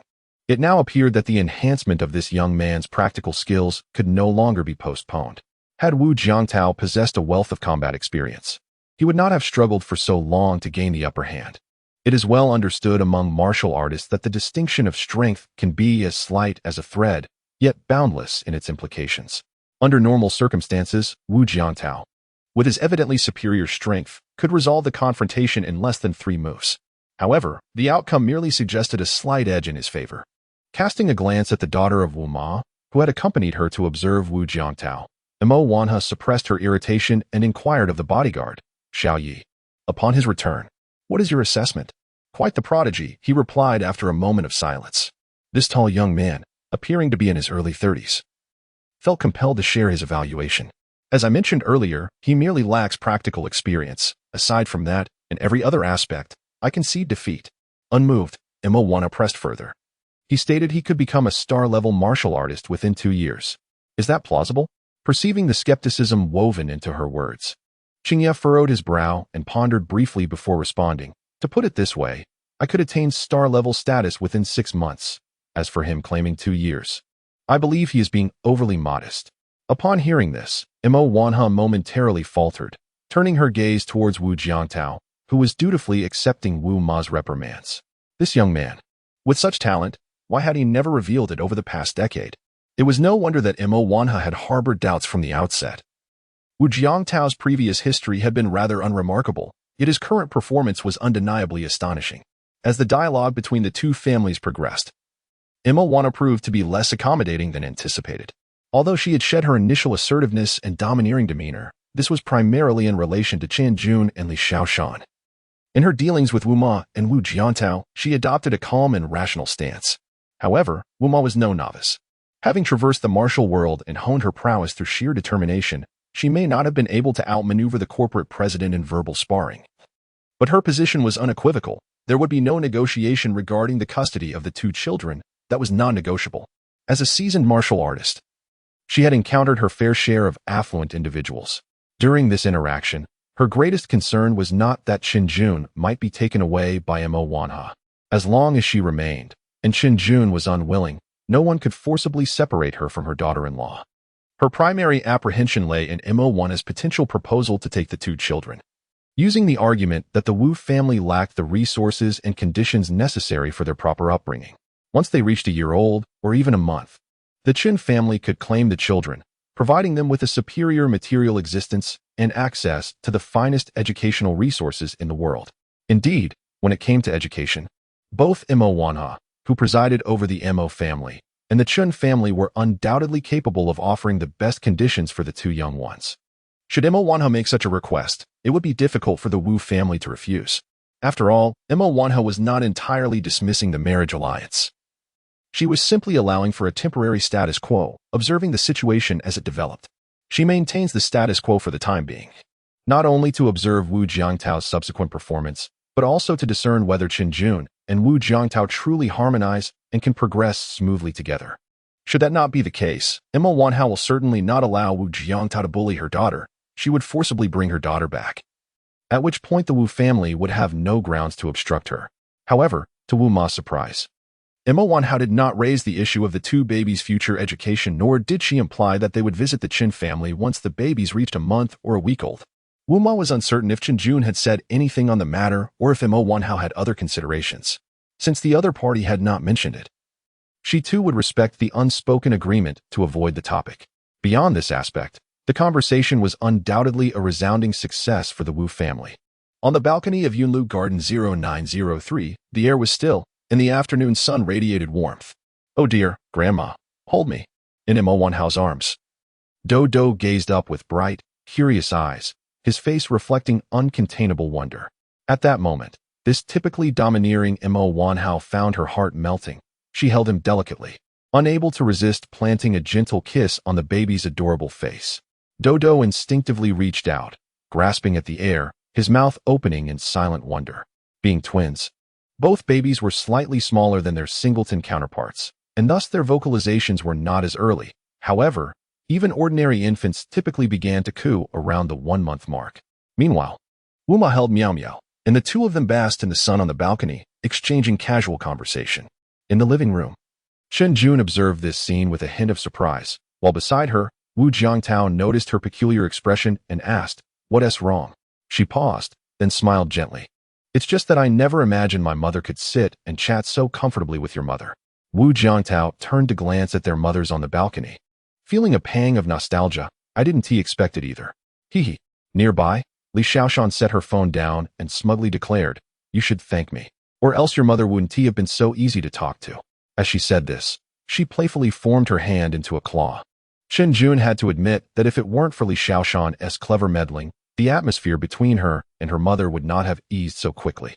Furthermore, Wu Ma played a crucial role. Had she not staunchly defended against those martial artists, there would have been no room for negotiation. As for Wu Jiantao, Chen Jun cast him an apologetic glance. During the afternoon's conversation between the two families, he could only stand by her side, assuming a posture of deference, knowing that he must remain composed. Despite his innocence, one must not expect to win the heart of a beauty without enduring some hardships. Wu Jiantao, no fool himself, naturally allied with Chen Jun, braving the stern reproaches of their mothers. After temporarily resolving the significant matters concerning their children, both Hu Wenqian and Mo Wanhua breathed a sigh of relief, their anxious hearts finally at ease. In their subsequent conversations, they perfectly embodied the adage that one must engage in conflict to truly know another. While tending to the children, Wu's mother attentively instructed Miss Mo on how to change the baby's diapers. True to her reputation as a formidable woman, Ms. Mo, despite her initial clumsiness, quickly became quite adept at the task. "The last time I changed a diaper was during little Jun's infancy." As she changed Meow Meow's diaper, Ms. Mo reflected, "Those years. My husband's work at the Research Institute was quite demanding. There were times he didn't return home for years. I raised little June alone during that period." Wu's mother empathized, responding, "Indeed, it is much better now. Once married, even if the elders do not assist, one can always hire a postpartum caregiver. After all, the most challenging times are but a few months. Learning from a caregiver makes it easier once the baby grows a bit. Young people these days are quite different, though. If you leave them to care for their children alone, it might as well be a death sentence for them." Mo Wanhua chuckled, shaking her head. "Most of them are preoccupied with themselves, neglecting household responsibilities, and when children arrive, they often prefer to venture out, leaving the children with nannies or grandparents. The social strata surrounding them vary greatly, naturally leading to different experiences among the youth." Wu's mother is surrounded by striving young men and women, while Mo Wanhua's circle consists predominantly of affluent families, resulting in significant differences in their approaches to marriage and child-rearing. These two mothers have traversed entirely different life paths, leading to substantial disparities in their mindsets and insights. Yet, one commonality unites them. Both have achieved remarkable success in their respective fields. One is the chairwoman of a manufacturing enterprise that has ascended to become a globally recognized publicly traded group. The other, a martial arts master whose prowess transcends the human realm. Despite their differences, they hold deep admiration for each other's accomplishments. However, their initial conversations were tinged with the stereotypes they had gleaned from television, resulting in many amusing misunderstandings. One assumed that the CEO of a publicly listed company must exclusively indulge in international luxury brands, while the other envisioned a martial arts expert leaping effortlessly several stories high as depicted on screen. Nevertheless, awkwardness aside, when Wu's mother and Chen's mother find common ground, topics are never in short supply, especially when it comes to the subject of troublesome men, where they have much to discuss. What a surprise that your partner can actually cook. In my household, mine is so dependent that he requires a servant to wash his own underwear, day in and day out. He is preoccupied with running to the Research Institute, often working late into the night, leaving me feeling neglected. As for cooking, all he manages is the simplistic task of boiling rice and frying an egg. My partner is no different. He spends all his time practicing martial arts. But what does it matter how well he punches? Our home is a chaotic mess, and he doesn't even take the initiative to clean. Not long ago, he managed to ruin the rice cooker while attempting to make a meal. Yawn. Meanwhile, both Wu Ba and Qin Ba from the other two households were caught off guard by a series of sneezes. As the two families interacted and got to know each other, they realized that neither was extraordinary. They were merely ordinary individuals navigating the complexities of everyday life, complete with their share of ups and downs, noise and commotion, just like any typical family. These two pairs exchanged stories about the unfamiliar aspects of life. One discussed corporate affairs and international matters, while the other shared insights on accessible martial arts for physical fitness and youthfulness. Upon hearing this, Mo Wanhua was suddenly invigorated, engaging in a lively conversation with Wu Ma that seemed to grow more animated as the afternoon wore on, as if they were long-lost friends. Additionally, Wu Ma learned that this young lady suffered from insomnia, so she took it upon herself to perform some acupressure and taught Mo Wanha how to meditate for her well-being. Initially, this display left Wu Jiangtao and the others astonished, but gradually, they became accustomed to it. It is fascinating how the bonds between women can be so intricate. Take Mo Wanha and her sister, Li Xiaoshan's mother, for instance. Their relationship is far from ideal, despite being siblings. Indeed, Mo Wanha has always disapproved of her sister's delicate, tearful nature, which has only intensified as they grew older. However, when it comes to Li Xiaoshan, who displays a similar tendency to be spoiled, Mo Wanha's attitude takes a complete 180-degree turn, showering her with affection. Otherwise, Li Xiaoshan would never have dared to behave so brazenly during lunchtime. Unbeknownst to them, the sun gradually sank below the mountains, and dusk began to settle. Wu Jiangtao entered the kitchen to prepare dinner for the evening, hoping to gather everyone around the table for a lively meal. Observing her delightful little assistant, Wu Ma couldn't help but smile warmly. What a lovely girl she is. During their conversation earlier, she discovered that the assistant was still single, which she deemed unfortunate. She thought of the many disciples at her martial arts school, most of whom were also single, and considered introducing them, for even if romance didn't blossom, friendship would be a fine outcome. Oh, no need. There's no need to prepare my portion. I will be heading back to the hotel with Xiao Yi shortly. The assistant, Xiao Wan, was taken aback by Wu Ma's invitation to stay for dinner, repeatedly declining with gratitude, insisting that she and Qing Yi would dine at the hotel instead. Naturally, Qing Yi followed suit and did not stay either. Several hours prior, around 4 or 5 in the afternoon, my uncle had been tasked by Mr. Mo to investigate Chenmei, and it seems progress has finally been made. Uncle, I still have work in Q City. I've already delayed much since yesterday. Can't you show a bit of mercy and let me off this once? While strolling through the pedestrian street of the university town in F City, Yuan Huang could not help but cover his face. The situation was truly beyond words. No, you cannot leave. Although he was unaware of why his sister had suddenly cancelled, he had promised her to bring his nephew for a matchmaking session, and thus Yuan Long was not easily inclined to let him go. Resigned, Yuan Huang decided to treat this trip to F City as a holiday. Indeed, yesterday, his good uncle had directly approached the director to request leave on his behalf. Where are you headed now? Observing the vibrant and youthful individuals on the pedestrian street, Yuan Huang felt a tinge of curiosity. Oh, just making a little extra money on the side. Yuan Long smiled lightly as they walked along the street until they arrived at the east gate of M University. Suddenly, he pressed a button on the Bluetooth headset hanging from his ear. It appeared someone was calling. Nodding, he remarked, "Well done, Xiao Qi.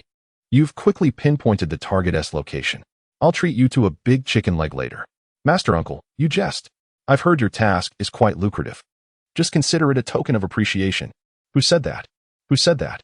"Oh, come on. We are family. Discussing money is rather sentimental. Wouldn't you agree?"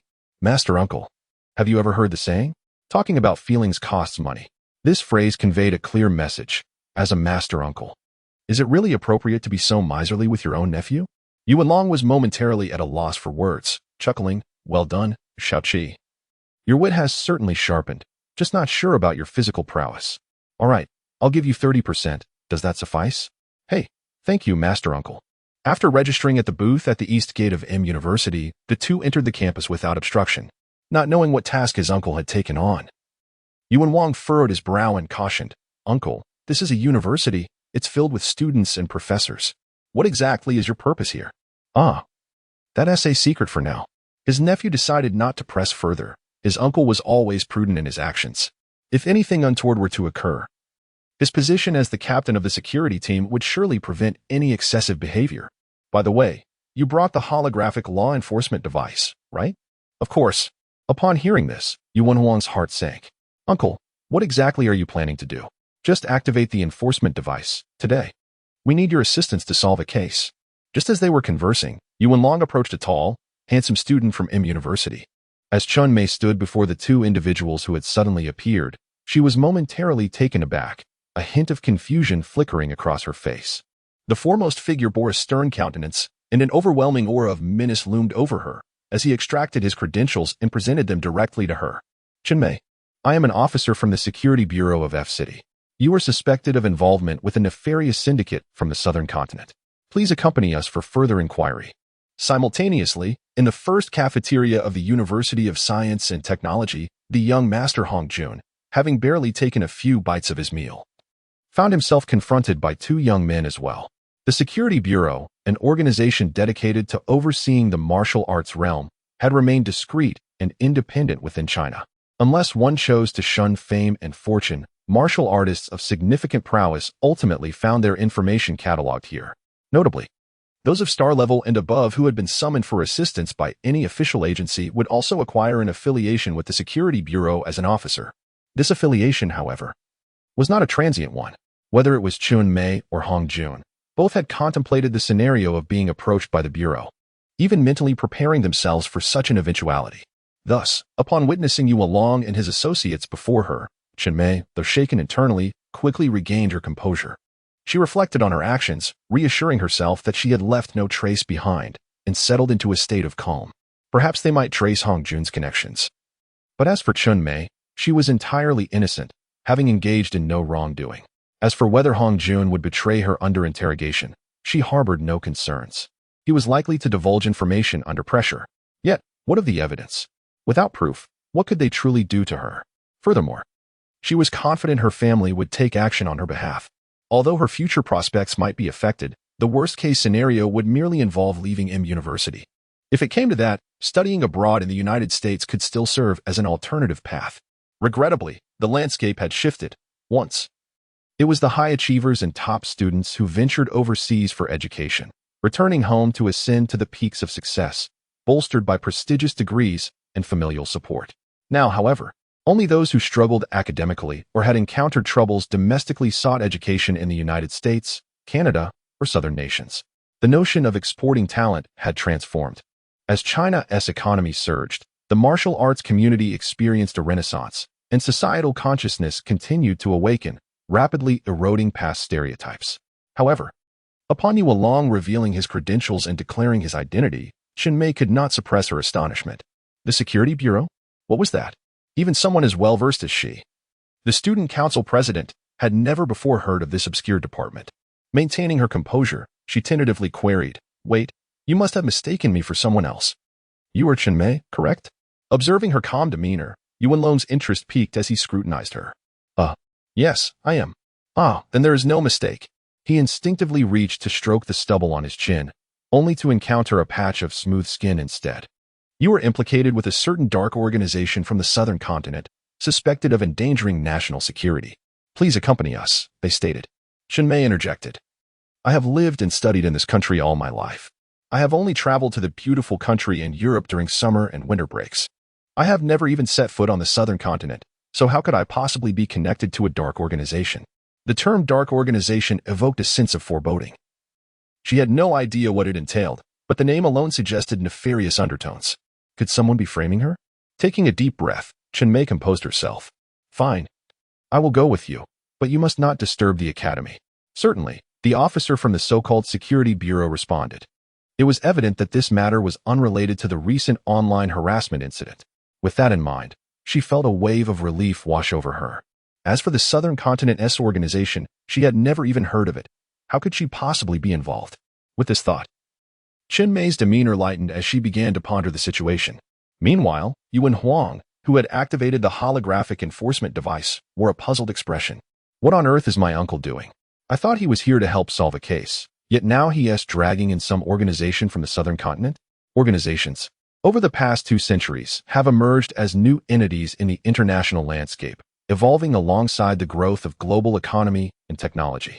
Initially, such small teams appeared on international battlefields, but over time, they transformed into scattered, unique organizations navigating the interests of various nations. Now, these disparate groups have begun to coalesce into a peculiar alliance on the international stage. In this alliance, there is no clear division between good and evil. What unites them is a shared interest. Typically, the classification of these organizations is straightforward. What benefits a nation is deemed righteous, while what inflicts harm is labeled dark. The dark organization that Yuan Long mentioned was not merely a fabrication. It had indeed interacted with the organization he belonged to on the southern continent. Known for its numerous transgressions, called Scarlet Moon, Yuan Long, having received commissions from both Qin Yi and Wu Ba, sought to investigate Chen Mei through his own channels. His original strategy for tackling this investigation was to elevate the matter to the Security Bureau level, thereby intimidating them into revealing the truth. There is a saying, it is challenging to resolve a dilemma within the same dimension, but it becomes much easier when approached from a higher one, commonly referred to as a dimensional strike. Unexpectedly, during this investigation, Yuan Long uncovered something intriguing.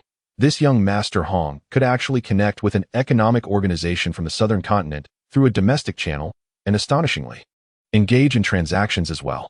It is essential to recognize the intricate connections that these economic organizations maintain with the various brigades in that region. This revelation is indeed intriguing.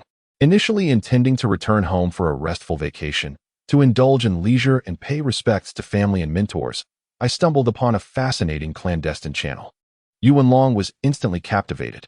Establishing such a channel is undoubtedly no simple feat, regardless of any legal implications. One must first navigate these two young masters to unearth this substantial opportunity and thoroughly inspect it afterward. In contrast, the affair concerning Chun Mei pales in significance. Merely a trivial matter not worthy of mention. As night descended, within the confines of Yunlu Gardens Room 0903, the culinary prowess of the young sorcerer was undeniably commendable, offering a delightful feast.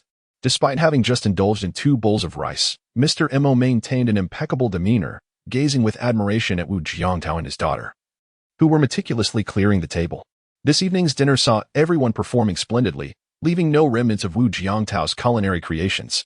Hearing the praise from her future mother-in-law brought a radiant smile to Wu's mother's face, as such commendation from Mr. Mo indicated a positive initial impression of her son.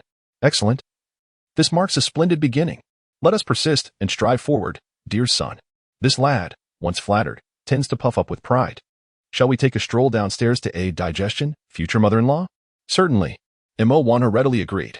As they spoke, the two mothers stood to leave, with Wu's mother also taking along Li Xiaoshan, who was curled up on the sofa, groaning softly.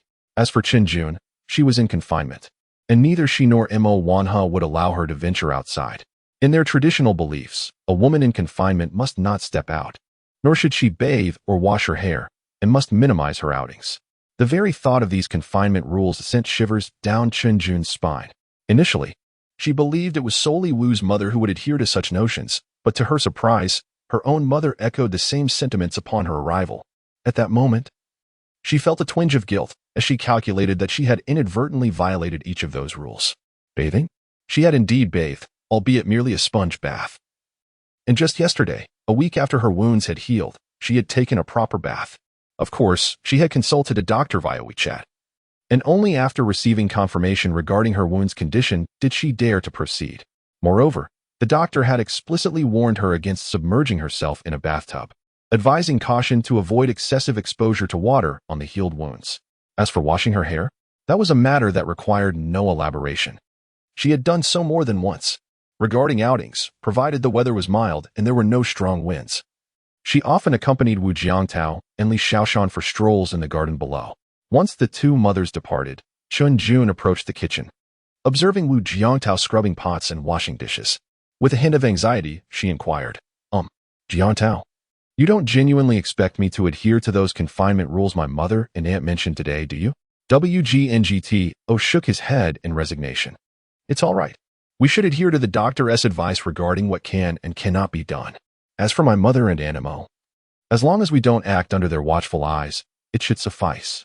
Little did Chen Jun know, W.'s mother and her own were already considered quite liberal. In some more traditional southern towns, the confinement rules are far more stringent. No opening windows, no brushing teeth, no television. And one must consume a duck daily, at the very least, the broth. Compared to that, these two mothers were practically paragons of enlightenment. Within a few minutes, WGNGT-O had washed the dishes and neatly placed them into the sterilizer. Turning around, he spotted Chen Jun waiting at the doorway, her face marked by exhaustion. Due to her mother's visit today, she had hardly slept the night before. With midnight feedings for the two babies and the emotional roller coaster of laughter and tears with Li Xiaoshan throughout the day, she was utterly worn out. You must be exhausted, WGNGT-O said as he instinctively reached out to support her shoulder. I'm fine, Chen Jun replied with a faint smile. Despite her fatigue, her spirit was remarkably at ease. She leaned gently against him, allowing him to guide her toward the living room sofa. Unbeknownst to her, she had begun to grow accustomed to his support, something she had found somewhat uncomfortable during her hospital stay and confinement. But now, with her mobility restored, it felt entirely natural.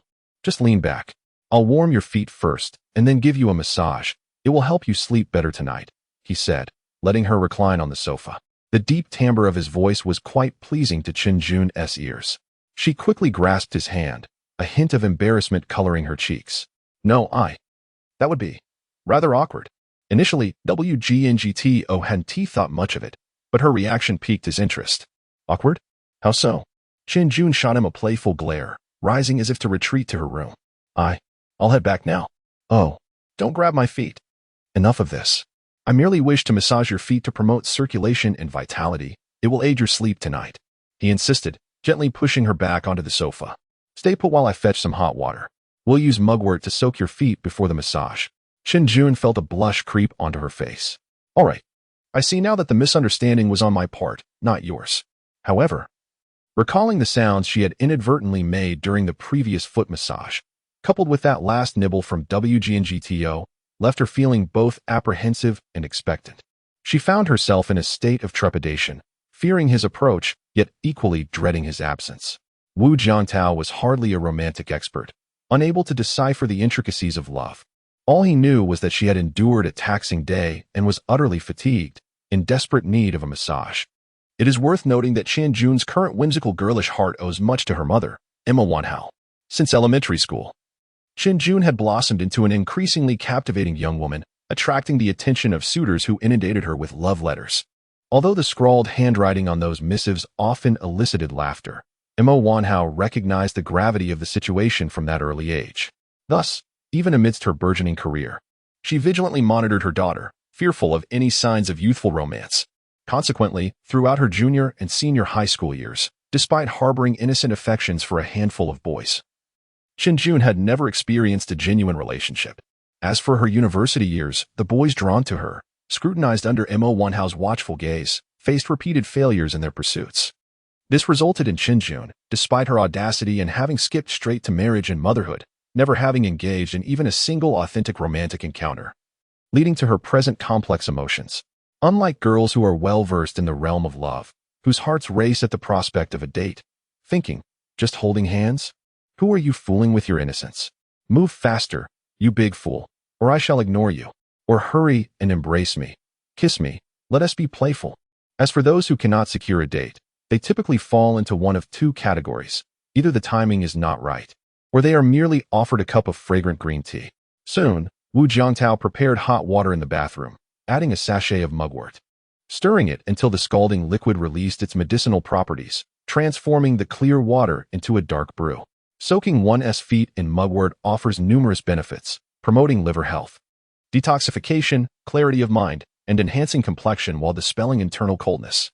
Most importantly, it facilitates the smooth flow of meridians and bolsters the body's immunity.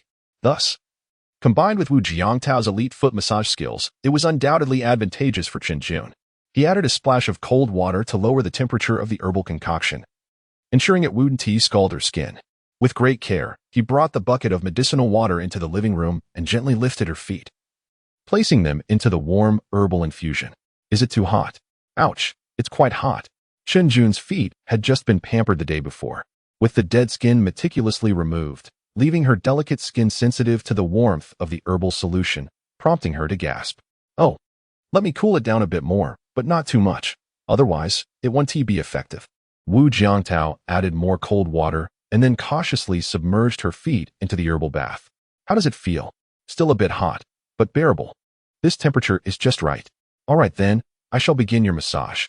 Just hang in there. With that, Wu Jiangtao winked at her, causing Qin Jun to blush deeply, lowering her gaze and murmuring something he couldn't quite catch. Suddenly, she could not help but let out a soft exclamation, as Wu Jiangtao's fingers pressed upon the tender spot on the sole of her foot.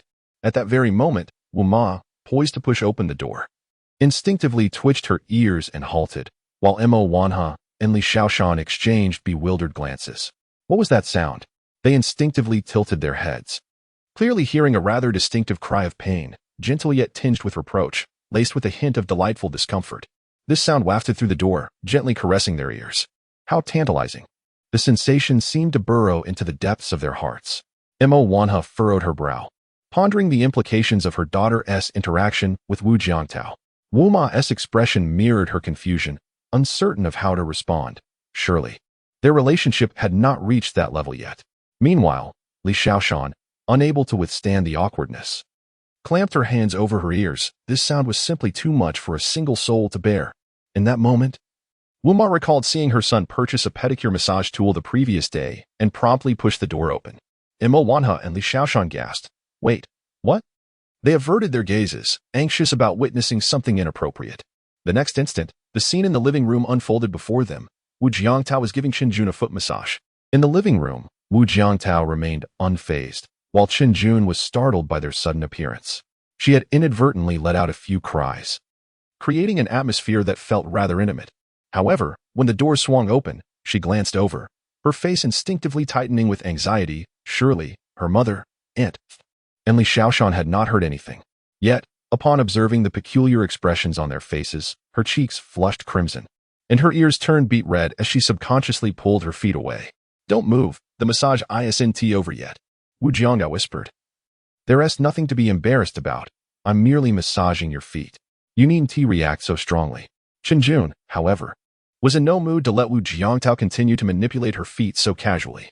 She quickly wriggled free from his large hand, slipped on her slippers, and hastily retreated to her bedroom, eager to escape this overwhelming scene of social embarrassment. Wu Ma has entered the scene, gazing at Wu Jiangtao with a knowing smile, while Mo Wanhua finds herself at a loss for words. On the other hand, Li Xiaoshan wears an expression of deep frustration. You two are going too far. It's one thing to shower me with dog food, but to launch a surprise attack. How outrageous.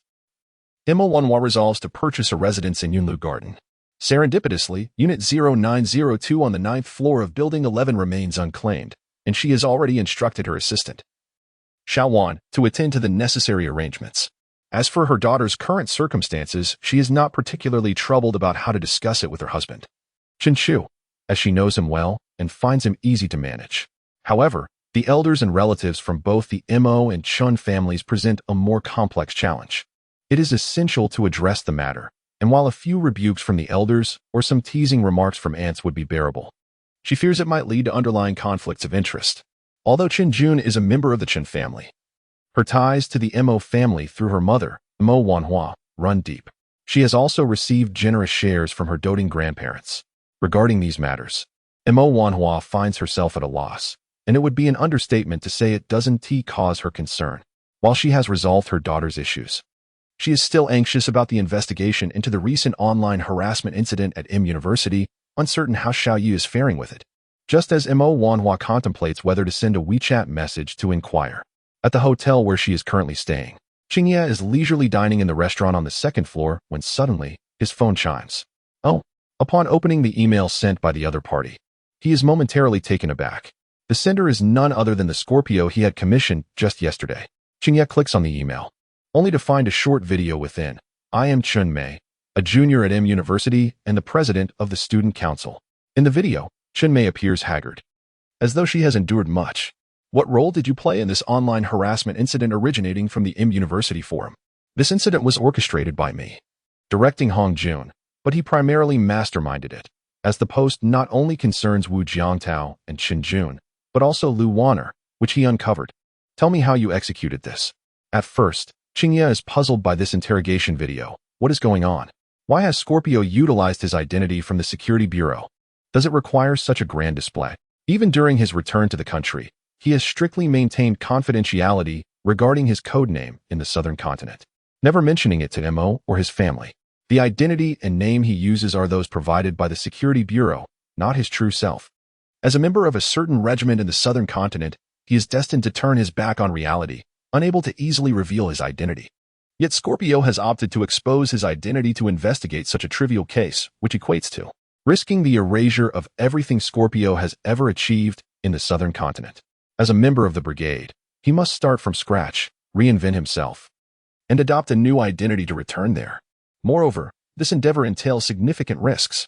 Additionally, due to his current exposure domestically, their brigade's adversaries in the southern continent are likely to take action. However, once the video concluded, Alway quietly observed the file self-destruct. Understanding why Scorpio was willing to take such great risks, This clandestine communication line could actually facilitate transactions. Not only is it useful for their brigade, but it is also of interest to the Security Bureau of CDF and even the Southeastern Security Division of Huaxia. The individual capable of establishing such a channel is undoubtedly remarkable, yet no matter how exceptional, they would not let this opportunity slip away this time. They would certainly seek to unearth the counterpart. True to form, Scorpio remained decisive and swift. Aoi sighed softly and picked up the phone to call Mr. Mo Xiaoyi. Mr. Mo, Chen Mei has informed me that the online harassment targeting the young lady was orchestrated by him in collusion with a young master named Hong Jun. Oh. Mo Wanha, who was at Yunlu Garden, was momentarily taken aback, not expecting the results of the investigation to surface so swiftly. As for the details of the case, I believe the Security Bureau will notify you shortly. All right, I understand. I will have Xiao Wan transfer the subsequent remuneration to you immediately. Later, around 8 in the evening, at a CAF in the pedestrian street of CityF's University Town, Yuan Wang and his uncle Yuan Long were seated by the window on the 3rd floor.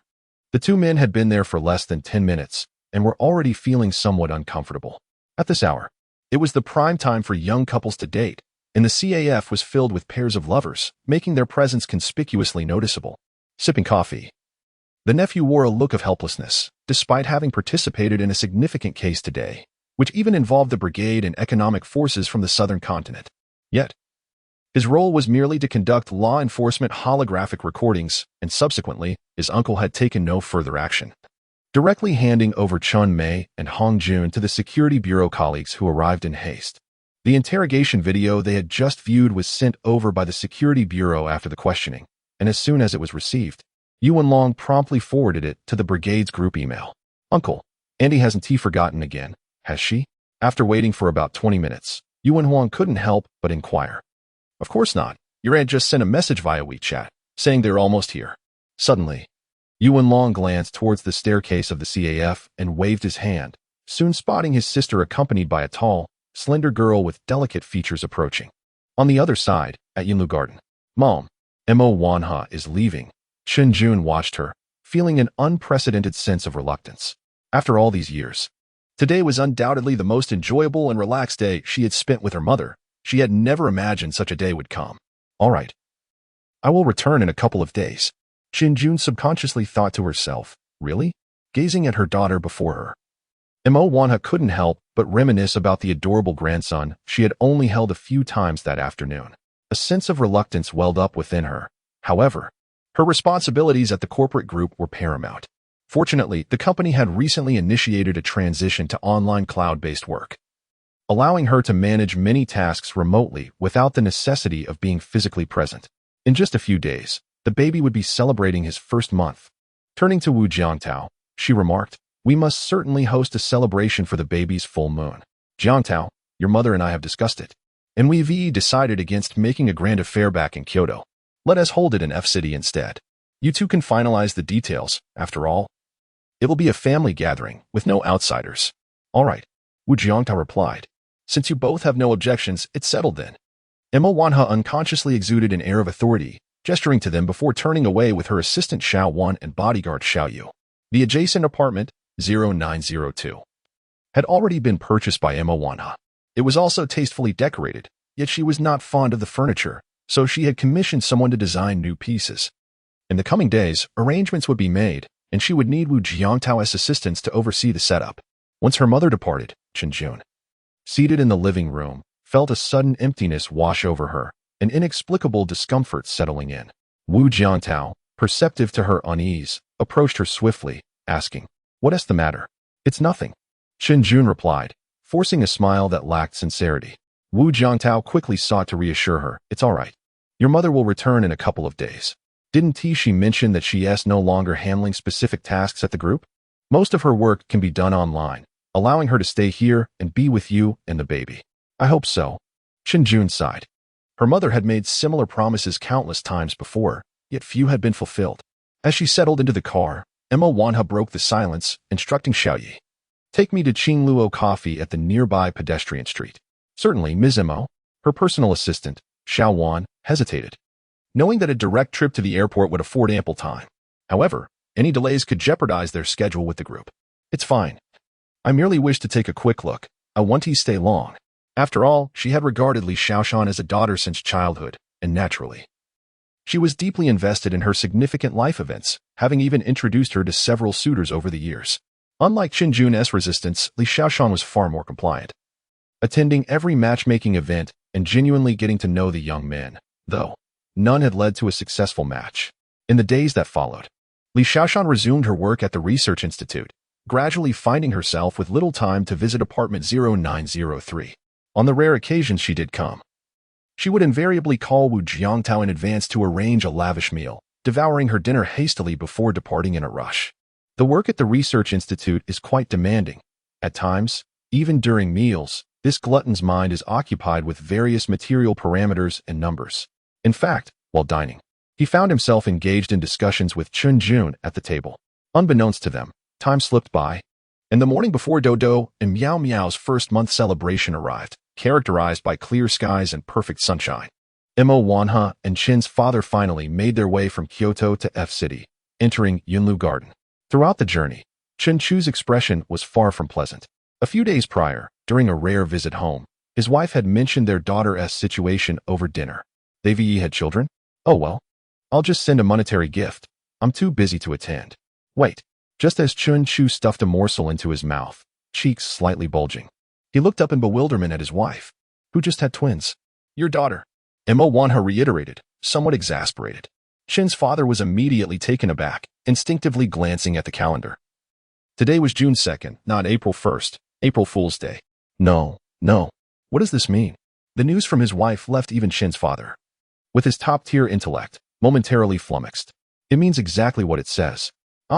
Xiao Jun has always been hesitant about our introductions, remaining single. How did this happen all of a sudden? I was even considering transferring her to the Research Institute next year to see if she could get along with Xiao Hu. He seems quite decent, tall and handsome, albeit a bit balding. Mo Wanhe retorted, slightly irritated. Every time I mention our daughter's matchmaking, you only bring up Xiao Hu.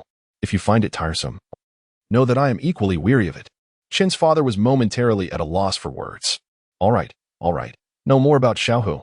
What exactly is going on? Mo Wanhe then recounted the entire story. Upon hearing it, this father, who had seldom been present in his daughter's life, felt tears welling in his eyes, filled with guilt and helplessness, as well as deep compassion. Forgetting about his meal, he promptly made several calls to arrange his commitments at the Research Institute and requested a leave of absence. Director Chen is taking leave. That day, news of this decision left the staff at his national-level research institute in utter astonishment. For as long as anyone could remember, Director Chen had been a constant presence at the institute, consistently arriving early and leaving late for over a decade, never late or absent except on official holidays. The diligent matrons responsible for logistics were particularly curious, immediately questioning if something serious had occurred at Director Chen's home. Meanwhile, those who frequently surfed the internet began circulating various rumors. As the couple's belongings were transferred into room 0902 by the assistant and bodyguards, Mo Wanhe, under Chin's father's urging, approached the adjacent room and rang the doorbell for room 0903. Ding dong, ding dong. The clear sound of the bell echoed, followed by the sound of footsteps. And soon the door swung open. Before him stood a young man clad in casual attire, appearing quite tidy. His tall figure, paired with gentle and clear features, offered a rather pleasant first impression. Most notably, however, Mr. Chen's gaze was immediately drawn to the young man's hair, neatly styled and thick, a deep ebony hue. He instinctively nodded in approval. Indeed, a fine head of hair. Andy, this must be Uncle. He urged them to enter. Are you preparing lunch? Mo Wanhe inquired, noticing the apron draped around him.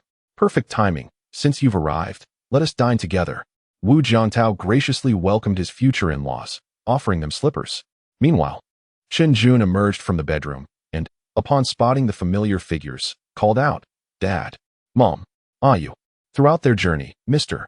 Chen had been in a foul mood, contemplating how to reprimand his daughter and the boy upon their meeting.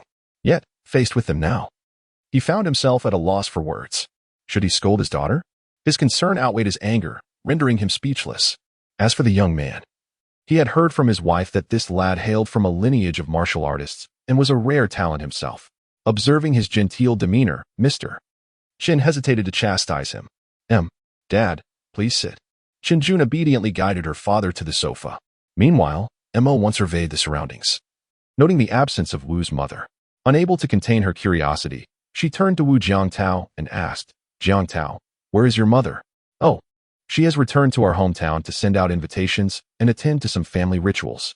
She will return with my father in the evening. Mo1 nodded in understanding.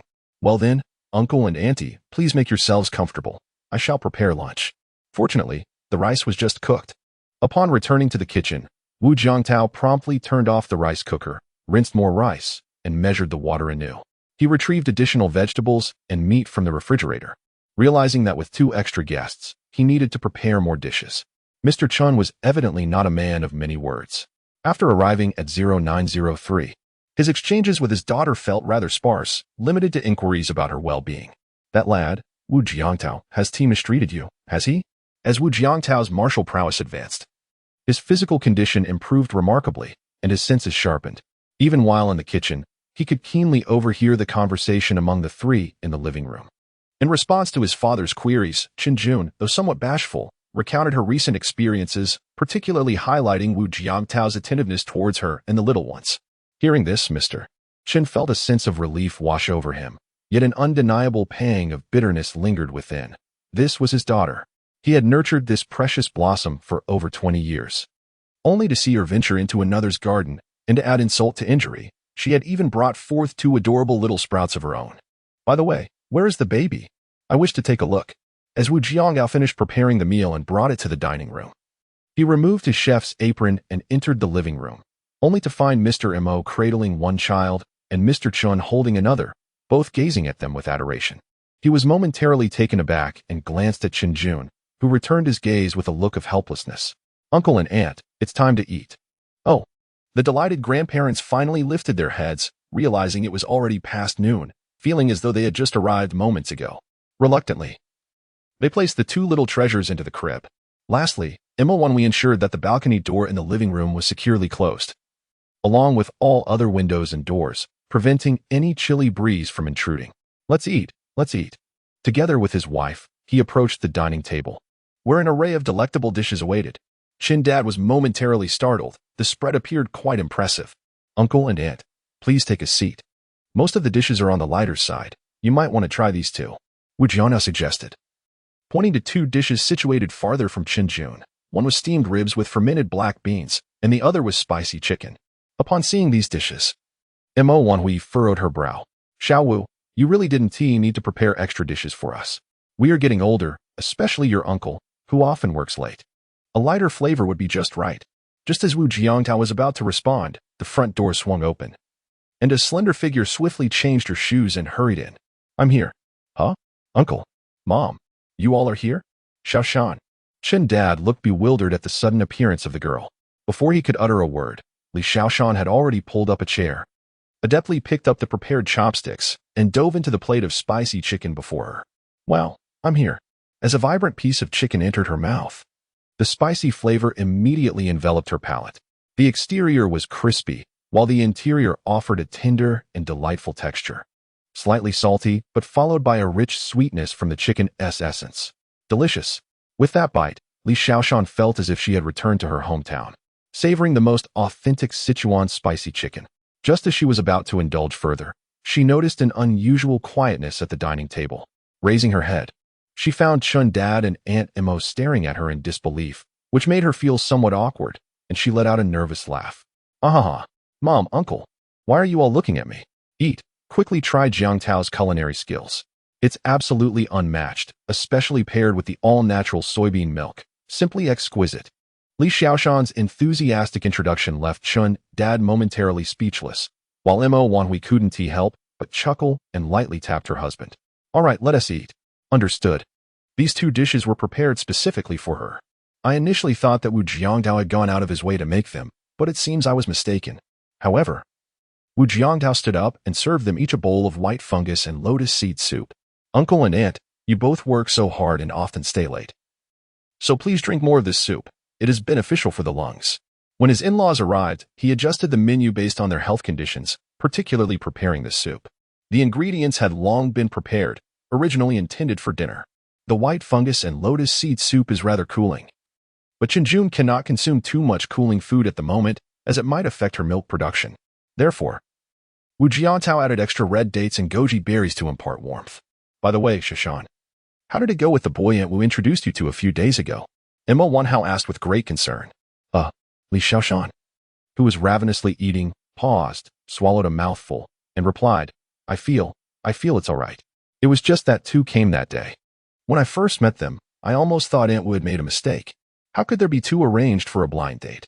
But as Aunt Wu introduced them, I realized that the other one, looking only a few years older, was actually of the uncle generation.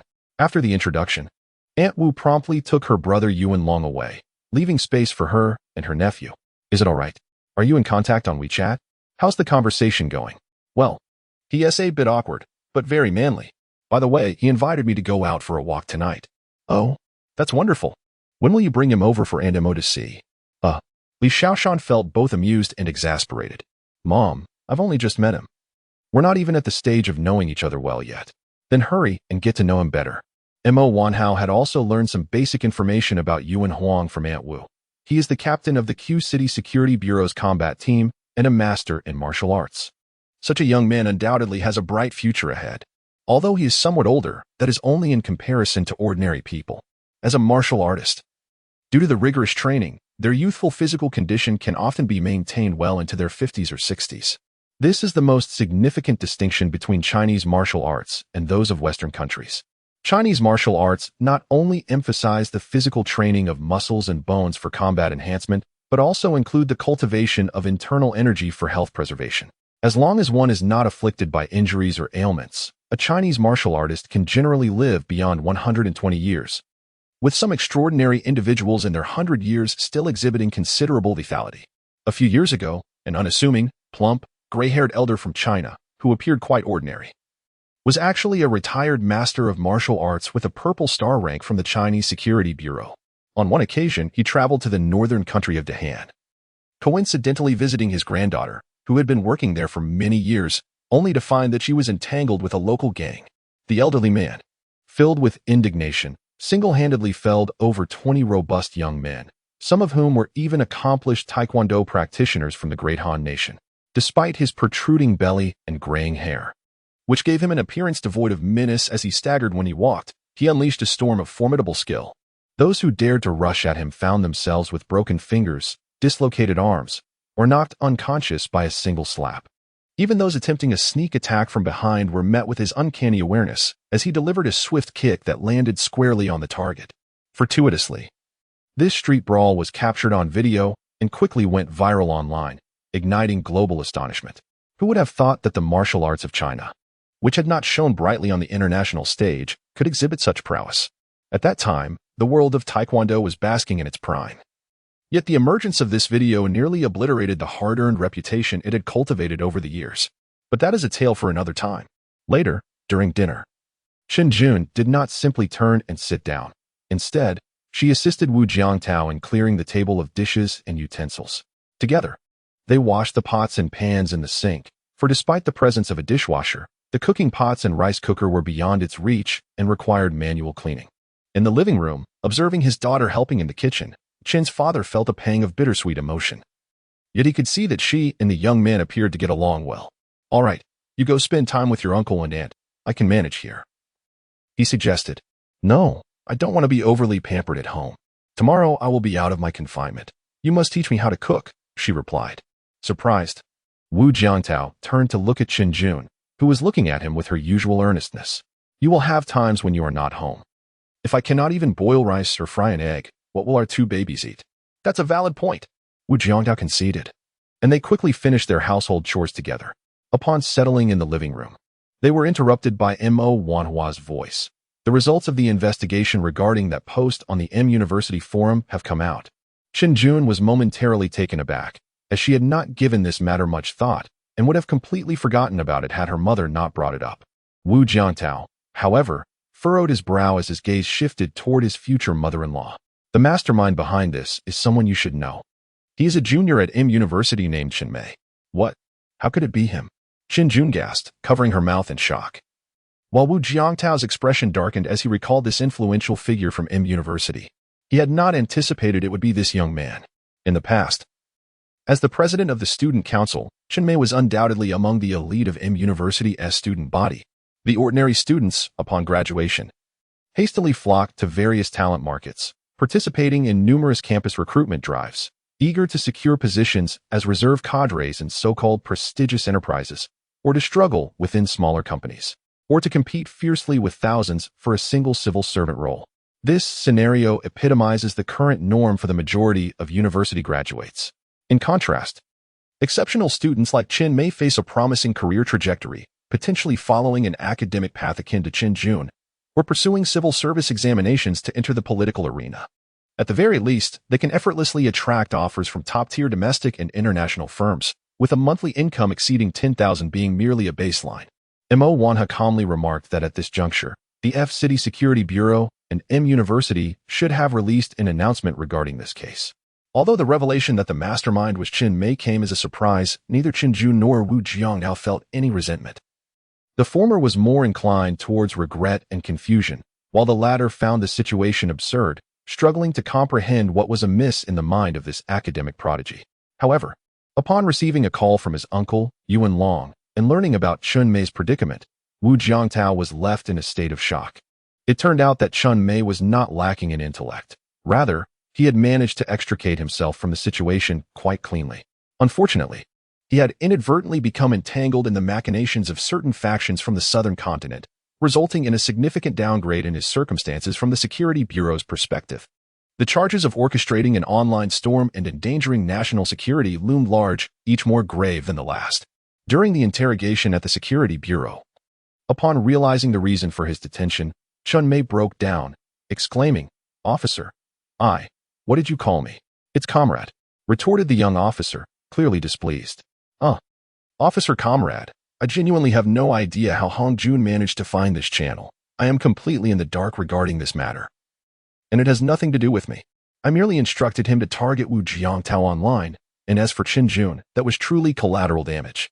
From the outset of the interrogation, Chen Mei remained forthright, swiftly distancing himself from the so-called Southern Continent's factions and their financial backers. After all, if he failed to extricate himself, his fate would undoubtedly be dire. It was irrelevant that his family hailed from a merchant lineage, even with an official background. Being implicated in such matters would likely lead to an even harsher outcome.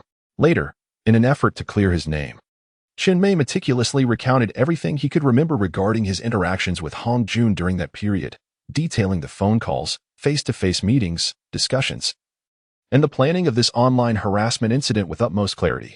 When Wu Jiangtao received a call from his uncle Yuan Long, the official channels of the F City Security Bureau and M University promptly disseminated their announcement across their website, official microblog, and various media outlets.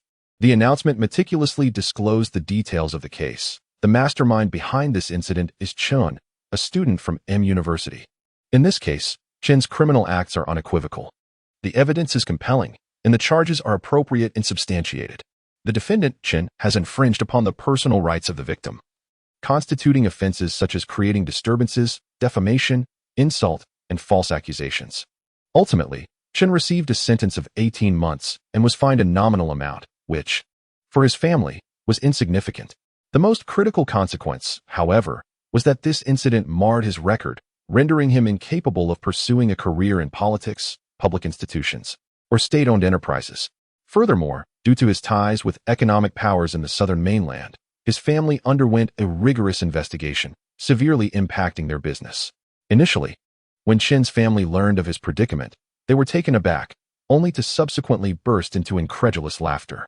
He had always been a prodigious talent, excelling in both academics and life, a paragon of perfection. Upon arriving at M University, he continued to shine and even ascended to the position of student council president. How could such a genius engage in such ludicrous behavior?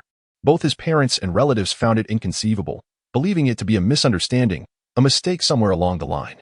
However, as the director of the political education office at M University recounted the events, the Chen family on the other end of the line was left utterly bewildered.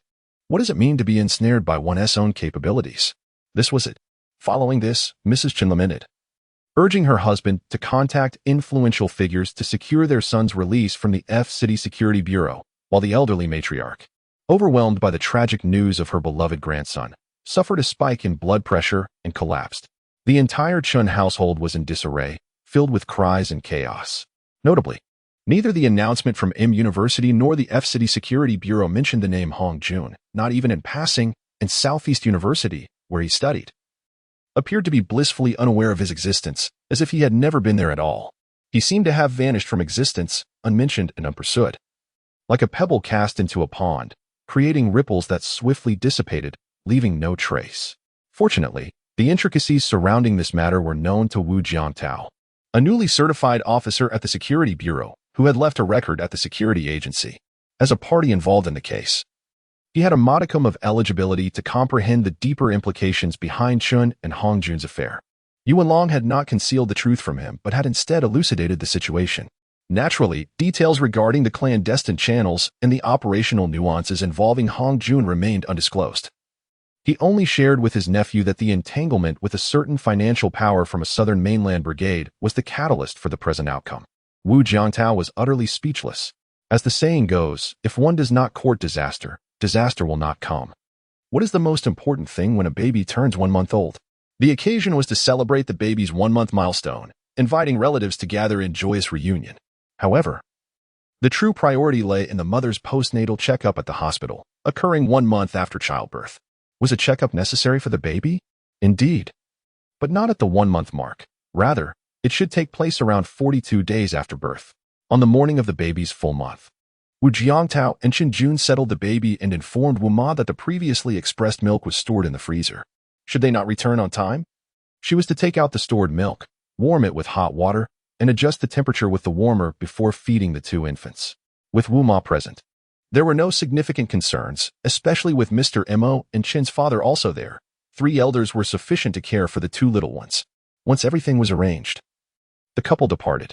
As they alighted from the car and approached the entrance of the Qingxiao Maternal and Child Health Hospital, Chen Jun was suddenly enveloped by a sense of disorientation. Despite having left less than a month ago, she felt as though an eternity had passed. Perhaps this was due to the relentless cycle of round-the-clock care for the baby, where each day felt interminable. In contrast, Wu Ma, tending to the twins at home, reflected on how swiftly time had flown. How could it already be the month's milestone? Upon closer inspection, the babies had indeed grown considerably. Yet, as Wu Jiangtao waited in the corridor while Chen Jun entered the examination room, she was taken aback by the doctor's astonished expression upon noticing she had not brought the baby along. What? You didn't bring the baby? Chen Jun was bewildered. Recalling that the nurse had informed her the baby's checkup was scheduled for 42 days post-birth, the doctor, clearly exasperated, clarified, that is indeed correct. But today's visit is not for a checkup, it's for vaccinations. Newborns are required to receive 2 vaccinations shortly after birth, one for hepatitis B and another for BCG. At the 1-month mark, a booster for the hepatitis B vaccine must be administered, identical to the initial dose, aimed at enhancing its efficacy. Chen Jun's initial shock transformed into urgency as she exclaimed, "Should I have my family bring the baby?" The doctor shook her head. "No need to worry. Vaccinations do not have to adhere strictly to the exact age. You can administer them during the 42-day checkup as well."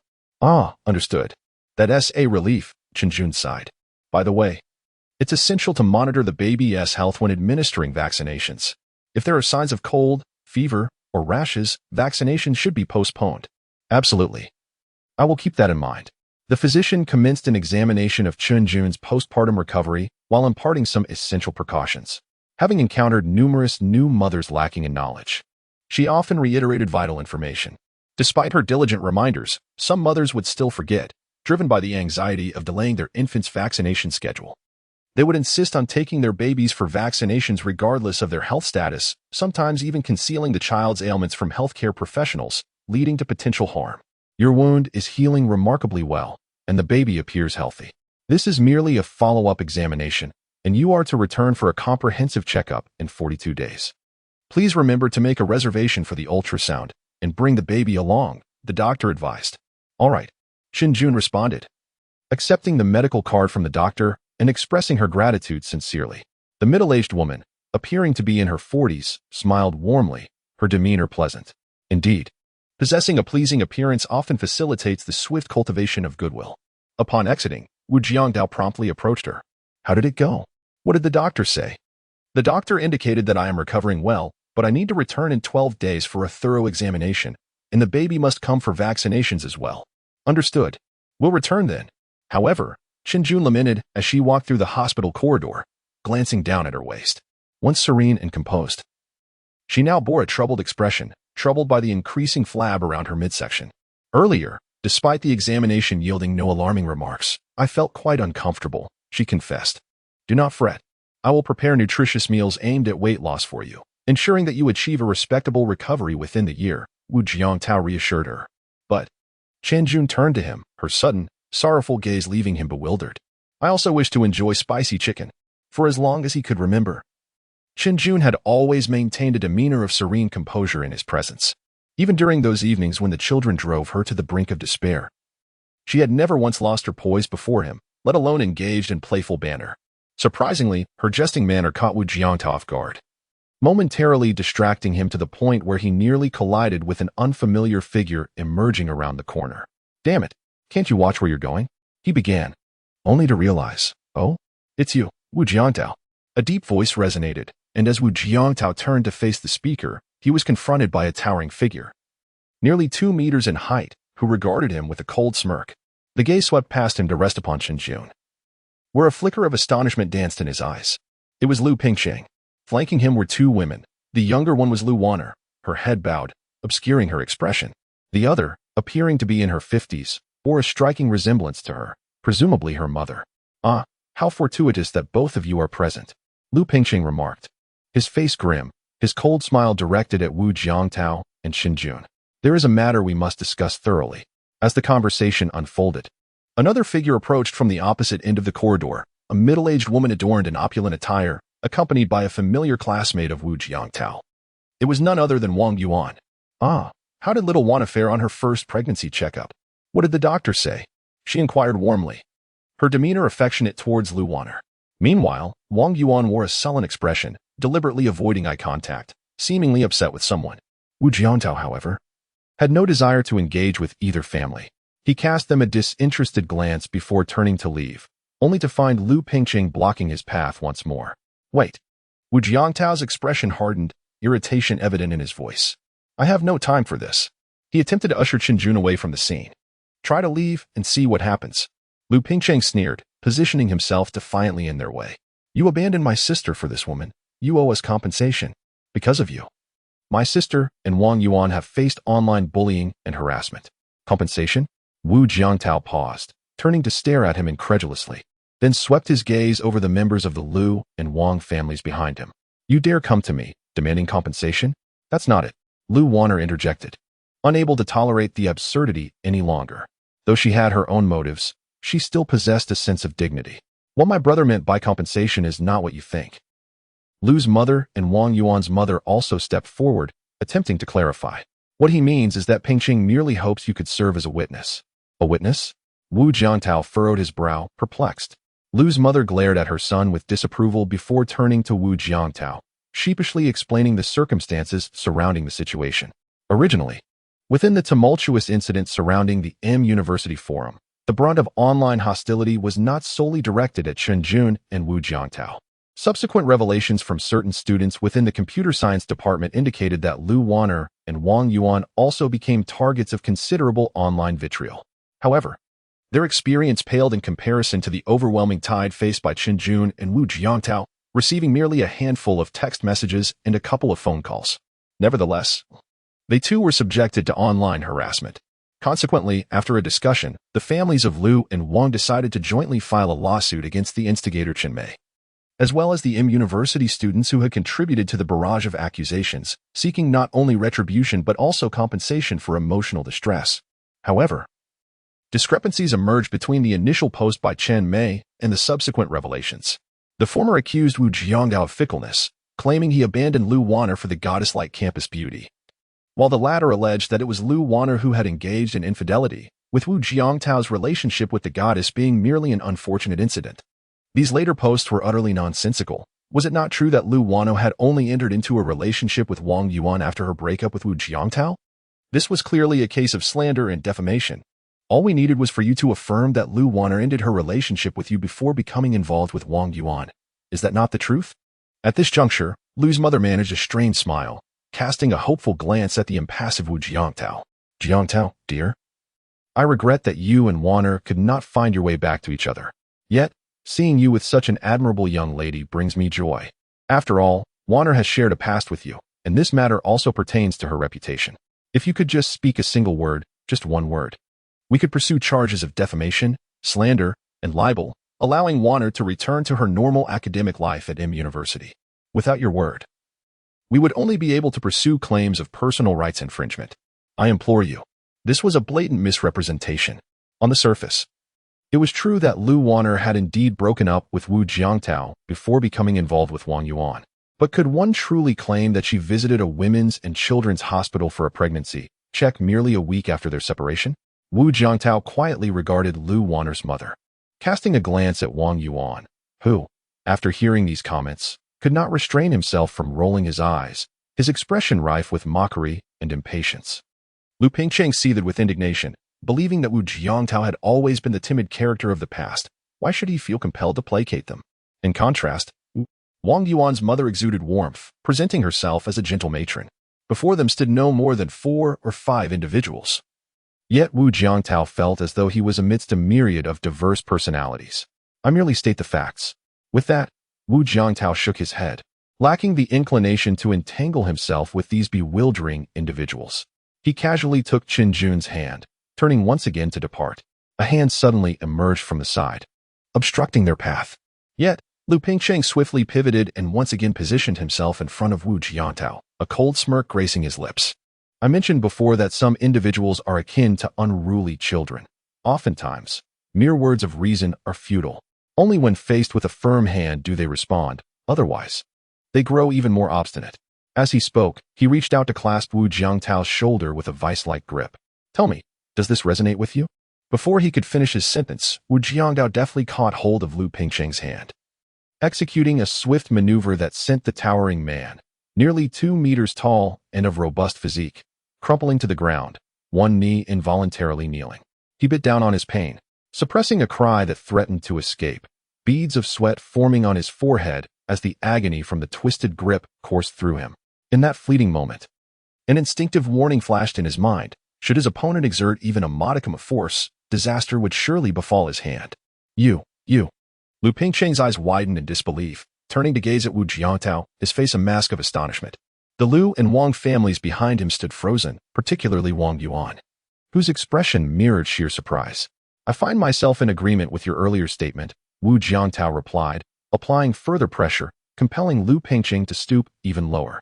Yet, being a professional martial artist, he attempted to leverage his body to twist free. However, with a mere step forward, Wu Jiangtao executed another turn, maintaining his grip and forcing Lu Pingcheng's right hand behind him, applying pressure once more. With a resounding thud, Lu Pingcheng found himself more helpless than before, both knees now firmly kneeling. The searing pain radiating from his wrist and shoulder contorted his face into a mixture of shock and fury. Disbelief etched across his features. This was inconceivable. He recalled Wu Jiangtao as an inconspicuous university student, someone whose family purportedly ran a martial arts school. However, the Wu family's establishment was no renowned chain or competitive martial arts club. It was a modest, obscure dojo, hardly worthy of note. Yet, the excruciating pain shooting through his twisted arm starkly indicated that Wu Jiangtao and his family's martial arts prowess was far from ordinary. At that moment, the members of the Lu and Wang families stood dumbfounded. Among them, Lu Wanner wore an expression of utter bewilderment. Over the past few years, her understanding of Wu Jiangtao was that of a young man who had practiced martial arts since childhood, possessing slightly greater strength and endurance than the average individual.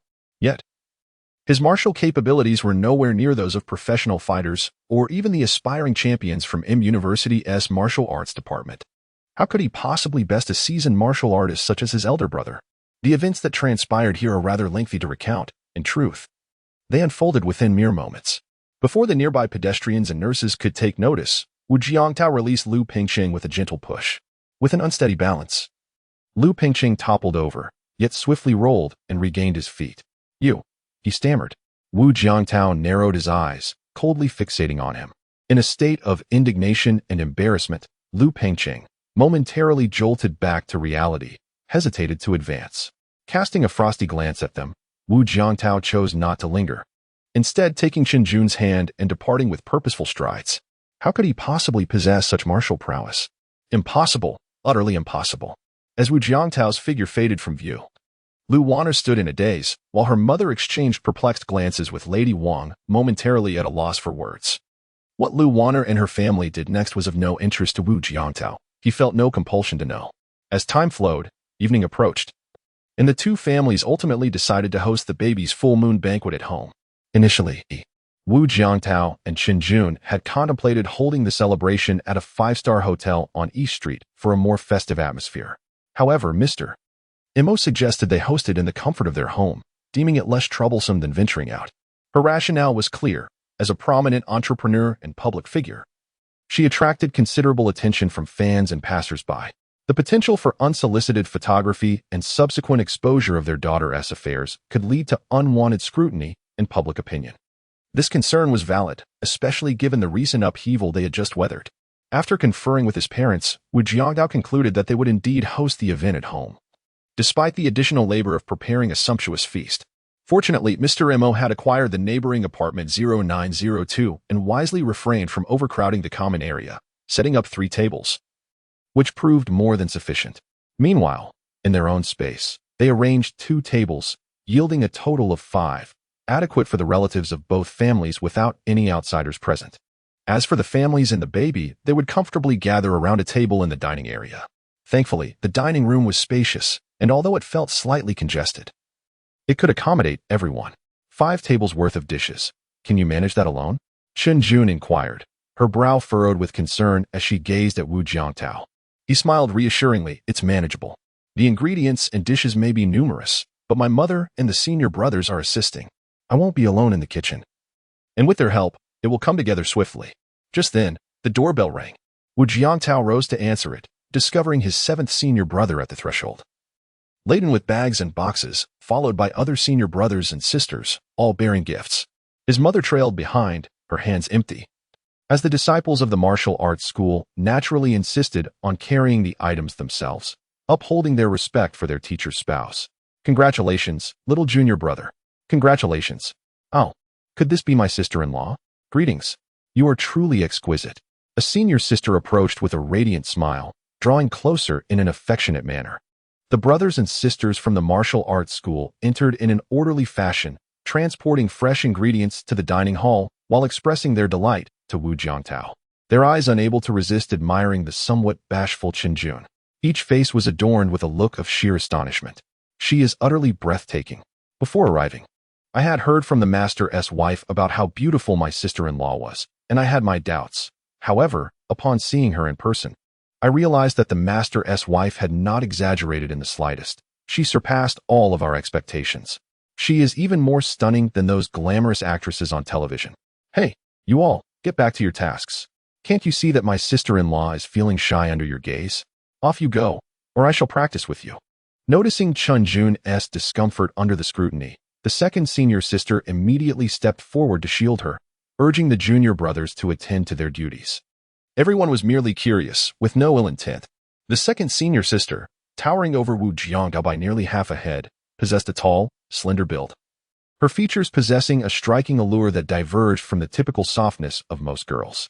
Her long brows resembled swords, exuding an irresistible charm. A woman of valor does not yield to men. Upon seeing the 2nd senior sister, the phrase instinctively surfaced in Qin Jun's mind. Where are the babies? May I go see the little ones? At the mention of the babies, the 2nd senior sister's eyes sparkled with anticipation. Certainly. Qin Jun smiled as she led her to the master bedroom. Once they entered and closed the door, the clamor from the living and dining areas outside abruptly faded away. The sound insulation in this house is truly remarkable. The 2nd senior sister turned in surprise, straining to listen. She could barely discern some faint noises from outside, but the specifics eluded her. Over at Wu's residence, the brothers and sisters from the martial arts school, along with the patriarch Wu Ba, had arrived first and immediately began arranging the tables, chairs, and utensils, while Wu Jiangtao commenced preparing the ingredients in the kitchen, with soups and other dishes also underway. The preparations for the full moon banquet unfolded in an orderly manner. Mom, over here. At the F-City International Airport's arrival hall, Mr. Mo and Qin's father welcomed the relatives from Kyoto. Almost simultaneously, at the train station a few kilometers away, the elders from the Wu family emerged. Huh. Who would have thought that it would be Tao Tao who would make me a great-grandfather first among your generation? The old patriarch Wu chuckled, hands clasped behind his back, dressed in a classic Zhongshan suit, his stature upright and step steady. With a head of glossy black hair and few wrinkles upon his face. Were it not for the hint of weariness in his eyes, one might easily mistake him for a middle-aged man in his 50s. Yet here at the station, those who beheld him would scarcely believe that he was indeed nearing 80. Beside him, Yuan Wang couldn't help but smile wryly upon hearing this. Yes, Xiao Wang. You must put in more effort. You cannot allow work to overshadow your life. Even amidst busyness, there must be moments to rest, or does your security bureau consist solely of men? Grandma would gently pat at his shoulder. She appeared remarkably youthful. Her hair elegantly styled and shimmering black, her complexion radiant and clear, exuding the charm of a woman in her 40s or 50s. Yet, upon closer inspection of her eyes and brows, one could easily mistake her for someone in her 60s. Who could fathom that she was a grandmother in her 70s? The vitality of martial practitioners is not unique to the martial arts of China. The Western world possesses its own distinct forms of spiritual meditation and breathing techniques. Mastery of these practices can yield varying degrees of youthfulness. Since the last century, countless scientists within the biological realm have dedicated themselves to uncovering the secrets behind these ancient martial breathing techniques and internal cultivation methods, seeking to understand their seemingly miraculous effects akin to immortality. Unfortunately, the mysteries of the human body are exceedingly intricate, and the scope of such inquiries is vast. To this day, substantial breakthroughs in this field remain elusive. Any findings that do surface often lack authenticity. Yes, I will hasten, Yuan Huang replied with a wry smile. Yet his thoughts drifted back to a few days prior when his second aunt had introduced him to a tall, slender, and strikingly beautiful young lady. In contrast to the countless women he had encountered through matchmaking, who immediately inquired about the size of his potential home or the price of a car, and insisted that post-marriage they would not be responsible for household chores. His understanding of these demands was tempered by the knowledge that they reflected the reality faced by many of his contemporaries. Given his current job and income, fulfilling such expectations was not insurmountable. However, confronting these matters was one thing, vocalizing them was entirely another. Yuan Wang did not consider himself particularly noble or proud. Over the past few years, the women he had met through introductions were all exceptionally talented and attractive, with a few even surpassingly Xiaoshan in beauty. Yet, in his view, discussions of cars, houses, or the desire for a housekeeper should not overshadow the fundamental prerequisite for any relationship, mutual affection. He did not demand a soulmate, but he believed there should at least be a period of getting to know one another, a phase where they could nurture feelings of fondness and joy in each other's presence. As he aged, Yuan Wang found his standards for this significant aspect of life diminishing, simplifying to a single word, love. Yet, throughout the years, whether through introductions or encounters at elite matchmaking clubs, the women he met invariably led with their demands. Now, despite lacking a romantic partner, he had gradually come to realize that such women were simply not suited for him. To elaborate, these young women tend to tolerate the personalities of their partners primarily due to material circumstances. They are often preoccupied with their careers, lacking the capacity to attend to their own emotional needs, while simultaneously pursuing the certainty of a stable marital future, ensuring a peaceful existence in their later years. This is entirely understandable. However, Yuan Wang's pursuit of life and marriage is rooted in genuine affection and acceptance. As the saying goes, those with differing paths do not seek to collaborate, which fundamentally explains his prolonged singlehood over the years. Li Xiaoshan is expected to arrive today as well. Following their previous blind date, Yuan Huang and she connected on WeChat, engaging in discussions about their preferences and personalities. They even arranged to take a leisurely stroll in the park the following day. Although their initial outing concluded with Li Xiaoshan escorting him to the train station due to work commitments, it was still a commendable beginning. Due to the presence of two elders, Yuan Huang opted for a more comfortable business car service, ensuring a pleasant ride for the elderly couple while the experienced driver navigated smoothly. Soon, they arrived at the grand entrance of Yunlu Garden. The ambience here was quite appealing. As soon as they alighted, Old Master Wu observed the seemingly simple and unadorned garden before him, nodding slightly in approval. It must have been designed by a master. As he spoke, the elder surveyed the surroundings, noticing the nearby Qianyi Mountain Villa, which prompted him to furrow his brow. The architectural design there was indeed grand and majestic, with intricate carvings and a gilded appearance, on par with the elegance of Yunlu Garden. However, The two establishments diverged significantly in stylistic approach. It was unclear whether the issue lay with the designer or the inadequate demands of the developer. But what could have been a splendid luxury residential area was marred by the ostentatious name of Chini Mountain Villa. Perhaps the individual who bestowed such a name believed that only a title of that magnitude would befit such an impressive and breathtaking residential community. Yet, the reality often reveals that the best intentions may yield adverse outcomes. What should have been a luxurious villa community was inadvertently transformed into an emblem of vulgar wealth by its name, which likely deterred the esteemed intellectuals from the nearby university from purchasing homes there, not due to financial incapacity, but rather a desire to avoid embarrassment. Under Yuan Huang's guidance, Old Master Wu and Old Madam Wu traversed through the gates of Yunlu Garden and entered Building 11. Just as Yuan Huang activated the elevator, he was taken aback. "Oh, you are here too?" The elevator already contained several individuals, prominently featuring Li Shaoshan, Mr. Mo, and Chen Ba, accompanied by two elderly figures appearing to be in their 60s, along with a few jovial young men and women. Naturally, it was Li Shaoshan and Mr. Mo who greeted him. "Good evening." Yuan Huang's face brightened as he smiled at Li Shaoshan and exchanged pleasantries with the elders from the Chen family. The meeting was marked by warm smiles and amicable greetings, devoid of any dramatic confrontations, as both families harmoniously ascended to the 9th floor. Soon, the living room of 0903 was filled to capacity. Most of the attendees were older individuals engaged in conversation, while the younger generation remained largely silent, some retreating to corners, absorbed in their mobile devices, quietly scrolling through TikTok. Naturally, the volume was kept low. Otherwise, the entire gathering would be subjected to the almost breathless, trademark laughter emanating from the app. Chen's parents, both erudite intellectuals seasoned by the trials of the last century, exchanged warm greetings with Grandpa Wu and Grandma Wu, and their dialogue swiftly turned to reminiscing about the passionate years of their youth. In those times, regardless of their ideals or sentiments, people shared a profound kinship, and whenever they convened, they would invariably reflect upon the struggles and hardships of that era. Oh, if only one could speak of marriage without the modern-day demands of cars and houses. Back then, merely gathering the essentials sufficed for families facing challenges. Even a flashlight could serve as a generous betrothal gift. There was no need for extravagant banquets with hundreds of tables. The past is no longer comparable to the present. Yet, I cannot abide such lavish wastefulness. The food is simply too precious. Look at this table of dishes, costing thousands, and yet more than half remains uneaten. Grandpa Chen shook his head. Indeed, Grandpa Wu wholeheartedly agreed with these sentiments.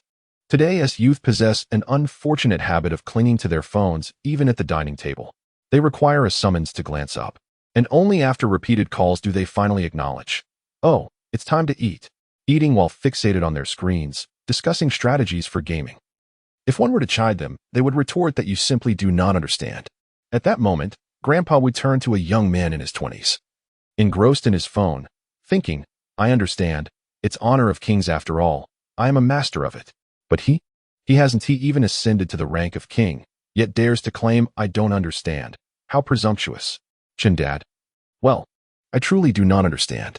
Upon hearing this, a nearby young man, who had awkwardly set down his phone, perked up, his eyes sparkling as he gazed at Grandpa Wu. "Grandpa, are you truly a master of honor of kings?" "Old Wu never speaks of it." Cough. Could there be any doubt?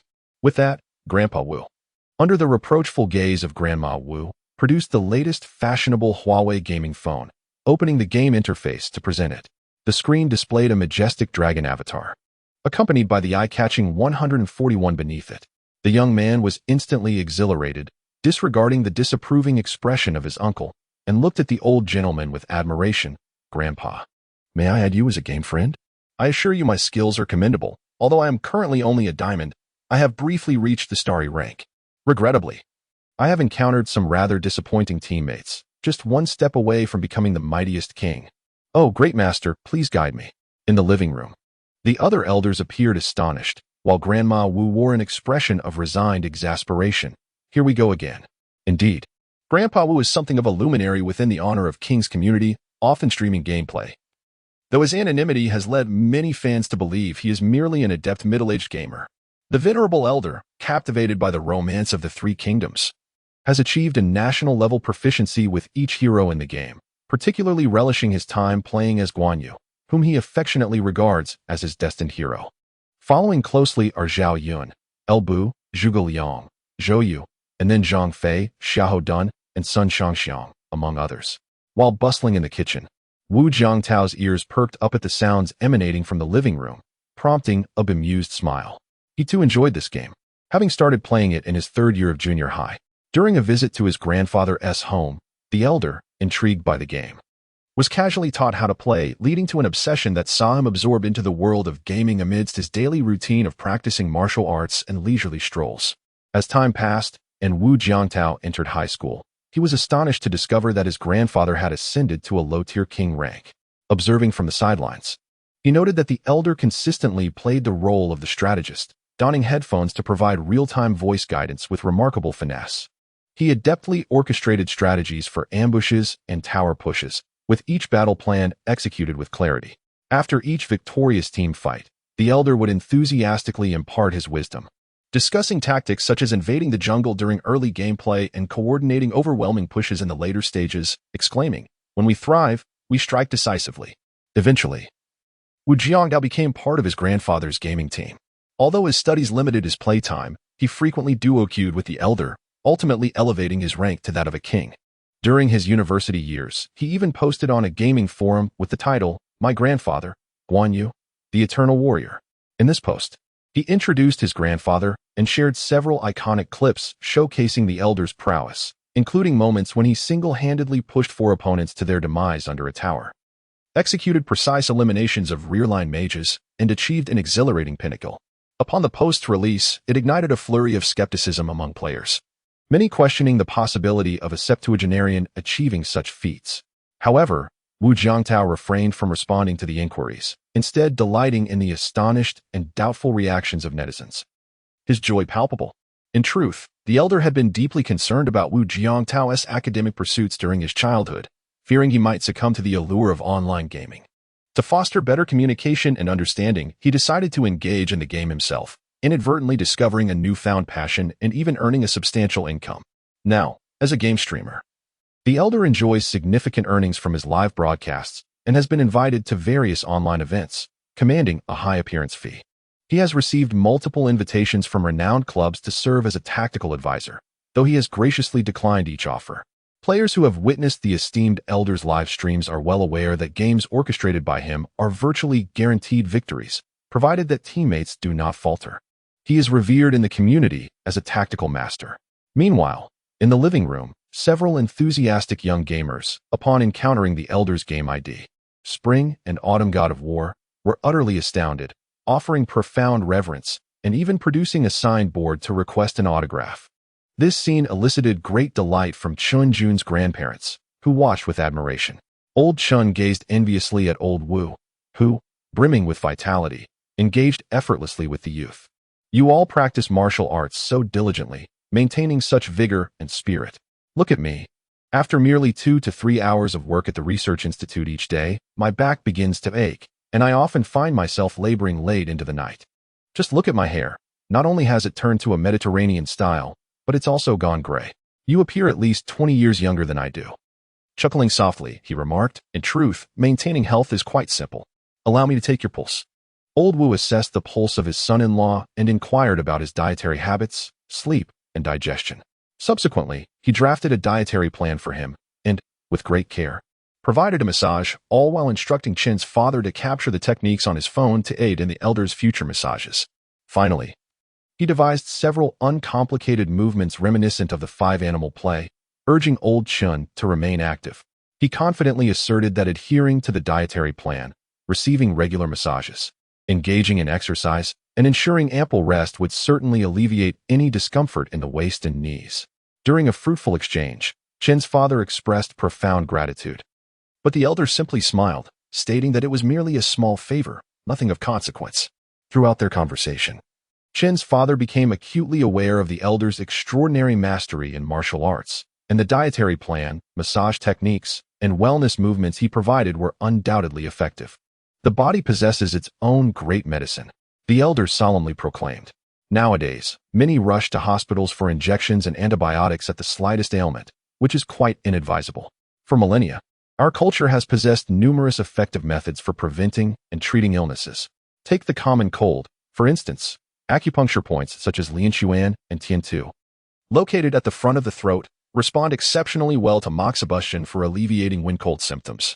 For wind heat types, one can apply moxibustion to the Dasui point at the back of the throat, dispelling heat and treating coughs, utilizing both internal and external acupuncture points simultaneously. As the elder explained, he utilized a young member of the Qin family as an example, illustrating the acupuncture points, captivating the audience who listened intently and committed the information to memory. The benefits of moxibustion extend even further. The elder smiled at old Qin, recalling his previous mention of frequent back pain due to work. You can apply moxibustion to the areas of discomfort. He gestured towards the young man's lower back, indicating specific acupuncture points. Moxibustion on the Shinshu and Yayangwen here is often effective for alleviating back pain. Additionally, one can apply moxibustion to the points behind the knees, known as Weizhong. Traditional Chinese medicine teaches that remedies for back pain can be found here. If anyone experiences back discomfort, frequent gentle massage of these areas can serve as both prevention and treatment. Upon hearing these words, the younger individuals displayed little reaction, while those of slightly advanced age paused momentarily, savoring the essence of the statement. The curvature of the waist and back signifies a certain yielding, a bending of the knee, which symbolizes submission. The nomenclature of this acupoint, along with its remarkable therapeutic effects, not only reflects the ancient wisdom of Chinese medicine, but also encapsulates the unique cultural heritage of thousands of years of Chinese civilization. The temporary bending of the knee heralds a future of robust health for the back, reminiscent of the legendary Han Xian enduring humiliation in ancient times. A true gentleman embodies the wisdom of adaptability, a hallmark of the Chinese masculine ethos. As the elder delved deeper into the cultural significance of this acupoint, the guests in the living room listened with rapt attention, astonished that such a seemingly trivial point held so much ancestral wisdom and insight. In the midst of a relaxed and jovial conversation, time slipped away, and soon it was 7:30 in the evening. With the disciples of Master Wu emerging from the kitchen, each carrying exquisitely prepared dishes, the much-anticipated full moon banquet commenced. The sight of the beautifully arranged dishes, each a masterpiece in its own right, filled everyone with delight, the enticing aroma stimulating appetites to the fullest. Oh, how fragrant! It looks absolutely delectable. Several eager little ones at the table could hardly contain themselves as they reached for the crispy duck. Grandparents swiftly intervened, first placing greens into their bowls, causing the children to grimace, reluctantly using their spoons to awkwardly bring the vegetables to their mouths. This is delicious. Upon tasting, what they initially thought to be bland greens revealed a surprisingly distinct flavor, salty, sweet, and refreshing, with a delightful crispness upon biting down. Grandma, I want more of this. It's so tasty. The adults, witnessing this rare scene, were filled with astonishment. The banquet featured an array of dishes: 5-spice crispy duck, fish-flavored baked lobster, sautéed seasonal vegetables, and cordyceps chicken soup. Every 10 minutes, a new platter graced the table, and for once, the guests were absorbed in their meals, scarcely exchanging words.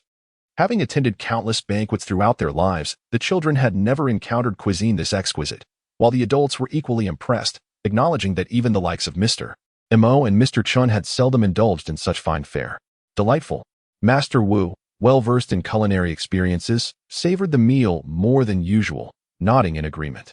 Initially skeptical of Zhang Yang's praise, he now recognized it as an understatement. The quality surpassed that of many renowned restaurants, and he had seldom enjoyed such delicious dishes in the past. Beside him, Mr. Chen echoed his surprise. Indeed, this is remarkably good. I never anticipated that Xiao Tao possessed such culinary skills. It seems we need not worry about Xiao Jin's meals in the future. With a chef of this caliber around, even if little Wu is occasionally absent, she will undoubtedly acquire some culinary knowledge, ensuring the little one never goes hungry. Grandma Chen nodded, but suddenly seemed to recall something, furrowing her brow as she remarked, "By the way, my son mentioned that Xiao Jun and Xiao Tao have yet to obtain their marriage license." Grandpa Chun was momentarily taken aback, but then heard his old companion continue. "Today, I had a good look at Xiao Tao, and I must say, he seems to be a fine young man, someone who would lead a good life. If you ask me, there is no reason to delay. They should just go ahead and get their license." Upon hearing Grandma Chun praise her little grandson, Grandpa Wu burst into a cheerful laugh, while Grandma Wu quickly caught on and expressed her agreement. Indeed. I think it's a great idea. They shouldn't prolong this any further. They should rush to get their license. This would be beneficial for both of them and for the baby. whose household registration is still in Q City. Chapter 093, The Warmth of Hospitality. Seeking continued reading and monthly votes when they had just discharged from the hospital. Wu Ma had returned to Q City the very next day, primarily to secure the household registrations for the two babies and to settle their medical insurance as well. The educational environment in F City is quite commendable. Once they are married, the family can transition smoothly, allowing the baby's registration to be conveniently transferred. Subsequently, they can enroll in kindergarten and elementary school, making it easier in the university town, which boasts an excellent learning atmosphere. Yes, yes. As they passionately discussed this, Mr. Mo and Dad Chen exchanged concerned glances. Didn't we come to an agreement prior to our arrival? Is it really wise for you two to change your minds so readily? Meanwhile, on the other side of the table, Wu Ma and Wu Pa watched with smiles. Naturally pleased with the unfolding situation, saying nothing as Grandma Wu took the lead. Xiaotao Xiaojun, what are your thoughts on this? While Grandma Wu had yet to voice her opinion, Grandma Chun turned to the young couple nearby. As the elders deliberated over their life decisions, the two exchanged glances. Wu Jiangtao felt optimistic, while Qin Jun appeared somewhat bashful. A blush creeping upon her cheeks as she experienced that conflicting desire to resist yet welcome the notion. Qin Jun found herself at a loss for words. Instinctively glancing at Wu Jiangtao, he too felt a twinge of awkwardness. After all, they had yet to fully understand each other's personalities and preferences. He carefully chose his words. Grandma, we have only been together for about a month. Xiao Jun might still have some reservations about me. Upon hearing his rather unremarkable response, Qin Jun felt a slight wave of relief, yet her mind involuntarily conjured the memory of him playfully nibbling at her toes, which left her feeling somewhat displeased. What is wrong with me? It seems it should be you who has reservations about me. She playfully scolded her grandmother. Grandma, right now, I just want to focus on recovering my health and taking care of the baby. As for everything else, I haven't given it much thought. Haven't given it much thought? At this, Wu Jiangtao felt a pang of disappointment, but then recalled the charming reaction Qin Jun had when they were caught by Mr. Mo and Li Xiaoshan during her second foot massage, which stirred ripples of affection within him. It is her delicate sensibility that renders her bashful. However, he remains oblivious to the fact that his recent response, devoid of any personal sentiment, has unexpectedly calmed Qin Jun's fluttering heart, allowing her to articulate a response that is neither too soft nor too harsh. Such an enigmatic and subtle emotional reaction is beyond the grasp of a man like him, whose romantic experience is quite limited. Only Wu Ma, observing the situation, feels anxious for her son and cannot help but pinch him lightly. Wu Jiangtao, puzzled, turns to his mother, only to find her suddenly engrossed in her phone, typing away. Ding dong. A message arrives. You foolish boy, what about your own attitude? What do you truly think? Offer a clear and positive stance. Why are you concerned about Xiao Jun's feelings at this juncture? It drives me mad. Wu Jiangtao, befuddled, thinks, what is happening here? His mother continues, forget it. I have a fairly good idea of your current situation. When the time is right, I will tell you what to do. Honestly. No longer fixating on his phone, Wu Jiangtao instinctively glances at the girl beside him, who is delicately sipping her cordyceps chicken soup. Their table is adorned with dishes that differ from the others, featuring several lighter, nourishing options. Given Qin Jun's need to avoid greasy foods, especially as she begins to monitor her weight, this is indeed wise. Moreover, this young lady has recently taken up yoga, which Wu Jiangtao learns has become her alternative due to her demanding work schedule, leaving little time for dance practice. He discovers that she was once steeped in the arts, having learned to play the piano, violin, cello, and even traditional Chinese instruments such as the guzheng and pipa, yet, her true passion lies in dance. No wonder. After having borne 2 children, her waist remains enviably slender. Despite sensing Wu Jiangtao's gaze, Qin Jun deliberately ignores him, holding a silent grudge due to his earlier words, biding her time until she can unleash her full prowess. Wu Ma observes this interaction, feeling a mix of exasperation and understanding. Indeed, regardless of age, many men exhibit a certain roughness, often lagging in their understanding of a woman's sentiments. Nevertheless, this is but a minor issue, as it reflects Wu Jiangtao's genuine nature, free from ulterior motives or complexities. The adage, time reveals the strength of a horse and the heart of a person, rings true. These initial hiccups signify merely a phase of their emotional growth. As their relationship deepens, such misunderstandings will naturally fade, culminating in a harmonious family unit.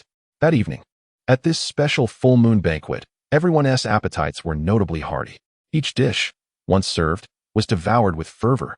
Even though Wu Jiangtao had meticulously calculated the number of guests and prepared more than enough food, the voracious appetites of the attendees, including the children, ensured that nothing remained on the plates. The adults, needless to say, were engrossed in the rare delicacies, leaving few engaged in conversation. As for the gathering at table 0902, the younger members of the Wu and Qin families, along with their uncles, had already commenced a spirited game of dice and drinking. Today's full moon banquet was not solely in celebration of the newborn. It also symbolized the union between the Wu and Qin families. The elders from the Qin family, feeling somewhat discontent at parting with their most cherished offspring, were the first to provoke the Wu family.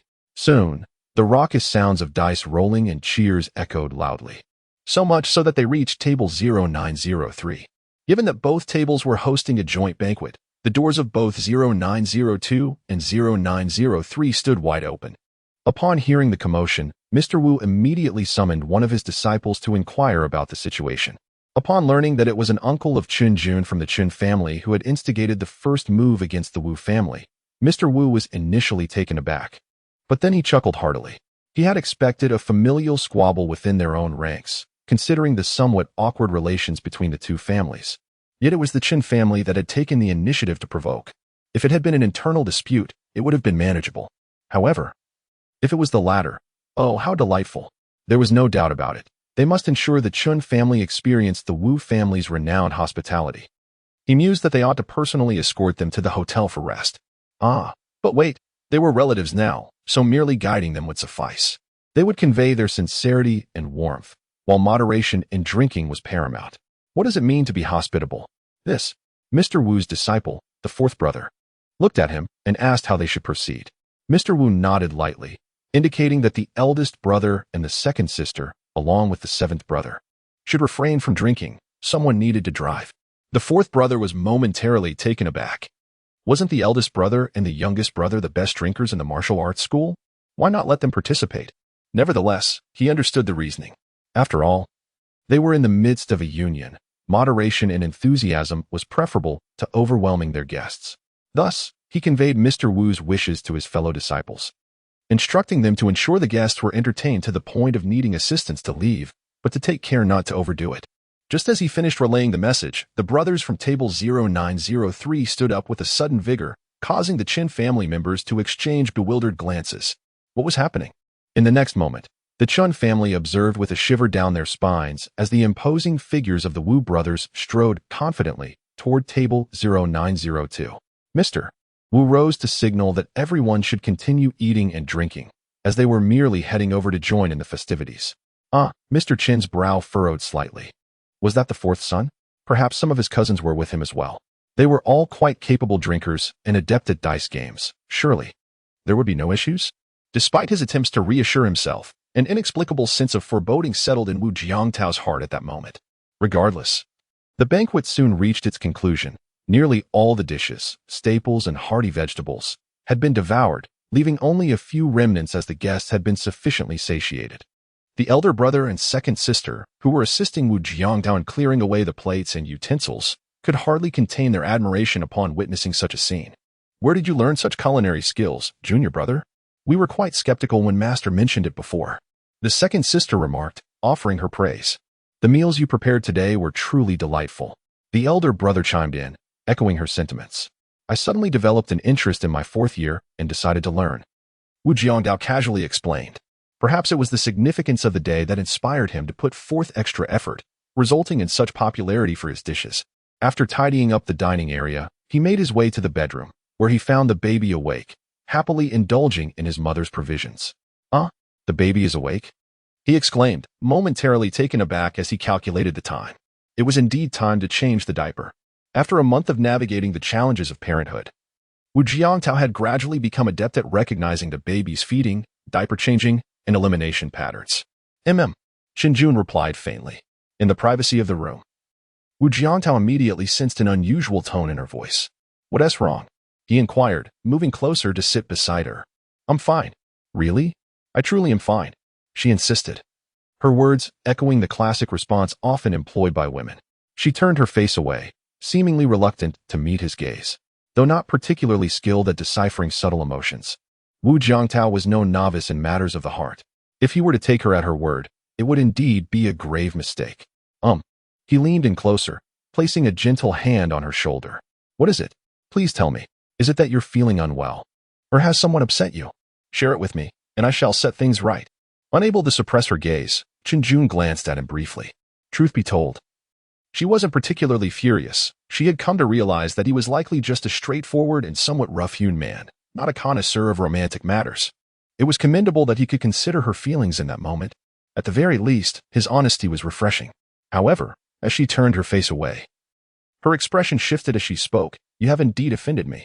Wu Jiangtao was momentarily taken aback, but, upon witnessing her adorable, pouting demeanor, his heart warmed. He unreasonably opened his arms and embraced her tightly. Despite having previously experienced moments of tenderness in the hospital and at home when he was unable to move freely, the embrace he offered now felt entirely different. She found herself momentarily speechless, squirming in an attempt to escape. However, with the baby cradled in her arms, she hesitated to move too forcefully. Qinjun's face flushed crimson. Her heart raced. What are you doing? I'm nursing. You're upset. Aren't you? Shouldn't I comfort you? With a bold demeanor, Wu Jiangtao gazed at her, admiring the mix of irritation and amusement on her face.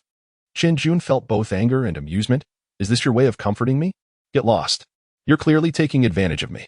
Not unless you stop being upset while I let go. All right. If you're not angry anymore, then release me. You're pressing the baby. Nonsense. How could I be pressing the baby when I'm hugging you from behind? Then let go, will you? Qinjun instinctively turned her head. Let me hold you a little longer. Wu Jiangtao thought silently, tightening his embrace around her delicate shoulders. Suddenly, the faint blush on Qinjun's face spread like wildfire to the back of her ears.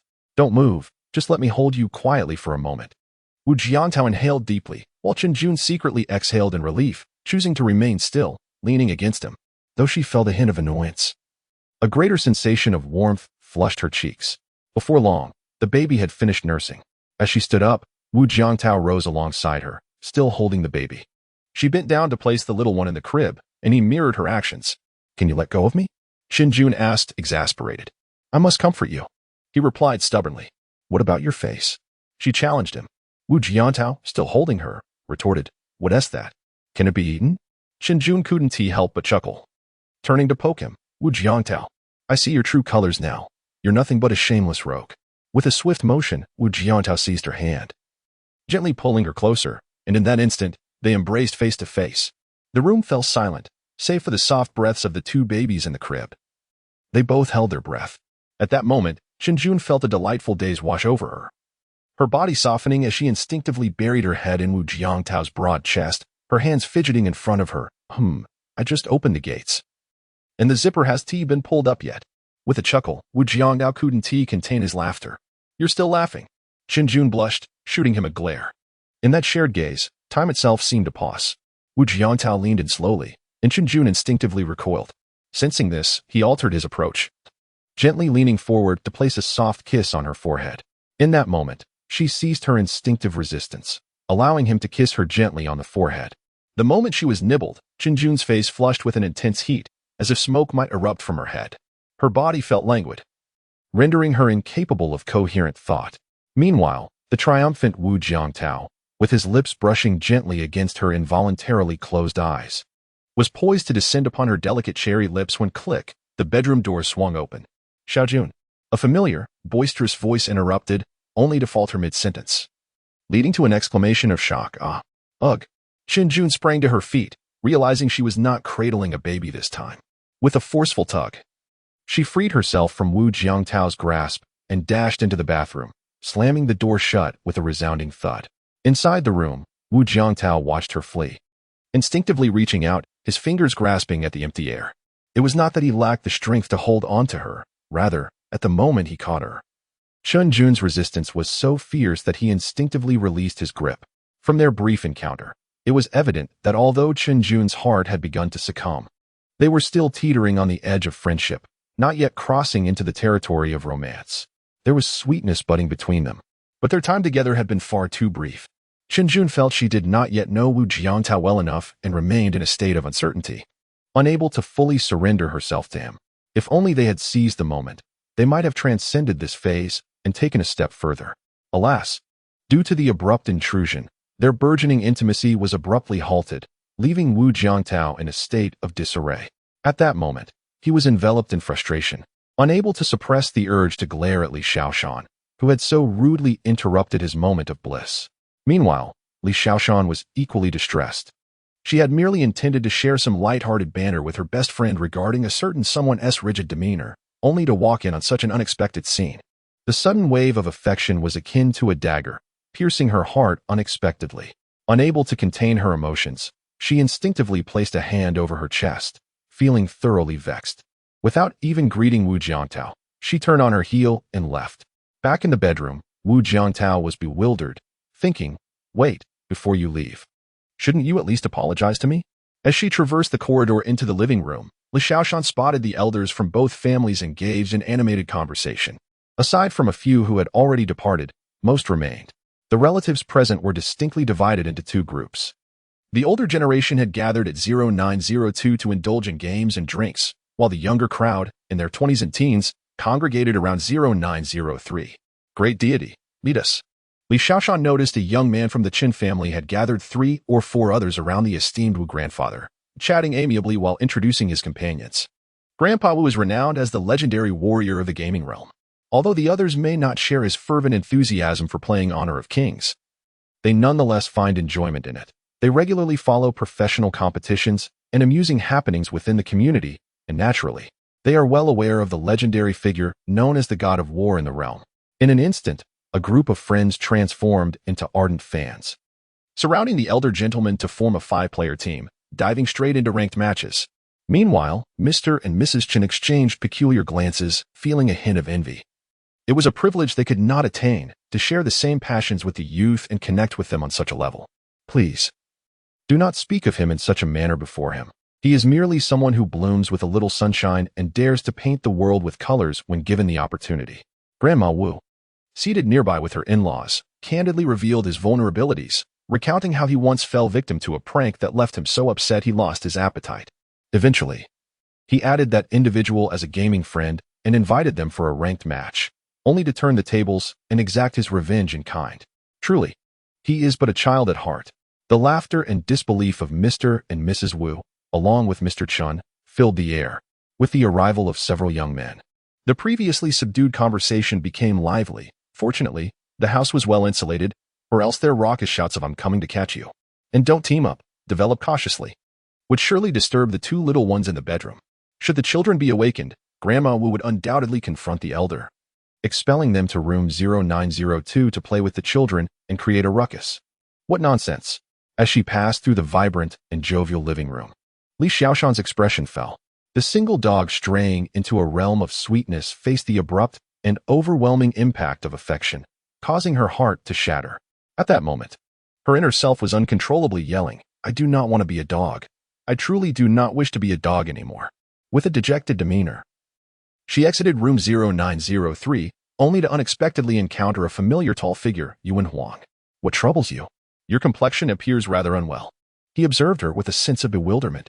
Just moments ago, they had been engaged in light-hearted banter. Her cheeks were flushed with vitality, and now she seemed utterly deflated. Li Xiaoshan hesitated, wanting to complain about her friend Shinjun, but then recalling that she might have interfered in someone else's happiness. After a moment's pause, she asked, "Would you accompany me downstairs for a stroll?" "Of course." Yuan Huang nodded, albeit with a puzzled expression, having noted that during their previous interactions, she had been quite cheerful and approachable. What could possibly be troubling her today? Had she received news of her ex-boyfriend's impending marriage? He silently speculated, deciding he must comfort her thoroughly. Meanwhile, in the bathroom, Chen Jun stood before the full-length mirror, covering her face as wisps of white steam curled from her head. Her complexion was flushed, and her large eyes sparkled as if a clear spring were bubbling within. Her face, rosy like cherry blossoms, and her eyes, brimming with youthful exuberance. This scene is truly one of the Spring Mountains, shy and silent. He actually. But has he yet revealed his true feelings to me? Does he truly wish to marry me? Why has everything suddenly changed today? Standing in the bathroom, Chen Jun found her thoughts momentarily in disarray. Alongside a burgeoning joy, there was an involuntary sense of anxiety. In contrast to the current emotional turbulence, their earlier interactions had been so tranquil. Gradually forging an unspoken understanding and slowly drawing closer, this state of life and emotion was what she was most accustomed to and cherished. To describe her feelings, they were akin to a gentle warmth, serene and steady. In the face of such an abrupt and intense upheaval, she felt sweetness intertwined with considerable tension and confusion. This reaction was also tied to her inherently calm and pragmatic nature. Knock, knock, knock. A knock echoed from outside the bathroom door. The deep, resonant voice of Wu Jiangtao followed. Xiaojun, do you mind what I just did? I couldn't help myself. Are you all right? A soft reply emerged from the bathroom.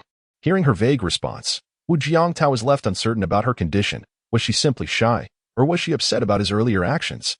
He found himself at a loss for words, when suddenly Chen Jun called out to him, Jiangdao, I'm here. I'm fine, but could you please let me be alone in the room for a while? You can come in later, right now. I'm a bit afraid of you. Afraid of me? Wu Jiangtao thought. Surely I wouldn't harm you? Oh, the moment is fleeting. He began to grasp Chen Jun's state, seemingly caught in a phase where she could neither refuse nor fully accept his advances. He could vaguely sense this, but could not ascertain it with complete certainty. Were it a seasoned romantic, they would have immediately discerned Chen Jun's mindset, employing some well-worn yet exceedingly effective approach to effortlessly bridge this gap and capture her heart. Though this might see potential future complications, such an adept individual would be acutely aware of this and would gradually address it in the days to come. Outside, the candidly charming Wu Jiangtao surprisingly took her words to heart, sincerely turning and leaving the room. Meanwhile, Wu Jiangtao could not have imagined that inside the bathroom, Chen Jun leaned against the door.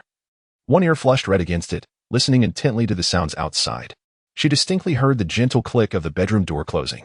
The subtle vibration from the closing door resonated clearly in her ear, allowing her to finally relax and exhale a long, warm breath. At last, he has gone.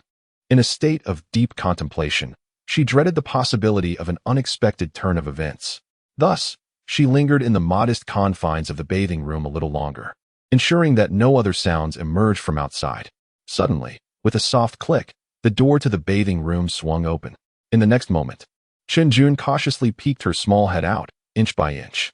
The scene was such that if Wu Jiangtao had been present, he would have surely found it amusing, causing her a moment of embarrassment. However, if Li Xiaoshan had been there, one could easily envision her bursting into laughter, mercilessly mocking her without a hint of restraint, leaving Chen Jun wishing she could vanish on the spot, over and over again. Unfortunately, her adorable demeanor did not catch the eye of Wu Jiangtao as another figure entered the scene. Almost as soon as her head emerged, the door to the bedroom swung open. Could it be him?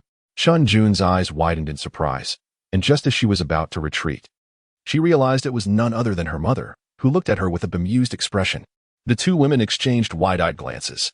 What are you doing? Chen Jun suddenly recognized that her current posture was somewhat endearing. She hastily pushed open the door to the bathing room and stepped out, quickly resuming her composure. Oh, it's nothing. I just thought I heard a sound. Sound? What sound could there possibly be? Just then, she noticed her mother mimicking her earlier motion, tilting her head in curiosity. Pray tell, dear child, how old are you? Mom. Chen Jun felt a rush of embarrassment. At that moment, her mother finally perceived that something was amiss in her daughter's expression. With those brows and that demeanor, what is going on here? As the lively evening drew to a close, the full moon banquet for the two adorable babies finally came to an end. Relatives from the Wu and Chen families began to depart in succession. Of course, a few individuals left in rather unconventional manners. No need to assist me. I can still drink. 5 champions, 666. You lost, drink. All right, I'll drink. The 7th disciple of the Wu family's martial arts school supported the 4th uncle of the Qin family, while several other disciples aided the others. The uncles and brothers from the Qin family were all flushed and babbling incoherently, alternating between struggling to rise for a game of rock, paper, scissors and insisting on sharing drinks. Thankfully, the disciples of the Wu family maintained control, preventing them from reaching the point of vomiting. They merely teetered along the walls. To the disciples, this was merely a minor affair. Chen Dad observed the scene with a sense of exasperation. Previously, he had heard the 4th brother boast about his superior drinking capacity, claiming to have outrunk a martial artist, insisting that his tolerance surpassed that of an average person by a significant margin. Indeed, quite impressive. So why not lay waste to all the disciples of the Wu family today? Meanwhile, several spirited young men from the Qin family had engaged in several rounds of games with the elder Wu, only reluctantly stepping away when called upon by their elders, putting away their phones.